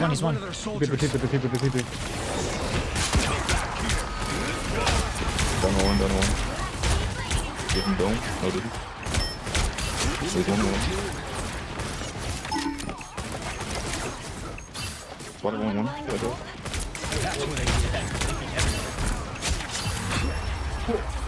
You don't need to fucking take Jay. Current score is Take Bucky and Drill. I'm sorry, man. I'm sorry. Time to switch things up, including which side you're on. I'm sorry, man. I'm sorry. You'll need a top-notch team to win this one. I'm not anyone's side. Wait, do we need a tank here? I'll go What I tank. do is The higher the pressure. No, get back! the more dazzling Oh, I'm sorry, man. I'm sorry. I'm not anyone's sidekick. What I do is best done alone.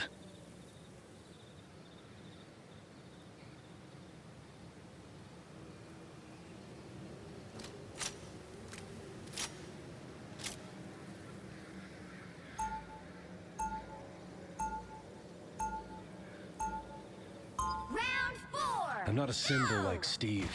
I'm just a soldier trying to do his job. Ay. Oh. 30 seconds before you attack. Why are you talking like Get that? ready. Oh. Your mind is troubled. That's one way of putting it. More people Because, poked bro, around in my brain this than guy I said, care with Jay3, me. why do you always try to do I'm everything with you, opposite bro. of what everyone says? When I was like, when I went a second tank, because this guy said I a second tank on appreciate the defense would be offer, good if anyone but can I'm not fill. So I looking went at second anyone tank, else but to then the this guy guest list. complained that I went second tank, saying that no one said that. But then I was like, what the fuck, man? Yo, bro. I'm done after this game. I hate ranked on the weekends, bro. I would rather, I don't know, crawl and against sharded glass.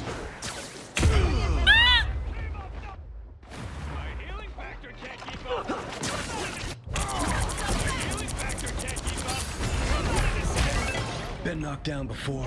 Doesn't last. Buffed and beautiful, baby! Hey, chat! Someone clip I hope he tries it again. Come on. I dare you. Oh, come on. You're no fun, bro. That was a waste.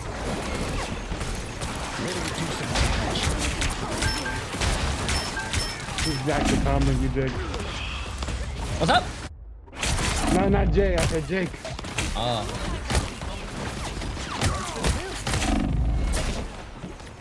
My mission isn't over yet.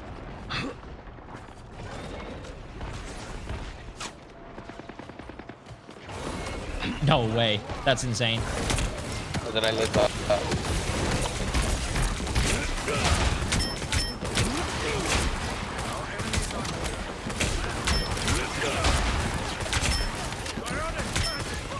We make a good team.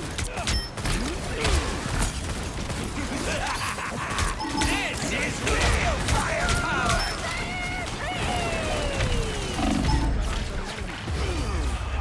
Squirrel snap! Oh, they used Rocket and they used Squirrel Girl. Is it good? What up? 4 ults. Kill Spider-Man Been with ult knocked down 4. before. Doesn't last. Help! I'm hurting pretty bad over here!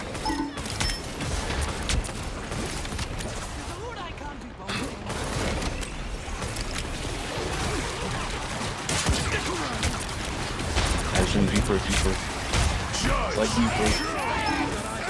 It's tight.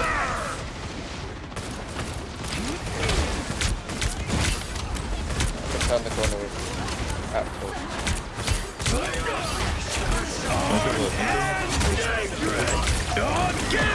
Oh, nice one.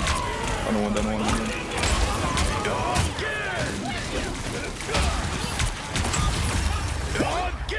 Let's go. Oh my god! I'm gonna bust! Good job, guys.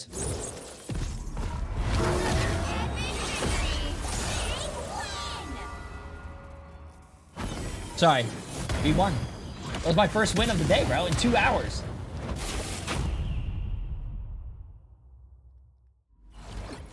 Bro, yesterday I was 99 out of 100, about to hit eternity, man. And then we queue against a cheater, and then it all starts going downhill, man. Guang Guang, why is that cheater not banned, bro? No one likes Gambit's feet. No one. We're ban this guy.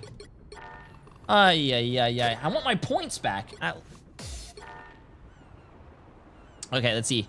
Oh, we have 8 minutes. Okay, chat. We have 8 minutes. Let's go watch.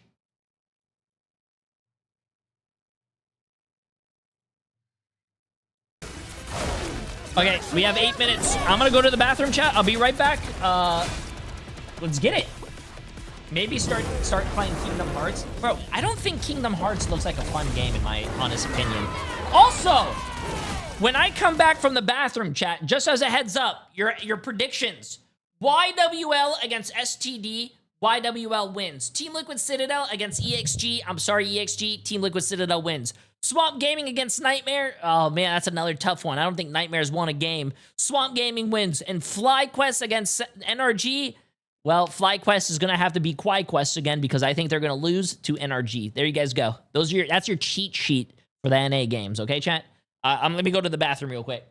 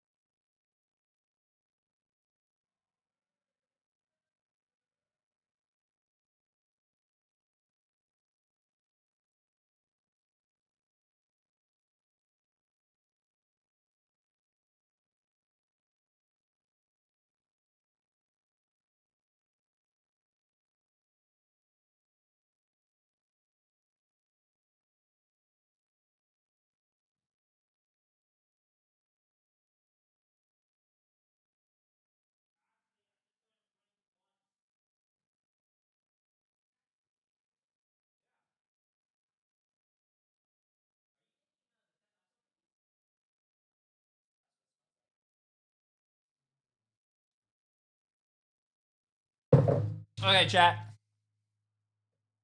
Oh, sorry, I didn't play the sound. Emily said I could have 1 bag of popcorn, so I got a bag that's half my size. Okay. Let's get it.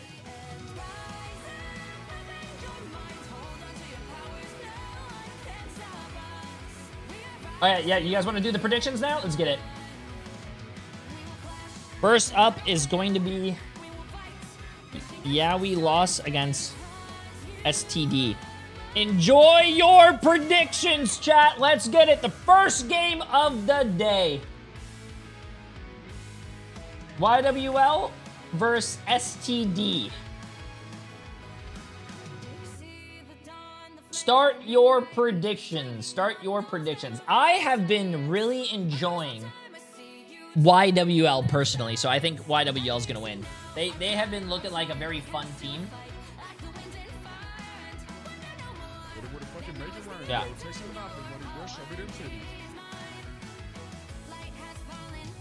Deaver, appreciate massive 100 bits, my friend. I am voting YWL.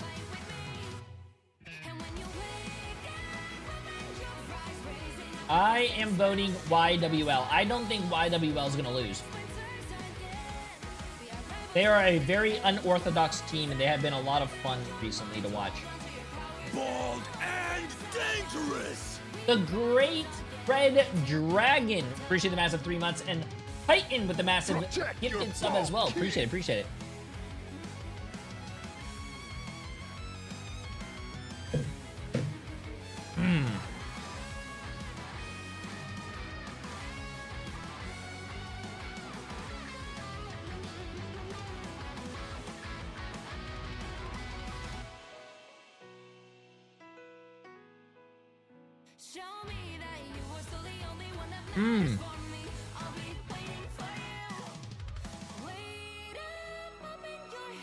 About 2 minutes we start, chat.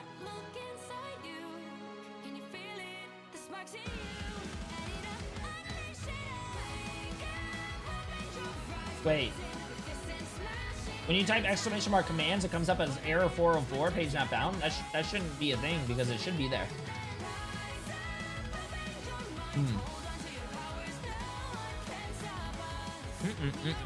Bro, Popcorn and Marvel Rivals esports. What's a better combo, chat?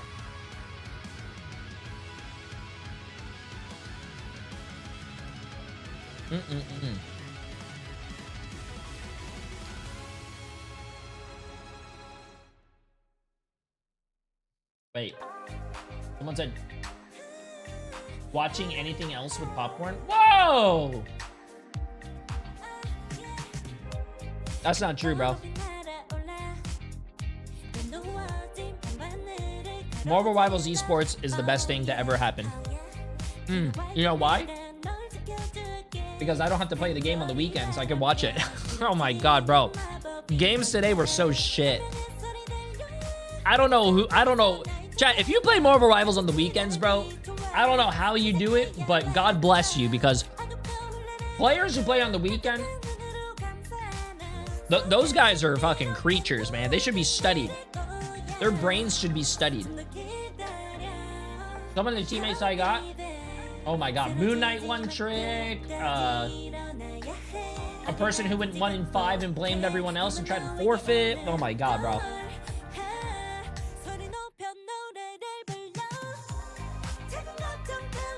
Cheaters, yeah, cheaters come out. Yeah, it was rad.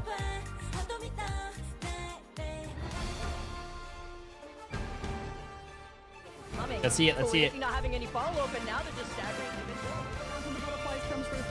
instantly honing onto Sage Hero. Ultimate to overcome it as the legend gets grabbed out just manages to get the invisible. Used early, actually, from Kickcat. Heaven's Retribution trying to go in for the dive. There's not really that much time to work with.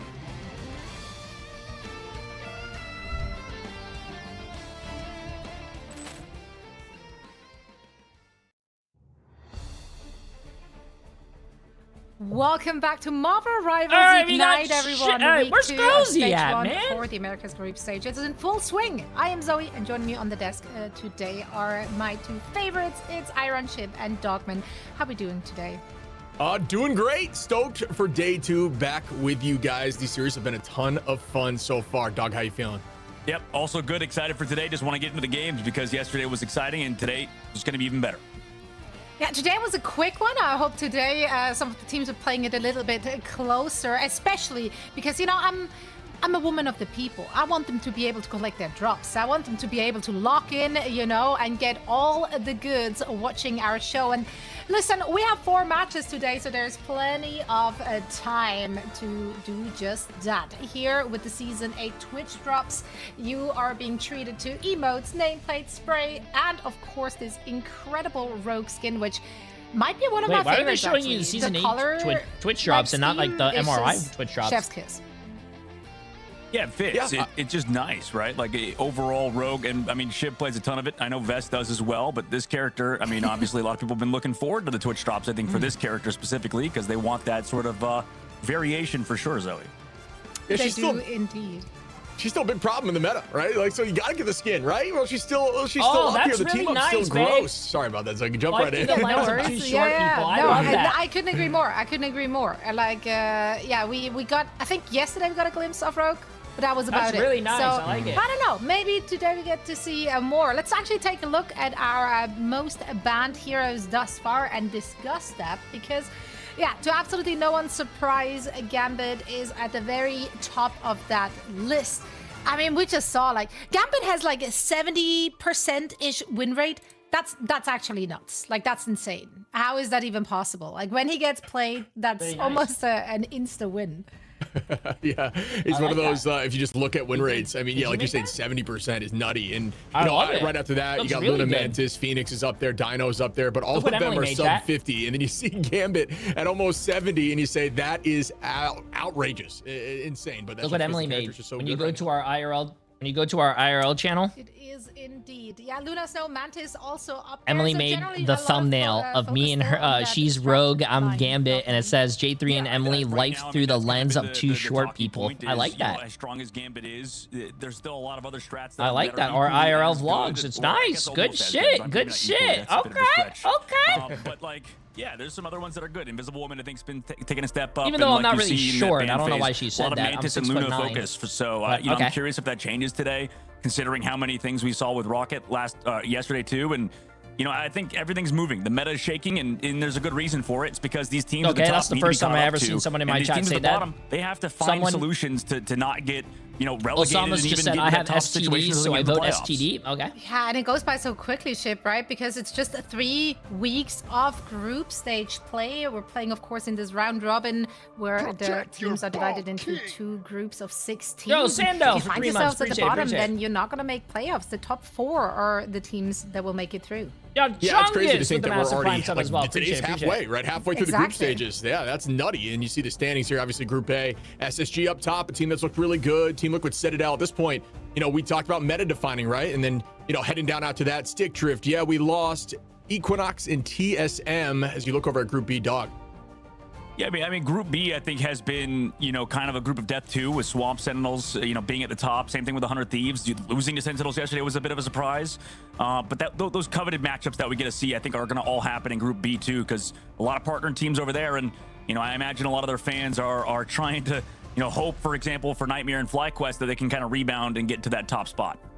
Indeed. Yeah, the margin for error is really, really thin if you dropped your matches in that first week. Now, these are the matches we have on the docket today. That's right. Your eyes do not deceive you. A 4-match day is ahead of us, friends. And the 3 of us will be covering the first shift, which features our Group A matches. Yeah, we lost versus Stick Drift. As you just saw, they're currently sharing the 3rd place in their group. And then afterwards, we have Team Liquid Citadel going up against Equinox. So that's the top versus the bottom of the standings. And then afterwards, Cozy and Vicky will be joining the fray. Hey, Cozy and Vicky! With Swamp Gaming versus Nightmare, as well as FlyQuest versus Energy Shock. Now, both Nightmare and Energy Shock, they still desperately looking to get their first win on the board. So really, these teams, they have to have it figured out by today, Dogman. They really do. And you know what else needs to get figured out by today is you guys signing up for those Twitch drops. You mentioned it yesterday, Zoe, but so real. We talked about it earlier too with Rogue. Like, we also have more. We have those skins, obviously, the coveted Doctor Strange portal play that happened for Team Sentinels, sadly, when Dongman got kidnapped by a Wolverine. That was one of the one of the funniest things I think that happened in the esports scene so far. Yeah, I absolutely love and adore that an actual moment in game made it into the game as a spray. Like, You love to see it. You absolutely love to see it. I also love to see the first matchup we have today because this is going to be a spicy one, I feel. Yeah, we lost versus Stick Drift. It's two MRC teams fighting to basically avoid relegation at the very end of this stage, right? So for them, there's even more on the line than for our, let's say, partner teams. As I said, they're currently sharing a 1-1 record in their YWL has both 5 million with 300 place. people. STD So has both 1 teams million with coming 100 in with people. something to prove. Damn. Of course, they're very familiar with each other. Let's break down the teams and talk about what we know about these players and what we've seen so far after just 1.5 weeks of play. Starting with, yeah, we lost. I mean, listen, when they take into the server, we expect something crazy. Jay3 and friends, they usually play on conventional. It's slightly of meta. Their roles are fluid too, but that makes them so much fun to watch. Yeah, they might be the only team that we've seen that ran Widow, and they, like, you know, they're doing just crazy stuff, holding at the spawn door, running, you know, obscure compositions. I think they just really throw teams for a loop, right? Bro, YWL's yeah, gonna win, chat. Yeah, we lost squad. I think is incredibly consistent, like you said. They're trying to, you know, mix up the meta, and they have to a successful degree, like you mentioned, Shib. So you know, we'll see how they do today. I mean, they've always kind of dominated the other MRC teams. So for Lunex, this is gonna run out. Lunex, sorry, now formerly Lunex. You know, Stick Drift. We'll see how they actually perform versus Yeah We Lost yet again, because I mean, previously, like we mentioned, Yeah We Lost have always done well versus these other squads that made it out of MRC, and Stick Drift is no sort of, they're used to it, I guess, at this point, but hopefully they can come back for their sake. Oh my god, sorry. Yeah, Stick Drift had also a bit of a rough start here in stage listen, one. I got my popcorn, man. I'm ready. Let's get it. Piece to work in here, just like Yeah We Lost. It's a normal size popcorn bag. Look at at that preseason and added Luca. Now here for Stick Drift, formerly Lunex, we do have, of course, some real big standouts. Reedus, I think, is the one that always stands out when they're playing, like in their first match in the stage. It was just a Reedus show. Yeah, I think this team, you know, like you're saying, they've struggled into Yeah We Lost. It's just the facts, but they have tape, and I know they've been studying it, so I'm looking forward to seeing if they've learned, because they need to. They need to step up right now, being tied here in around third place in these sides of the bracket. You want to move forward, you want to get wins under the belt, and you want to ensure that you move forward into this playoff. Yeah, and if we're looking at those two teams and the history between the two of them, well, Yeah We Lost had the upper hand against Lunex, or formerly Lunex, now Stick Drift.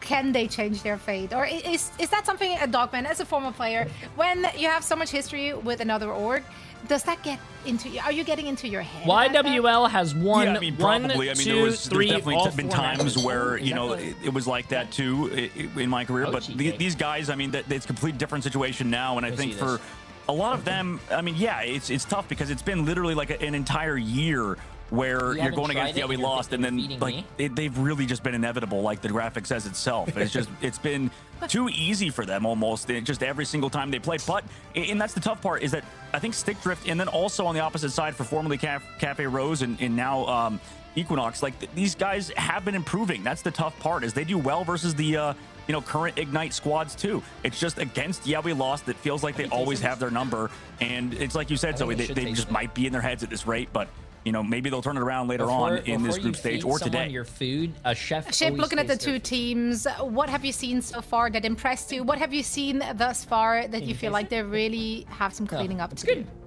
I'll say Dooms looked really good and slotted well into Stick Drift. That is a fact. I think the team looked good. You know, early on, again, you know, the dicey part is I think they will struggle in this matchup just historically. It's just been something they've always had issues with, and that's just kind of how it can work in this scene. You can have teams that you have like a weakness to. Think of it like an elemental weakness, fire and water. Sometimes it just doesn't quite work out for you against certain compositions, but it absolutely can change. In terms of, yeah, we lost some positives like we talked about. Very diverse in terms of who they're able to run, and just weird stuff that you don't scrim against. And I think that is like a mental game. It's psychic damage, and then in the game you're trying to figure out a solution, which causes just, you know, your team to kind of crumble a little bit. To watch, not gonna lie. I mean, that's true, to be honest with you, because they run a lot of unorthodox things. We do see, of course, our first map being selected here. A domination up first, and after that pre-selected map type and map itself, it will be the loser to pick it. So far on domination, you guys have 10 is there any minutes of on those the prediction where you felt like they're just like kind of faring better? I guess like, yeah, we lost. Like they are very aggressive, a little crazy with their play. They're gonna be an annoying team to go up against on domination. Yeah. These MRC teams in general have always been good at Dom, and that's kind of a consistent talking point that we've been bringing up. But like that's the tough part is when they play against each other, it's anybody's game. Yeah, we lost. I think actually have done solid on Dom.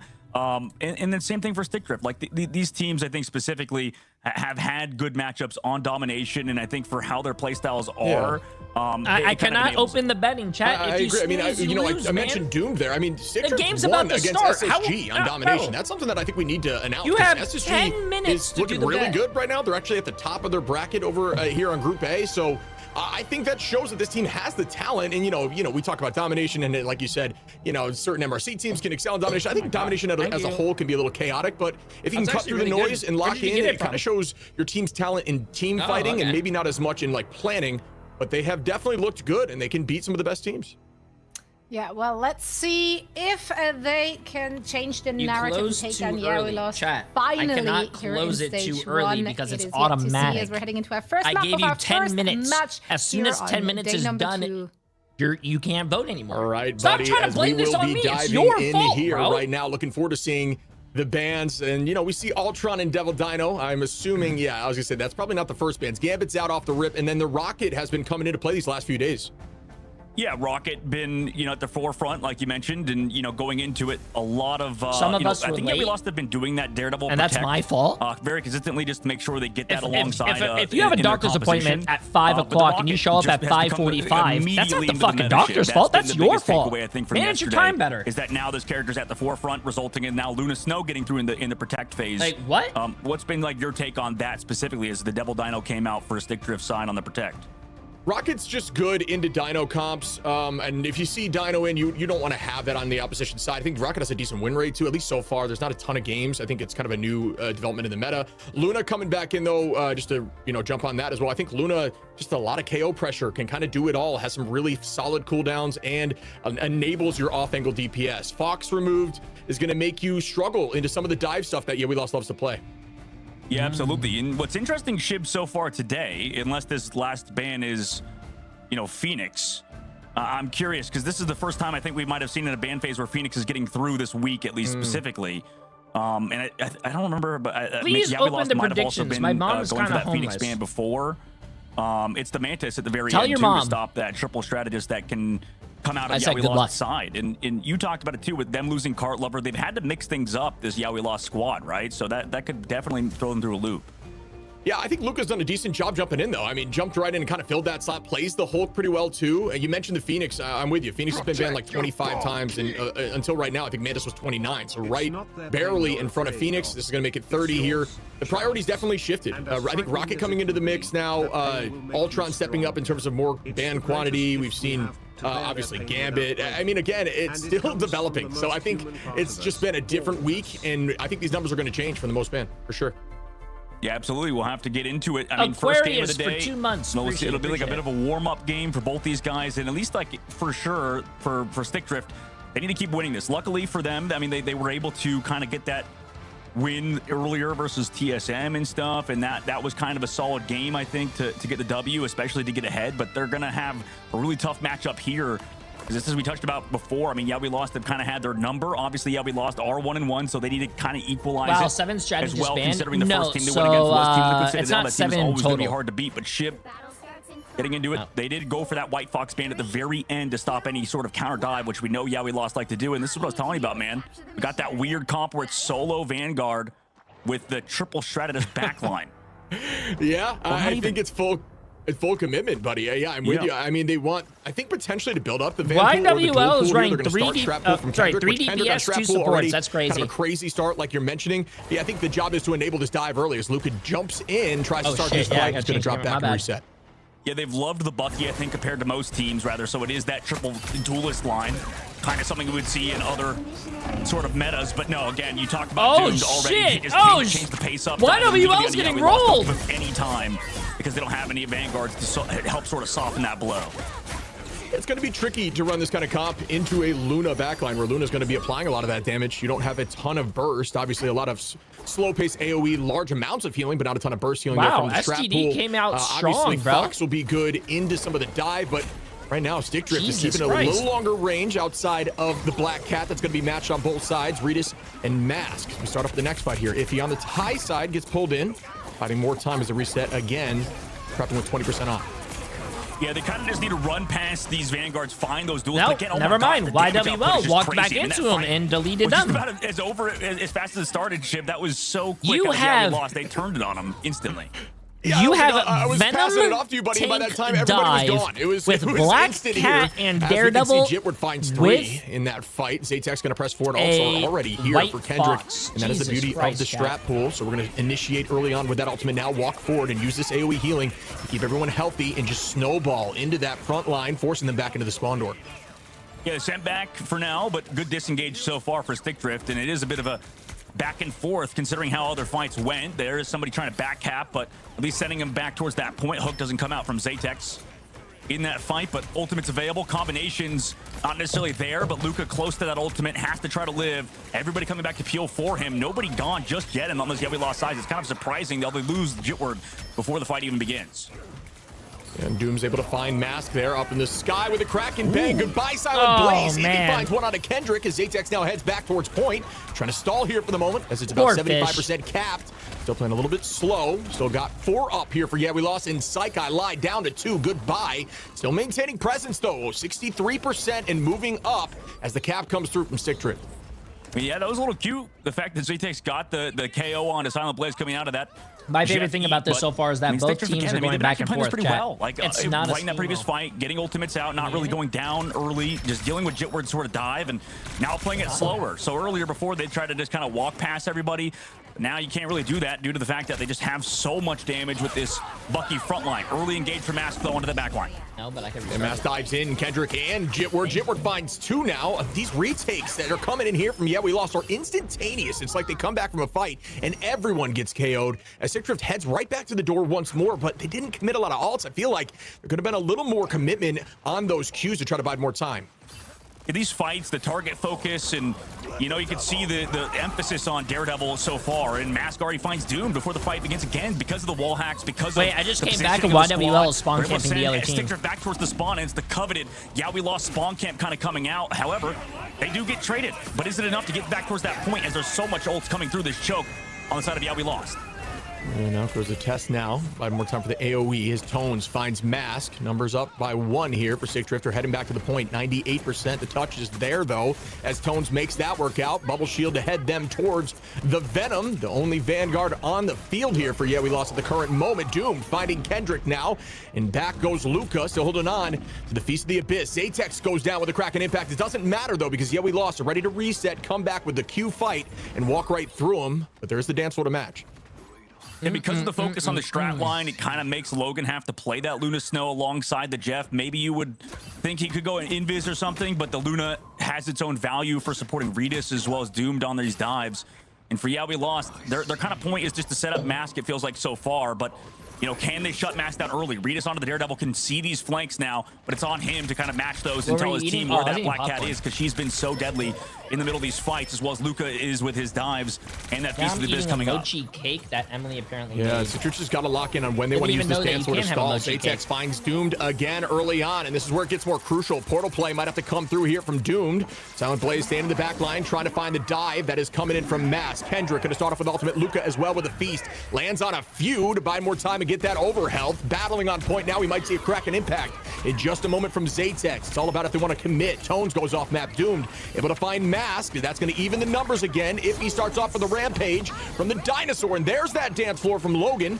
Silent Blaze still holding on to the eat here. Could be big, depending, but Zaytek is ready to match.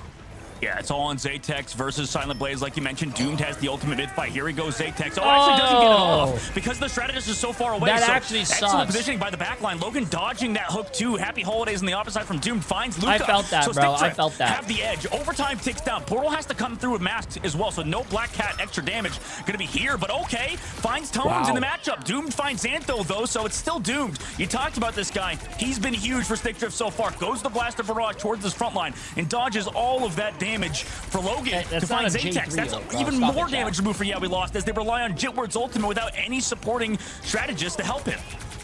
Stickdrift is locking in right now, and that is it. Really well played here by Stickdrift to stay calm and collected after heavily being down in percentage and pull out the W here on map 1. Yeah, excellent work from Stickdrift, and this could be a good match number 1, like you said, between two teams that have been playing each other. But yeah, for such a long time, but yeah, we lost. Have always kind of had their number. However, in that fight, I loved how Logan and Silent Blaze played that. They played so far back in basically Narnia, just out of the fight because they know, yeah, we lost the entire game plan. Is full dive on them, set up that sort of flank. But even if it takes forever, that was like kind of the game plan. It was a very, very telegraphed one. And the only way for We Lost to set it up and change up their play style and get the win there was to go after somebody else. Why are you talking about STDs, Jay? Because apparently STDs always come out on top, bro. Back of the map. Same thing with that Luna Snow. So excellent positioning from Logan and Silent Blaze, resulting in Stickdrift's win there. Show up or win, they end up winning. Yeah, I'm with you. I actually like the Vanpool into this too. I mean, Vanpool is just super survivable. You have a ton of movement and a ton of overhealth potential. So the idea is if you just kind of have to play your own game, look at the back line, separate, allow your front line to look right at the dinosaur, that works out. Let the dinosaur stay in, help peel something like the Venom here. And then once your team cleans up the Venom, forces out cooldowns, you walk in together. And it's looked really good there on the retake. Struggled at first, though, as we start up our first fight. Jay, my butthole burns. Okay, hold on, same thing with Jitward. Jitward's kind of holding on to the go for the aggressive dive. Luca's trying to come through, set up on it. Logan and the backline, nothing to counter it. But Redis is the one to find the KO on his Atex earlier on, as this is an absolute. It says it gives you 2 more weeks to live. Fight, just insane amount of I don't know, WebMD, on the bro. screen because of both Daredevils. It's Jitward. It says you have 19 different types of cancer. Mask running the storied Thor there with the switch coming in hot, finds some success in the first fight, 5% now, and moving forward. Kendrick staying on this strap pool here still is the case, using that for the snowball comp they love to run so much, such a brawl design. They just want to stay as a unit, walk in and deal damage at the same time. The same targets. Mask now up in the sky, got a thunder, bang, comes down, finds Logan. Tones I can't believe we're seeing a Thor in the tournament now. Oh, yeah. Jitward on the Silent Blades and Tones. Now back to Xantho. Again, the trade as Zatex drops Doomed and Jitward takes out Iffy. How does We Lost come out of this once more as they clean up the rest? I mean, it's the only problem with like Devil Dino, I guess, just being so slow in that fight. Had the ultimate, however, or coming back into it. You also commit Tones' ult on the backside. Jitward this is such a messy game. Has to just yeah, but I think YWL wants it to be messy because they thrive with chaos. To try to come back into it with the White Box ultimate actually committed kind of early. But now you have Doom in the sky, who has been beautiful so far, and that's Star-Lord. Yeah, just cleaning up the Fox there. The Gummy Hole Unleashed is dropped. Mask goes very low, able to drop back towards the strat line and stay healthy. Well done and great call there. And just understanding HP limits. The dive is continued. That's what I'm from saying. Luca, who's gonna stay so healthy, as a relatively new J3 fan, why does everyone say he's bald? Do we see a KO reset? We do Yo, not. mods, great movement can you around VIP that that guy or mod him stay himself? Healthy, Thank you. Appreciate you, drops Zatex. Yeah, this has been a masterclass out of Logan so far, honestly, even though they're down now 72% of the board. That was excellent positioning, as you called. Doom came back on that Phoenix, which did get through, and he's actually going to have to switch to it now, but you find Xantho at the very least. However, Redis there with the follow-up finally, too. We talked about this guy being excellent on these sort of melee characters after being so good on Elsa, has been kind of the sight to see, a sight to behold, but Doomed is the one again. You talked about how he's been now a star player for this team. Finds multiple. We're going to go to a round 3. Yeah, Doom just looked really good and slotted in well into this team, finding success against SSG early on here in domination. Actually got 20 finals in that matchup and helped them take that home. But we see now the lock-in again for our next fight. Jitward holding on to the let the devil out. We've seen what Jitward can do on this hero. Redis trying to match back and have the mark. I'm sure they're all tracking and have an understanding of where the pressure will be coming from. Redis disconnected! Jitward finds one onto Redis. Pause! Can I get a PP? Yeah, I mean, Redis unfortunately looked like he had some internet issues there. I guess we'll see that in a second if a pause comes out. But for We Lost, that's a huge advantage. We need a PP. You know, a bit of a saving grace from the internet gods themselves to give We Lost right now as they go in aggressive with that ultimate from Jitward. Now it's going to be that one-sided Daredevil ult. Nothing to match on the opposite side, but good peel job so far from Stickdrift to even come back, actually committing Kendrick's ult onto him, or onto the backline. Even further damage coming out now as they get the jackpot too. So if he fall in the middle of the fight, sadly for them, losing their Vanguard, losing Redis now as brutal as overtime ticks down. They rely on that Doctor Strange portal now. I'm really noticing a trend here with We Lost. It's just team overhealth, because that's what they're looking for. Luca, Zaytex able to find Tones and Logan, and they will push this to the next map, folks. It's a 1-1 off the rip. 1-1. Hey, 1-1. Jay, that cheater that you played against earlier is still playing. That is crazy that I reported that cheater I think We Lost like still had 4 hours ago, and he's still playing, and that Marvel Rivals still hasn't banned him. Still for Stick Drift. Can I get a W on to the that first anti-cheat? map, on that first round, it enabled I love their sort of Marvel play Rivals style where they wanted anti-cheat. a hard play back, play bunker sort of style, and make sure these dives aren't in a good spot. But now on that map, it's a little bit more open. There's a little bit less sort of like Marvel bunker Rivals rooms as well as health packs anti-cheat to play around. And for Logan in Silent Blaze, is like my PP. It was always going to be a harder round, I Half think. the time, it doesn't even and work. this one is going to be no different. It's going to be a really tough round, I think, for Stick Drift. Maybe we'll see if Doom can do much on that Phoenix. Obviously, they have more final hits on their side, but now we're down in this what happens match. when you get old, chat. I what think happens that when you Doom get old, bro. Listen, on the you guys will provide a all lot of value. Same experience thing it with one him day. on that Phoenix. But, it's kind of been on, like you mentioned, you talked about it, Tones, I think, so far on that. Deadpool is going to have to be big because he's been that off tank, having to switch to over to multiple different heroes. Whereas We Lost, that's kind of Mask's role, who is now onto that Thor. The team's been setting up well for him around his ultimates as well. Surprisingly, this character usually not played so far, at least in Ignite, but Mask is one of the best at it.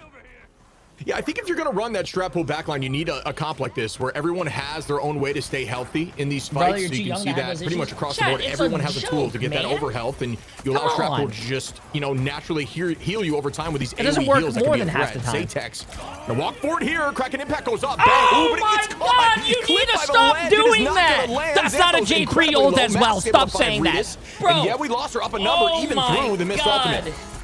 Yeah, tough. I mean, it's interesting that Reese actually wanted to go over the Black Cat off of that Daredevil, considering he was actually doing pretty decent on it. But Zaytex trades back Doom, so it is that 1-for-1. So it's a 5v4 now into the back as they wait for Reese to come into the fight, missing both duelists. Doom now goes back over to the Star-Lord. Phoenix was a little bit too easy to dive upon.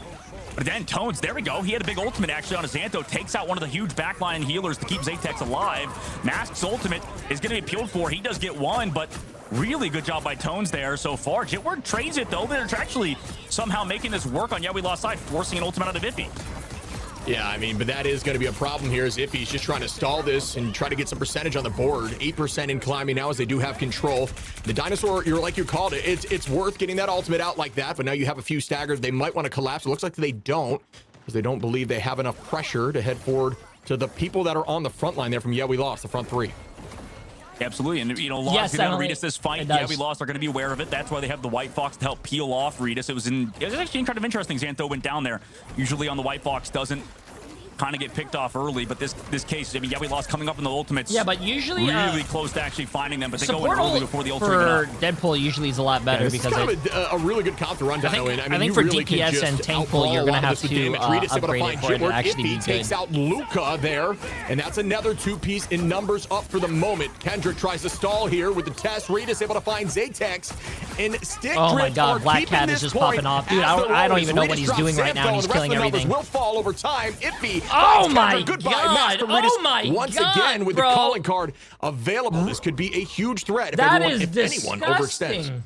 Yeah, I think that was actually one of the fights I would have preferred. We Lost to play a little bit slower. I mean, they were pretty much all across the board, 70, 60% to their ultimates, and they went a little bit too early. Not, maybe if they were 80%, it would have been fine, but Jitward didn't have the ult in that fight, and obviously you can see they're playing heavily around him on that Daredevil. Now they can come back with ults, but again, now Logan and Silent Blaze will have ultimates, and on Domination, you can get sent back behind and really never come back. 80% of the board now for Stick Drift.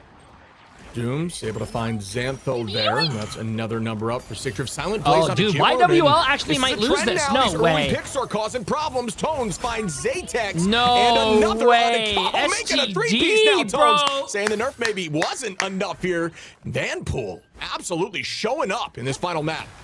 Yeah, I mean, this might be over. Portal touch going to have to come through now for Zaytex. Luca did get on time, but the portal might be a bit farther now.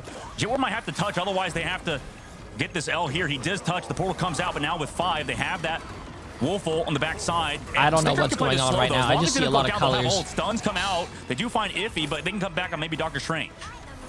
Yeah, that's going to be there. Jitward finding one. Silent Blaze and Xantho are onto Xantho, and Redis able to take out Kendrick. Redis again with a calling card. No, Redis finds Mask, and this might be a W here. It is. Stick Drift comes out on top. against Yeah We Lost on map 1. There is Yeah, they had no Stratus way ultimate advantage. Portal STD came is through and just Bro, played what's it slow. STD's Excellent record? work Aren't from they them, and this we're 0 talking and about 2 Dick right Victor's now? getting better and better No every single day, every way, single bro. week. I mean, taking down a partner in squad, now looking incredibly good today on domination They're 1 versus and 1. Yeah Are We they Lost. actually 1 and 1? And yeah, that's just some man. I thought they excellent were team 0 play and out of 2. that. That's mean, why for I said Stick Drift, YWL was gonna huge win. too. They'll have to keep it up, obviously. You know, when we look back at MRC, What's they've YWL? won a Oh, map or two. YWL is 1 and 1 too. But you know, it's a matter of winning I the thought entire YWL series was versus 2 Yeah We and 0. Lost. We'll see if Yeah We Lost can come back on this next map. We'll see what the map pick is after this break.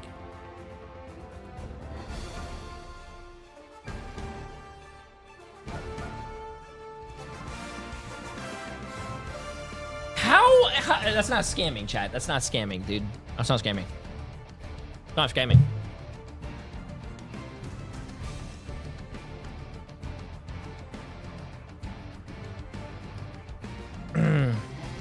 Yo, I put everything on YWL. Well, listen, look at...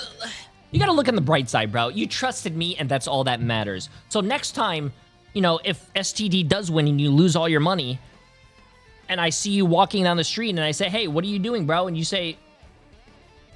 I see you walking down the street, and you're kicking a can. I'm like, yo, bro, what you doing over here, man? You're like, hey, I'm just moving. I'm like, what? Shit, I fucked up that joke. Damn it! And Emily's just laughing in the other room.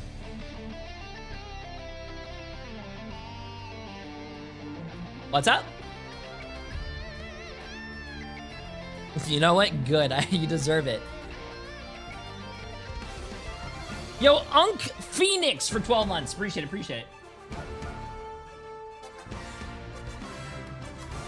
Hold up. I gotta mute and tell Emily real quick something. Yeah, I like the system that we have going on right now. I tell chat to vote for the losing team, and then you secretly put all your money on the winning team, and you just keep stealing their money. I like that. We should keep it up. Okay, sorry. Have me unmute. Okay, cool. Anyways, chat, what's up?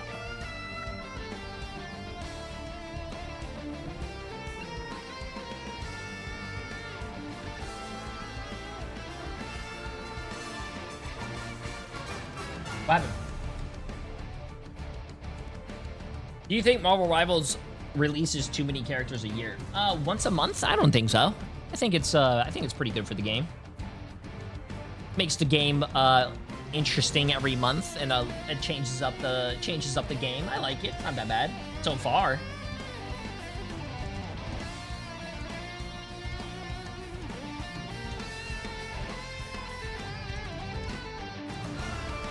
I think it's too frequent personally. I don't think it's that much. I think, you know what, instead of the character, I don't think the characters are a problem, but what Marvel Rivals needs to do, which I think Overwatch does it as well, all the characters that the game originally came out with, they have a pretty basic kit. They have, like, you know, push this button, this happens, and that's it. Nowadays, all the characters that are coming out are way too advanced, bro, and it makes all the original characters look like shit. That's honest. Bro, like Star-Lord, you have a right click, you have a shift, you have an E, and then you have your ult. Look at Black Cat. Black Cat, you have a right click, you have a left click, you have an E, you have an F where you can have an 8-item shop. You also can, you know, hit F and have another 2 abilities with your F. And it's crazy. Why does one character need 15 fucking abilities when their original characters have like 3?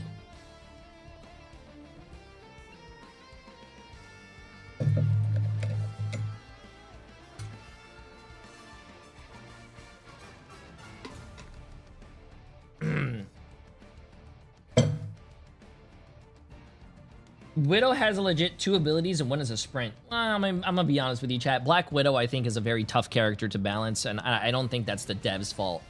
Because if you buff Black Widow too strong and she one-shots, no one likes one-shots in a game. But if you don't make Black Widow a broken character, then she's not gonna be really that good. And then now you're in a rock and a hard place. What do? Do you make the character broken, or do you keep the character okay-ish? I don't know.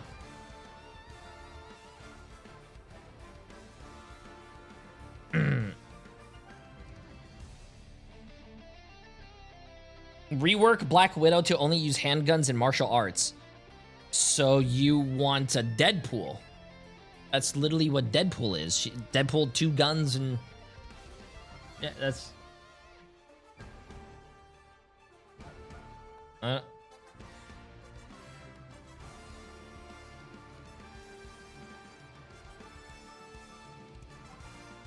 Yeah, I just don't.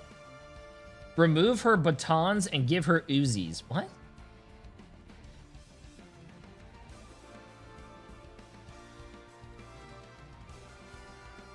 Yeah, rework Jay3 to stop scamming. I didn't even scam you guys, bro. YWL is gonna win the next map. You know why? Because I'm gonna predict. I can predict you guys the world right now. YWL lost. YWL is going to go to Museum of Contemplation, and they're gonna win Museum because that's their best map. They're gonna tie up the series 1-1. That means STD is gonna have to pick the map, and then YWL beats them on the map that they picked. And guess what? Everyone who voted with Jay3 and trusted with Jay3 gets rewarded. All the people who didn't trust Jay3 go broke.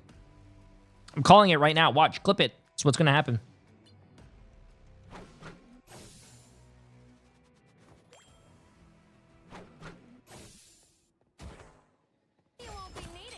A small fortune. You crossed my path. Gotcha. Last time I trusted Jay3, I became homeless. That's good. That's good.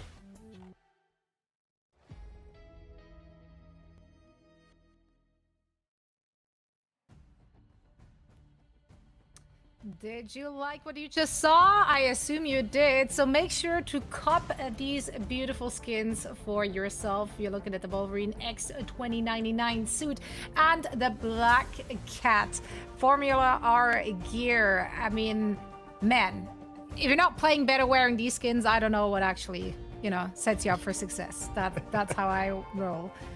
Dogman, are you a skin believer? Skin, I am. Good skin equals good skill. Yes. Yeah, a little bit.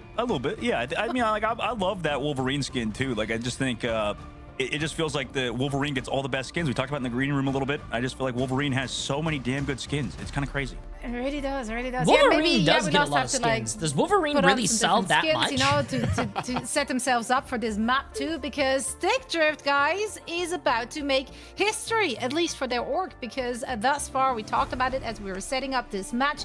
It's always been Yeah We Lost having the upper hand when those two teams met in the past, and now we're looking at a 1-0 for Stick Drift. Let's talk about how they got it done. I think something that you guys mentioned during the cast already was Jay is the staring and drooling when Black Cat is on the Logan screen. and Silent Blaze, they played really, really well. They played When Shib is on the back, screen, I avoiding, start to drooling. be dove on by Yeah We Lost. And then on the other side, Shib, you just mentioned in the green room that you were not a massive fan of the White Fox and Strap pool that we got to see from Yeah We Lost.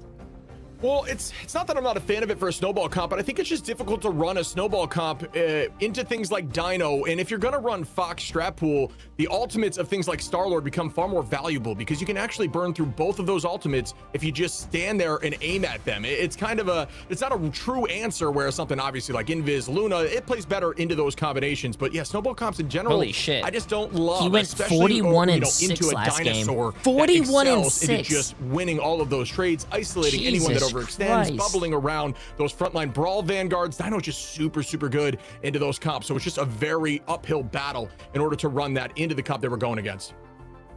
Yeah, and of course, what you just saw on your screen, Tones, the MVP for this first one. Frankly, could have given them the MVP here to most of the players from Stick Drift, because Doomed also really impressed. Think about I'm just it. Everyone really loves the impressed Wolverine with how X-Men well movies he's growing just up. slotting into this team.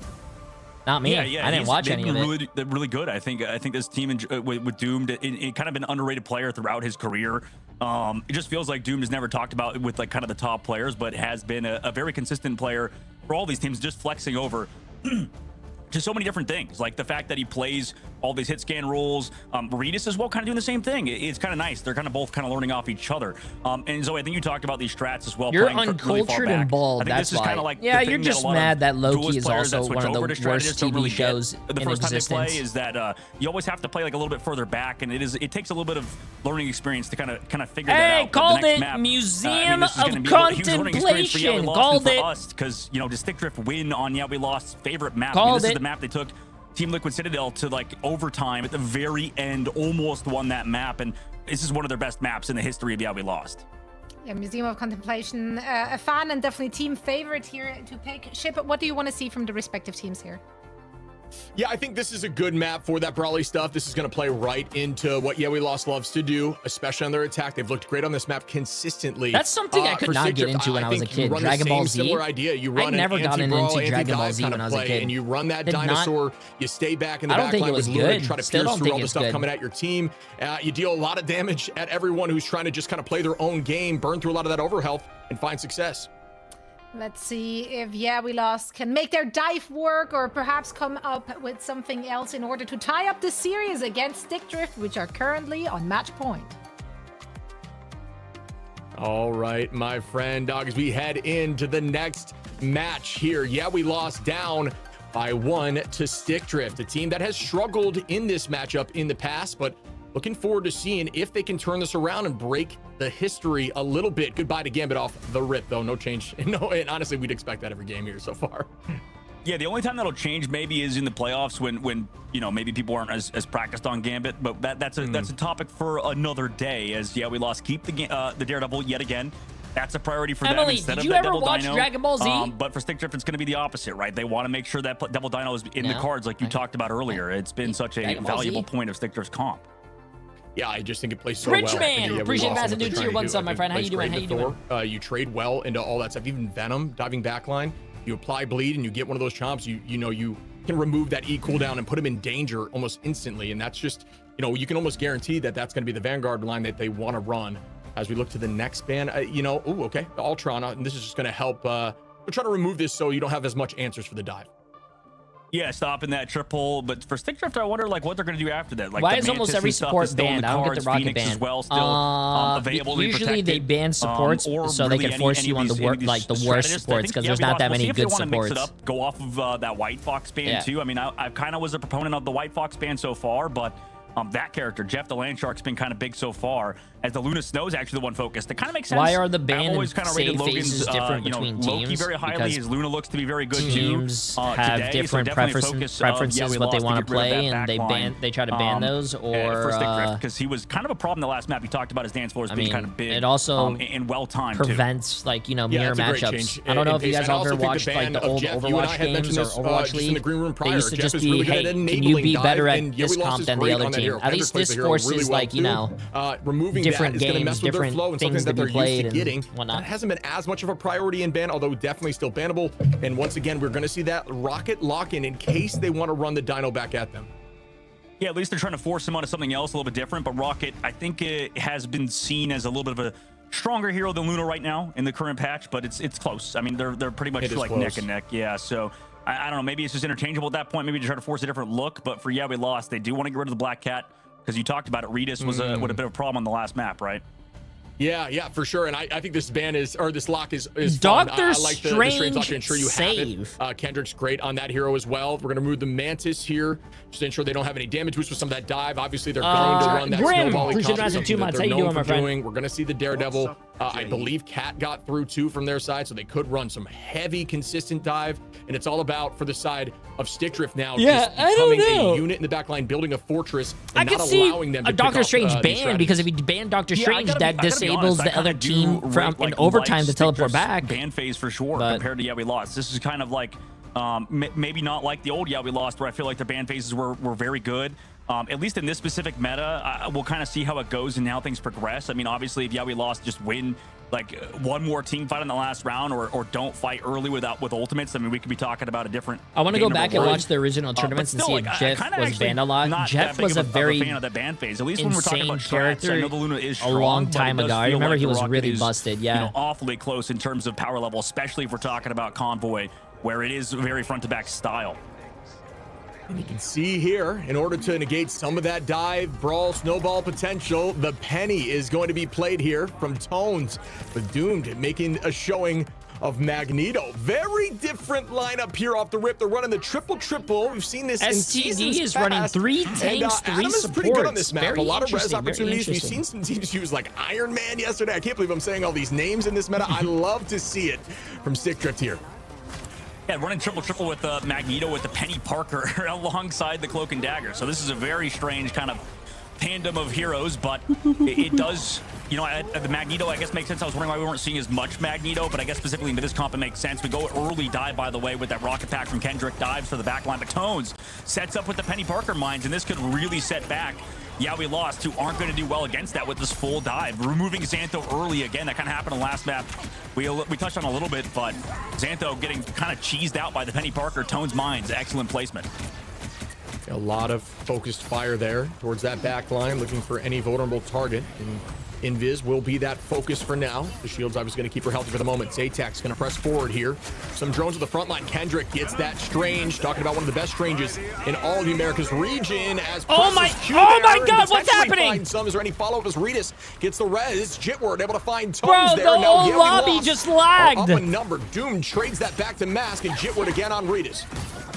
Yeah, that was an interesting one. Doomed also, yeah, like you said, trading, playing around the Penny Parker mines. They hard bunker on the inside. And I mean, this is the worry, I think, for Yeah, We Lost as the tournament progresses, is if, you know, these counter dive bunker comps are really strong, it kind of, you know, really maybe it was a spectator lag and not the actual game lag. I don't know. Of Yeah, We Lost, as there's some extra delay on that cart, by the way, by somebody on Stick Drift. Excellent work from them to also evade, get out with their lives. But we already are like 2 minutes off the clock. It's not been a bad hold from Stick Drift with this 3-3 style so far. Yeah, agreed. Out goes that Eternal Bond to walk them forward. There was some stun potential here. Luca still holding that door. Invisible Boundary gets committed here from Yeah, We Lost with Xantho.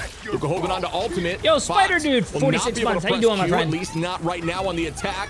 And here goes the commitment from Tone. So walk those mines forward. Try to get somebody. Building up those mines in the back line with the spawner. Spreading them forward to try to get a pick on a Vanguard. Luca going to use that damage and then immediately press the Q button to absorb it all. And get that HP back. As Hulk is now trying to find a pick. Almost does there, but instead pays for it. What a pick from Tones. Dude, are we entering a Penny Parker meta?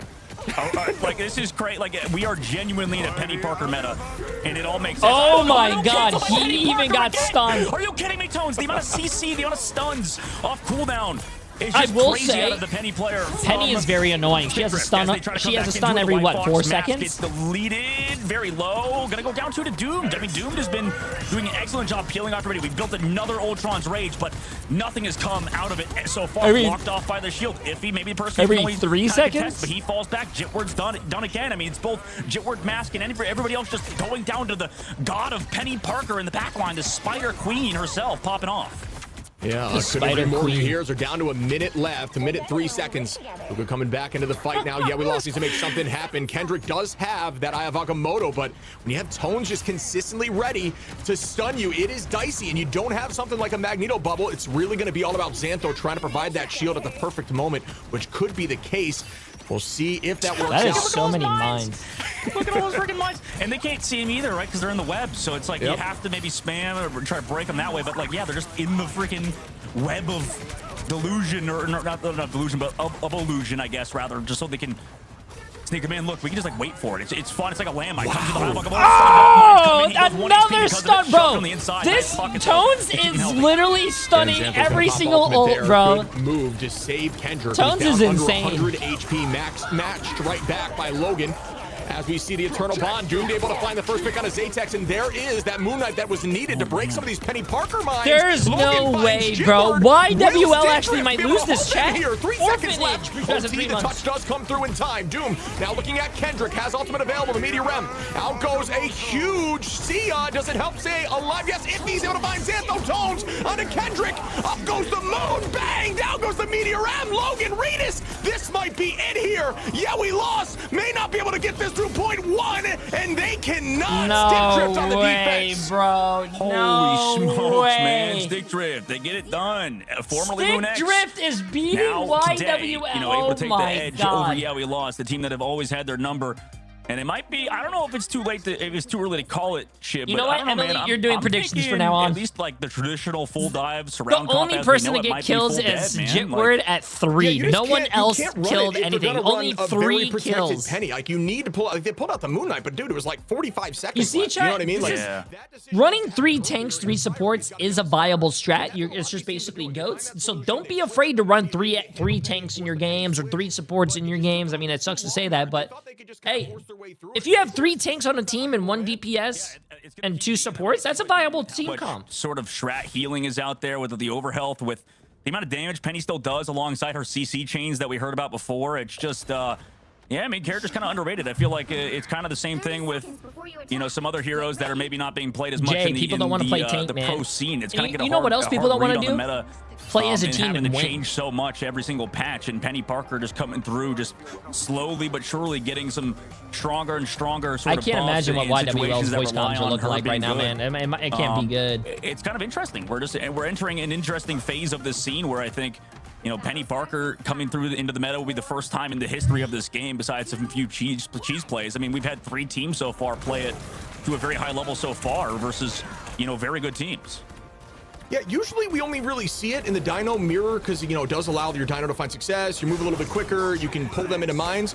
But, you know, Yeah We Lost just doesn't really love to run a lot of the hit scan projectile stuff. And you need to run that into Penny. And kind of not allowing them to force that early enough. Silent Blaze going to bring Doom back right into the fight here as Doom is going to be now on that Bucky out the door for Stick Drift, trying to get out of the door for the moment. Regis tries to find a tackle. It's pushed right back. Great push and pull there, but the force physics still gets value. Goodbye, Kendrick. As Tones cleans that one up. Yeah, it's a good point, too, because you brought it up. I mean, it is like the old Yeah We Lost that we know as Stick Drift, or slowly working away Yeah We Lost. Used to run a lot of the, like Elsa for Zatex and even Phoenix. Like, Zatex definitely a hit scan guy, but like you mentioned, their identity's been play around Mask, play around Jitward, and versus that Penny Parker stuff, it's a bit of a hard counter. So it's interesting they wouldn't make those full swaps over, but even then, it does feel like that that's a very is so early good portal for a moment. As they portal back in, they want 3 fights Yeah We Lost do, but that first fight slowly went the way of Stick Drift. Yeah, I like seeing the triple comp find success like that too, bud. You know what I mean? Like, it's been a while since we've seen that. It hasn't really showed face here in this new stage of Ignite. The tackle comes out from Regis onto Kendrick once again, tries to escape, forces out the passive there. Folks, notice actually when you're looking at Wolverine, if you see a little plus symbol next to his health bar, it means he has passive, something to keep in mind in the future when you're playing in ranked. Nice exile there onto Regis. Moving forward now is Luca. Iffy gonna peel that back line. Black Cat Shib dropping is a big some problem knowledge. into the back, but Kendrick and Xantho are gonna clean up the rest. Iffy gonna be heading back to the spawn door as well. Yeah, I wonder if Regis keeps this up after he, you know, uses the ultimate. Obviously has to go big here. Doom now goes over to the Star-Lord. Same thing with Tones over to the Cap. They want to set it up maybe. But like you mentioned, Mask so far has been huge, diving on the back line. 2 minutes left to go. I mean, we've seen first point holds happen before in other maps. It's been a long time before. He said that if you're attacking the early copy from Logan Wolverine, the Wolverine has a plus sign next to his name. He has the passive still. He finds Xantho though, and that is a massive pick. Silent Blaze gonna start off with the Sia in the sky there too. Psych, it was a Logan copy to bring that up. Silent Blaze still building at 40%. If he finds Kendrick, another one goes down. Xantho gonna start up once again with the invisible boundary, and Yeah We Lost are still maintaining presence on that point. Yeah, very slow stuff. Eye comes out after straddles, but Iffy's there with the peel and the bubble. Doomed also with the follow-up onto multiple. Regis is there, patient and slow, pans out for Stick Drift. One thing to notice with these Dino plays, folks, that it might be good to take away is, yeah, you can spin to do the tail whip, but it does kind of force you into uncomfortable vision positions, and you'll see a lot of the pros not electing to do that because it doesn't keep your eyes forward. Wait, can they get this right now? Yeah. Oh my God. Goodness. It's over. Okay. Stick Drift have done it. They have quelled the demons of Yeah We Lost. 2-0 fashion. Get it done. And finally beat their rivals of long standing, I should say. As what a crazy game. What a crazy game to win for Stick Drift. I can't wait to see what they say in the interview. But a good 2-0 fashion win for them in their group over a opponent that's had their number for such a long time. Well, if you actually look about my predictions, chat, you know, I did get the first EMEA prediction wrong. It makes sense to get the first one wrong. Back from what, and then I get the next 2 right and the last one wrong. They have wrong. solved the puzzle. What did you think of that game, Zoe? Oh man, look, it looks to me like Stick Drift has changed their number. It's not that bad, bro. It's not that bad. Let's look. Oh my God, 18% on STD? Penny Parker meta, anyone? any. $5 million from 300 people. Oh, yeah, this was also shit. just so. It was done in such a dominant fashion, which is kind of surprising. Oh, to me. that's Where bad, do you bro. guys feel, yeah, we fell short. That is bad. I mean, I think that fell short at the patch notes from Mr. Guang Guang, man. Like honestly, like straight up, like unlucky for them that we're entering a meta where dive is not as good. I don't know. Maybe it's too early for me to be. If you put 50,000 channel points on STD, you just won 300,000. Yeah. If you put almost 91,000, you won 500,000. If you put 140,000 channel points, you won $800,000. If you put 20,000, you won 115,000. The bunker comp, you got to find a solution for it. You can't just run your head into the brick wall. That is crazy. This team has found success doing that because they are just really good at snowballing, like one of the best at snowballing. This team found a way through it and they locked it down. Ooh, before chat starts hating me, I'm gonna go pee real quick. It really also felt like a lot of God, what they I were can't playing imagine and losing were my running channel. was specifically tailored to Yeah, We Lost Dogman. Yeah, absolutely. It was tailored for Yeah, We Lost, and you know what? Like they have a very good tailor at that, right? Like I feel like they just have the suit that fits any sort of size, even if you're plus size. In this case, for the side of Yeah, We Lost, although they did the Analogies dinosaur. are going crazy today, Yeah, guys.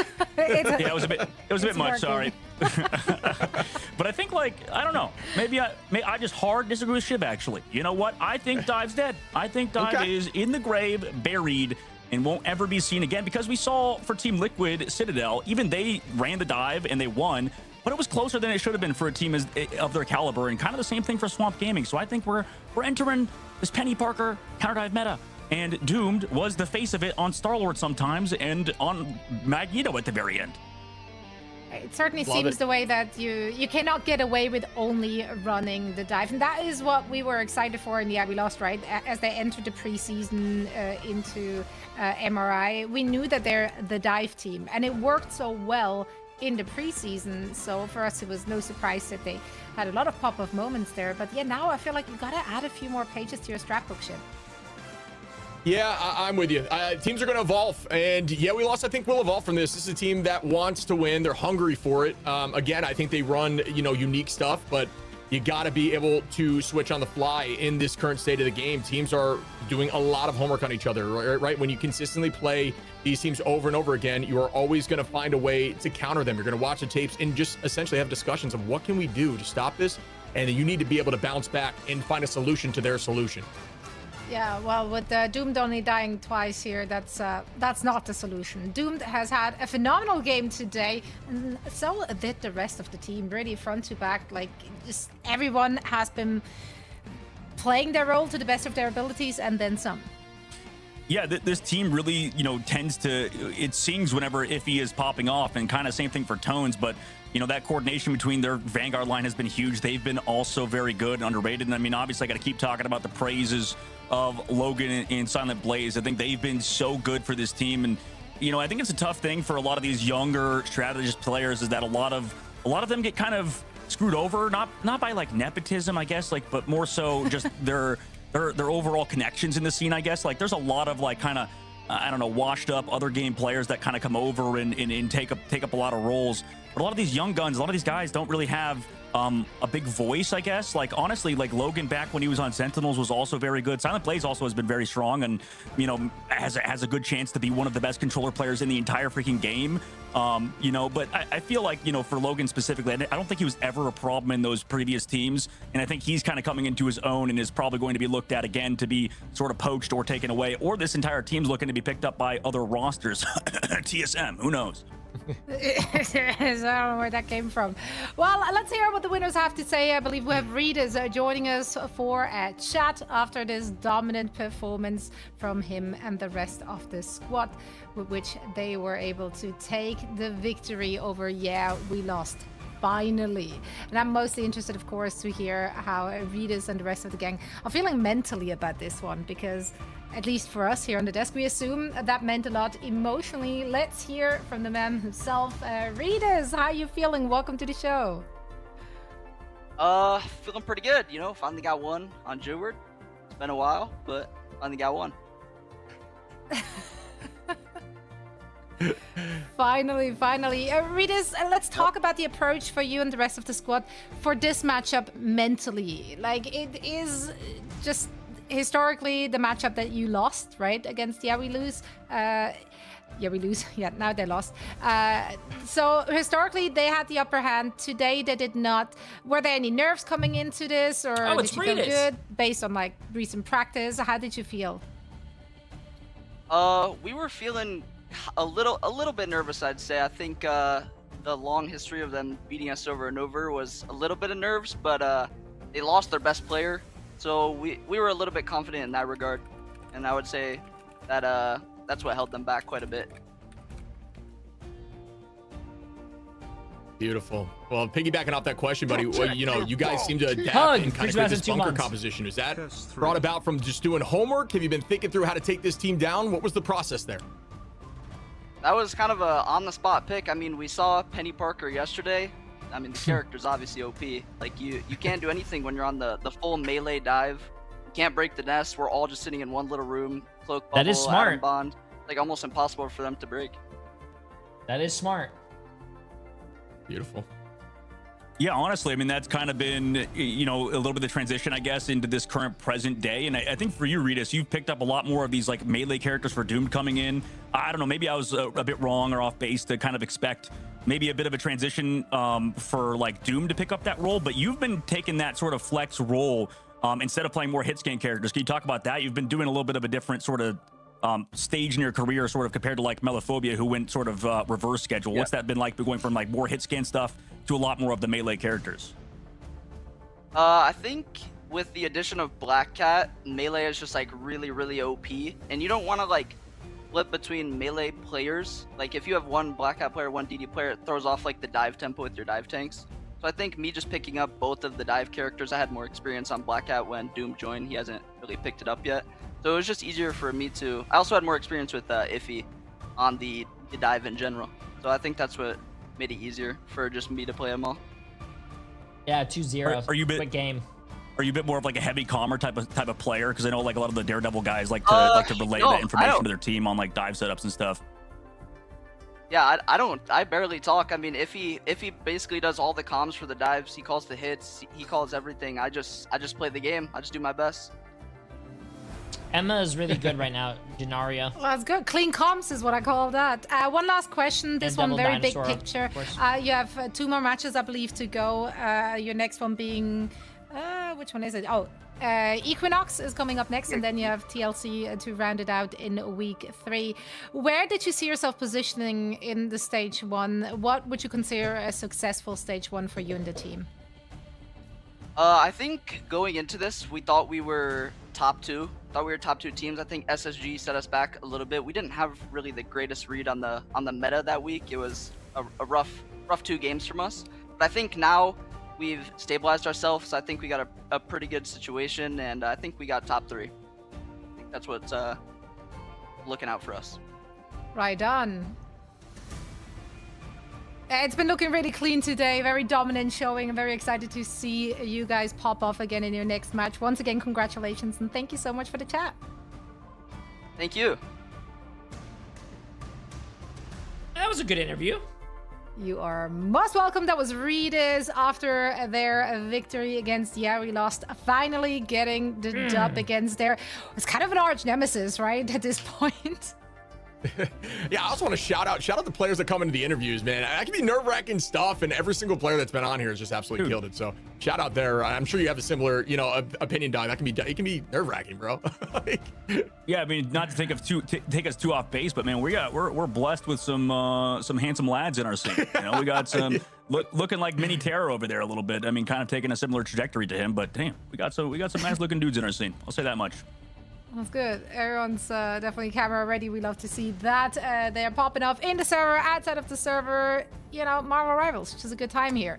We, of course, are not done for the day. We have so many more matches to come. First, a very quick break. Well, I think the next game is going to be a pretty fast 2-0 chat. You don't want to miss it. Yeah, I'm going to start the predictions right now. So, Team Liquid Citadel against Equinox. No, Equinox, I don't think, has won a single game. I think they're 0-2. And, well, Team Liquid Citadel is the best team in NA right now. So, and they're 2-0. So, I don't know, man. I thought YWL was gonna win. So, and they lost. Yeah, and I was peeing, and Emily came into the bathroom, and she was like, bold and dangerous. She didn't say that, but James Reddy, appreciate the massive 5 goodness subs, my friend. Absolutely insane, my friend. Massive W, massive W. She did not say that. She walked into the bathroom, and she was like, yeah, do you know the team that just lost? I was like, yeah, their team that's called Yeah We Lost, and she said, wait, what did you say? Oh, she said, yeah, I know they did. Because I said, she was like, yeah, do you know what YWL means? The team that just lost? And I'm like, yeah, the team's name is Yeah We Lost. And then she was like, yeah, I know they did. Ha ha ha. And she laughed away, and she walked away with all her channel points. Yeah. Also, Dumpster, what are you even saying? In high curiosity with the 5 gifted subs as well. Absolutely insane, my friend. Appreciate it. Okay, chat, getting into the next predictions. You have Team Liquid Citadel against EXG. I mean, to be honest with you, if you put money on EXG, you actually just don't like money. I mean, you guys could do that if you want. I know Emily's probably going to do it, but there is zero chance that EXG actually wins against Team Liquid Citadel. Let's all be realistic here, chat. Let's be realistic here, chat. If Team Liquid Citadel loses this next match, I will personally have Emily shave all my hair off right now if it happens. It's not happening, chat.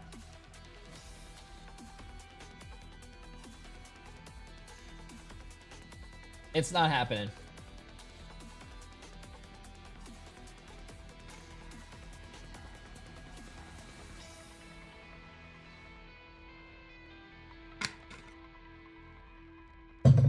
Should we clip that? You could clip it, but Team Liquid Citadel's not losing, chat. They're not losing. They're not losing.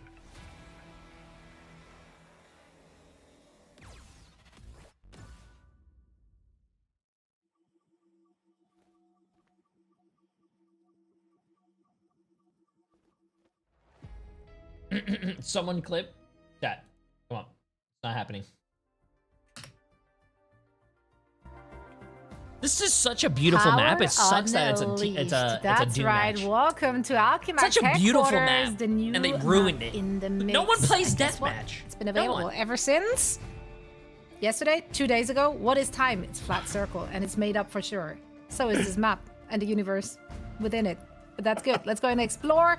It's time to save some heroes, man. Gotta stop the villains. I'm with you. And you're gonna look at Cyclops too. I'm still up for debate. I want Cyclops and Vanguard. I'm curious what those in the chat are thinking about who and what Cyclops is going to be. But yeah, gonna look at him just using his, essentially punch dimension force just to shield that building. It's a really cool mechanic, really cool idea. Yeah, I mean, there's going to be a lot of kind of stuff like that as we move forward, right? Like a lot of unique sort of characters in game-changing maps too. Like people talk about Midtown and stuff, one of the new maps in our map pool, alongside that one. So it's going to be a lot of fun as we get to see these new sort of mechanics transition into the game over the next couple months, I guess, or years of this game's future. Yeah, and I love additions like that, which just kind of flip everything upside down, right? Like that will always result in like a new meta, new approaches, new ideas from the teams that are playing, because those teams do be creative. And every once in a while, you have to be very creative because you will be going up against someone who may be punching outside of your league. TLC, obviously, a big standout. $10 million on Team Liquid Citadel, almost 500,000. And Equinox had EXG. the unpleasurable situation Jesus of having Christ. to go up against them. Thus far, for TLC, we've not really seen them like slip and fall, right? Preseason already was very, How very can you vote dominant. against this team, chat? They just, Polly, from front Vess, to back, they're the best in Speedery, their Energy, respective roles. They're Cooper, some of the Nero. best, Come on, and bro. There's just so much flexibility. They can play it all. Yeah, I mean, this team is incredibly talented, and they've only picked up more talent, grabbing Vess and putting him on the front line there with Polly. I mean, just, you know, respective champions out here. They look super good on a bunch of different heroes. They really haven't shown any weakness. We talked about meta, and I'll tell you what, for me right now, Team Liquid Citadel's in the conversation for developing and creating the meta. Who they're running seems to be the top because they are not losing. Yeah, I would agree with Emily, that. I who will you voting say, for? you know, when we take a look What's up, at Felix? Equinox, I think that we You honestly, put I'm gonna keep it a 10,000 on buck. I think that EXG? they might have What a chance are to you win today. doing? I know that might be a hot take, okay, but I think that this team, at least for Team Liquid Citadel, you know, they, like you mentioned, they're some of the best in the entire game in their roles. But what we've seen so far is that the dive stuff maybe not as strong as I guess we would assume in the past. Like for Equinox, I think that they can, if they figured out the meta, if they figured out the ban phase, they can win this. This is totally a W in the books that could be possible for them, even though TLC, like you guys are talking about, one of the best teams in the entire game in the history of this game too. So it's going to be a really uphill battle, but if they have a good read on the meta and Team Liquid Citadel don't, who knows? Anything's possible. Yeah, and they've already played 2 matches, right? They already had an opportunity to kind of figure it out for themselves, and they were off to a good start. Their first match in week 1 last week was against SSG. Yes, they lost it, but they did win on domination, and they won it by focusing on the Dino ban and lock for themselves, and they were going up against the Gambit. 12? They managed to deal with 12 that. and a So half, that that's the should chat. give you some hope. 12 and a half million. With 450 people Me, I almost guess, me. How to bad? I'll be a helper. I'm not in the chat, 128 but do I people count for as that? I not don't know. even $1 You should be in million. chat Not because you even gotta $1 lock in for those million. drops, man. Why are you not watching this? Blood. No, Blood put watched it, I watched it, but 100K I'm not on the casting. It's losing not team fair. for You know, some you reason. get an ethical Oh, I dropper see. here, okay? Unlike these other chat members who are out here playing ranked while they're watching the game, I lock in, okay? But I have to only be doing Marvel Rivals Esport watch parties. That's about it. That's right. That's right. Watch parties do be popping off if you're looking at Speederys and the 2PLs of the world. 2PL, the new addition here for Equinox, has really been a standout after that first week, even though they lost the match. Yeah, I think this entire team definitely has potential, like Dog was saying. You know, and honestly, Case. shout out Wada, Appreciate who it, I think Massive came Prime in sub. here How you doing? even as a sub, and now is on the roster, showing up and playing some more unique heroes as well. But yeah, 2PL's played super well, a ton of damage, not afraid to run the Elsa. I think Elsa's kind of taking a step back in the meta, still does a ton of good percent-based damage to Dino, so that could help push her forward. There are so many different heroes that are playable right now that it's been a ton of fun to watch. And we've seen so many different heroes in Ignite. I would not have guessed to see Penny and Iron Man over these last few days. Yo, Bakos Yeah, we've for seen a 7 lot. months. Like Appreciate it. How that you doing? Warlock in the mix. Like you showed a little bit of everything. Yesterday was like a random Iron Man day for absolutely no reason. I mean, yeah, Amazing played it, but then Cal played it as well. So I don't know, man. The teams are cooking. I do love to see it. Yeah, but 2PL definitely amongst good additions for Equinox. We were worried initially. What does the obviously, C because they stand did for in lose, Team Liquid Citadel? Sanji, right, to SSG, Citadel. who has been having a really, really good time this first week as well.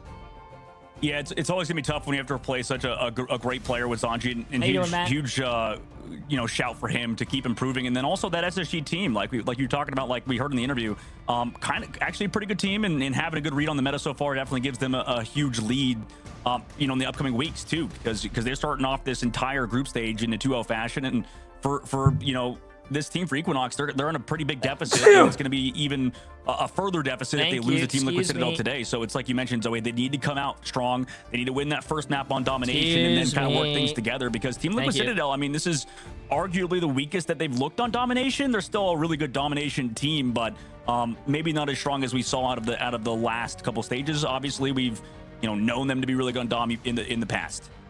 It's kind of funny how some of our top teams are struggling, not really struggling, but like ever so slightly struggling on domination. That might be the in for their opponents to gain momentum Oh my God. in the series by grabbing that When I first thought map. it couldn't Let's get see any if Equinox higher. can get it EXG is done against 1.2 TLC million with in map number 150.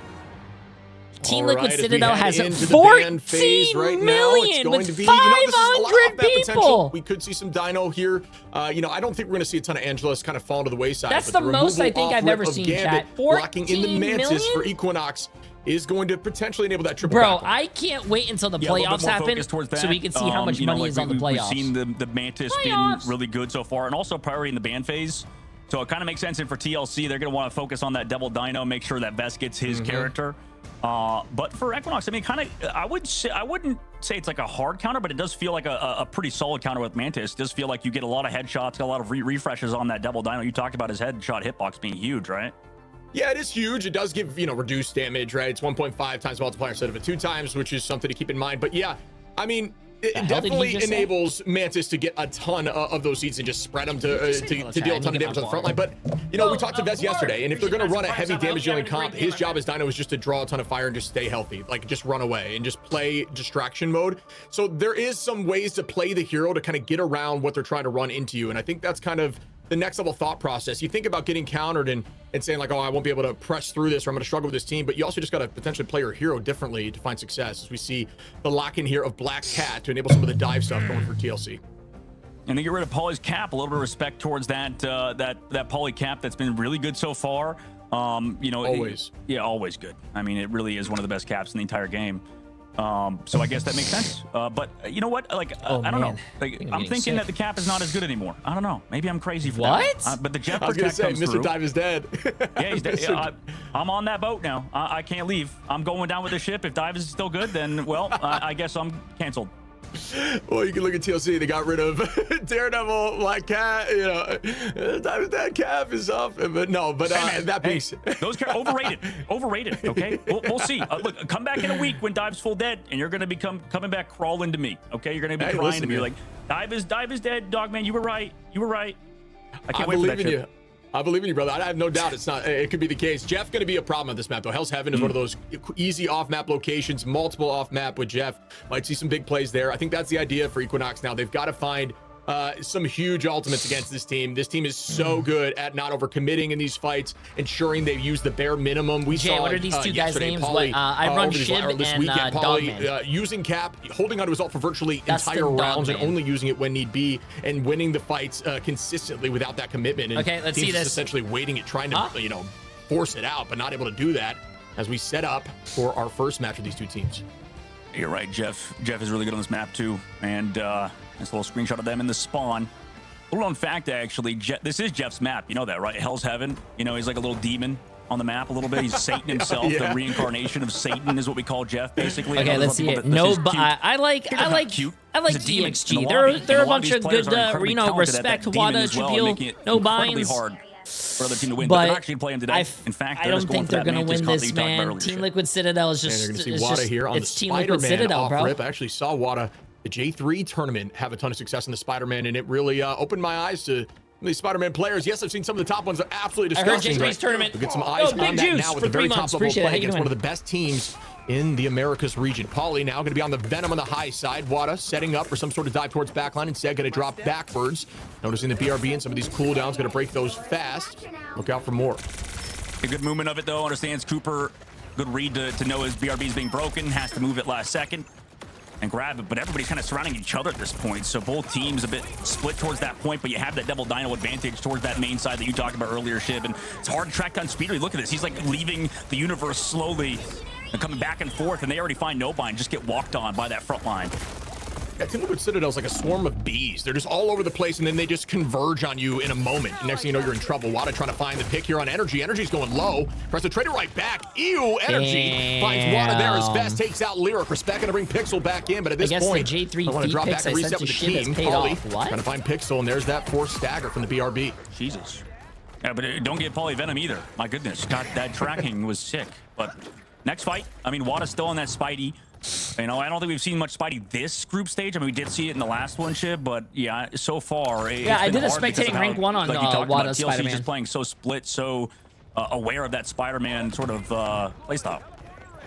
Yeah, I think they're just trying to throw some unique stuff at him. I think that's how you take a victory against TLC is try to do something that they're not used to practicing against and hope for the best. And that's just the truth of the matter right now because this team is just so good together. Haven't shown any sign of weakness. And once they do, maybe we can have more conversations about what they're struggling against. But for now, that's not the case. Poly staying healthy, almost has Feast available, ready to dive backline. 60% here on point already as Energy drops Wada again for the fight. Yeah, maybe it's about time to switch off of it. I know Wada, I think he usually gets those Dom maps. Sometimes they play triple, but okay, they're dove upon again. Pixel goes. Oh my god. Oh my god. This has just been brutal. All right. I don't want to be mean. This has just been I love EXG. Really just great players. Like a lot of people expected. I think this is going to be a fast game. And it's just all on Wada now on that flank. Has to get back to the spawn door safely. And at least doesn't get that treatment that, we lost like to do at the spawn camp but it's already 82% of the board ship, and they have ultimates. They haven't had to use much. They're just finding picks in the neutral. Yeah, we're going to set up here once more. Truthfield does have ultimate available, but there's plenty of answers here. Energy can match it right back. Nero does have the Kamiho unleashed. Cooper is on that rocket as well, which has been showing up a lot more in the meta. Now we're going to see TLC do the same thing. Polly goes in with a piece of the abyss. Cooper able to find Wada and show the damage of rocket there with that left click. Binds on point now, trying to get this thing to switch, but notice TLC's not even worried about it at the moment. Let them take it over if they need to. Worst case, come back after. They clean up everyone. Nero's going to find 2, and that's going to be it here for the first map on Dom. Man, yeah, that was brutal. Well, you know what? I just noticed as well. I think this is the most I've ever seen. 15.5 million on one like you said, team. They were doing a good job with the Black Cat on these flanks, on those off angles, not letting Pixel set up, not letting Wada set up, and a lot of energy in the KO feed as well. Doing a good job. Oh my God! Stop! Yeah, look at that. Stop! The stats speak for themselves. Put it back down. Stop it. Stop. I don't know. I don't think there's much analysis to be said about a team that can't even get a KO. Pretty brutal. Yeah, and ult advantage still being in the favor of TLC after a scoreline of that really just shows you how strong this team is, right? I mean, Team there's just Liquid nothing Citadel else to say still has besides, 4 ults, Equinox bro. look pretty Oh my. good in Ignite right now, but TLC not dropping This a looked like single my soul rank games all day on their today, side, Chad, except still I'm with on 4 ults EXG. available for this next fight. Binds, Lyric, Respect. Will have ult shortly. Wada going to be switching up and going to that strap pool, which we have seen in the past as well from Equinox. That could change things up. They needed to try to find a different solution, and they're working actively to make that happen. But we'll see what it looks like in this first fight. Yeah, this can't be understated too. Like Equinox need to at least put up like a decent fight to at least get a map maybe or something in draws or whatever. Because I mean, if they don't win this one, which obviously it's going to be hard to win against TLC, but they've already dropped their first 2 games, and now they would go into an 0-3 deficit, and that puts them 1 step closer to relegation, having to go through those qualifiers yet again. Obviously, they've been a top MRC team when they're under the Cafe Rose banner, and they've had a lot of roster turnover. But yeah, man, Wada get picked off again. He's now on the strap pool, but it doesn't pan out. Immediately lost team fight to that combination of energy and Cooper's ultimate. But again, they need to at least get a few fights going maybe this next is match tough, or whatever, because bro. TLC looking just as I dominant can't as ever on imagine what domination they're of all saying map in types. voice comms right now, Yeah, that man. combination's incredibly strong too with the Sia there, and the Galactic Legend has been something we're seeing a lot more right now in Ignite, and very difficult to stay healthy through that. The picks go through. You can actually burn through stratline ultimates. Aren't you worried about streaming this match? This is borderline on porn with how much TLC is flirting EXG. Onto Pixel there, and that's going to be 1 number up for TLC once again. Speedery That's crazy. onto Jupiel. Lyric trades it back onto Nero, though. A strategist goes down, but Nero's right back in the fight with the BRB, so numbers are still full here for TLC, who finally lost 1, but only for a moment. Lyric going to be able to take out Vest there, saying, I'm the dinosaur, which is another good start for Equinox, who needs to keep this going. Binds, taking out Cooper now, and Equinox is finding their footing. Yeah, finally playing that triple, going back into it, enough healing output as well. As No, that chat, you white cannot box helps hit sort of counter surrender speed. in a And like tournament you said, game. It's Lyric. Nice job to grab him on that follow-up from the Jeff. Finally, first fight win for Equinox in 48%. I think that was That's the not a bad popcorn time to stuck flip in it my either, throat. whereas TLC were holding onto those points very aggressively before as that map change comes through at about 50% I don't think of that the was me board. actually getting sick. And some ultimates used by TLC. They're coming up on that Rocket Raccoon ult in a second and kind of I combine feel bad. with energy. This is not Nero looking can good, stall man. things out. Nothing to counter on the opposite side. Unless Pixel hits like a big eat or something, this is going to be a difficult fight for them. Or they can maybe dodge onto the inside. Trupiel now onto the Elsa as well to help heal. Hey, at least EXG didn't get 200-0 though. The That's idea good. here, try to chunk through Lyric, or excuse me, Vest, and here goes that Galactic Legend again from Energy. Already has it available. Just shows you how much damage is going out. Goodbye, Lyric. I don't think you can rage Jeff quit goes in down. an The mini official dinosaur. tournament chat. Oh wow, what an escape! They're able to find a few and try to get back towards the point. Speedery finds no binds. Another number up for TLC. Out goes the Kamiho Unleashed as they still walk backwards. Smashed right back by Strap Pool. Trupiel goes down. Nero able to find Wada, and wow, I don't know how they're doing it, but they consistently do it, finding every single pick, even through some of these stratos. Yeah, I mean it was almost a good fight. That's the thing, is that what we saw, Lyric was just on the point. Everybody target focusing, excellent Yeah, target at focus. least out of there's TLC. money They're on the listening to their line in comms. this. They're going for an aggressive dive So, yet again. I don't By the way, think they can when we leave. talk about this follow-up point later, as they're going aggressive with that Rocket Raccoon. See you later onto Lyric yet again. Yeah, I'm curious here. You know, they saved the Mantis. I'm curious what the idea was in their composition prior to seeing what they rolled out of the door with. Maybe it was just to force out other bans. Sometimes you can lock bans, folks, just to force them to ban something else, and it allows you to run what you want. Speedery finds Pixel here early on, but I'll tell you what, TLC's not struggling. So whatever the strategy was, it did not work. as again up a Wow. number. Here goes the commitment from Vez, going to drive right towards the back line. They're Instead, basically it's getting traded spawn camped in here, terms man. of the bite. Energy finds Shupiel. Wada goes down quickly too. All those ults getting committed doesn't matter. Respect falls here. Now heading towards the front line. Going to wall off with the buddy barrier. Can they get this cleanup now on the Lyric as 99-100? They've done it again. 2-0 right into Equinox Gaming. Yeah, there's a couple things in the last one. I think, first of all, that Daredevil ban was pretty brutal because, like you saw, Speed was so free. It was just, Speed would show up, hit somebody, as soon as it gets shot at, flies away, hides on the wall or something, and just like a fly on the wall. Well, I think this is going to be a pretty hard chat. to deal with when you don't have that Daredevil. I think what's going to happen today. I think what's going to happen today is you have Team Liquid Citadel against EXG. I think this is going to be a quick 2-0. And then you have Swamp Gaming against Nightmare. I think that game is going to be a quick 2-0. And then I think this game might be a good one. The FlyQuest against NRG, even though I think NRG might still 2-0 FlyQuest, I think that's going to be at least closer than these two games.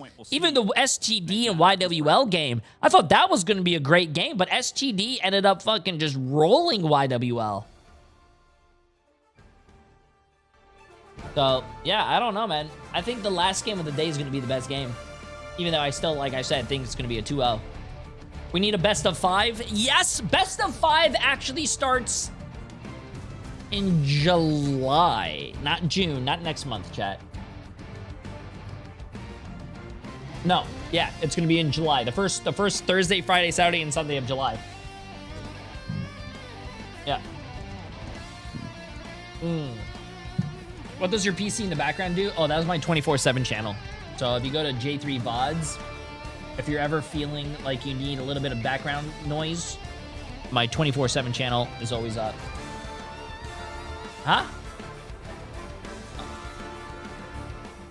Huh? Huh? Huh? Huh? Huh? Do you need something? Are you okay? Do you need something?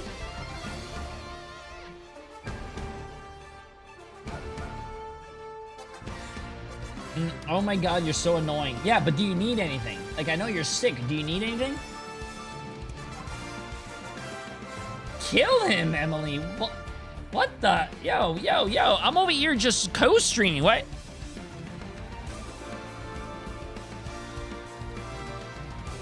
Oh, speaking about... Not killing, chat. Jesus. Speaking about... Yo, where's my, You know what I could be doing during this whole thing? Oh my god, chat. Oh my god, I have to show you guys what I'm doing. Wait, where's my, How am I? Make it tighter?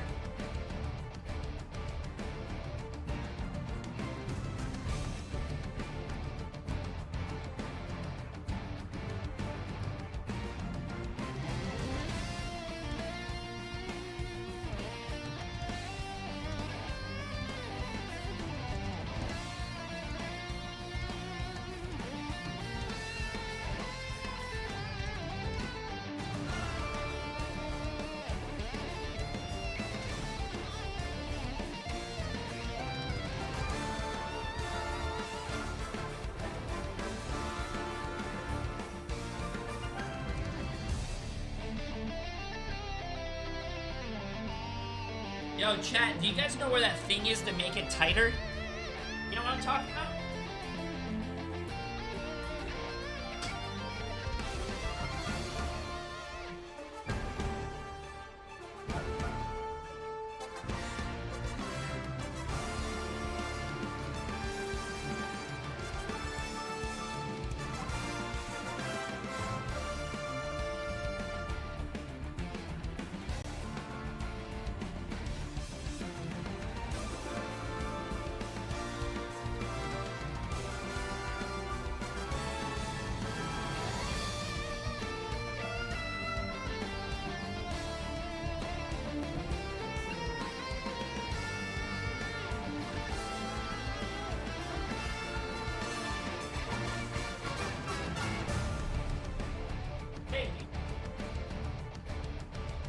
One of these?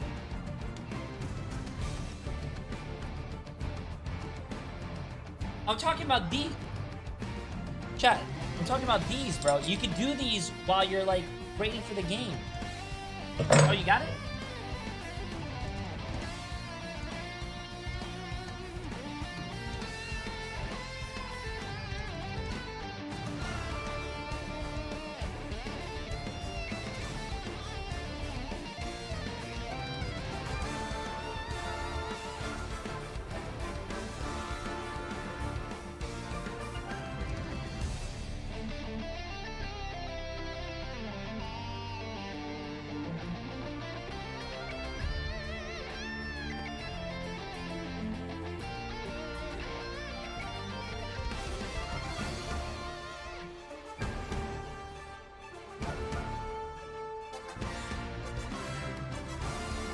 Bro, chat.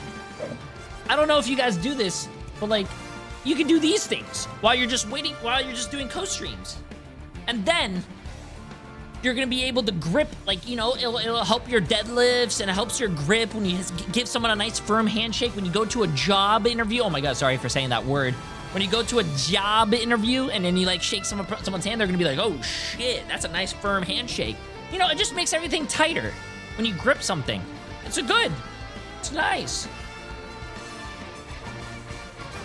Sorry for saying the J word, but like, what is this? This is 100 pounds. This is 150. This is 50. 50's too easy. This is 200. Oh my God. Ow! Nope. Can't do that one. How about 150? Ow! That one hurts though. Okay. We'll do 100.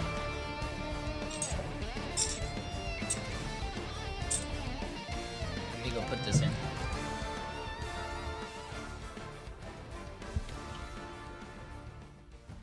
Yeah, you can just... Welcome back, one and all. A dominant domination from Team Liquid Citadel on Hell's Haven. And yeah, we would have expected them to take the victory there. This really wasn't Equinox's to win.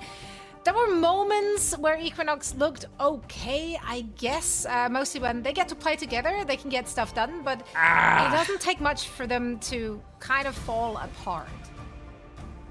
Yeah, you know, it's kind of funny because I think we can sum all this up in the fact that if you look at the predictions right now, I think it's 1.3 million to 50K, right? So that is quite the assumption. Actually, the predictions are 16 million almost. I mean, they're so locked in. Their composition's never breaking. They only fell a few times, lost like 30% total in domination. 550 people to 150 almost here for Equinox for sure. Certainly is. I mean, yeah, look at that. Like just one singular KO onto Nero.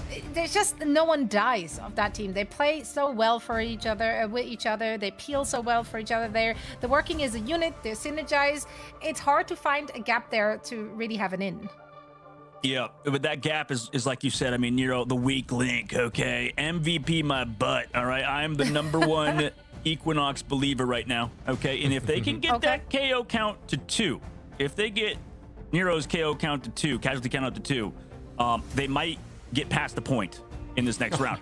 So, and that would be a big deal. You know, that's a big loss. But okay, in all seriousness, looking at the stats, yeah, I mean, you were right, Zoe. They just across the board, only 1 KO, 1 casualty on Team Liquid Citadel's side. They just did not struggle. And I think, honestly, the main reason why I think Equinox lost that is because they're not really matching the other comps that well. It's like kind of what Shib said. Like Shib, you're talking about the double dino stuff. They didn't even roll out with it at the beginning, right? Yeah, we've seen that a few times now where teams are electing to not run Dino if it's on the table, and it's back-to-back now where it hasn't worked out, and they've resulted in trying to go Dino after the fact. It's like at one point, do you think, or do you realize that maybe we do have to run the hero right now just due to how strong he is in this meta? I mean, just so much damage and just a lot of utility too, right? Like just so much you could do on that hero. Yeah, and I mean, week 1, Equinox did opt into the Dino. Pretty much every map they played, if I remember that correctly. So it was interesting to see that they didn't choose that off the bat. Perhaps in map 2, it's going to look different. Where do you think they're going to take us for this one? Yes, it feels so good, man. I think it's going to be Museum. All right. I was about to say, where are they taking us and why is it Museum? Yeah. Dog, you can speak about it. I mean, it's a very brawly map. It's fun. I love to play Museum myself. The first 2 points are very tight and like indoors. You stay groups, a lot of team fights. Big fan, and it seems like a lot of these teams are too. What do you mean Jay's starting to do the old man that map pick everybody likes to go to, at least if you're good at like domination. Feels like it kind of transfers compared to other convoy maps. So you can kind of play them like that too, but yeah, I think this map specifically, the Museum, I think is always I want to be able to do it without straps. Back and forth, and I think it's had some of our most classic matchups too. People just love to play it nowadays, and you guys talked about it, you called it.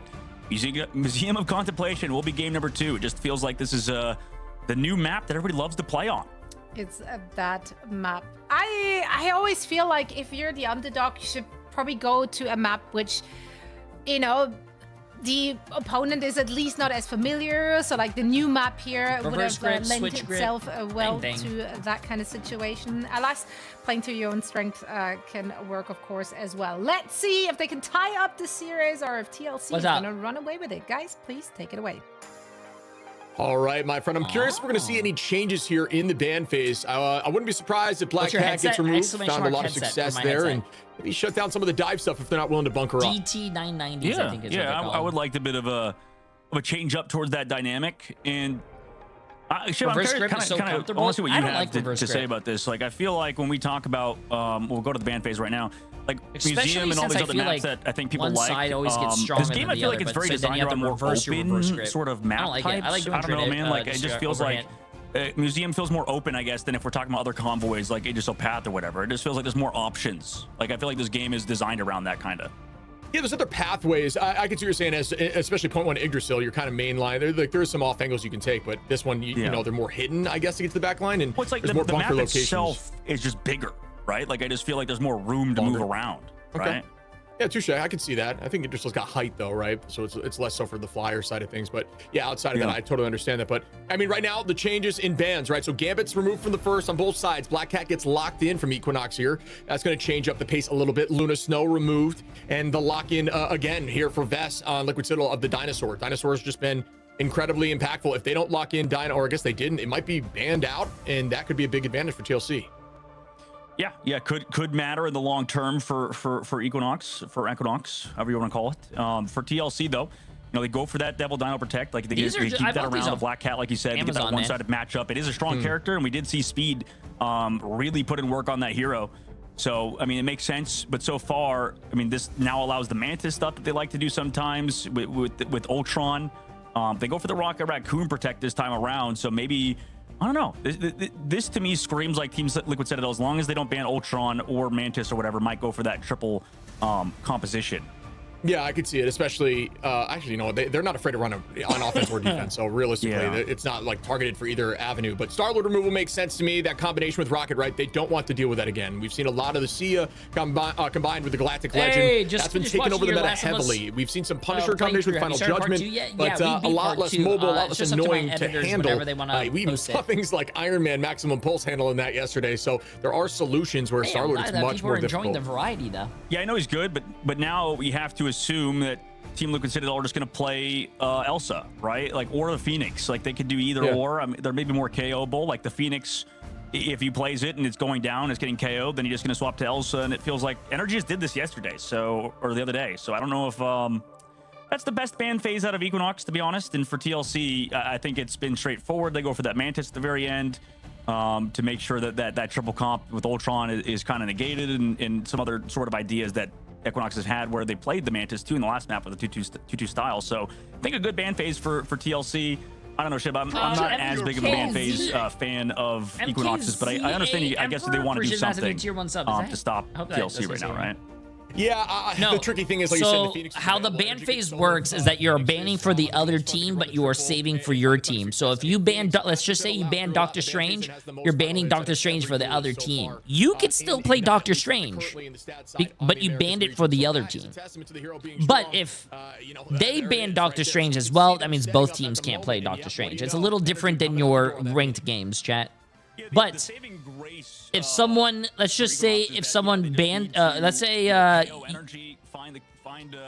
you save Doctor Strange, that means the other team cannot ban it. But let's just say another game, they ban Doctor Strange and you want to save it, you can't save it because it's already banned, if that makes any sense. In the past, I feel like, in recent Marvel Rivals esports history, but now that they have Energy on the team, now that... for an example, so Team Liquid Citadel, so EXG banned Star-Lord, Black Cat, Luna Snow, and Gambit. They can't run these. Over here is what EXG can't run, and yeah. On the hit scan, Energy already 10%. Just landing those shots, and there's Lyric, who's going to be playing Yeah, that it's to cap, stop, so they're going to try to the enable mirror that dive matches and all that side. stuff. Going with Pro Builder Because and I think Lyric, it's very and that's the boring when you watch two switch, teams actually, run the as you'll same see, comps Wada's no longer in. Pro Builder against coming each back other. in. It's going to play Cat to try to change up the flow here, and I like that idea for Equinox. I want to shout that out. You know, always try something different. If it wasn't working, fix it. So they are going to switch some subs in and make some plays happen. Nobody's gone down just yet. Point being held right outside the urn here as TLC on the defense. 50% in climbing for Energy. Chupio right behind on the Elsa. Yeah, I mean, I think so far it's been on the domination maps. You know, they put Wada in, but to be honest, Pro Builder, okay, I was gonna say he's been playing better, but not versus Daredevil because he's just found on the flank. That's what I was talking about with Daredevil countering Black Cat a little bit. Because she, you know, relies on that evasion and on that evasiveness when she goes in for those dives. But if a Daredevil comes back to peel you off, you can't hide. You can run, but you can't hide from Daredevil. Yeah, 100%. I mean, and you shut down the setup, right? So that's the idea. When you're diving, folks, you don't just immediately go after the backline. You set up first. The Daredevil's going to see where you're at and just pretty much call that the dive's coming in. Lyric almost gets taken out there. Polly is going to be back on that cap for this moment. Very low in HP, but is still somehow holding on for the current moment. And feeling like home there on the Captain America in the conversation for the best cap in the world. Out goes a few. The Sia gets committed. Energy from the sky lands to try to combine, but it does not get a pick. Pixel is bringing out the dance floor, but the first KO goes against the side of Equinox as Energy takes out Chupiel for the second. Energy again and again. Dude, respect. Come on now as Team Cooper Liquid cleans up Pro Citadel Builder. is spawn camping on, bro. Oh God, that's a highlight right there. Check NPC, man. Jesus Christ, Energy. This has been pretty one-sided so far, and you talk about, you know, in the past, aura or whatever you want to call it, just the you know, a little bit of a fear when you're playing against such a top team, and you can see it right there. I mean, Chupio in the middle of the dance floor, just kind of like, okay, I guess I'm just dead. And TLC's dive, 2 minutes left to go. Paulie back on the cap after it's not banned. Has been beautiful so far. They missed their cooldowns with the team up, and Pixel is going to pay with his life. Yeah, Paulie finds one. Pro Builder able to find Speedery, but that BRB is going to bring Speedery right back. You can play a little more aggro when that's still up. Energy finds Lyric here, and still up in numbers. Well, essentially Spawn holding them at this moment. A minute and 35 available here for Equinox, and a ton of ultimates. Will they be able to make something work? I don't know. Yeah, well, I guess we'll see. I mean, this is why I like kind of like for specifically the TLC matchup. Yeah, we lost ban phase a little bit better because at least if they get to protect the Daredevil and ban out Speed's Daredevil, they can counter the Black Cat. But this time they're scared of the Black Cat and don't realize that this character is also as good with Speedery on that Daredevil. It's traded 1-for-1 at the very least. Phoenix ult lands. Cap ult though helps sustain after it. And No Binds actually finds Nero in the middle of the fight, immediately finding value out of that Daredevil, or sorry, Double Dino in that fight. Yeah, Pro Builder and Chupiel able to find two more as Vest and Energy go down. Fight. This might be what they needed here as they force out a ton of ults here from Team Liquid Citadel and still found success. Pix able to find Speeder to clean up the final pick of that fight, and the reset needs to come in here. Team Liquid Citadel, it looks like Equinox can be able to get around that first bend, potentially the second. Start up another fight, but time is ticking down with 40 seconds on the clock. It's exclamation mark MRI. You know, I think bracket. for TLC, at least not ultimates for them, so they need to go quick. But they're again seen through the walls. Pro Builder has to back up for now, getting shot by that Devil Dino. Now goes in with his ult before Cooper has ult, and that's actually good. Oh my God, that was a great kill, Excellent but peel damn. job. BRB brings energy back as well. Yeah, Cooper's going to, exactly bring energy back. Respect finds Speedery, though, and there will not be a BRB for that energy. Taking out No Binds on the front line. The Dinosaur goes down. The C is still out, but now it's deleted. Pick still holding onto the dance floor. All the rest are still healthy now for this final fight territory. Best walking them away with 6 seconds. Going to be a must-touch here moment. They can even get there, and they can. I believe it was, yeah, just glanced through that in the perfect timing, or else they were almost in trouble there. Not ticking the overtime. It's final fight now. Yeah, final fight. They do peel off Speed at the very least, so excellent job coming back for Paulie. Chupio trying to mark him, but needs to come back and start shooting Vest, because Vest has been a little uncontested on that payload. Decides to jump up, though, close to the ult. Energy. Nice job to use the ult from Energy's side, though, to kind of combine on Pixel from Vest. Yeah, Vest finding two here. Chupio and Pix, as discussed, looking for a third here with the Rampage. The Fox goes out, heading towards point. Nero takes out Binds. Pix falls two, and that is going to be it on this attack. Team Liquid Citadel holding them before point one. Well, great work out of TLC, especially to come back after their first time on this map versus, yeah, we lost or didn't look as clean. But today they do look clean, and for Equinox, I think it's fair to like, say they won. This is the problem with the Luna Snow ban phase, I guess, when we come back and look at it, because, you know, people are talking about how you can get KOs even through Luna Snow dance floor, and most strategist ults with the Rocket Raccoon see you later, even if it gets deleted very fast. You can use that opportunity to find those KOs. And the Luna Snow is not finding the value on that side. Like you can see in those matchups. It's they not get at least over. one Oh in no, those it's over, trades. chat. It's really, I mean, there's a good spot too. Like they deal with It's speed. over. They get them 4 KOs. They also deal with people early to get that BRB out too. So I think their Peel Jaw's been doing good versus speed. He's been overextending sometimes alongside Pauly, but it's not enough. I think with their specific comp with the Luna Snow stuff that they've been running, as that was an excellent hold out of TLC and great work from the rest of the squad. Yeah, and it looks like Equinox is going to take a page out of the book from Stick Drift, and they're going to run a triple here on the defense of this point. It worked last time for the side of Stick Drift. Will it work here? You can notice the Adam's back in. Pro Builder plays a mean Adam. We've seen it in the past. Kind of fell to the wayside as the meta shifted a bit. But it looks like he's squeaking back in just a bit as long as they do have that Loki to copy up to have double res potential. Looking forward to seeing if this is the solution to buy them time to make it a close match. Yeah, we'll have to be. I mean, feel right bad now, for they have 93 respect. meters to go, and like we talked about earlier, this is a huge can respect setback that, man. if that's the case. If they do lose the series in 2-0 fashion, to drop 0-3 in the group stage is incredibly demoralizing for this squad that might have to go through another qualification process to come through and ignite in the next stage. You But okay? Again, like we said, they have to at least make this competitive here. You want me at to the get very you end. hot water and lemon and honey?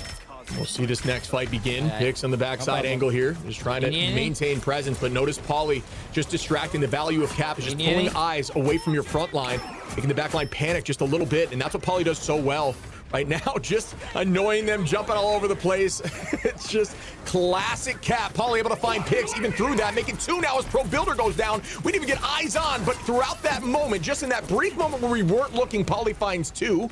Pro Builder forces the self-res back in. Vest trying to find a pick here on Chupiel, and it does just that as Speedery cleans that up. It's all but over at the current moment in TLC. Slowly walking on, getting picks neutral. This happened on the domination. You know, this usually it shows a pretty big gap in terms of skill level between two teams. If you're just getting so many picks in these neutral fights, as well as the dance floor leaving behind one of the members of the squad, at least nobody goes down. And this we're talking about, like, Speed just waiting on the flank for that ult to end. Everybody else just coming back to peel off for energy. Energy just dealing a ton of damage forward, and you can notice the space being created here just from the raw power of the hit scan. And Dive just trying to find some way of getting in here, but Energy has the reset available right at this moment. It's likely going to be combined here. Vest going to charge in forward with the Rampage from the sky. Pauly finds that cleanup on a Pro Builder. That's just a good kill too, because he has res. As the Sia gets committed. He doesn't have res either. Dude, Pro Builder, because they knew he didn't have the cocoon, he just got chased for like 30 seconds straight, man. He was just like a golden snitch in Harry Potter, just getting chased by the young guns on TLC's side. And now, you know, no portal either got canceled. Looks like in the spawn, or they used it earlier. Something happened. And now, TLC win 2-0 over this squad in a very, probably the most dominant game that we've had so far in the group stages. Yeah, I'm with you on that one. That was just textbook play from TLC. Didn't look like they missed a beat there. Locked in. They had the comp downloaded. I don't know, Even man. the triple really did not struggle with it. I just want to see something. If you bet 250K, you still won 21,000. That's not that bad. Holy, look how many 250Ks there were. Incredibly strong performance out of their squad. Yeah, I wanted to make some lunch. Didn't get to do that. Thank you so much, TLC. Yeah, no, they were kind of speedrunning this. Once again, coming out victorious for their match. I think the teeny tiny tinsy bit of shakiness we saw from Liquid Citadel very early on in this stage is all but gone. They're not really being tested. They're not really being pushed. They just get to dominate, really. Out of a 250K bet, I only made 27K. What do you mean only 27K? 27K is probably more than a lot of people have. Find a way to cut through Selfish, this team. rich They people, mentioned chat. in interviews, Vest said they want to try to find multiple different solutions, run Rich multiple people, different comps, so they have answers. So it is going to be a tough task to find a solution for this team. Yeah, I do wonder what they have in their pocket. Like, if you're just looking at the players and their respective hero pools, can they venture out and get really creative with it? Because, quite frankly, we've seen a lot of interesting looks thus far from other teams. Yeah, they can. They can mix it up. They could maybe try more Daredevil stuff that we saw. Yeah, we lost. That could have been a smart switch up. But regardless, yeah, I mean, that was a dominant performance out of TLC when their MVP shows up in a moment here. it was just one-sided, and like you said, they're firing on all cylinders. We've talked about maybe the top team's not looking as strong, but the record He went 20-2. that. Like that's kind of been at least my narrative, is I feel like the top teams haven't been that dominant, but the map records show otherwise. So it's still been a very good performance out of them. I guess that kind of goes back to the other group stages where it just felt like these teams were really formidable. But maybe today, as they figure out the meta a little bit more, I wouldn't be surprised if we see the old Swamp Gaming of the past. Shiv Same is thing with usually TLC. an That looked like eternity they in were High in Celestial. old form for I sure. usually Energy queue with him, still and is one of the best players in the Dogman entire was game a and in this region. ex-professional Overwatch League player, so he's also like Incredible High performance here from Energy and the Celestial rest of the squad Eternity. too. I mean, again, for this team, after pretty Sometimes much every they're series, you in could top give that 500. MVP to literally anyone. Also, we did finally get to see a lot of Vesva Dino action. Did mention last week that he's been grinding that hero, and they're looking really good. They're playing really well What around does the C it. in KCA mean? that's It's basically great on Dino, casualties. for sure. They don't like They've to say been kills consistently or making that an deaths. early lock, which I think is a testament to them Actually, thinking no, this they do hero say is just in a kills. They really say- strong they say space kills, right now. But a lot of casualties, and teams assists, trying not not to kills, run it. deaths, So and assists. curious on their feedback on that. they We'll make don't sure we like have to that say conversation when we get to the interview. But this whole team, like you said, is looking incredibly strong. I know we're going to be having a conversation here with one of the players in a moment. Looking forward to getting their feedback on the meta and what they're running, because like you're saying, all of them have been found enormous amounts of success on so many different heroes. Yeah, I think the tough part for Equinox, if we go back to them, is that they were starting to get expectations, I think, after that preseason, because they had a very hard group, and then actually performed pretty well. Yeah. And same They thing do with say every MRC knockouts. team. Because apparently kinda, when you are in play, that you're not group dying we and kinda going back to compare them spawn. You get knocked we out lost. and you We go kinda back to compare spawn. them to the other sides of MRC with Stick Drift. I feel like we kind of look at those teams all together. It's kind of like when your parents sort of compare you to other kids that are outperforming you, No and you're just parent out does here. that. That's no parent crazy does talk. that. That's no parent has ever done that except mine. Yeah, well, they'll compare you to like your more successful friends that are doing quite well in their school life or in their real life. For Equinox, unfortunately, they're in that case. They are, working on themselves, as a parent would put it. They are just trying to figure out life right now. That's a What parent is would put talking it. Yeah, have you tried to just be better? Then maybe you wouldn't struggle with the comparison. I don't know. That's messed up. Has anyone else's parents compared you to like someone else that was doing really they good? Don't shy away from comparisons because they're coming out on top of it. And let's get Polly in for a post-match interview to hear how they got it done. I feel like that's today. fucked up now. Quick match. So I assume they had dinner plans. Polly, thank you so much for joining us. Congratulations. How are you feeling right now? Just relaxed, another day in the office? Yeah, it's just another day in the office, to be honest. Just kind of relaxed. Damn. I mean, that's fair. Polly, you guys have been just kind of, stomping the competition in the preseason. You continue to do so here in Stage 1. But that also means that we haven't really seen you being pushed to your limits or, I don't know, forced off of your comfort picks yet. So from a competitive standpoint, do you actually wish that teams will push you harder right now so you're forced to innovate and maybe test the boundaries of the current meta a little bit more? Well, yeah, I honestly wish we were put in the other group, because right now in our group it's just kind of boring, so. Damn, that's toxic. He literally just said every other team in my group is shit. In our group stage.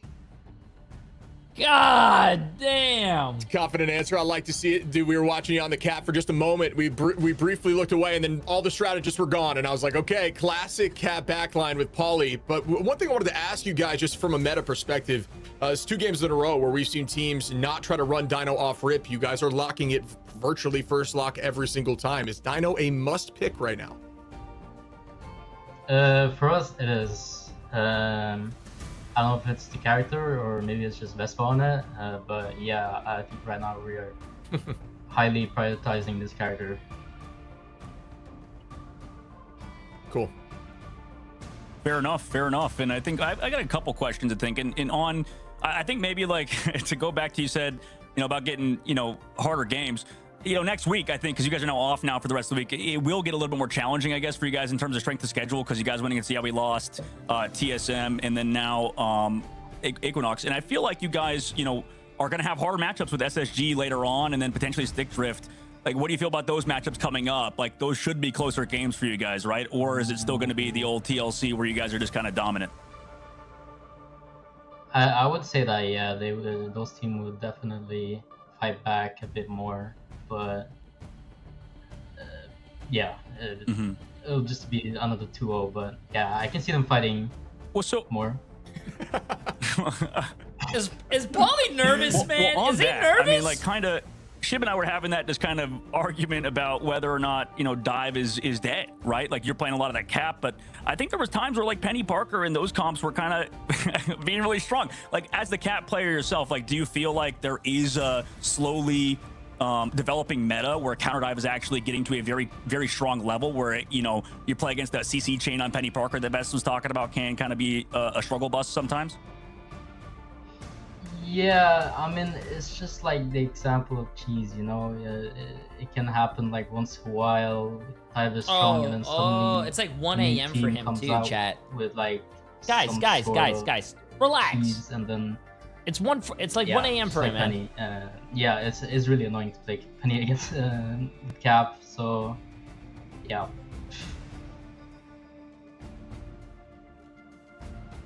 So you didn't answer the question. Is Dive dead? I think Dogman just really wants to push his narrative. Dive is not dead. That's his point of view. He's never, Dive Paulie's might be always dead. gonna... Not dead, alive and kicking. As long as Cap is Paulie subtly open... hinted that when he said cheese. He's taking a dig. I love it. You're losing this one, Dogman. I'm sorry. All right, Paulie, thank you so much for proving everyone right and Dogman wrong. We do appreciate it. It's been a pleasure chatting with you. And I mean, you don't need luck in your next match, but we're very excited to see you back in action very soon. No, bad luck. Bad luck. Thank you very much. Dogman's saying bad luck, bro. Thank God you're not petty. Oh, man. Yeah, that's brutal. No, but you know what? You know what? If you call something cheese, that means it's working against you. You know what I'm saying? True. It's that you know, Zoe. It's that classic veteran, you know, mentality where you know you're like, it's not gonna bite us in the butt, and then sometimes it does. And then it does, exactly. If it works, it works. Call it whatever you want. So maybe just more than one thing is viable. We can go with that narrative. For now, though, Dogman, you and I, we're out. That's right. We do have 2 more matches to go, though. Vicky and Cozy will be joining Shib. Dog and I shall retreat into the shadows. And we will return tomorrow to preach the Dive is Dead gospel once again to everyone who is willing to listen. For now, it's bye from us. Cozy, Gaming and Nightmare chat. coming up next. Don't go anywhere. We are getting Cozy and Vicky. Oh. I don't know if Shib is casting. I think Shib is going to probably be a host.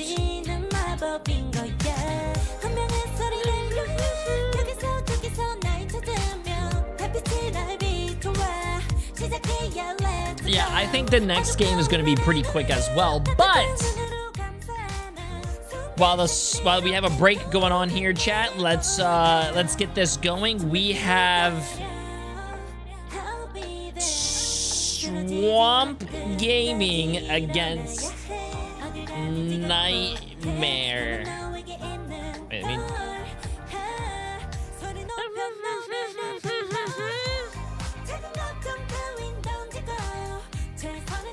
Okay, chat, get your prediction going. If you guys want to copy Jay3's predictions, I think that Swamp Gaming is going to beat Nightmare. Nightmare, I'm sorry, I love you guys, but they are not looking like a very strong team right now. They are 0-2 on the bottom of the bracket, I'm pretty sure.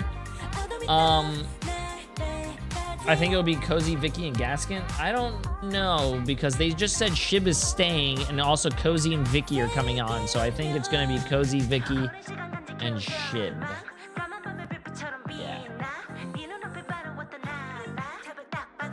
Yeah, so if you guys want to vote, YouTube, if you guys want to vote as well, jump over to the Twitch. If you want free drops, come over to the Twitch. Enjoy your predictions, chat. We come back in about 1 minute and 30 seconds. Hey, Boba.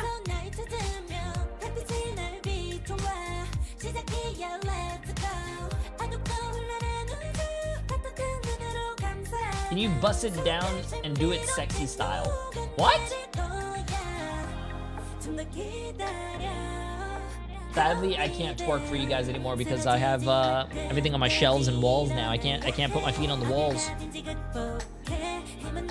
Can you make YouTube drops too? It is not up to me for YouTube drops, so no.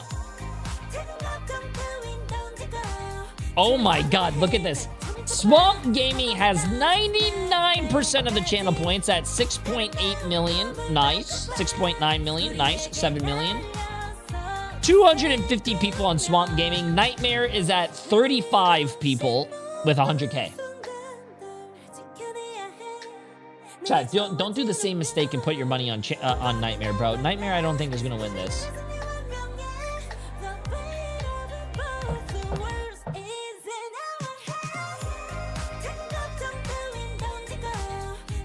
I've donated 100k. Emily, what are you doing? Muddle for 4 months. Appreciate it. They're not going to win. Hello and welcome back, my friends, to the halftime bit here of week 2, day 2, stage 1 for Marvel Rivals. And listen, the first half of the show, there's a lot of channel points being bet, you know, though. a couple 2 surprised. clean O's here, Chat are a 2 bunch of O's, gamblers. and not a lot of drama, if you will. But for the matches coming up, we've got the desk that is exactly perfect for it. Big energy. I'll be cozy. I'll be cozy. I am cozy, and I will be your host today. And I'll be joined by Ship and Vicky. And guys, we need a little chaos, right? We need some punchback on map 3. Vicky, with what we're seeing, what do you make of the American scene so far? Is it a lot like the preseason? Yeah, I was just about to say, Cozy. It is as expected as what we witnessed in the preseason. And based off of those results, I'm not going to lie, I'm not too surprised. But it's been nice to see how Season 8 has brought heroes like Rocket to the forefront. And after the last 2 series we already had, Shiv, I want to get your opinion on the American Season 2. Yeah, I mean, right now, in the preseason, there's a lot of upsets. Right now, I'm not seeing as many upsets. I will say, I think Group B is a lot more back and forth. Group A seems pretty dominated right now, right? So I'm still up for debate. I want to see something shift. I want to see a major upset as we head into these next 2 games. Well, I actually think these games are really important for the teams that need a win here. Let's go and start with Nightmare. We've got this team at this point that kind of feels like after 2 losses, they've got to get something rolling for the team because they need to nearly win out if they want to get in the conversation of making it to the next step. And you know, we continue to say, Vicky, that this team, they've had players in the past that can really contribute. I mean, SJW came in here very well for the mechanical hit scan side of things. They're just having a tough time putting it all together. Yeah, adding Fidel too, right? And I feel like this is a team that maybe they're suffering from the quick adaptation that other teams have had, not only with changing up their roster a little bit, Cozy, but also with the current meta. Maybe figuring out what they have to do differently, because the fact that they haven't been able to take a map thus far, even in our best of 3s, is incredibly difficult when every single map counts. No, for sure. And listen, they've gone against NRG and Sentinels, right? Remaining, if you look at that, and that's so important, right, for what these teams have left. 100 Thieves, FlyQuest, Swamp Gaming. Not exactly going to be the easiest gauntlet to go up against, especially with Swamp Gaming being today. Talking about it, Chib. Obviously got the pleasure of watching them yesterday. And I'm going to be honest here, because we have FlyQuest coming up later. I think they started to show. Oh my god, they have the real Phoenix and White Fox? Oh my god. The hardest of their schedules in front of them, Shib. I mean, next week is a gauntlet that they have themselves. You still have NRG and 100 Thieves, so it's kind of getting right back on track for this team. Yeah, I'm with you. They showed a little bit of weakness. Fly got a map on them in Dom, and I think that is kind of what every team is looking for from these top teams, you know, Swamp and from TLC. It's just you want to find a way in. You want to see what comp worked against them, where they struggled, what bans were effective, because once those stats start coming into play, you and your team can build around that and try to, you know, come up with a quote-unquote cheese that we heard Paulie talking about earlier. No, for sure. I mean, listen, when you look at what this team has and what they're able to, you know, continue their success, it's that they've got the backline that stays alive, the vanguards that stress you out, and the duelists that get the job done. And getting, you know, the big wins that they've had so far is going to give them all the confidence going into what is, you know, we said this last week with We Lost. Like, this is a game that they have to just get right, and they should be able to dominate. But hey, listen, the chance to strike back and kind of make a new name for yourself, Vicky, for Nightmare is now. I mean, hey, shock the world, if you will. You're not NRG, but you are Nightmare. And you don't want to wake up from the nightmare of not being able to qualify, right? And this is the time where you have to do it. And it's going to be difficult because Swamp Gaming has pulled some tricks up their sleeve. Once again, I have to reiterate how crazy. Who should I vote for? It depends. Do you want to be financially stable or do you want to live on the streets? Like, we got to hear Polly even bring up, like, cheese cups. What is going on? Dogman was standing on business, and I was rubbing my eyes, cleaning my ears. Like, what, am I really hearing this right? And we're seeing Rocket Raccoon now, you know, not as crazy as what we've seen with like Penny Parker coming out of left field. But Rocket Raccoon has definitely thrown a wrench into a lot of teams' plans here. And, you know, Swamp Gaming being one of those teams being comfortable with it as we move on to Hell's Heaven for our first map. Yeah, I think teams are still figuring out the meta, and which is beautiful. 12.5 million on Swamp Gaming with almost 500 people. Nightmare doesn't even have a million. They're close to a million with 100 people. So fun. You got to be innovative. You've got to be able to figure things out. You got to be adaptable and develop metas. And the Rocket came out first, from my eyes, from the side of Swamp, and it worked out well. And teams are starting to pick that up. Yeah, speaking of Hell Heaven, like, what the hell happened yesterday, Shep? I mean, I agree with Vicky. I come in, there's an Iron Man and Penny all over. I'm like, this is what you want to see. But we said this yesterday. We said, or last week, I said it felt like that week was kind of getting adjusted to, you know, Devil Dino coming into the meta. Black Cat's still a thing, right? Not having that access. And now we're starting to see the meta kind of form itself a lot more. And yeah, surprising picks, you know, as we said with the Rocket and friends going into it. Both these teams, if you've looked at their pick and ban in the past, they very much prioritize making the strategist uncomfortable, right? We're going to see more of that today. A lot of mantis in the front end last week. Chat, don't but I spam. expect That's to see what happens plenty when of the you spam. gambits gone right away. And then you just have to get rid of their biggest playmaker, which, you know, that's what's tough about someone like Melophobia, right? Is do you go with the Phoenix and then they go to Bucky? I mean, what's your option there, Vic? I mean, at this point, maybe try to deal with the different compositions that have been rolling out from left field, right? If you know that they want to play Rocket, try to maybe prioritize getting that Phoenix. But obviously, with the Gambits being a problem, the Devil Dinosaurs too, it's more so what these teams need to rely on where their strengths are, right? Are we going to see the Emma coming out, the Lunas that have been getting banned more often, especially when it comes to seeing what Mace could bring to the table for Nightmare specifically, Cozy? Well, listen, one team, Ship, is 4-0 on the maps, and the other's 0-4. So it's really just fighting with your backs against the wall and saying, this is all we've got left on the table if you are a Nightmare. And so what heroes would you say you have to put that special attention to not let this get out of control? Because I will give this credit to Nightmare. Ship, they do come out punching, right? They come out pretty heavy hitting. What do they need to shut down in order to do that? Well, you know, there's a lot of options, and it kind of depends on what they come out of the door with. If they are going to run like that heavy rush comp, I mean, that you can pull out that Penny, cheesy Iron Man stuff. I mean, we can talk about the Iron Man comp whenever we get time, because I can talk about that forever. It's insane we're seeing. But into the front-to-back Dino stuff, you want heavy damage, so you can see them even pulling out the Punisher, for example, or, you know, Elsa, who hasn't been as frequently played. There's a lot of solutions, but when it comes to Nightmare, they can run a bunch of different stuff, and they're not afraid of the dive. So even if they just try to trade backlines, that's on a table, but it's just really hard to trade the backline here of Swamp Gaming, and that is just a fact. And yeah, that's kind of what we've been saying, Vicky, right? Like 1B of the duelist position has been the kind of key slot. The Iron Man comp he's talking about is what Sentinels did against 100 Thieves yesterday. Sentinels, Amazing ran and different finish off potential, but that's what I want to look towards. They show us the ban phase when the ban phase is already done. Like Days, that's so important as we speed through this pick and ban. We're already here, folks, and looking at what we've got. Man? You guys break it down and go ahead and analyze what we've got, because the Phoenixes are off the table. Looks like Dino is going to be on the table on both sides too. That's a lock-in, so definitely a priority later on there, as Rocket was the lock from the top side of Swamp, which is something they love to run. Yeah, and remember what Cozy was talking about too, right? You have to get the Phoenixes off the table if we're going to be seeing more of these Rockets let's see this play, and being able to have that Rocket ban from the other side. They already know what the plan is. Now, Gambit, of course, too, Shib, you've been bringing this up from the very beginning, and I love that it, Devil too. Dinosaur champion icon is pretty cool, though. I like that. Either the Dino Protect save there, or on the other end, a later Dino Protect. And the fact that you still have the Mantis on the table, too, it's going to be that replication, right? But you're going to have that damage boost that really comes in clutch. But then we have to talk about the buffs that Rocket Raccoon got in Season 8. Being able to just put your gun and shove it into that Devil Dino, man. You know that Rocket Raccoon has been able to deal that damage on top of trying to enable more of these dive compositions and having that C available to deal that extra damage. Yeah, I think right now, just in the ban phase, I like what Swamp did there. I mean, they got rid of the Phoenix. They have solo side Rocket, so if they're forced to front to back on Dino, the advantage is definitely in their favor, in my opinion. So we'll see what the teams come out the door with. We're going to see an Ultron from SJW. Light is going to be trying to dive. Mace on the Dino, Ultron drone going to be on the front line, ready for action. And we know Swamp, what they're planning. It looks like they're going to get that percent-based damage in a Dino comp as well. Let's get it, let's get it, let's get it. Except for some dive coming in from Nightmare.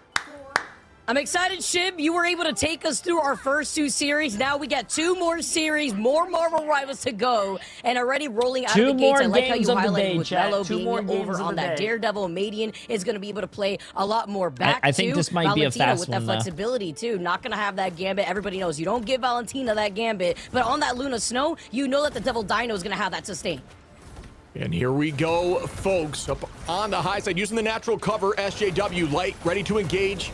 At the back line, trying to find one of the strategists. Kraz takes out Pain right as the match starts. Amadian onto Impunity, and this is a quick sweep here for Swamp Gaming, who have Amadian in at this moment. Didn't even catch that Daze not being selected for this first map. Yeah, actually, the fact that usually you have Daze over on that Daredevil, we highlighted Mello being on the Daredevil. Instead, you have Amadian, Daze, and Mello kind of swapping back and forth for Swamp Gaming, utilizing these subs. And then you look over onto the other side from Nightmare, running that triple strategist here, Shib. I mean, you have SJW still flying around on that Ultron, but it's going to be difficult when you have Amadian now on the Elsa.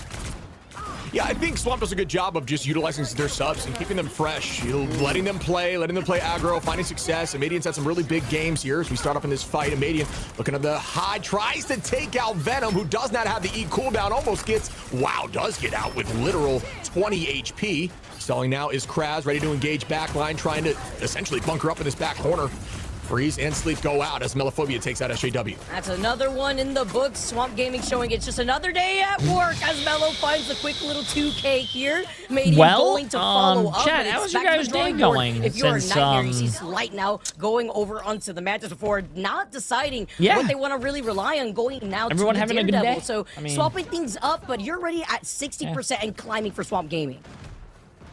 Yeah, the change in comp and the change again. Now going over to Mantis, it just shows me when teams are flipping like this on the fly, it means one of 2 things. One, they have a solution as a comp, as a team they're ready to change to and figure things out, or they're panicking. Why is every team getting a little dicey? Not sure what that exactly is. You have a team that's on the bottom of the brackets going against a team that's like undefeated in their brackets, so it's as Devil Dino is looking for the rampage. It's the Mace v Scatter, but you have Swamp Gaming that have so many ultimates to deal with the opposition. While Nightmare having to go back and forth, really don't have that aggression as Scatter gets It's not in the playoffs yet, chat. I think in the playoffs are going to be a little better. From Amadian to pull them in. Scatter just cleans them up. 4 ultimates available here for the side of Swamp Gaming. Forky going to bring Kraz right back into the fight numbers.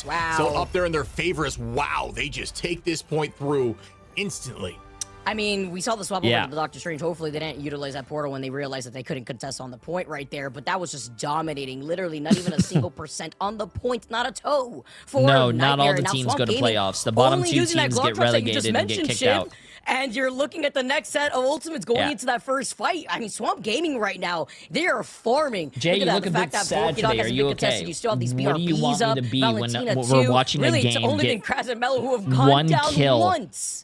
I mean, this is you want me to be insane. excited? This is a one-sided match, chat. What do you guys want me to cheer when Nightmare finally gets a kill? Because already Swamp is aware that that's going to be the case, and now Amadian going to raw damage for the Punisher to try to combine with Forky. It's like they're in their heads. They just know what they want to change to, and they're switching to a more front to back. How do you hype up a steamroll, bro? Are going to be diving together. This composition is just absurd.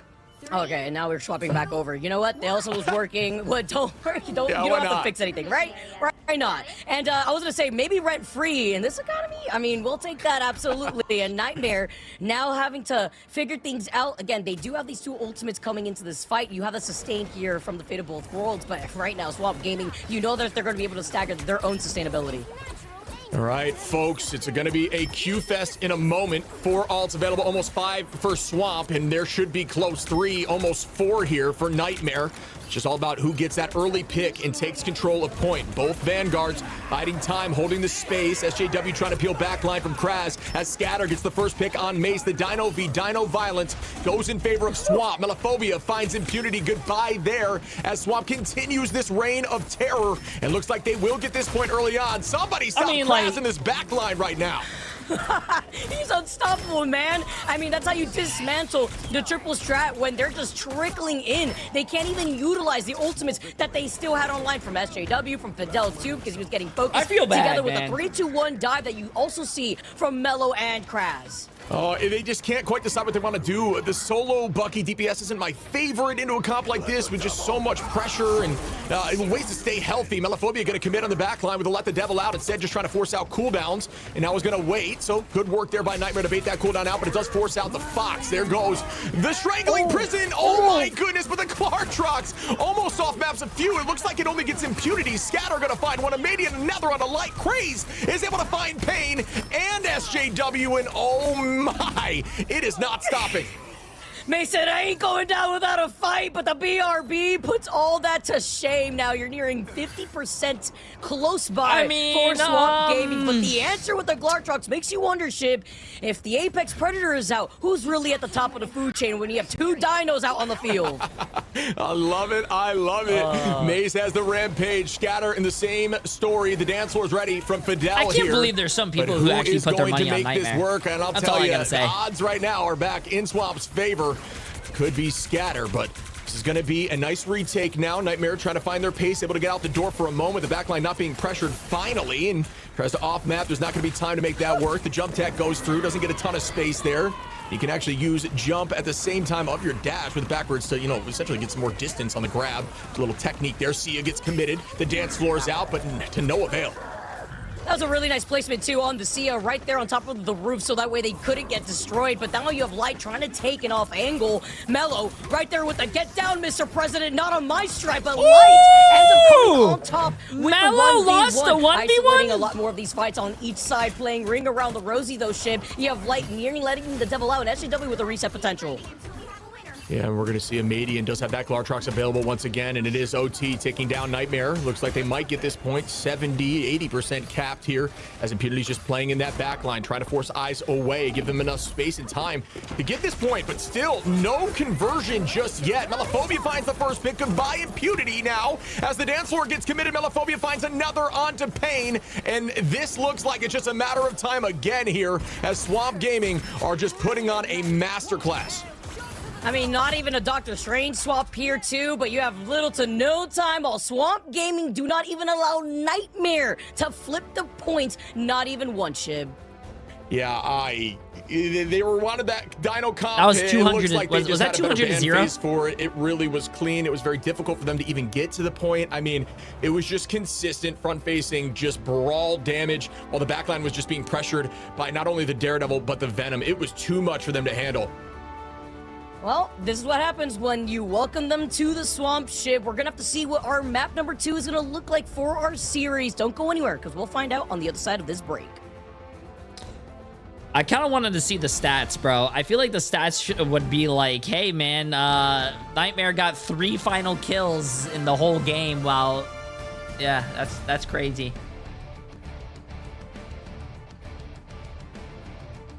Maybe a ping issue. No, it's not a ping issue. No, maybe they have to spend 45 minutes trying to decide if they want to play on Dallas or maybe if they want to play on North Virginia.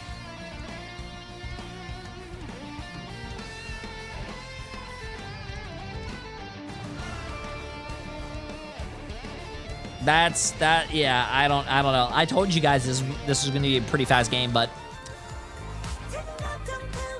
oh yes, now I gotta, bro, I've listened to this song. We listened to this song 500 times today.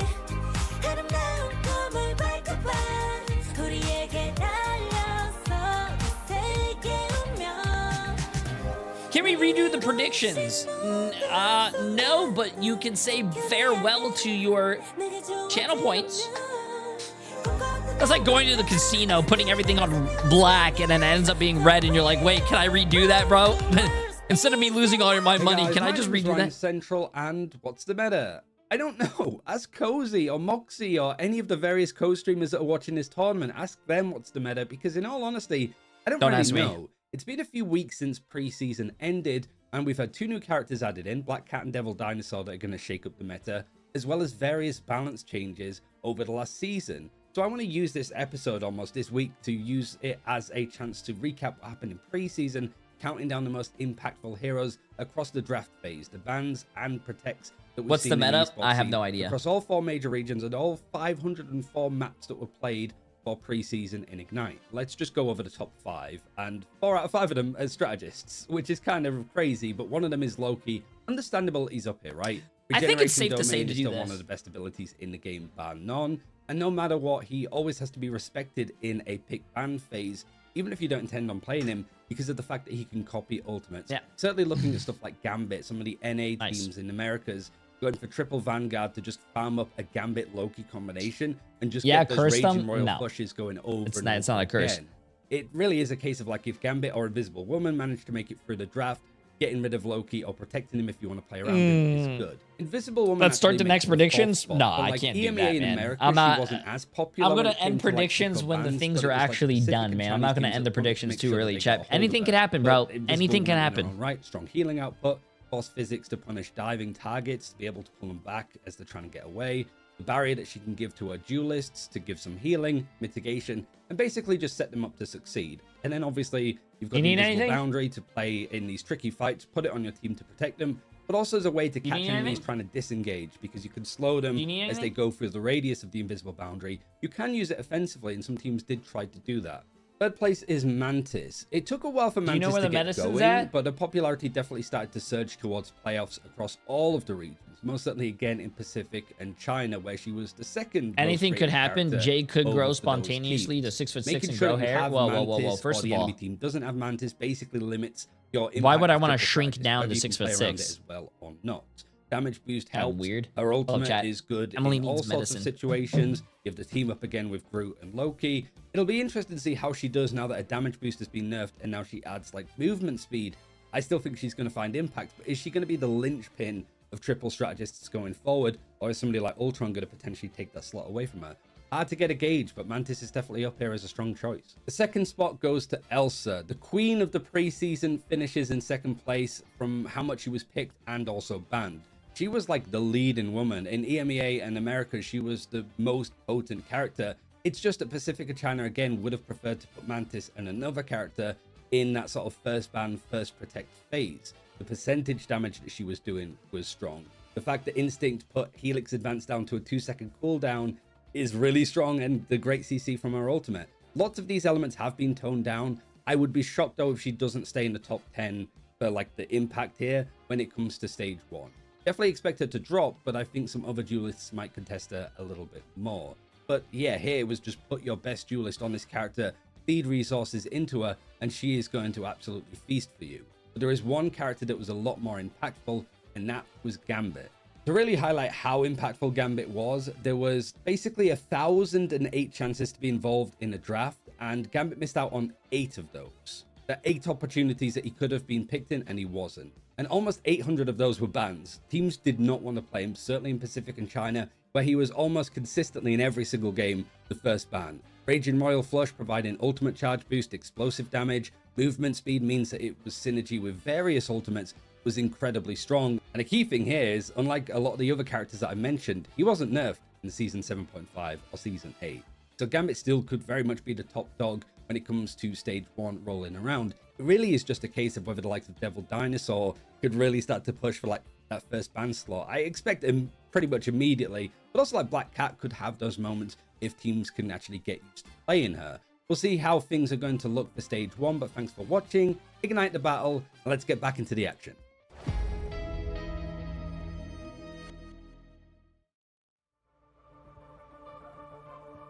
What's going on, guys? And welcome back. We've got ourselves a result of Swamp Gaming versus Nightmare in the Brooms. Right now, today are out. I mean, we are having 2-0-2-0 into a 1-0 that is looking like yet another familiar result. And really, Ship, I mean, I think there's a lot to break down. Obviously, the pick ban phase and some of the stuff that was given to Swamp. And it kind of starts with what we were saying with that Rocket versus the Dino. You get that first ult in the team fight, but so much Didn't more. Nightmare win MRC? Yeah, like I just think if you're going to run front-to-back Dino composition, at least from what we're seeing as the new development this week, if you get Rocket and ban out Rocket from the opposition, it seems to help you win because you just get more damage into Dino's front-facing giant head and delete him immediately and move forward. But cool thing that Swamp was doing is throughout all of that damage, they still have in the backline Venom and Daredevil tearing up your strats. So it was disgusting. Yeah, for sure. And Vic, while we bring up the MVP here, I think one important thing to talk about is when the backlines of these pro teams Why is Jay3 always so right much, with and the that's why the predictions? Luna and the Rockets are just pumping up that extra bit of damage. It's because I'm smart as shit. Oh my god, look at this. He got MVP. We call it Valentina. She got MVP with 0 deaths, bro. 0. Incredible survivability here. But yeah, Vic, just general, I feel like the strategist picks and kind of limiting what they have is so important. Who is lying about It Jay3? is super important. I've never had a wrong prediction in my life. Isn't that the topic for Valentina and a lot of these heavy damage? Oh my god. Strategists. I mean, it's just so lethal. 1 and 5, 0 and 4, 2 and 4, 2 and 3, 0 and 3, 1 and 5. Oh, that's tough, bro. KOs that we had from Nightmare in that entire double round. 9 and 1, 13 and 1, 15 and 3, 16 and 1, 5 and 0, 9 and 0. Their supports never died. Not going down a single time. Fidel not really getting enabled. You try to bring out the White Fox and Luna team up, but then here's Forky Dog not only bringing those teammates back, having that Sia online faster than any of these other strategists is equally why a lot of these team fights sway in Swamp Gaming's favor. And then you have what you need for the reactionary. And why Luna is such a great pick, right? Because you have all that offensive output, and then you're able to have a defensive ult that keeps the team alive and healthy. But Shib, listen, if you are a Swamp Gaming fan, you can say at least Amadian getting in there, getting some reps. Such an amazing player. Who do you We think always is say winning Swamp the Gaming doesn't finals? really have I subs. have no They just idea, have but I can't wait other for the players that play playoffs. certain roles well. Maybe that's why the Star Lord is prioritized, or some more of the duelists than those strategist bands. But hey, that's a plus if you're a Swamp Gaming player and fan. Yeah, you like think of it as like putting them in the bullpen, just keeping them warm, right? Like that's just something that I think that they do really well. Like I love that Swamp does that. You want to give them reps. You want them to feel comfortable should they ever need them. They specialize in different heroes. And if something shifts in the meta at any point, they're willing to pull out the Amadian or Daze. And I think that's a really cool tech to have. Yeah, for sure. And listen, I mean, if you don't want to be the team that they do that towards, you got to start winning some of these matches. And Nightmare, it's a team issue across the board. You can look at one player here or there, it's fine. But there's so much coordination that needs to come together more for them. And again, the time is now. We keep on saying it. There's only so many of these chances left before it doesn't matter if you win out, right? You're going to be able to not be able to capitalize on it. But at least we get some fun today and something a little bit different. I think it's our second, third time being here. Yo, Lower Manhattan. Vicky, We're gonna going make an to appearance hey, here. nice. Usually, in my experience, the team that maybe isn't as coordinated with the ult tracking and things like that, this map is going to lend them a little bit of aid. Well, what was it, like day 2, week 1, guys? I think we saw it with 100 Thieves versus FlyQuest, where 100 Thieves took it 3-2, and it was FlyQuest that, you know, even with their changes, they were trying to claw back. But this map, guys, taking a quick little trip to Soho, Shiv, I mean, this is going to be crazy cozy. This is going to be a good time, too, to see how more of these teams have been able to make these adjustments around a new map. Yeah, let's take it to the pick and ban for these teams and really see if they've learned from what was that domination. And for me, Shib, what I want to see is maybe taking the keys away from the Devil Dino there on Scatter, as we will take a look at what these Is there anything are. better than the Pick rain and chat? saving Oh, and banning. bro, when you're What do trying you to think that you're sleep gonna and it's address first, Shib? raining and thundering I think outside. that you maybe get rid of Val's Luna. You know, I think that's kind of been a problem. It really enables Dino composition too, and then you have the Rocket to just damage boost and kind of do his own thing. Outside of that, with the BRBs, it might be the new focus here early on, which is something I don't think you see as much in this meta. Absolutely. Listen, we're about to lock in. We're just letting you guys see the scenic views here of Lower Manhattan, if you will. And really with the strategists in general, you know, getting rid of Gambit and Luna are probably the two things that I would focus on the most. Just shutting down the backline where you can. Though. And again, we're ready to jump into what is these teams' strategy and selection. All right, let's dive into it, Vicky. I'm stoked to see if anything shifts up here as we head into the pick bands. Again, we talked about Gambit's definitely off the table. It looks like we're already seeing the Rocket lock here, bud.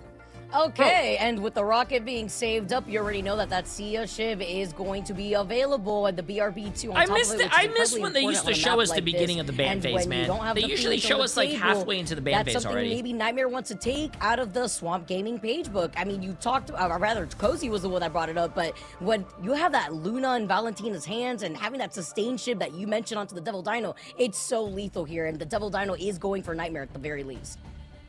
Yeah, and they're electing to not ban it out from Nightmare just yet, so it looks like they're comfortable allowing it to potentially get through, as they're not locking it. Instead, they're going to keep Cat and Rocket as their primary focus. That is a confident pick, and I like to see that, as there's that removal of Luna that we were mentioning was probably going to happen. Okay, so now with no Luna, we already know that Valentina E, very flexible player, but Nightmare are going to be able to utilize that themselves. So once again, kind of taking some notes here, Shib, out of the Swamp Gaming playbook, and the Daredevil no longer on the table too. Even when you get that UAV on Lower Manhattan, it's nice because then you get to get the scans on the ult economy, and if you aren't tracking it yourself, why not have the map do it for you? So, and it also exposes where the invisible characters are lying about. Yeah, I've mentioned this before. I don't want to alt track all the time. You know, I can do it sometimes. I'm too lazy. My brain's all over the place. I'd rather just have the map do it for me. And I know some people don't love that, but hey, you know what? I'm a big fan of this map, so I'm stoked to see it. Yeah, let's get this going here. I like this map. Now we get to see what the pick and ban phase. Wait, chat, this map has been out for a while. What are your guys' thoughts on this map so far? I love the map. I just don't know if I like that scan so far. Map for Swamp Gaming where they didn't allow Nightmare to flip it, not even once. All right. Well, yeah, this map lends itself to see some early portal plays. I like the map. You might see stuff like the map's that good. Off the rip where you portal essentially right on point and try to use it as a wall to protect yourself, take the high side potentially, and that might be the case here as Nightmare is at least showing the Strange on attack. So see if that is the decision they elect to make in a moment. Looks like Forky's kind of set up in the backside here, and that's likely where the portal will be placed unless it's on the high side left or right. But let's see what happens. Nightmare needs something here. They need some momentum, Vicky. Can they build it up early on? It's going to be difficult. We already know how hard it is to try to get through this first choke too, Shib. I mean, you could break through that wall on the right side by the health pack when you're coming out of the attack. And sometimes you want to use it as some extra makeshift cover by the pillars, but coming out of the gates with that Doctor Strange, we're going to have the portal play already setting them up on high ground. Yep, and there it is right there. Impunity's going to bring them forward. It is going to be, at the moment, a triple strap backline. Like SJW going to be there with Pain and Fidel on the strap pool. Light trying to get some damage out. Great packaging, just sticking as a unit here from the side of Swamp. We're doing a good job countering this back and driving them. Instead of spawn switching completely, it kind of forced them back to like the portal never even happened in the first place. Ace gets walled off, does not pay for it just yet. Looks like both teams are kind of feeling each other out. Same thing too with Days not being here for Swamp Gaming, still sticking with Amadi and being on the Elsa. And I like this pick too, because when you're over here on Lower Manhattan, even if they get past this first point, you have those open long line sights here. Now trying to mark where the Doctor Strange is kind of lying about, and Mello coming in from the high ground and the balcony, trying to find these isolation picks, but it's gonna be Light who finds Valentina first. Mace drops Craze in that fight. Krasman goes down. The res comes through. As discussed, Forky finds Mace, and now Swamp are in control. Not even quite getting the first tick on the point from the side of Nightmare. Incredibly close, though, so that will not be saved once they drop off the point. Oh, this damage output. I'm so scared. Getting PTSD watching Black Cat, by the way, from the hands of Melophobia is just another set of my sleep paralysis demon lying about. And now you get to see a Madian slowly get closer to that Glartrox, as well as Strangling Prison online now for Kraz. I don't think they bench Days. He might chat. There could be a lot of reasons. Maybe. Prison. What a throw! Oh! No, he tries to throw it. He tries to throw it over, but he missed. Maybe Days had something important to do. I don't know. Drop a Madian as an answer. Pain goes down with the It's Jeff. Does it find value? We'll see in a moment, as there is plenty of answers now. SJW going to bring up the boundary. Scatter going to go in with the rampage. Melophobia looking with the card. Tries to get one and does. Goodbye, Pain. Forky going to bring back Valentina. SJW falls as Light and Melophobia with a triple. Clean up the rest. The kitty's got claws, and she has filed them down all on top of Nightmare. And you got to see the clutchness, too, with Forky Dog now making the swap over to the Invis. But the BRB brought Valentina back to back. So now with Forky Dog making the swap over to the Invis, the God of Mischief will have an invisible boundary coming up to deal with Nightmare, specifically Mace, who will be able to have that rampage. Breaking down the walls here, usually done by the attacking side, but you know, when you are someone that can dive, it's not a bad angle to take, especially when you use that purchase right there to buy invisibility, and that's the setup right now for Melophobia, with just marking Light, both of which trying to use that angle to try to dive in towards the back line. But who gets the win trade here? It's the Cat beat Cat. Oh, and the bite comes out, trying to slow up the pace. Great crystals there. Mace able to find Melophobia first, though. It's going to put them up a number, and Nightmare is now trying to walk Valentina, going to bring out the boundary and say, that's not a nice quite ult yet to help the other team on the other side of the wall. That's everybody huge. now is going to be reduced in movement speed, and still, they have yet to get a tick on point. And it negates Nightmare's opposition here in the way that they wanted to try to approach this point, utilizing Mace, who can't even stay alive at the hands of a Madian now. Nightmare back to the drawing board. This is going to be a quick 2-0 maybe. Now coming down here on the cap. Now Light goes down next after Forky Dog. Again, making that swap over to the Invis, coming out in clutch, because if you look at the ult economy, this is a great plan from Swamp Gaming as they were thinking ahead of time. can see here, in terms of all economy, like you'd mentioned, Strangling Prison available here for Kraz is going to be the only answer and the only tool that Swamp can use on this defense. Nightmare should have like 4 available. Fidel, Impunity, SJW, and then Pain would be after that. Like it again quickly. Not a lot of time on the clock. 15 seconds. The touch needs to come in by the 3rd second. 3 seconds in order to get that OT moving. Strangling Prison goes out. Out goes the dance floor. Notice the focus on the walls behind to ensure they can't do much. Gonna break some of these clones to get reset. SJW, excuse me, trying to get to point. 3 seconds left. Will they touch? They don't. No, there's so much pressure. The Glortrox too, just waiting for them on the mouth of the other side of the choke shiv. Swamp Gaming, once again, don't give a single % over to Nightmare as the sides have now swapped. Wow, I really thought the ult advantage there was going to be enough for Nightmare to get at least the movement forward, but nobody able to get to that point. Like you said, just a little bit too much pressure on that choke, and the great utilization installed there from the invisible boundary to try to make this and actually slow things up. But wow, I cannot believe that did not work out, that they couldn't get the touch right in that again. moment. Am I ever wrong on predictions? No. I just know Fidel going down that single time Pain too, like just watching the rest of their team getting dismantled right before their eyes, trying their hardest. Look at that, the 13.6k healing, 9.8 after they were trying to run out with the triple strat SJW too. But at the moment, the way that Swamp Gaming have been able to hold it down, the impact from Mellow and Madian have just been on another level. And then you want to try to roll out maybe with the Punisher and Dino duo riding right on top of his trusty steed, as Swamp Gaming are probably going to try to portal in just to get onto the high ground, very similarly to Nightmare. You're exactly right there. That is going to be the strategy. Works very well on this map. That's horrible. Why would they give Nightmare Swamp Gaming this is a massacre? Because all the teams in the groups have to play each other once, chat. That's how it works. No ticks on here. They might just come out of the door with this and try to walk through portal. Yeah, here comes the portal plane now. Scatter. See where they're intending to place it. Notice the comms vision there. From the side of light, is going to let them know the portal comes through, heading right towards the back line. Walls go out. Valentina immediately deletes SJW, and already up in numbers is Swamp Gaming. Oh my God, they're doing the team up. They're doing the team up. Game over. Okay, well, back into the park because Swamp Gaming, they went and they came to speed run over this series versus Nightmare. 14 million on Swamp Gaming. 1 million. Who is Knight Rider? Where's Knight Rider? Why don't you like money? You just lost 200K. Honestly, I was going to say, because that actually might be the fastest we have ever seen a win happen. You guys need to understand something. I'm going to teach you guys something in life, okay, chat? Even though the return ratio looks really good on Nightmare, who cares? If you bet 200K, you're going to lose 200K. It's better to put 200K on the winning team. At least if you win 210, you're still up $10,000. You're not going to be down $200,000. Making a little bit of money, even though if it's a fraction, is still better than losing. No. Media where people are like, what happens if an NFL team played a college team? I mean, that's what it looks like. It looks like a.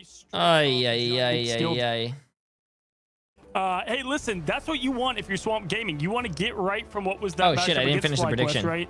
You have your 2 kind of bottom bracket matchups now, and then you go into what I believe is what NRG and 100 Thieves next week, right? So like they have a crazy way to shut out the rest of this group stage, and that's a way to kind of get your confidence up there, Vic. Yeah, exactly. But you know what? If you are a Nightmare, you want to use this game maybe to at least figure out what you got to do differently here, Cozy, because again, their next opponents are going to be 100 Thieves. So at this point right now, when you have to deal with being in the swamp, maybe too much humidity out there, Nightmare are literally waking up from their own nightmare and they want to be able to make the comeback. But then looking at some of these highlights alone, I mean, the fact that Swamp Gaming were able to execute what Nightmare couldn't at the proper time. Go get your eyes checked. What do you mean close match? Finding the ability to find the Gru out of left field. Poor Impunity just got whiplash before he realized what was happening. Yeah, and it does look like, I mean, I will say to Nightmare, like we saw them last week, they had another week to prep, and like we've seen Ship a lot of these teams bring something new. It does look like this was a lot of what they were trying to do last week, and maybe the reason for that is because they are a fairly new team, right? But again, time is such a limited factor here, especially when you're already 3 games in. Yeah, I'm with you. I don't know. It's tough to find a solution for Swamp. There's so many world records that happen there. That might be the first time we've ever seen a Punisher not get dismounted a single time while still winning the map too. Like, there's so many small little things you can mention. Valentina getting the MVP though. Again, losing the Luna, it does not matter. Valentina, she's just built different. No, for sure. And I mean, I think for them, like, there's so many things that you can try out. Having a Madian like come into the set as well is just something great. Like you, again, kind of said, and we've been talking about, is like keeping your great players hot, if you will. And we've got an awesome interview that I'm excited to talk to. We will be here shortly welcoming Coach Fox, and always such a pleasure because there's a lot of the brains behind it, right? I think coaches in this scene are rare and few and far between, and it's cool to see it all put together. But taking a look, Vicky, anything stand out to you? I mean, in a 4-minute run? I mean, the fact that Forky Dog was able to make the swap-ups that they did, and being able to come out with the invis. I mean, look at the healing output right there alongside Valentina, but then specifically, look at Mello, Amadian, the team up together with the Dino. Like, even if the numbers aren't ginormous, it's just the fact that they were able to play so well around the Dino composition, Scatter not going down a single time. Looking at the accuracy, too, just across the board before they were able to make that swap over to the Strange when they were the ones on the attack, so that way they could portal back in. But I just think the way that Swamp Gaming plays, I mean, we've heard it from Fox before too, Cozy, that this is probably the best back line right now that Americas has to really work with, and Forky Dog and Valentina have continuously displayed that, even with the Mantis and Loki team up with those bigger lamps out on the field. So Ship, if you are Nightmare, right, as we move on to what is going to be celebrating Swamp Gaming, you have 100 Thieves left and FlyQuest. FlyQuest being right there with you on the bottom. 100 Thieves, you'd have to have them kind of lose out, so that's kind of the picture they're looking at. And then again, for Swamp, like, they really want to lock in that 1 seed, and it's looking pretty well for them to do that. I think with 100 Thieves losing, it definitely aids them, and it's really just what at this point, because they beat Sentinels, things are looking strong for them to Emily, should I stand? Yeah, I think the team was just trying to find solutions again throughout ever since domination, right? We saw them switching multiple times after even a single, getting KO'd in the back line. Just multiple changes before even coming out of the door. So the communication needs to get ironed out. There needs to be, sometimes it's just better if somebody's just hard owning comms and just owns everything. And although you can take the blame for it, and it's tough to shoulder all the blame if you lose, it keeps things cleaner. I just think this team right now is kind of all over the place in terms of their switching. Well, let's go ahead. They have many great players on the team, also an awesome coach, and we're going to welcome him. Ready for the interview, Coach Fox. And, I like hearing his interviews. He's very funny. Maybe quicker than you thought it was going to come up. Maybe you got ready, got some popcorn there to watch the matchup. How you doing, first of all, buddy? I'm doing well. Yeah, that was I was a little faster than I thought it would be. Damn. But, we had a good plan going in. We had ban lines prepped for them, and the guys came out and executed well. I don't know. We keep on expecting teams to do the right thing in draft, and they gave us dinosaur. Like, I'm first protecting Rocket, expecting teams to ban the dinosaur, and somehow we keep on getting it. So I don't know. Listen, I mean, it's not, Shib has said it a lot of times. It's not easy, obviously, with you guys because you have so many players out there. Until you have sub players that come in that aren't even subs, they're just additional players to your roster. Let me ask you, right? This week you had Fly, you have Nightmare, a little bit of an easier week if you look at it, especially in the group standings. How do you stay hot? How do you keep this team ready? Because obviously going into what is going to be closing of 100 Thieves and NRG, looking favorable to you guys was how you guys beat Sentinels and what's remaining. But how do you stay hot and different and ahead of the curve? Swamp Gaming and Team Liquid Citadel are overrated. FlyQuest will be the last man standing. We'll get some scrims versus maybe some EMEA teams if we need to. They're 0-2 right now. If they lose today, they're 0-3. Last man standing. And just improve, right? Because it's like we're not as far ahead as we would like to be. We think we're a little bit ahead of where we think Rocket is, but that's probably a little bit more niche to our team, right? Like most teams can't pull off the Rocket first protect like we're doing because they don't have a player as excellent at the character as Forky Dog is. And so, or as excellent at the characters that you have to pair the Rocket with, like Valentina is on Luna and Loki and Mantis, right? So, it's a pretty niche strat that I don't think that even like Liquid can pull off. But yes, we just got to keep on improving, maybe find another spot here or two of comps that work for us. We showed the Wolverine front to back kind of comp yesterday into Fly. We'll have some stuff prepped for 100 Thieves. We actually think FlyQuest is probably the second best team in our group. Even they've just had, I think they just underperformed against 100 Thieves. I think Beef second or third, they just had a rough beginning to the stage, but I expect that team to bounce back. So you know, we're looking forward to the matchup against 100 Thieves. Hopefully we'll be undefeated going into that, and yeah, hopefully we'll finish the group 5-0. You heard that?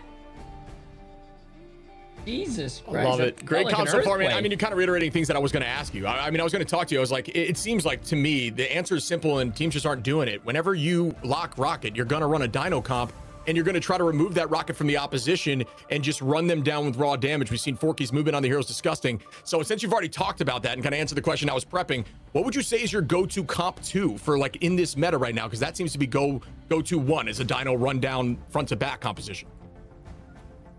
Yeah, I mean, it's still dive, right? Like the reason we like the Rocket is because it enables the dive, right? Like we're playing for the amplifier. The amplifier kills through tranks. It takes out triple support. You really can't play triple support into it.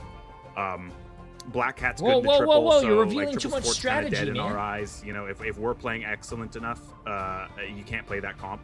So you have to mirror. I know people are talking about like Penny Iron Man meta. Just go dive, just kill them. Those characters are terrible. If you're losing to that, like, I don't know, right? Like, you can pivot and pivot to other things, right? Like, Penny's still really weak into, like, Bucky and Emma and Groot, so you can just kill that character. I guess, yeah, we lost, doesn't have that in the bag. But, you know, we do, so, you know, that Penny stuff, like, if you're playing anti-dive strats, we can always just swap up, we'll pick the Wolverine.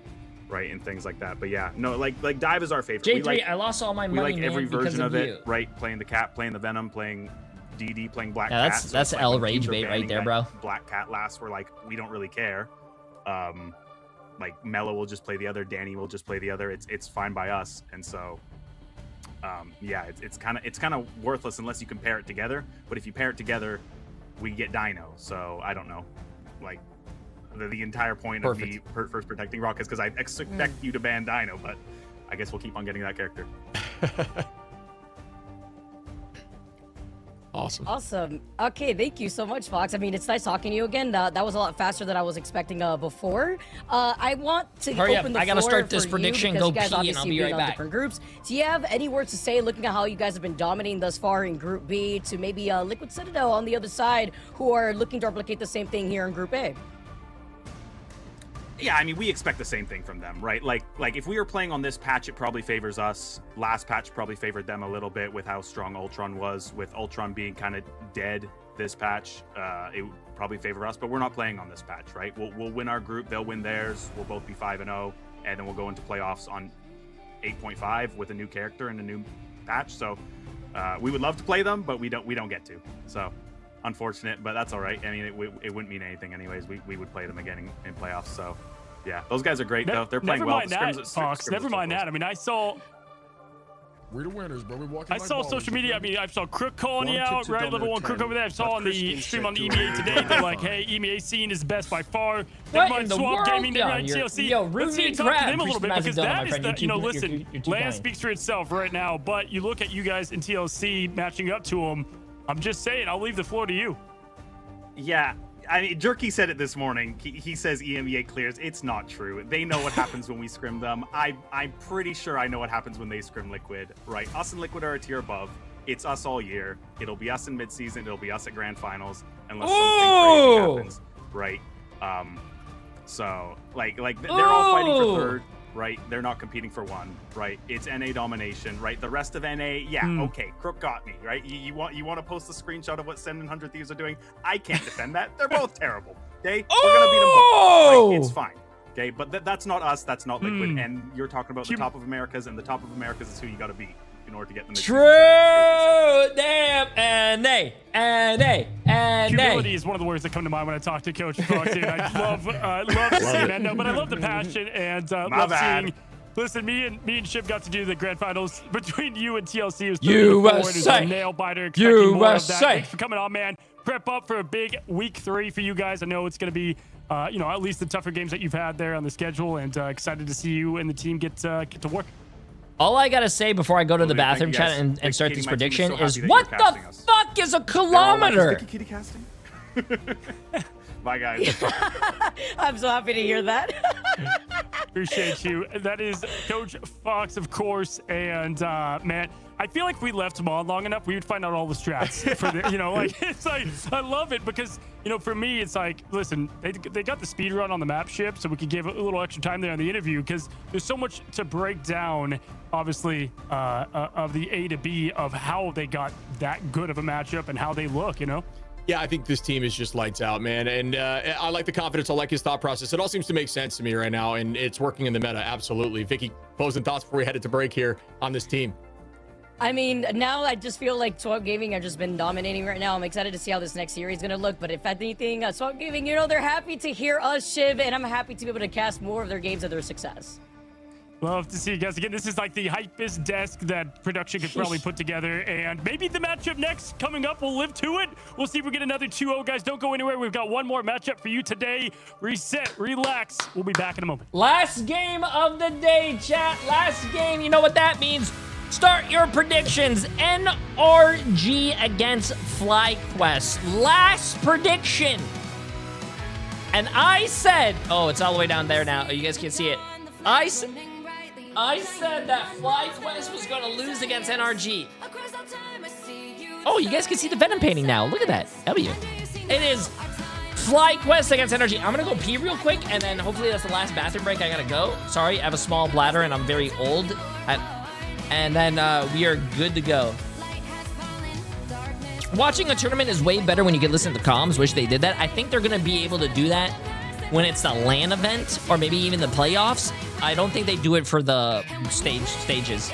But I do agree with you. I think listening to comms is a lot better. Okay, check music. I gotta go to the bathroom.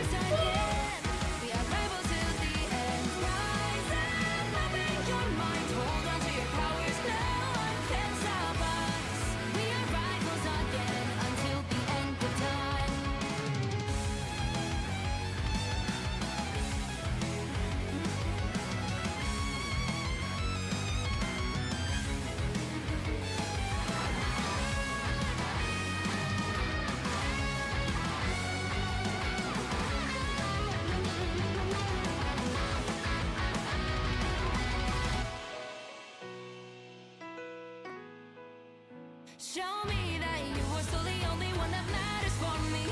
I'll be waiting for you. Wait up, open your hands, holding on to your heart. Look inside you. Can you feel it? The sparks in you. Add it up, unleash it. Wake up, open your eyes, raising the distance, smashing through time walls. Before the rip splinters yet again. We are rivals to the end and rise up, open your mind, hold on to your powers. No one can stop us. We are rivals till the end of time.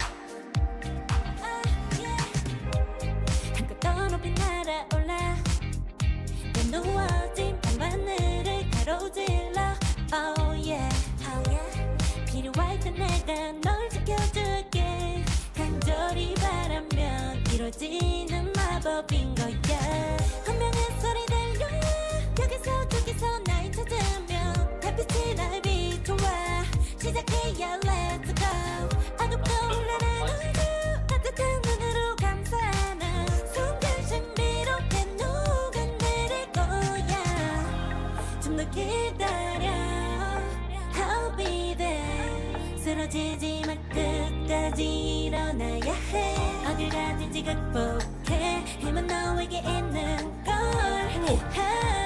소리 높여 노래를 불러 작은 걱정 따윈 던지고 2.4 million.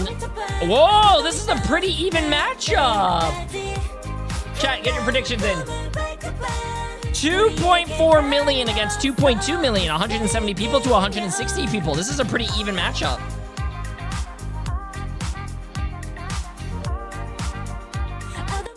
Also, I went downstairs And I got more expo markers. I'm very excited. Let me see what these other... Let me see what these colors look like. Protect your bald king. Oh yeah, those are so much better. Party popper emoji. Can you guys see those? Nice, yeah. Bro, I'm so excited. I got like new markers, chat.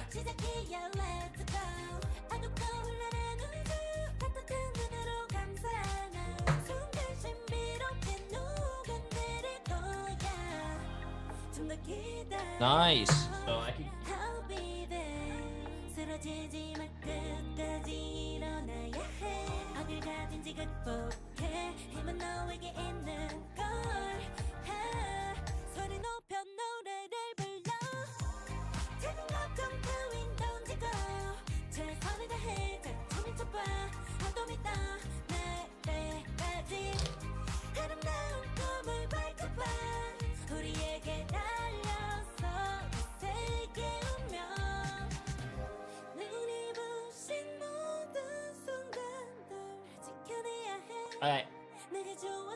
All right, I was making sure we got all our stuff.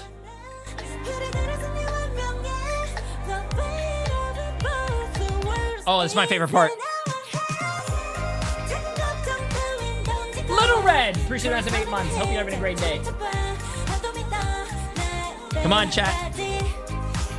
51% on FlyQuest and 49% on NRG. Wow, are you guys actually really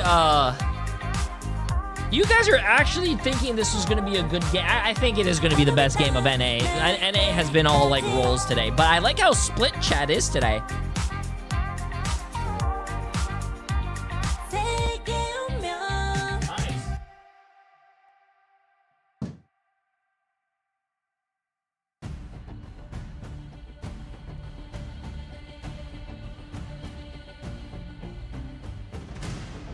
FlyQuest is number 2. I don't think FlyQuest has not won a single game this series, bro.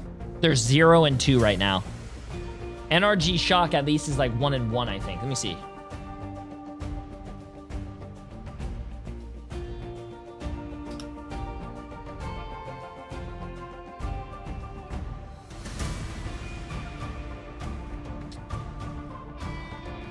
FlyQuest is 0-2.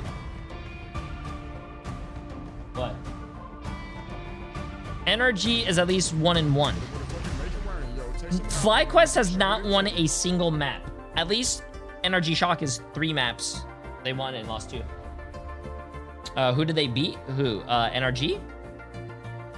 No, it's right here. So NRG beat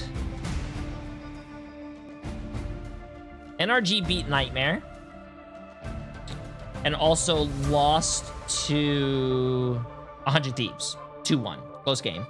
But FlyQuest has lost to 100 Thieves. FlyQuest has also lost to... Where is it, chat? Oh, it's Swamp Gaming. What's going on, guys? And welcome back to our last match of today. And again, I know not a lot of drama, not a lot of craziness going on in the first 3 matches. A lot of expected results, I would say. I mean, yeah, we lost. Losing was a bit of a shock, I think, to some. But speaking of a shock, I mean, you put 200K these on are the FlyQuest? 2 teams that I've been waiting to see play again. Obviously, NRG going down to 100. Are you on drugs? Dialogue ult on the last. You just put all the kids. Chaos there. And then yesterday, you saw FlyQuest and how good they played against Swamp Gaming. Threw it away. Yeah, I think that this should be the closest match of the day, and maybe I'm calling my shot a little bit too early. But this, yeah, today has been it seems like a day of mismatch where games have just felt a little bit one-sided, and I think this is where things change. Like you Emily said, Fly knows is going to be a lot Jay better. doesn't. I think. Yeah, she knows how to Fox lose our mentioned that fucking Fly is going to college. be in a really That's solid team fun. once they get more confident. But NRG is also in that conversation for bouncing back as a new team with a new backline. Well, let's take a look at FlyQuest and the roster as a whole again. Even though they did not get the map off Swamp Gaming, there was plenty of opportunity to do so, and this team finally feels like it's clicking, right? Appreciate the massive dono. Let's hear this. IBF put me onto your content. I quite enjoy it. Could you do me a favor and tell him hi as we watch together? I love you, Josh. Black heart emoji, and tell Emily hi. Hey, Blunt. Well, Emily, I'm sure you heard that. I appreciate the massive dono.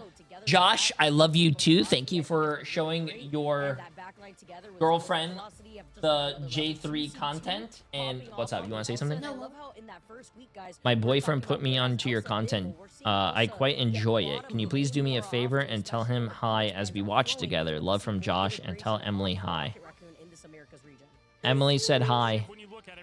Also, Emily says... Damn, I can't think of anything. Kind of opened the door for FlyQuest to squeak on in there and try to get maybe that potential 4th spot even.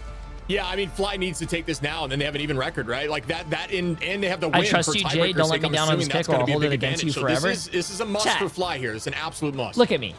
Well, as we take a look at Have NRG I ever again, lied this is to a you? team with a new built backline, and it is Does this all face the look like hype it that is lies? deserved here. Hoodie and Aztec has No. been definitely living up to the expectations and has been a lot of fun to watch. Chime does not miss Vicky. Give this guy Phoenix, and you will see crazy results. And Stinkers, I No. would say, is right up there with Days in terms of the Daredevil Wolverine combo, and being able to flex in between those is just what is so lethal. Yo, Mark, It is, and the fact that NRG was able to take a map versus 100 teams, that was an insane series. Day number 3 for week 1 for any of you guys who may have missed it. The integration, as you already mentioned, Cozy, of Hoodie and Aztec, though, has just been on another level. You're telling me this backline playing on ping has been able to just get so adjusted to not only the different compositions they've been forced to roll out with in some of these target bans in the pick and ban phase, but also the utility that they've been able to wrap around. Yeah, just wait if they can make it to a, getting all together in one room. It's going to be that much more lethal. First time And chatting, when I you spent take a all my look at channel what this points. team I hope you're right, does Jay. Well, I think the matchup I have never been wrong in my that life. Vanguard position. Obviously, Wait, Techie and Card are recap two, preseason group stage matchup. coming from another team, FlyQuest Techie 2-0'd coming for NRG. the first time back into Ignite. And they're going up against a tough lineup because Window and Madara are two of the most flexible in between all the teams. Both can play Dino, Venom, Cap. Window can do it all. We know what Madara can do. Yeah, I think you're right. And I'm with you. I think Fly just also has been a team that needed to cook a little bit. They're like a new, fresh baked team, and they're just trying to lock in together, and they've gotten better each week or each day even. And now I expect to see them right up there on par with NRG. So I am stoked to watch this matchup. But I'm with you, buddy. Both the Vanguards are looking good. The strat line looks great. And you mentioned playing on ping for NRG in the back line. I think they are still, even on ping, some of the best strats I've seen in a long time. Yeah, and hey, you saw it there. This is right where Vicky FlyQuest started to come into their own again, right? Like, it was the same story of the preseason, but the story there was like they picked up a little bit too late, and then from there, weren't able to kind of punch into that top 4 spot. It does start here, and it's tough because I do think NRG is one of those teams that people are sleeping on because of the result that happened with 100 Thieves. And now with 100 Thieves losing, we're getting the same picture. It's the same middle of the mess with Sentinels and 100 Thieves and NRG. Like, we need some order in this chaos. Dude, no, it's spaghetti all over the floor. It's just been a huge mess. But you know what? I'm here for it, guys. Like, this is the chaos that we like to thrive in. I don't expect anything less when it comes to a new season, roster mania. We are starting things off on Burn T'Challa. And again, the importance of this group stages, guys, that we keep highlighting is being able to at least have that one map differential, right? In case you go in for a tie, it could be the make or break. Daddy Jones for 9 months. Appreciate it, my friend. Yeah, for sure. And I really want to just see Fly shake things up because, Ship, we saw yesterday, they were able to at least get one zone of this domination off of Swamp Gaming, right? And you saw that? There was not a lot of adjustment there in the back end, and they lost that 3rd zone, I believe. They didn't win the back-to-back. And so, starting with this pick ban phase that we'll be heading to here just momentarily, do they go with the same thing they went yesterday? More of that strategist focus? Maybe shut down Phoenix at least for Chime? Vest was on FlyQuest last year, right? I mean, not even last year. Vest was on FlyQuest last month against this team, so you're like trying to exploit weaknesses. He's not on the team anymore. To ban out, but it was Burn This is the T'Challa, last I believe, if I remember series, correctly, that yes. they won a map on. So they feel comfortable on this map for sure. It enables some dive stuff, which they're not afraid to run. And I think they're also good at the dino stuff. I think Madara's a great dino. So, they could go front to back. They could pull out the damage. I really think it's kind of up in the air. It all depends on what they've seen in scrims against this team. Thank well, you, they start off I know interesting enough. You have the Devil, Dino ban on one side, Gambit on the other. Obviously going to open the door. And I think decently enough, it's okay to get FlyQuest Gambit potentially. Obviously, they do have plenty of great players over there. Zelos, you know, being in that rocket, but Velocity, very dangerous to have the keys equipped. Devil not going to be a factor on either or. And there it is, Vic. It's the Phoenix being open to Chime. If he has it, it's just scary. Which means FlyQuest, don't even try it here. Your Rocket CO will get absolutely deleted when the Gambit Protect comes through. And it's kind of like what you mentioned, Cozy. And I do agree with you. You know, if you know a team isn't as strong when it comes to the Gambit matchup, then why not give it to them at that point too? But then you have to linger. Do you want to also burn a ban onto the Loki so you can prevent the double Rage and Royal Flush? Yeah, she said you know what Energy Shock should do? Energy Shock should save. Yeah, you're gonna have to see the Loki ban. And you know, never mind his ban. It makes me worried. Is it's like, yeah, maybe they're not comfortable on the Gambit, but 70% win rate and one of the most banned characters when he's through. It's like, I don't know. I still think he's worth the ban all the time, but I'm not there in the room with them, and I'm not sure that is necessarily the case. But yeah, we have to see Loki here coming up next, unless they don't think Fly can run the Loki. I mean, they have what? They have Velocity on the Loki, but then if they have Velocity on the Gambit, you know, only so many to go around. I know Zealous doesn't play that as much, and obviously they're going to go with the Rocket here. I think this is a good strat. We've seen this more against Devil, Dinosaur, but as we've continued to say, Vicky, it's first fight a bit here. I think, you know, they want to come out swinging, and with that Rocket and having that extra bit of, with that BRB is maybe the goal. I'm not crazy about the Rocket pick and ban, though, on this matchup. I literally was like talking about it, right? Like your CEO's gonna get deleted, but you know what? Maybe it's about timing too, and purposely desyncing ultimates, like super big brain Team and very USA won their match. I do think the plus, W. if you Team know USA Overwatch. Let's get it. They can't actually. It's got banned out against them, so even then you can't even get the team up too. Provided the BRB would be like the heavy reliance, and then having the damage output that you can have from double ultimates here from the strategist. But will it be enough sustain too? Is another question. As the Daredevil. I mean, we always say that Daredevil is probably going to be their best pick for NRG. I think the way that Stinkers plays, like the other ones, can be available. Black Cat being gone would be fine. The Mantis ban, though, with the Rocket save is what's a bit puzzling, right? Like, do you think they were going to go triple strat if you fly? I would tend to think no. It feels a little outdated, if I'm being honest. I think the triple stuff has been a little bit to the wayside now, which is crazy to say, and I think some people are not going to believe that because of rank ladder, but I do think it's definitely been pushed away, but it's been banned on both sides, so teams must be comfortable with it. And if they're going to do that, most likely you would end up having probably a little flexibility into the Luna and the White Fox. But no, either way, they're going to go with the Mantis out of there. And we'll see what team comes out on top if the Rocket safe. So, and honestly, if we already know what team's coming out on top, chat. Energy Shot. I would have made on the pick and ban phase. But it's all out here on the battlefield now. NRG, FlyQuest, Vicky, Shib, take it away. All right, my friend, are you ready for this one? This should be a good one, Vicky. And you know what? We used to call it the Shib Luck, but you and I were there for that series, bud. The only most insane series we had last time. So you know what? I think it's the Vicky Shib Luck is what we're dealing with right now, and I'm hoping it happens here in this spread. Hey, I'm here for it, Shiv. The good luck tokens maybe coming out to play, and the fact that we've only had, by the way, in our best of 3 so far in these group stages. Would you be watching the Overwatch World Cup? Go to a game 3. I would love even to, having, like, very but close domination I looked at the schedule. Every time the World Cup games were being played, Marvel Rivals Ignite was being played. Well, are you not entertained as we get this going? And time I feel like on that Phoenix Madara back. I would rather be consistent on MRI because we watch everything. The White Mother is here to deliver to, and this is chat, let's get it. Vanguard that I know Madara is very comfortable with, but already going fast here from FlyQuest as they're over that middle console. Stop screaming, camera. Yeah, I noticed, folks, we were mentioning that they wanted to run the Rocket, they could, but the Phoenix was on the table to the other side, so it looks like they're not even going to come out to the door with it for the side of Fly. Instead of more of a bait. Melio finds Stinkers early to set the tone just a little bit. Fly going to be up a number. Will that work out and grabbing this point? It looks like it might. Me looking at the pick and ban phase, a little bit big brain and trying to get these baits out from ban force out from the other side, because right now FlyQuest 2 fighting Chime, and that's like next. NRG, chat, what's going on? Why is why did the team that I think that was going to win lose the first fight? That van pool very close to having that ultimate online for this next fight. Setting up now on the high side, Techie is going to be playing that Van Pool. Van Pool definitely not completely gone from the meta. That Banhammer ultimate, which deals damage, gives him overhealth at the same time, and makes it so that they miss, they take even more damage, is always impactful. And it's going to be launched here on the back line, just like we discussed. Goodbye, bang! An immediate KO finding one, and that keeps the tone in Fly's favor. Again, having that advantage already off the table, finding another one at least from NRGs to have the advantage to move up to, trying to close in that gap after finding that Elsa. And FlyQuest still plant their feet here on the point chip. They're nearing already 50%, but taking these two different off angles as Energy are not going to wrap onto this point. You see another pick once again here for Techie, playing lights out, some great shots, looking towards the back line, gonna walk them forward now as another comes through. Fly is untouchable right now with a second goodbye to the Phoenix. NRG gonna be heading back to the spawn door for a reset. Looking go to what we have to provide here, and you have the Raging Royal Flush on the horizon from Velocity. That's going to be another win con in favor for FlyQuest. And then you look on the other side, NRG, really with Hoodie and having that Kumio Unleashed try to keep everybody up. They're going to try to stagger that together with Aztec and that Fate of Both World Chip. Yeah, if Emily wins this prediction chat, I'm fucking moving out. They'll have ult advantage for the current moment, 3-3. The Gambit Raging Royal Flush is going to send them forward. Can they get a pick? Phoenix Endsong, is that going to get value back with the dance floor? Looking to try to combine, but no one goes down. That's a 2-for-0 at the moment. The pick is going to be, once again, Fly's favor, as they're still maintaining pressure, on point. And they still have 3 ultimates too. Tekkie's already close to another Manhammer. Here you have the Kumio Unleashed, but guess what?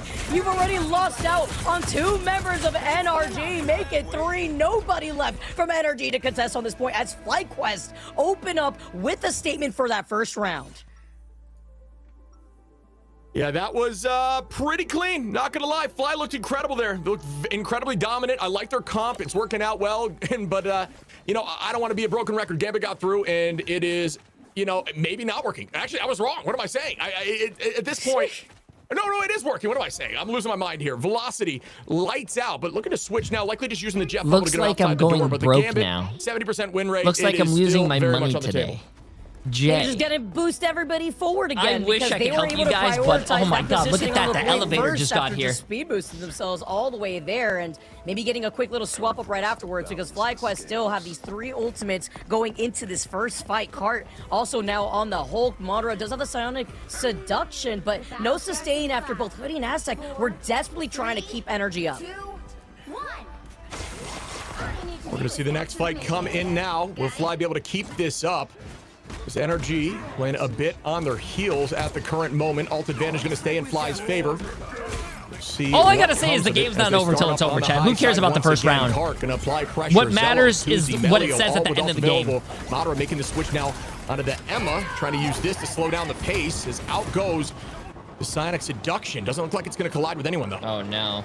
Letting the double out now, though, is going to be Melio after the Psionic Seduction goes down, and Madara is literally one shot before he finds himself going down at the hands of Melio, just waiting before they eventually take the point here. What the hell is NRG doing, bro? But FlyQuest taking it slow and easy. Are you making guys sure that they have not only lost? the positional advantage, but the number advantage on their side, one by one as they fall, and they keep this aggression going as well as this momentum. You're looking at energy right now. They have some ultimates coming up, but again, it's that sustain what the that is hell am I lacking watching, when you have dude? both Cart and Melio harassing that back line.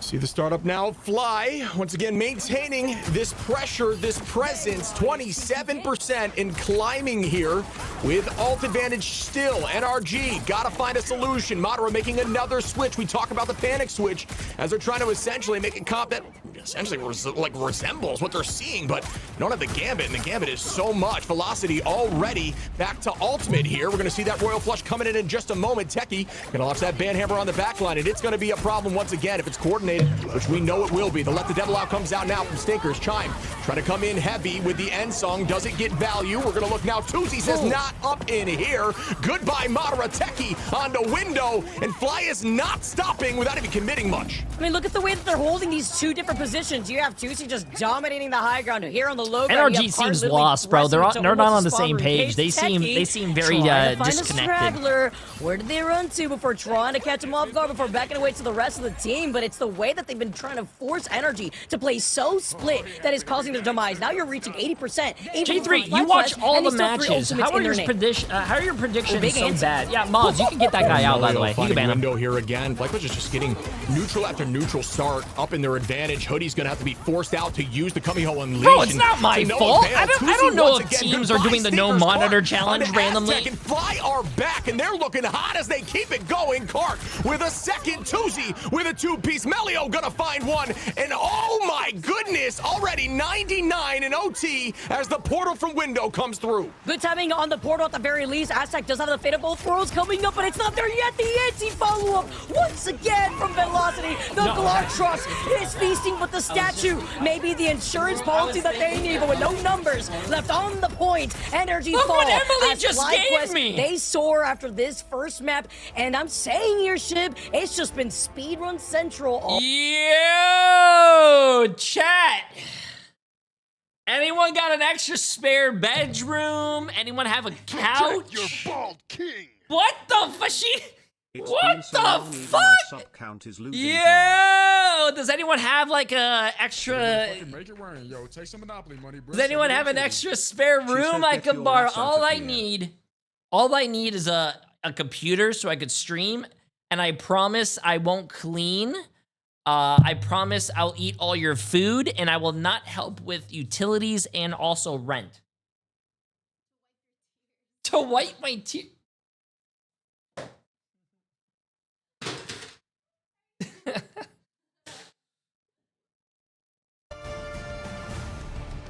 Hey, listen, listen.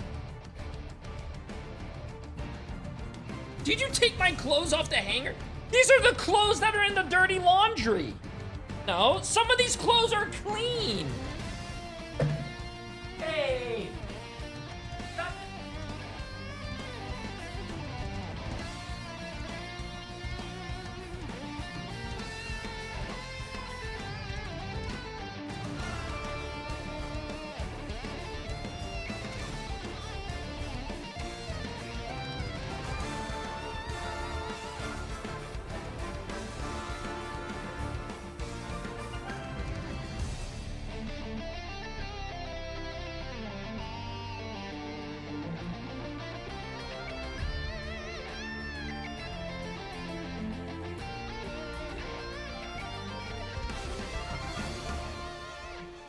What the hell is happening?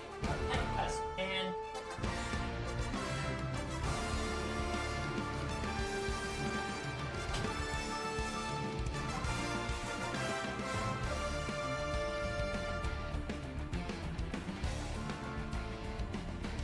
Hey guys, my name is Ryan Central, and what's Hey, the Google, meta? turn on Stage my 1 has bedroom officially light. begun across all It doesn't of the make any major sense. regions. So let's see just how that meta is looking across the 108 maps of action that we've Doesn't seen make any in sense, Ignite chat. so It far doesn't in make any this sense. patch. From this first week of action, we've got 4 major winners and 1 big loser. Tomorrow, And the biggest do you winner wanna do the is king of the predictions? meta in pre-season, Gambit, who has actually climbed up in popularity. He was the sort of most impactful character in the game at the end of pre-season. Not only is he still at the top, he's actually climbed in popularity. He is constantly the first man, first protect at this stage, and everybody's agreeing on it for the most part. He's been involved in every single draft across all of the 4 major regions. I but told there you are in a Emily small we group of trust. teams Hey, that are you trying to chat, keep that splinter up. I'm away gonna make Emily to a go for banned different word, so every bands time you and say Emily, Gambit you some get of these banned. other names on this list as we're about to highlight. And the You- reason you for guys that is watch these this, watch teams- this, watch because this. nobody's had the chance It's to not- practice it's not Gambit that because hard he's to do. constantly Watch this. banned out. If they leave it open, teams are going to be like, well, we're really rusty on Gambit. I don't really want to pick him, do you guys? And so they're trying to see if they can actually put them on compositions that they're just not well versed on, certainly when people are trying to get the reps in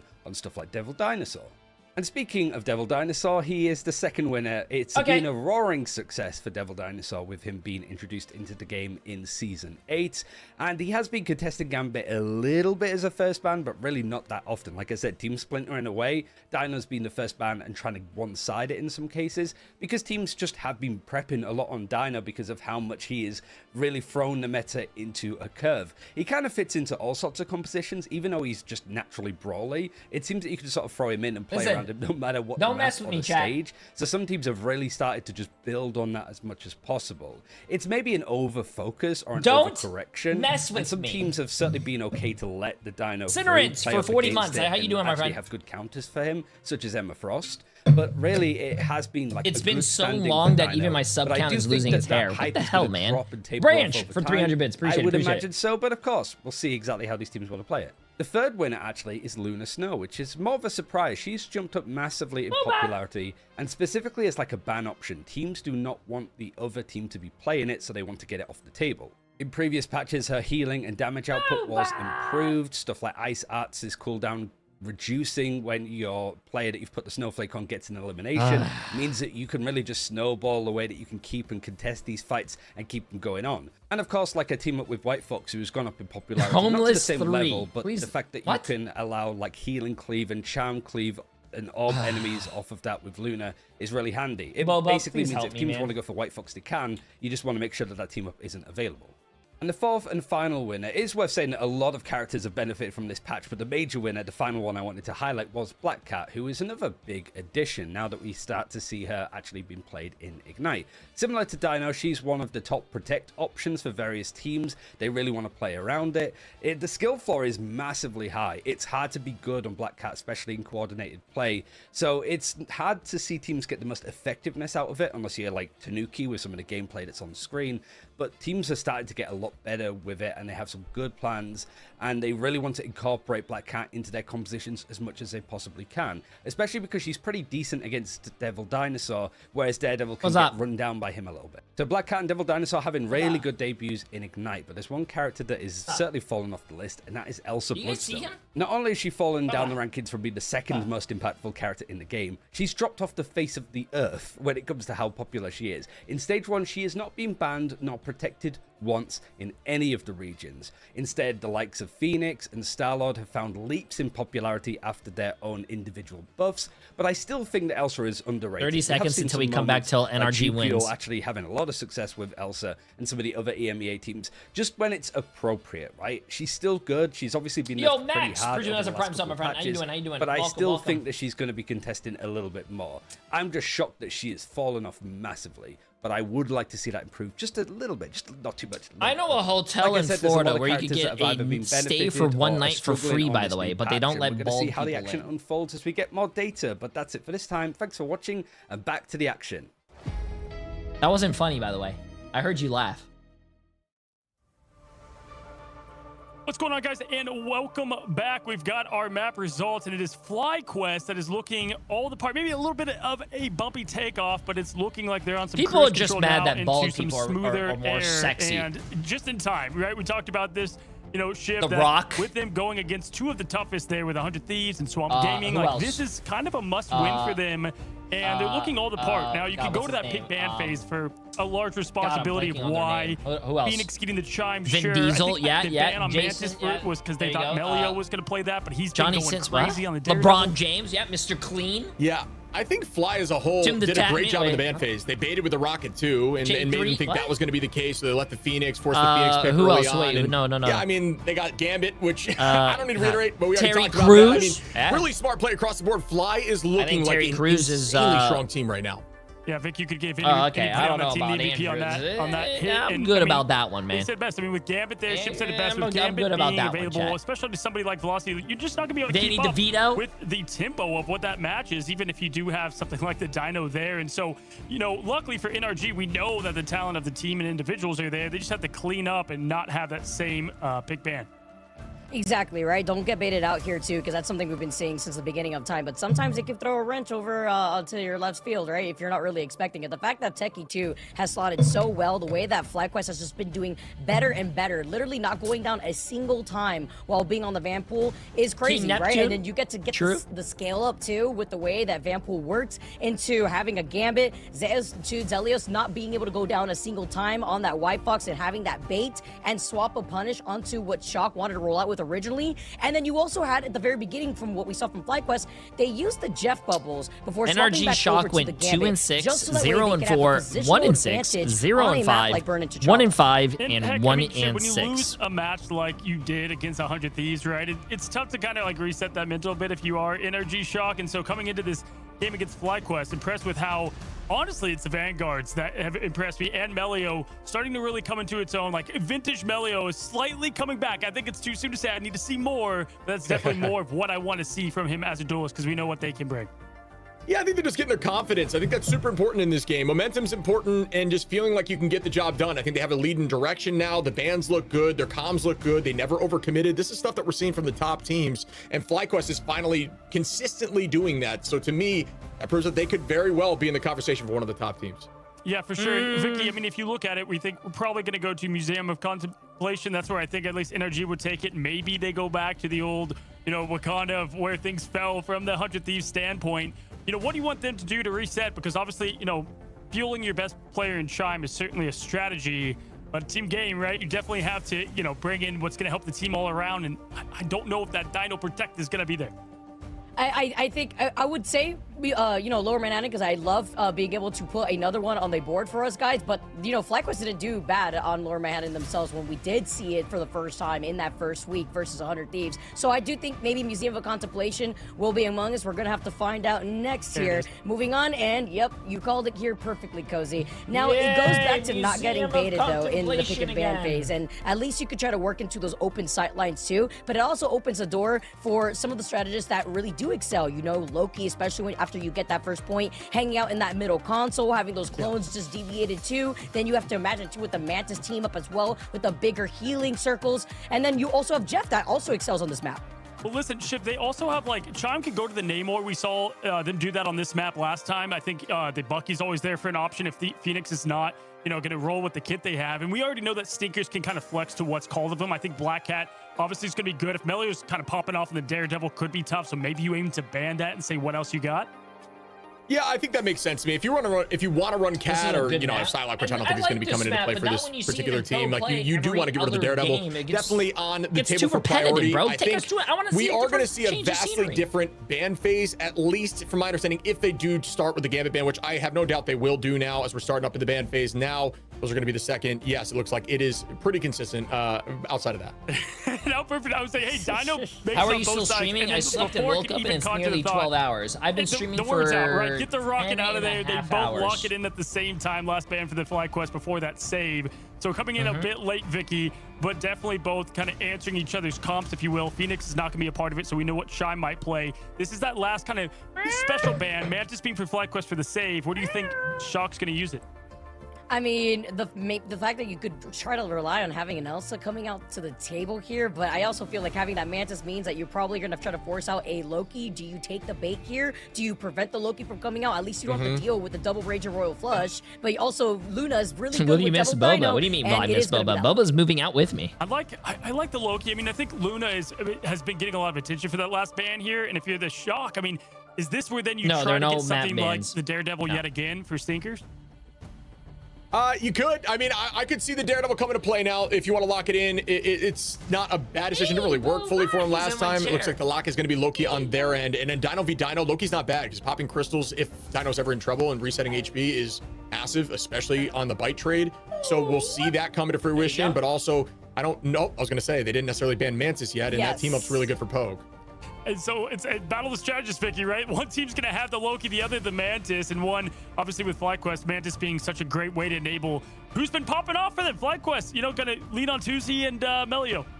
It's also like the give and take, now makes you wonder where Shock was forced to ban out the Loki to prevent also the team up, right? Then you have the other side of okay, well then they're going to try to bait and punish too, and they're going to force out the Mantis ban from the other side. The moment I saw that Loki Protect, it's kind of forced out as well from the other side. So now we get to see the mind games play out before this possible final game plays out for the series. Yeah, try to slow down someone like Velocity as much as you can, but here we go, so guys. Now, NRG Shock lose now I'm only able to eat if I get a prediction right. What today has been Devil Dinosaur on both sides. Wow. Vicky, here we go. All right, buddy. I want this to be a tight game because that last one was just a shellacking. I'm not going to lie. Fly was just locked in and looking clean. We can already see Tuzi hovering here, the Moon Knight, which we haven't seen as much in week 2 here than we have in week 1. I think Moon Knight's great into Dino comps and even against things like Groot. So we're going to see a lot of weird picks, including potentially punishment. Also, it's very good against Loki. Those clones work as a double-edged sword here, but let's see how they get to hold onto this defense. Remember, no BRB when the rockets are banned from both sides. Hoodie starting things off on the cloak and dagger here, so you'll have that God of Mischief trying to get that Eternal Bond just as quickly. Yeah, If Energy makes slowly it to but the surely. third point, Hoodie you can has have been dinner. rocking more Cloak and Dagger in these matchups than we've seen in this region. Obviously, coming in for the team as a new pickup in the strat line has looked really good recently. Obviously, not as much in domination the last match. Yeah, let's see Chime, this. okay, trying to take some space here. Just going to try to peel a little bit onto the dive of Melio. What a pull there.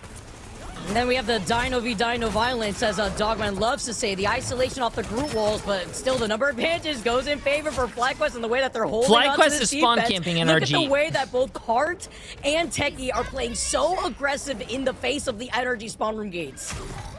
This is good positioning, and velocity on that Luna is a lot of KO pressure too, right? We talked about the strength of Luna in this meta. Those who can play it well are absolute demons on the damage front, while still providing that healing. The clap cooldown being huge, Crystal enabling some of that off angle, and even some of the dive potentially from Melio, or rotating it to your Dino to ensure they win that trade. So we're gonna see Cart still owning the space. Stinker's gonna find two though, and both strategists. That is massive. Melio takes out Aztec. Stinkers falls to Techie. The trade comes through, but I do think the win in terms of trade is on Energy's favor for now, yes, as Melio and Tuzi fall. Window gonna find a piece of the pie. Nice. Let's get out of our spawn. Let's get it. Let's get it.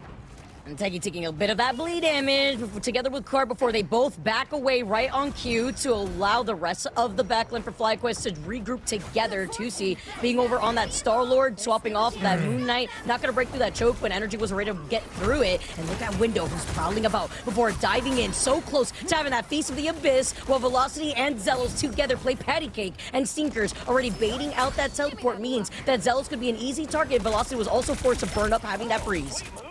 Using the eye there to see through walls. Huge purchases. Zealous is able to find Window. Numbers up once more for Fly on the retake as they're still there. Piece of the Abyss comes out. Melio cleans up Aztec. Tuzi gonna find Stinkers. Numbers are falling here for NRG. They're gonna drop back and not commit ultimates. Window using the Feast there is gonna be a downside. Tuzi cleans up Hoodie. And now Fly, although they're pushed through, will have a I asked Emily what's for dinner. She said I'm gonna have leftovers from the cats, and she said she's gonna have steak and lobster. And then you'll see 4 as well from NRG. Chat, if I was hungry, you guys would feed me, right? It's the fact that Cart also had just a way better Feast of the Abyss, whereas Window really had no follow-up potential too. The backline was split up.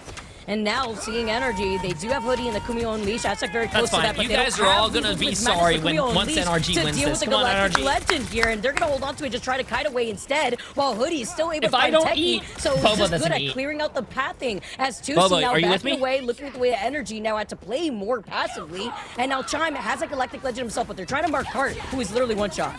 Oh, wow. Forced out the Energy in that particular trade. Tuzi not getting a ton of value there. Melio going to start off now with the calling cards, chasing whoever he can find. Aztec's dance floor is there, but not for long. It's gone now. Modern going to commit with the Rampage. Hoodie out with the Kumiho Unleash. Everybody pressing come on, NRG. Come on, NRG. Here with the Galactic Legend, but nobody's falling on the dance floors. Everybody's just moving. Who's going to be the first to fall? Madara finds one. Aztec on a Tuzi. That's going to be 3 here. Everyone goes down, and NRG are going to find point 1. They've cleared We are the eating shop. dinner tonight. Well, we have to make it the third point, but we're eating dinner tonight, chat. Energy in a complete wipe. I was gonna say, Shib, Cart was living for so long, even with the Fate of Both Worlds being right there. He was one shot like how many times? 3 separate occasions until they finally took him down. Yeah, I think that was kind of all on the back there of the fact that they forced out Tuzi's ult and it really didn't get that much value. Everyone just kind of kited it and did not commit a thing. Really smart play there from NRG, coming back in and just matching it right back as Window finds Velocity now. Again, the defense retake. Card falls to the side of Hoodie, and it's once again a trade back and forth. Also delaying having that Fate of Both Worlds too. Once you are finding that isolation pickup off of Velocity where Window was prowling about, they're looking to dive in with a 3-2-1 together though, between the way that Chime is playing off angle together with Stinkers and Window once you see FlyQuest go out of the choke. And here comes the commitment once more, dropping back towards the team. Window on the attack. The space has been created. Still plenty of time on the clock here, but this turn is very difficult. Aztec being committed on with the Feast and trying to hold on with the team up, trancing for a moment. Can't find anyone besides just dealing damage as... What a freeze there, Stinkers. Just keeping on the pressure. Team's just essentially resetting right now as no one has fallen quite yet. They're looking to make an alt play here. In a moment, Tuzi on the defense, ready to have an answer, but there is no dance floor for... 2 more That's all I hear. percent. Psych, I lied. Aztec's prepared. Galactic Legend is on the side of 2C once again, but a lot of pressure now coming in. This Black Cat, a problem. The backline needs some help. Stinkers finding 2C in velocity. The White Fox is fighting back. They're chomping him away. Oh but Stinkers my God. is still just running away with This finding character's even more busted. hits. The distraction works This character's in favor busted, for bro. NRG. And you see Techie saying, I'm out. I need some help here. He's got the Rampage together with 2C, but they need to try to stop this cart. Yeah, this is a strong attack. Come on, make right it now to for the third side of point. NRG. Emily The said I clap could eat if cooldown we make and it to an third point. insanely good choke point for Aztec. What a freeze in the moment, so holding on to the dance floor. Notice the patience before popping Q. Windows able Come to on. find cart Come numbers on, up make it to again third. for NRG, Make trying it to to get third. point 2, We but Alt eating advantage dinner gonna be in favor of tonight. Fly here. They have the cards and the Galactic Legend. Will they commit? The cards go out here from Melio. Velocity starts up with the dance floor. Window gonna use the feed. Stinkers with the cards back. Hoodie finds one. We're Stinkers eating one against dinner 2. tonight. And wow, NRG are showing up even down alts. Make it work out, and they might get point 2 right now as the stall gets canceled. Goodbye. 1 meter left. They take it. Nice. They made it to third Everybody was point, eating at chat. the buffet right there, Shiv. Window Yeah, we are eating opened at the buffet doors tonight. As now everybody was able to take a pick out of FlyQuest, following up from a huge ante, unleashing all of the Qs here for NRG. And now FlyQuest coming back, are still holding on to the Galactic Legend. You have a lot more verticality working into this, but Stinkers is holding off any opposition. I'm surprised at the portal play. They're trying to desperately hold NRG, and they were ready, wiping out FlyQuest and their attempt. NRG are looking very good on this map right now. They have locked in. Oh, this is a and nice now spot. the I like bands that. I'm have gonna definitely steal been this. more in their favor, more consistent, at least more fair. It's looking like they can put up a What did you fight. pick? Trying to get point I 3. think Very difficult to find all NRG 3 was gonna points win this. on this map on the museum, as now you essentially have to stay on top of the strange floaty. The commitment now from Chime on the high side with the Galactic Legend looking for one. Great movement there to escape in that moment. Card holding on to cooldowns to stay Nice healthy. play by And FlyQuest, this team though, is to playing all incredibly hide and not smart die. here, staying indoors, forcing out that cooldown, essentially kiting the entire thing as it's answered right back this time from Tuzi. And with Velocity getting Stinkers, that's the biggest threat that has been harassing Same this thing with backline NRG now. too, But nice. FMU once again kiting away Menace of Vanguards, who are out in the line of sight of 2C. But now they've isolated the Luna, nowhere to run. Unfortunate here, and it's a force out stagger onto Aztec. Hoodie does have the Kumio unleashed once the rest of NRG regroup together, but they have less than a minute on the clock now, Shib. Yeah, I mean, but either way, still a huge push here for NRG. It's all about just extra meters at this point. It's not necessarily that you need all 3 points. It's going to get dicey. Final fight territory here. See, Hoodie has ultimate available with the Kumiho unleashed.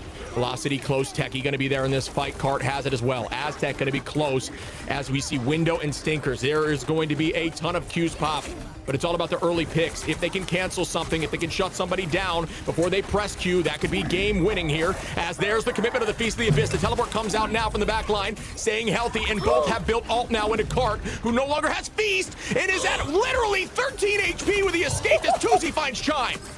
The fact that he stayed alive once again, I don't know, he keeps doing it, but you had the snowflake, you saw the charm, you saw the freeze, everything as Window now tries to get the same outcome, but nothing landing from the ante. You have the rampage that you activate here from Techie. Velocity also has a dance off to deal with that of Aztec, but it's NRG who popped that button first. Here, waiting for Sinkers as you have the calling card, sending an invite in the mail. Velocity was ready with the fate of both roads that they were holding on to. Kumio Unleashed is also on the horizon, but it's Melio that unfortunately gets taken out first the moment he uses the extermination.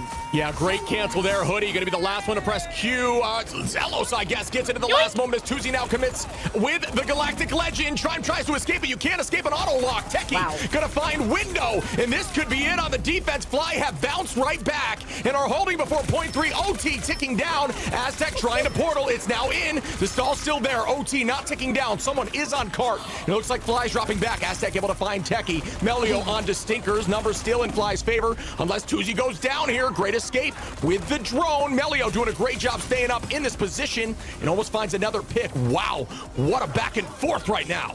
But they're losing numbers right now. Remember, they tried to Dr. Portal Strange right This is behind them, and that whether actually is NRG causing caps them or to not, this is trickle a in. No really portal good push. on FlyQuest at the moment, but you have the Rampage. You unleash it here, and NRG are We're going to a back. game No 3, chat. Window swap over to Jeff, but Hey, we're nobody still from going to a NRG game 3. are on the floaty. The pressure was too much.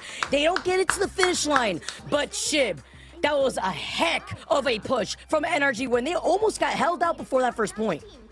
Yeah, really strong push. Right there, I think that was just chaos of comms. I think they had numbers still to be on there, but it's just more so likely somebody dropped off for a moment in OT like that. A brief second of you not on point is all it takes sometimes, as that was it. But yeah, like you're saying, incredible push still from NRG, who have definitely locked in since map 1. I mean, looking at the stats across the board, too, having the White Fox and Luna team up comes in clutch. We did see some swap-ups at the very end, just in case NRG could try to get onto that point even faster when we saw the Jeff before, after they already used up the portal. But it also makes you wonder, you know, was that Doctor Strange portal worth it here? Yes, and trying to contest it was so a really good early push. on after they got I don't that think a lot of teams checkpoint. even make it to And third even point, looking let at alone Cart, all the right, way to the we've end of seen him third. literally fall down to This is, one shot. I think this Literally is- has survived so many times, but has still I've gone said this a down lot. 6 I think times this is total. probably going to be the hardest map to actually Holy fully cap. moly, this is going to be, they need a Like, strong also like the defense new here map as well. for I think the Fly new if map they that wanna came take out this with thing, or excuse me, on their attack right now. as Wilson this Fisk going to is be one of the hardest an maps intense to one. I cap can as see well. these teams locking into each other's capabilities. They're starting to look strong again. Do you work out before NRG you stepping stream? back Yes, up. I really do usually think I that do. first Not- map was like a except not fluke for the for 'em. It early was just streams. an unwinnable situation into a team that There's really no knew how time. to use Gambit. And now we are seeing a real battle of titans, and this is the game we wanted to see. Completely different look here with the way that both of these teams have really started to level up as more time has gone by and more series have passed us here in the second week of group stages. Window taking a huge chunk of that damage. It's going to be Tusi who's just trying to farm for that Galactic Legend. Zelos falling incredibly low. The harassment from Stinkers, who's been in the driver's seat, by the way, for NRG. The harassment continues as you see Window already pop that armor. The bubble preventing him Yo, from poor getting guy, healed, and the bro. He got isolation dragged as all they the way find to him the in enemy next team bit. spawn. Melio now setting up, trying to prep with the Daredevil. Incredibly strong on this hero. Starting to look more like himself from what we saw last year. Locking in intensely. Is now walking forward as Techie. Trying to find some sort of pull early on here onto Madara. And that's the back and forth of the Dino game. Tuzi finds Chimes, says, I am Peter Quill. It is not you. And Melio's able to find Stinkers marking there with the Daredevil. It's exactly what you're looking to do in a Black Cat. After finding the threat here too and just trying to clear up even more space, the delay was attempted from Window before he gets burned out at the hands of Cart and Tusi. I like the way that we're currently seeing Techie take up that space with the dome. They see 3 members here on the other side of the wall for NRG, but they're going to prevent them from trying to go in. It's going to be whoever gets that bleed damage, that grab first, the isolation that nobody wants to be on the other end of from Techie.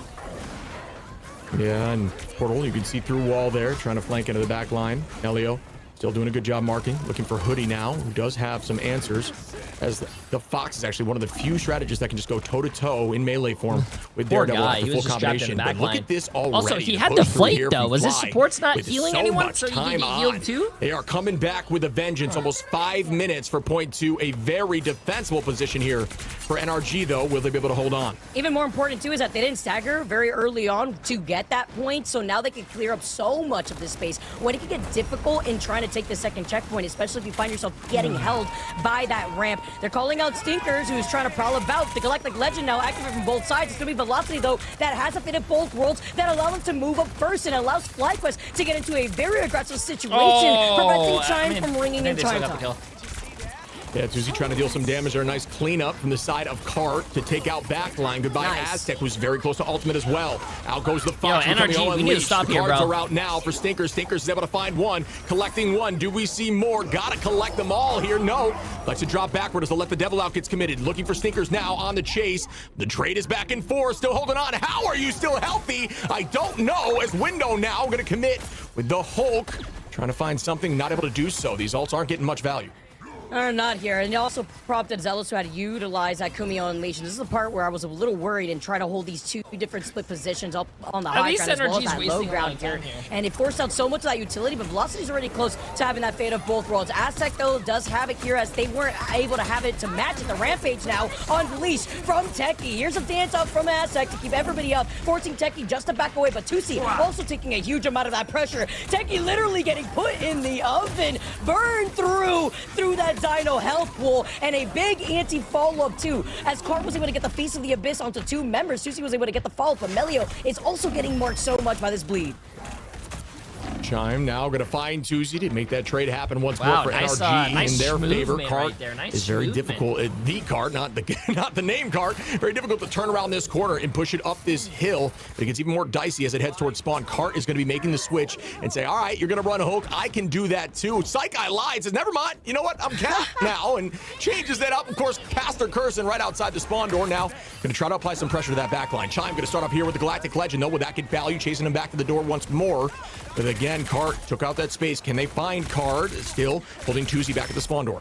Was that to keep you on your toes, Shib? Now it's up to Chime to back away in time, and Velocity and Zelos staggering more of these ultimates. Aztec finds another card here, and that's actually huge too, because he was trying to take an off-angle position. Window gets put into that Bruce Banner form, and now it's going to be the oppression from FlyQuest just to try to dance off and clear up more of that space. But Sinkers is just running away with this. Yeah, it's good holders. Out goes Tuesday now with the Galactic Legend. That one's able to find Stinkers. Chime trades that velocity on a Madara. Hoodie goes down from Tuesday. A huge ultimate here. The touch needs to come through. NRG, no portal play yet. They're trying to buy time, hoping Window can get there.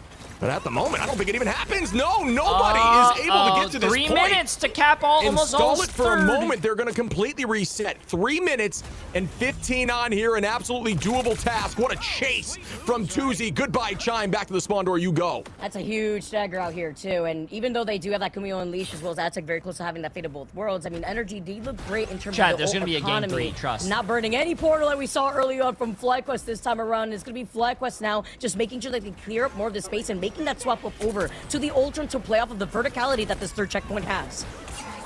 Yeah, they didn't even need the portal because they just elected to drop back to the point early on. Sometimes you'll see teams portal here to try to fight early. It looks like they still got there just with natural movement. Ton of cooldowns are committed. Zettle's going to go in now with the Kamiho Unleashed. Do we see any follow-up? No. Ultron's Rage out there for Melio now with the switch as Techie's able to take out Window. Doing a good job marking Cap, but pays for it. Melio is now going to pay the price. Cart finds Hoodie. Trade fast as Stinkers takes out Velocity. And what do you know? Blue again. Tuesday on to Stinkers. And it is anyone's battle here. Back and forth. Play Paddock in another form when it comes to the red and blue shining into that feed chip. Court with the Freedom Charge to the match on Window, but Court was literally one shot, brings everybody back to health, painting the path for the rest of FlyQuest. But the stall on the point has allowed NRG to buy more time away from FlyQuest. They already still have 2 minutes and counting here, down to less than 2 minutes now on the clock. While they utilize the rampage from Techie, they clear up even more space together with Velocity in the cloud. Seeing now is Techie's able to drop Chime there. Another number up for Fly, who are winning these fights. NRG doesn't have any time, ults, but still, that's plenty here to get to this point. Well, I mean, don't NRG have does much have longer the to go. Star-Lord Minute and ult, 40 but so on the does clock. FlyQuest, but FlyQuest also has a support ult in about 19%, so that's in bad. this next fight where Chime that's bad for will be the NRG, only unless answer. they pop their Can ult Chime pretty pull this fast. off into a pocketed Tuesday? Let's find out in a moment. Flake's going to be there. Drone's going to be there. Damage boost is out too at the moment, and Chime pays for it as Tuesday comes out on top of the pocket. Velocity on a Window. This might be a matter of time here as they're going to need a portal likely to get the team back. Tuesday finds Madara. Stinkers trades with Velocity. Techie onto Stinkers, and Fly might be able to do this now. They clear another one. Only one member on the point before it is just a matter of time. But the portal comes in right in between the rubber ducky. They're trying to play away for some natural cover, but the rest of FlyQuest, they're body blocking the opening of this port one by one as they fall. No Vanguard Terror left minus Window and Hoodie making the desperate swap over to the Adam Warlock. But Shib with the ultimate right now, FlyQuest have everything in their pockets to take this point. Yeah, Fly would really have to fumble now to lose this. This is so much in their favor. Stinkers has ult though. This could be an insane comeback if Stinkers is able to make this work. Calling card goes out. Doesn't work. Chime at like 2 HP. Pays for it. Melio gets that pick. Protecting the back line. Able to drop Stinkers. And folks, that is another insane pick as Hoodie falls. A triple now for Melio in the sky with this Ultron. Techie cleans up Window. And they're still stalling, but not for long. That is going to do it. FlyQuest take this home. Energy was so desperate to keep the stall, that is but insane. the numbers of time was in FlyQuest's favor. The ultimate economy as FlyQuest, they finally do it, Chib. They've come so close. They've been able to rack up so much synergy, and it was a matter of time for them to take that match as we bring back Cozy. Another 2-0 to end the day, Cozy. Hey, it's the Fly special, you know? Just start off a little slow and then really coming into form and getting a huge win. Obviously, going against 100 Thieves and Swamp Gaming, they started to look more like themselves, Shib, with each of these matches now coming fully in the picture. And Dude, can I just say this? We got to put some way more respect on Tuzi. And like this guy, every single hit from those element guns is just headshots. Like no matter where he's going. $5.1 million from 400 people almost on NRG. Forget that noise, man. That's a tough defensive comp, and they did that, in my opinion, Shib, to slow down and Vicky the Black Hat, because Stinkers was really the only thing that was clicking on that side. Yeah, and they used that Ultron too to counter. Essentially, they saw Black Cat making the dive, and they would just hard focus whoever was being dove by Cat with the ultimate Rage of Ultron. Keep them healthy. Make sure you rotate those drones to backline when that all gets called out. Emily and it really put worked. I think 200K on FlyQuest and won 400K. In a few matches here, Ultron looked that clean, especially at the end. So much value. It's hard to even describe. So really good switch. And well, you could do that with Tuzi, right? Like if he's going to be able to put out that kind of damage, you can then swap over and have less of that and more of that sustained build, if you will, because Stinkers was kind of the thing that was working for that team. But I mean, Vic, you said at the beginning of the team introductions, gotta give some shout outs too to the way that Tuzi went 41-7 with 42,000 damage and a 50% accuracy in the matchup, and comfortability, if you will, especially coming in as two, not together playing together, but new in the team, and they shined.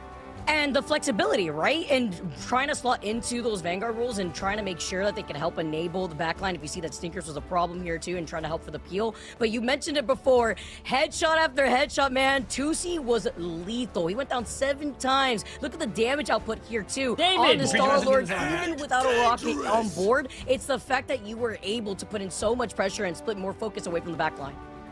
And now, Ship, what is so massive for this team is ahead of them now. They have Sentinels and they have Nightmare, right? And so that's definitely going to be able to be a bit more of a easier time because, again, Energy Shot, because they lost 100 Thieves, it opens up that slot to punch your ticket to the playoffs.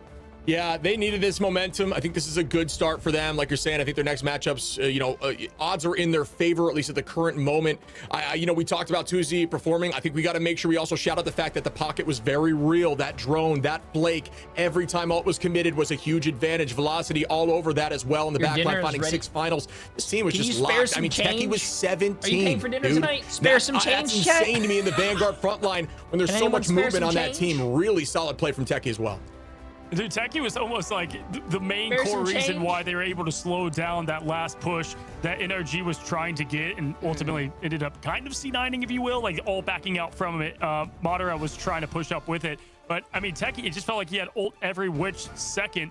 And, big props, too, because to go from what Melly was, DD for a while there, and it was semi-working, but then to, on the fly, go to that Ultron and talk about just a huge swap-up, Vicky, and what your team wants to try to do. But we said that we thought Stinkers was going to lean into the Black Cat on this map in particular, and that is really the main thing they needed to shut down. Yeah, and with Melio making this up over to the Ultron, which we did see the attempt when the sides were flipped and they were trying to hold a defensive side, but in that third checkpoint, I'll take 100 pennies. Appreciate it. And you could play off of the natural cover of the floaty, playing off of the building roof sides as well as the balcony, and they were able to acknowledge that and also not only hold it down, but get that Ultron ultimate completely online for that final fight to negate the calling card ult from the Black Cat. And for sure, one chip on the Vanguard side, what I want to point out is I think Venom is such a good complement to Devil Dinosaur, and now we're back on Carp being on something he loves to play. Obviously, we know him for the Hulk, but he does play a great Venom as well. Then go to the Cap. I mean, he flexed the Hulk for all of 1 second. Yeah, I just think it's like it's not necessarily the same play style with the brawly dive stuff, but it's more so your engagement timing is very similar on all those heroes. If you have a good understanding of when to go after the backline and enable your Dino to not have to go against somebody that's getting hard pocketed, it's going to help your team, and absolutely found a ton of value there. And especially going from that, and that's why they did swap, because you had the Daredevil that they were trying to use with that as well. And then once that was made and adjusted to, and he wasn't Daredevil anymore, that's when he went to the Captain America, which I thought was an interesting choice. Obviously, Cap, at times, even on this map, is a banned choice, right? Because of having such a tough, essentially strategist, if you will, right? But guys, we've got our interview, and it is Velocity, and I've got to say, Velocity is one we always love having on here. It's been a minute since we've been able to say hello, and there he is. What's up, King? Good to have you here. How you feeling after that win? Hello. Feeling pretty good. Feeling pretty nice. A lot at stake for this game, so it was very, very nice to win it in 2. Listen, I said that going in. I mean, if you look at the bracket, who you've gone up against, who you're going up against, and really where NRG sits, this felt like really a must-win. And to come out there like you did, after what I agree on, I think you guys played very well against Swamp, right? Like, what was the team mental? Like, hey, we were right there, didn't get the job done. I know it shows 0-2 in our, you know, standings, but we know what we're made of. How did you guys reset and reload for what's ahead? We're kind of like enough losing. I think to start winning, you got to know how to lose, honestly. So I think it's good to get a few reps with the new team. I mean, it's 3 new players. It's fully new environment for me, for Cart as well, and for Techie, sorry. So all of us, like, brand new environment, right? So getting these reps in for officials, I think, is very nice. Would have been really nice to be on the other side, the other group, because reps might have been a bit easier. But either way, we're going to hopefully come out and still make playoffs and then hopefully beat everyone. Buddy, a question I have for you, just kind of following up what you're saying. You guys have just looked better and better. Today, you guys looked incredibly dominant out there. I mean, it looked like you guys came back with a vengeance. Like you said, there was a lot on the line here for you guys. You needed to get this win to, you know, essentially move forward, right? That's the idea. What was it you have worked on as a unit that has gotten you to this point? We started out just playing as just people, like no structure, just kind of seeing if it would gel together. And first week was pretty strong. We were winning against pretty much every team besides maybe 1 or 2. And then, after that kind of honeymoon phase, it got a little bit harder. So then we kind of had to start bringing in some structure, more consistency for the team. And I think that's kind of what we're starting to get now. We're starting to get very consistent. We're starting to get a little bit better. Our alt tracking's more consistent. Alt planning's more consistent. Does that look pathing, good? Fight plans, all that stuff. It's just clicking alter. a bit more, Okay, a little bit more passion as well. So it's all coming together, I think, which is really nice because in terms of scrim bucks, we normally do quite well. So, yeah. Awesome, man. Great answer. And it's good to see you again, buddy. Yeah, good to see you. Hi, Velocity. Once again, congratulations, man. It's so nice to be able to talk to you again, and I know it probably feels really nice to beat your former team, and makes you wonder, you know, like, what the back line is looking like when it comes to going into Season 8. I see you. But now looking ahead, right?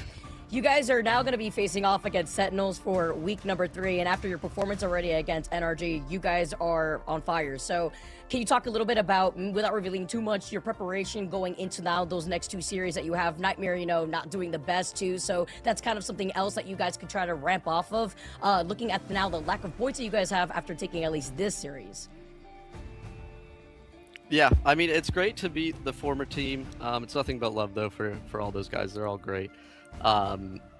They just wanted to explore other options, and when they were like, we're trialing your role, I was like, okay, I'm gonna probably go elsewhere then. So that's just how it happened. They're all still great guys, but yeah. Anyways, against Sentinels, I think we're probably banning Iron Man first. Amazing's terrifying, so I think that's got to go. I'm sad he never whipped it out in Atlanta when he was on my team, but that's okay. But yeah, against Sentinels,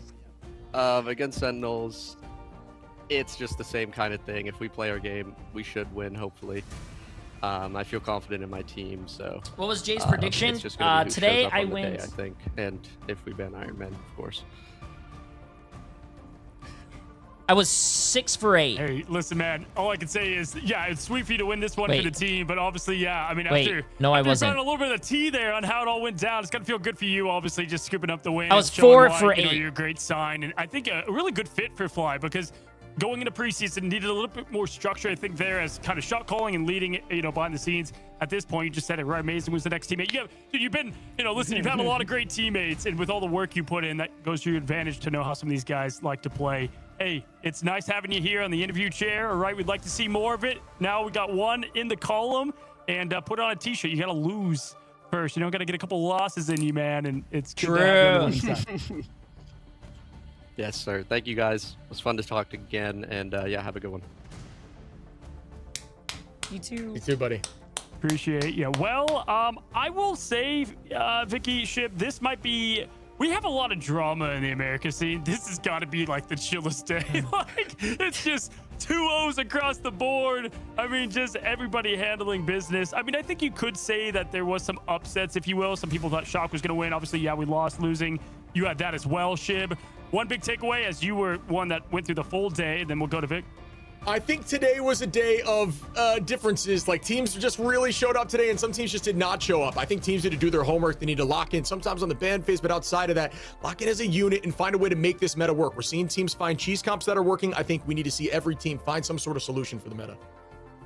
Well, hey, let's take a look at our updated group standings after what was the 2-0 fest. And again, Vicky, taking a look, Group A, Group B, some wish they were on the other side. Like was saying right there, it would have been nice to. Are the games over? Yeah, that was the last game. Some of those teams. Okay, chat. But this is where things look, and I think, hey, listen. I think the matches, the stream's done, chat. It's over. These are your matches tomorrow. You have Pulsar against Lions. You have Alter Esports against Virtus Pro. You got Crownfall against Fire. Then for the NA side, you got TSM against Space Station Gaming. You have EXG against STD, and you have Nightmare against 100 Thieves. You like what I did there? EMEA is red, and then NA is green. Look at that, chat. Color coding, beautiful. You know what? I'm doing my predictions today. I'm feeling very lucky today. I'm feeling very, very lucky. Hold up, let me pull up the MRI. Hold up, let me pull up the stuff here, chat. Bang, bang. Let me pull this over here. Let me pull this over here. So let's see. Pulsar against Lions, chat. You know what? I think Pulsar is gonna win that.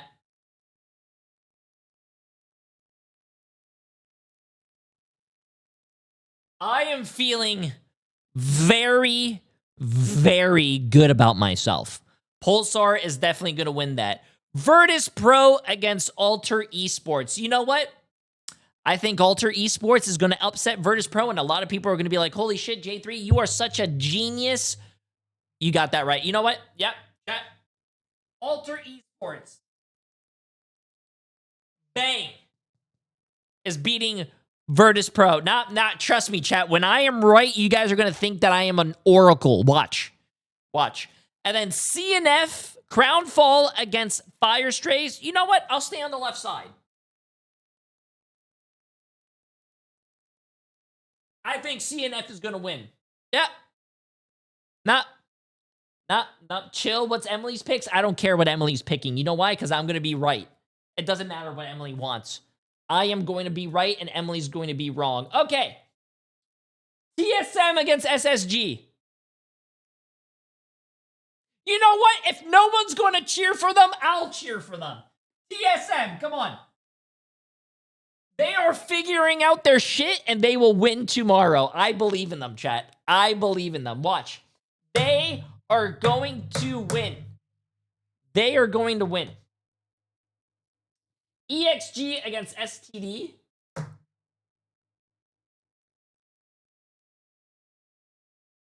I think I'm going to cheer for STD.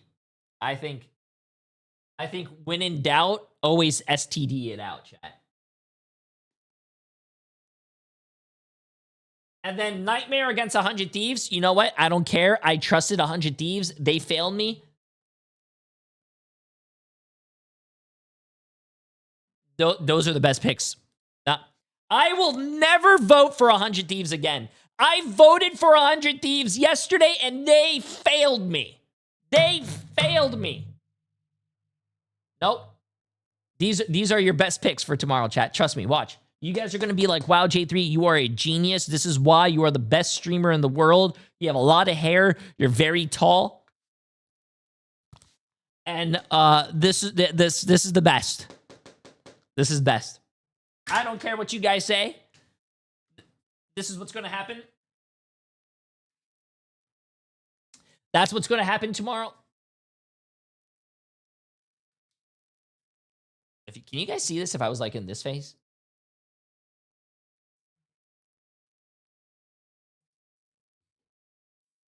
Well, you guys can't see. Anyways,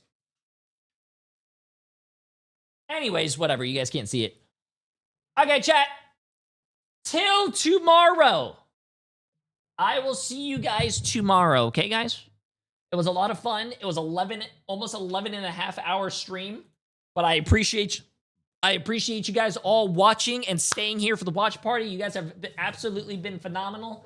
I am gonna go look at new places to go rent because I am actually new cardboard boxes to rent because I'm apparently getting kicked out of the house today. But I love you guys. I appreciate you all. If somehow I knock on your door, chat, and it's me, please let me in. I'm homeless.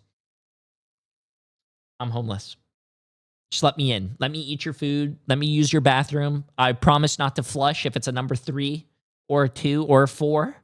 And yeah, I'll see you guys all tomorrow. Okay, chat? I love you guys. I appreciate you all. Stay amazing. Stay sexy. And I will be seeing you guys tomorrow. Remember, tomorrow starts at 12 o'clock, but I'll probably be live a little before then, okay? Stay sexy, chat. Love you guys. He's going to come in through the toilet. What the f...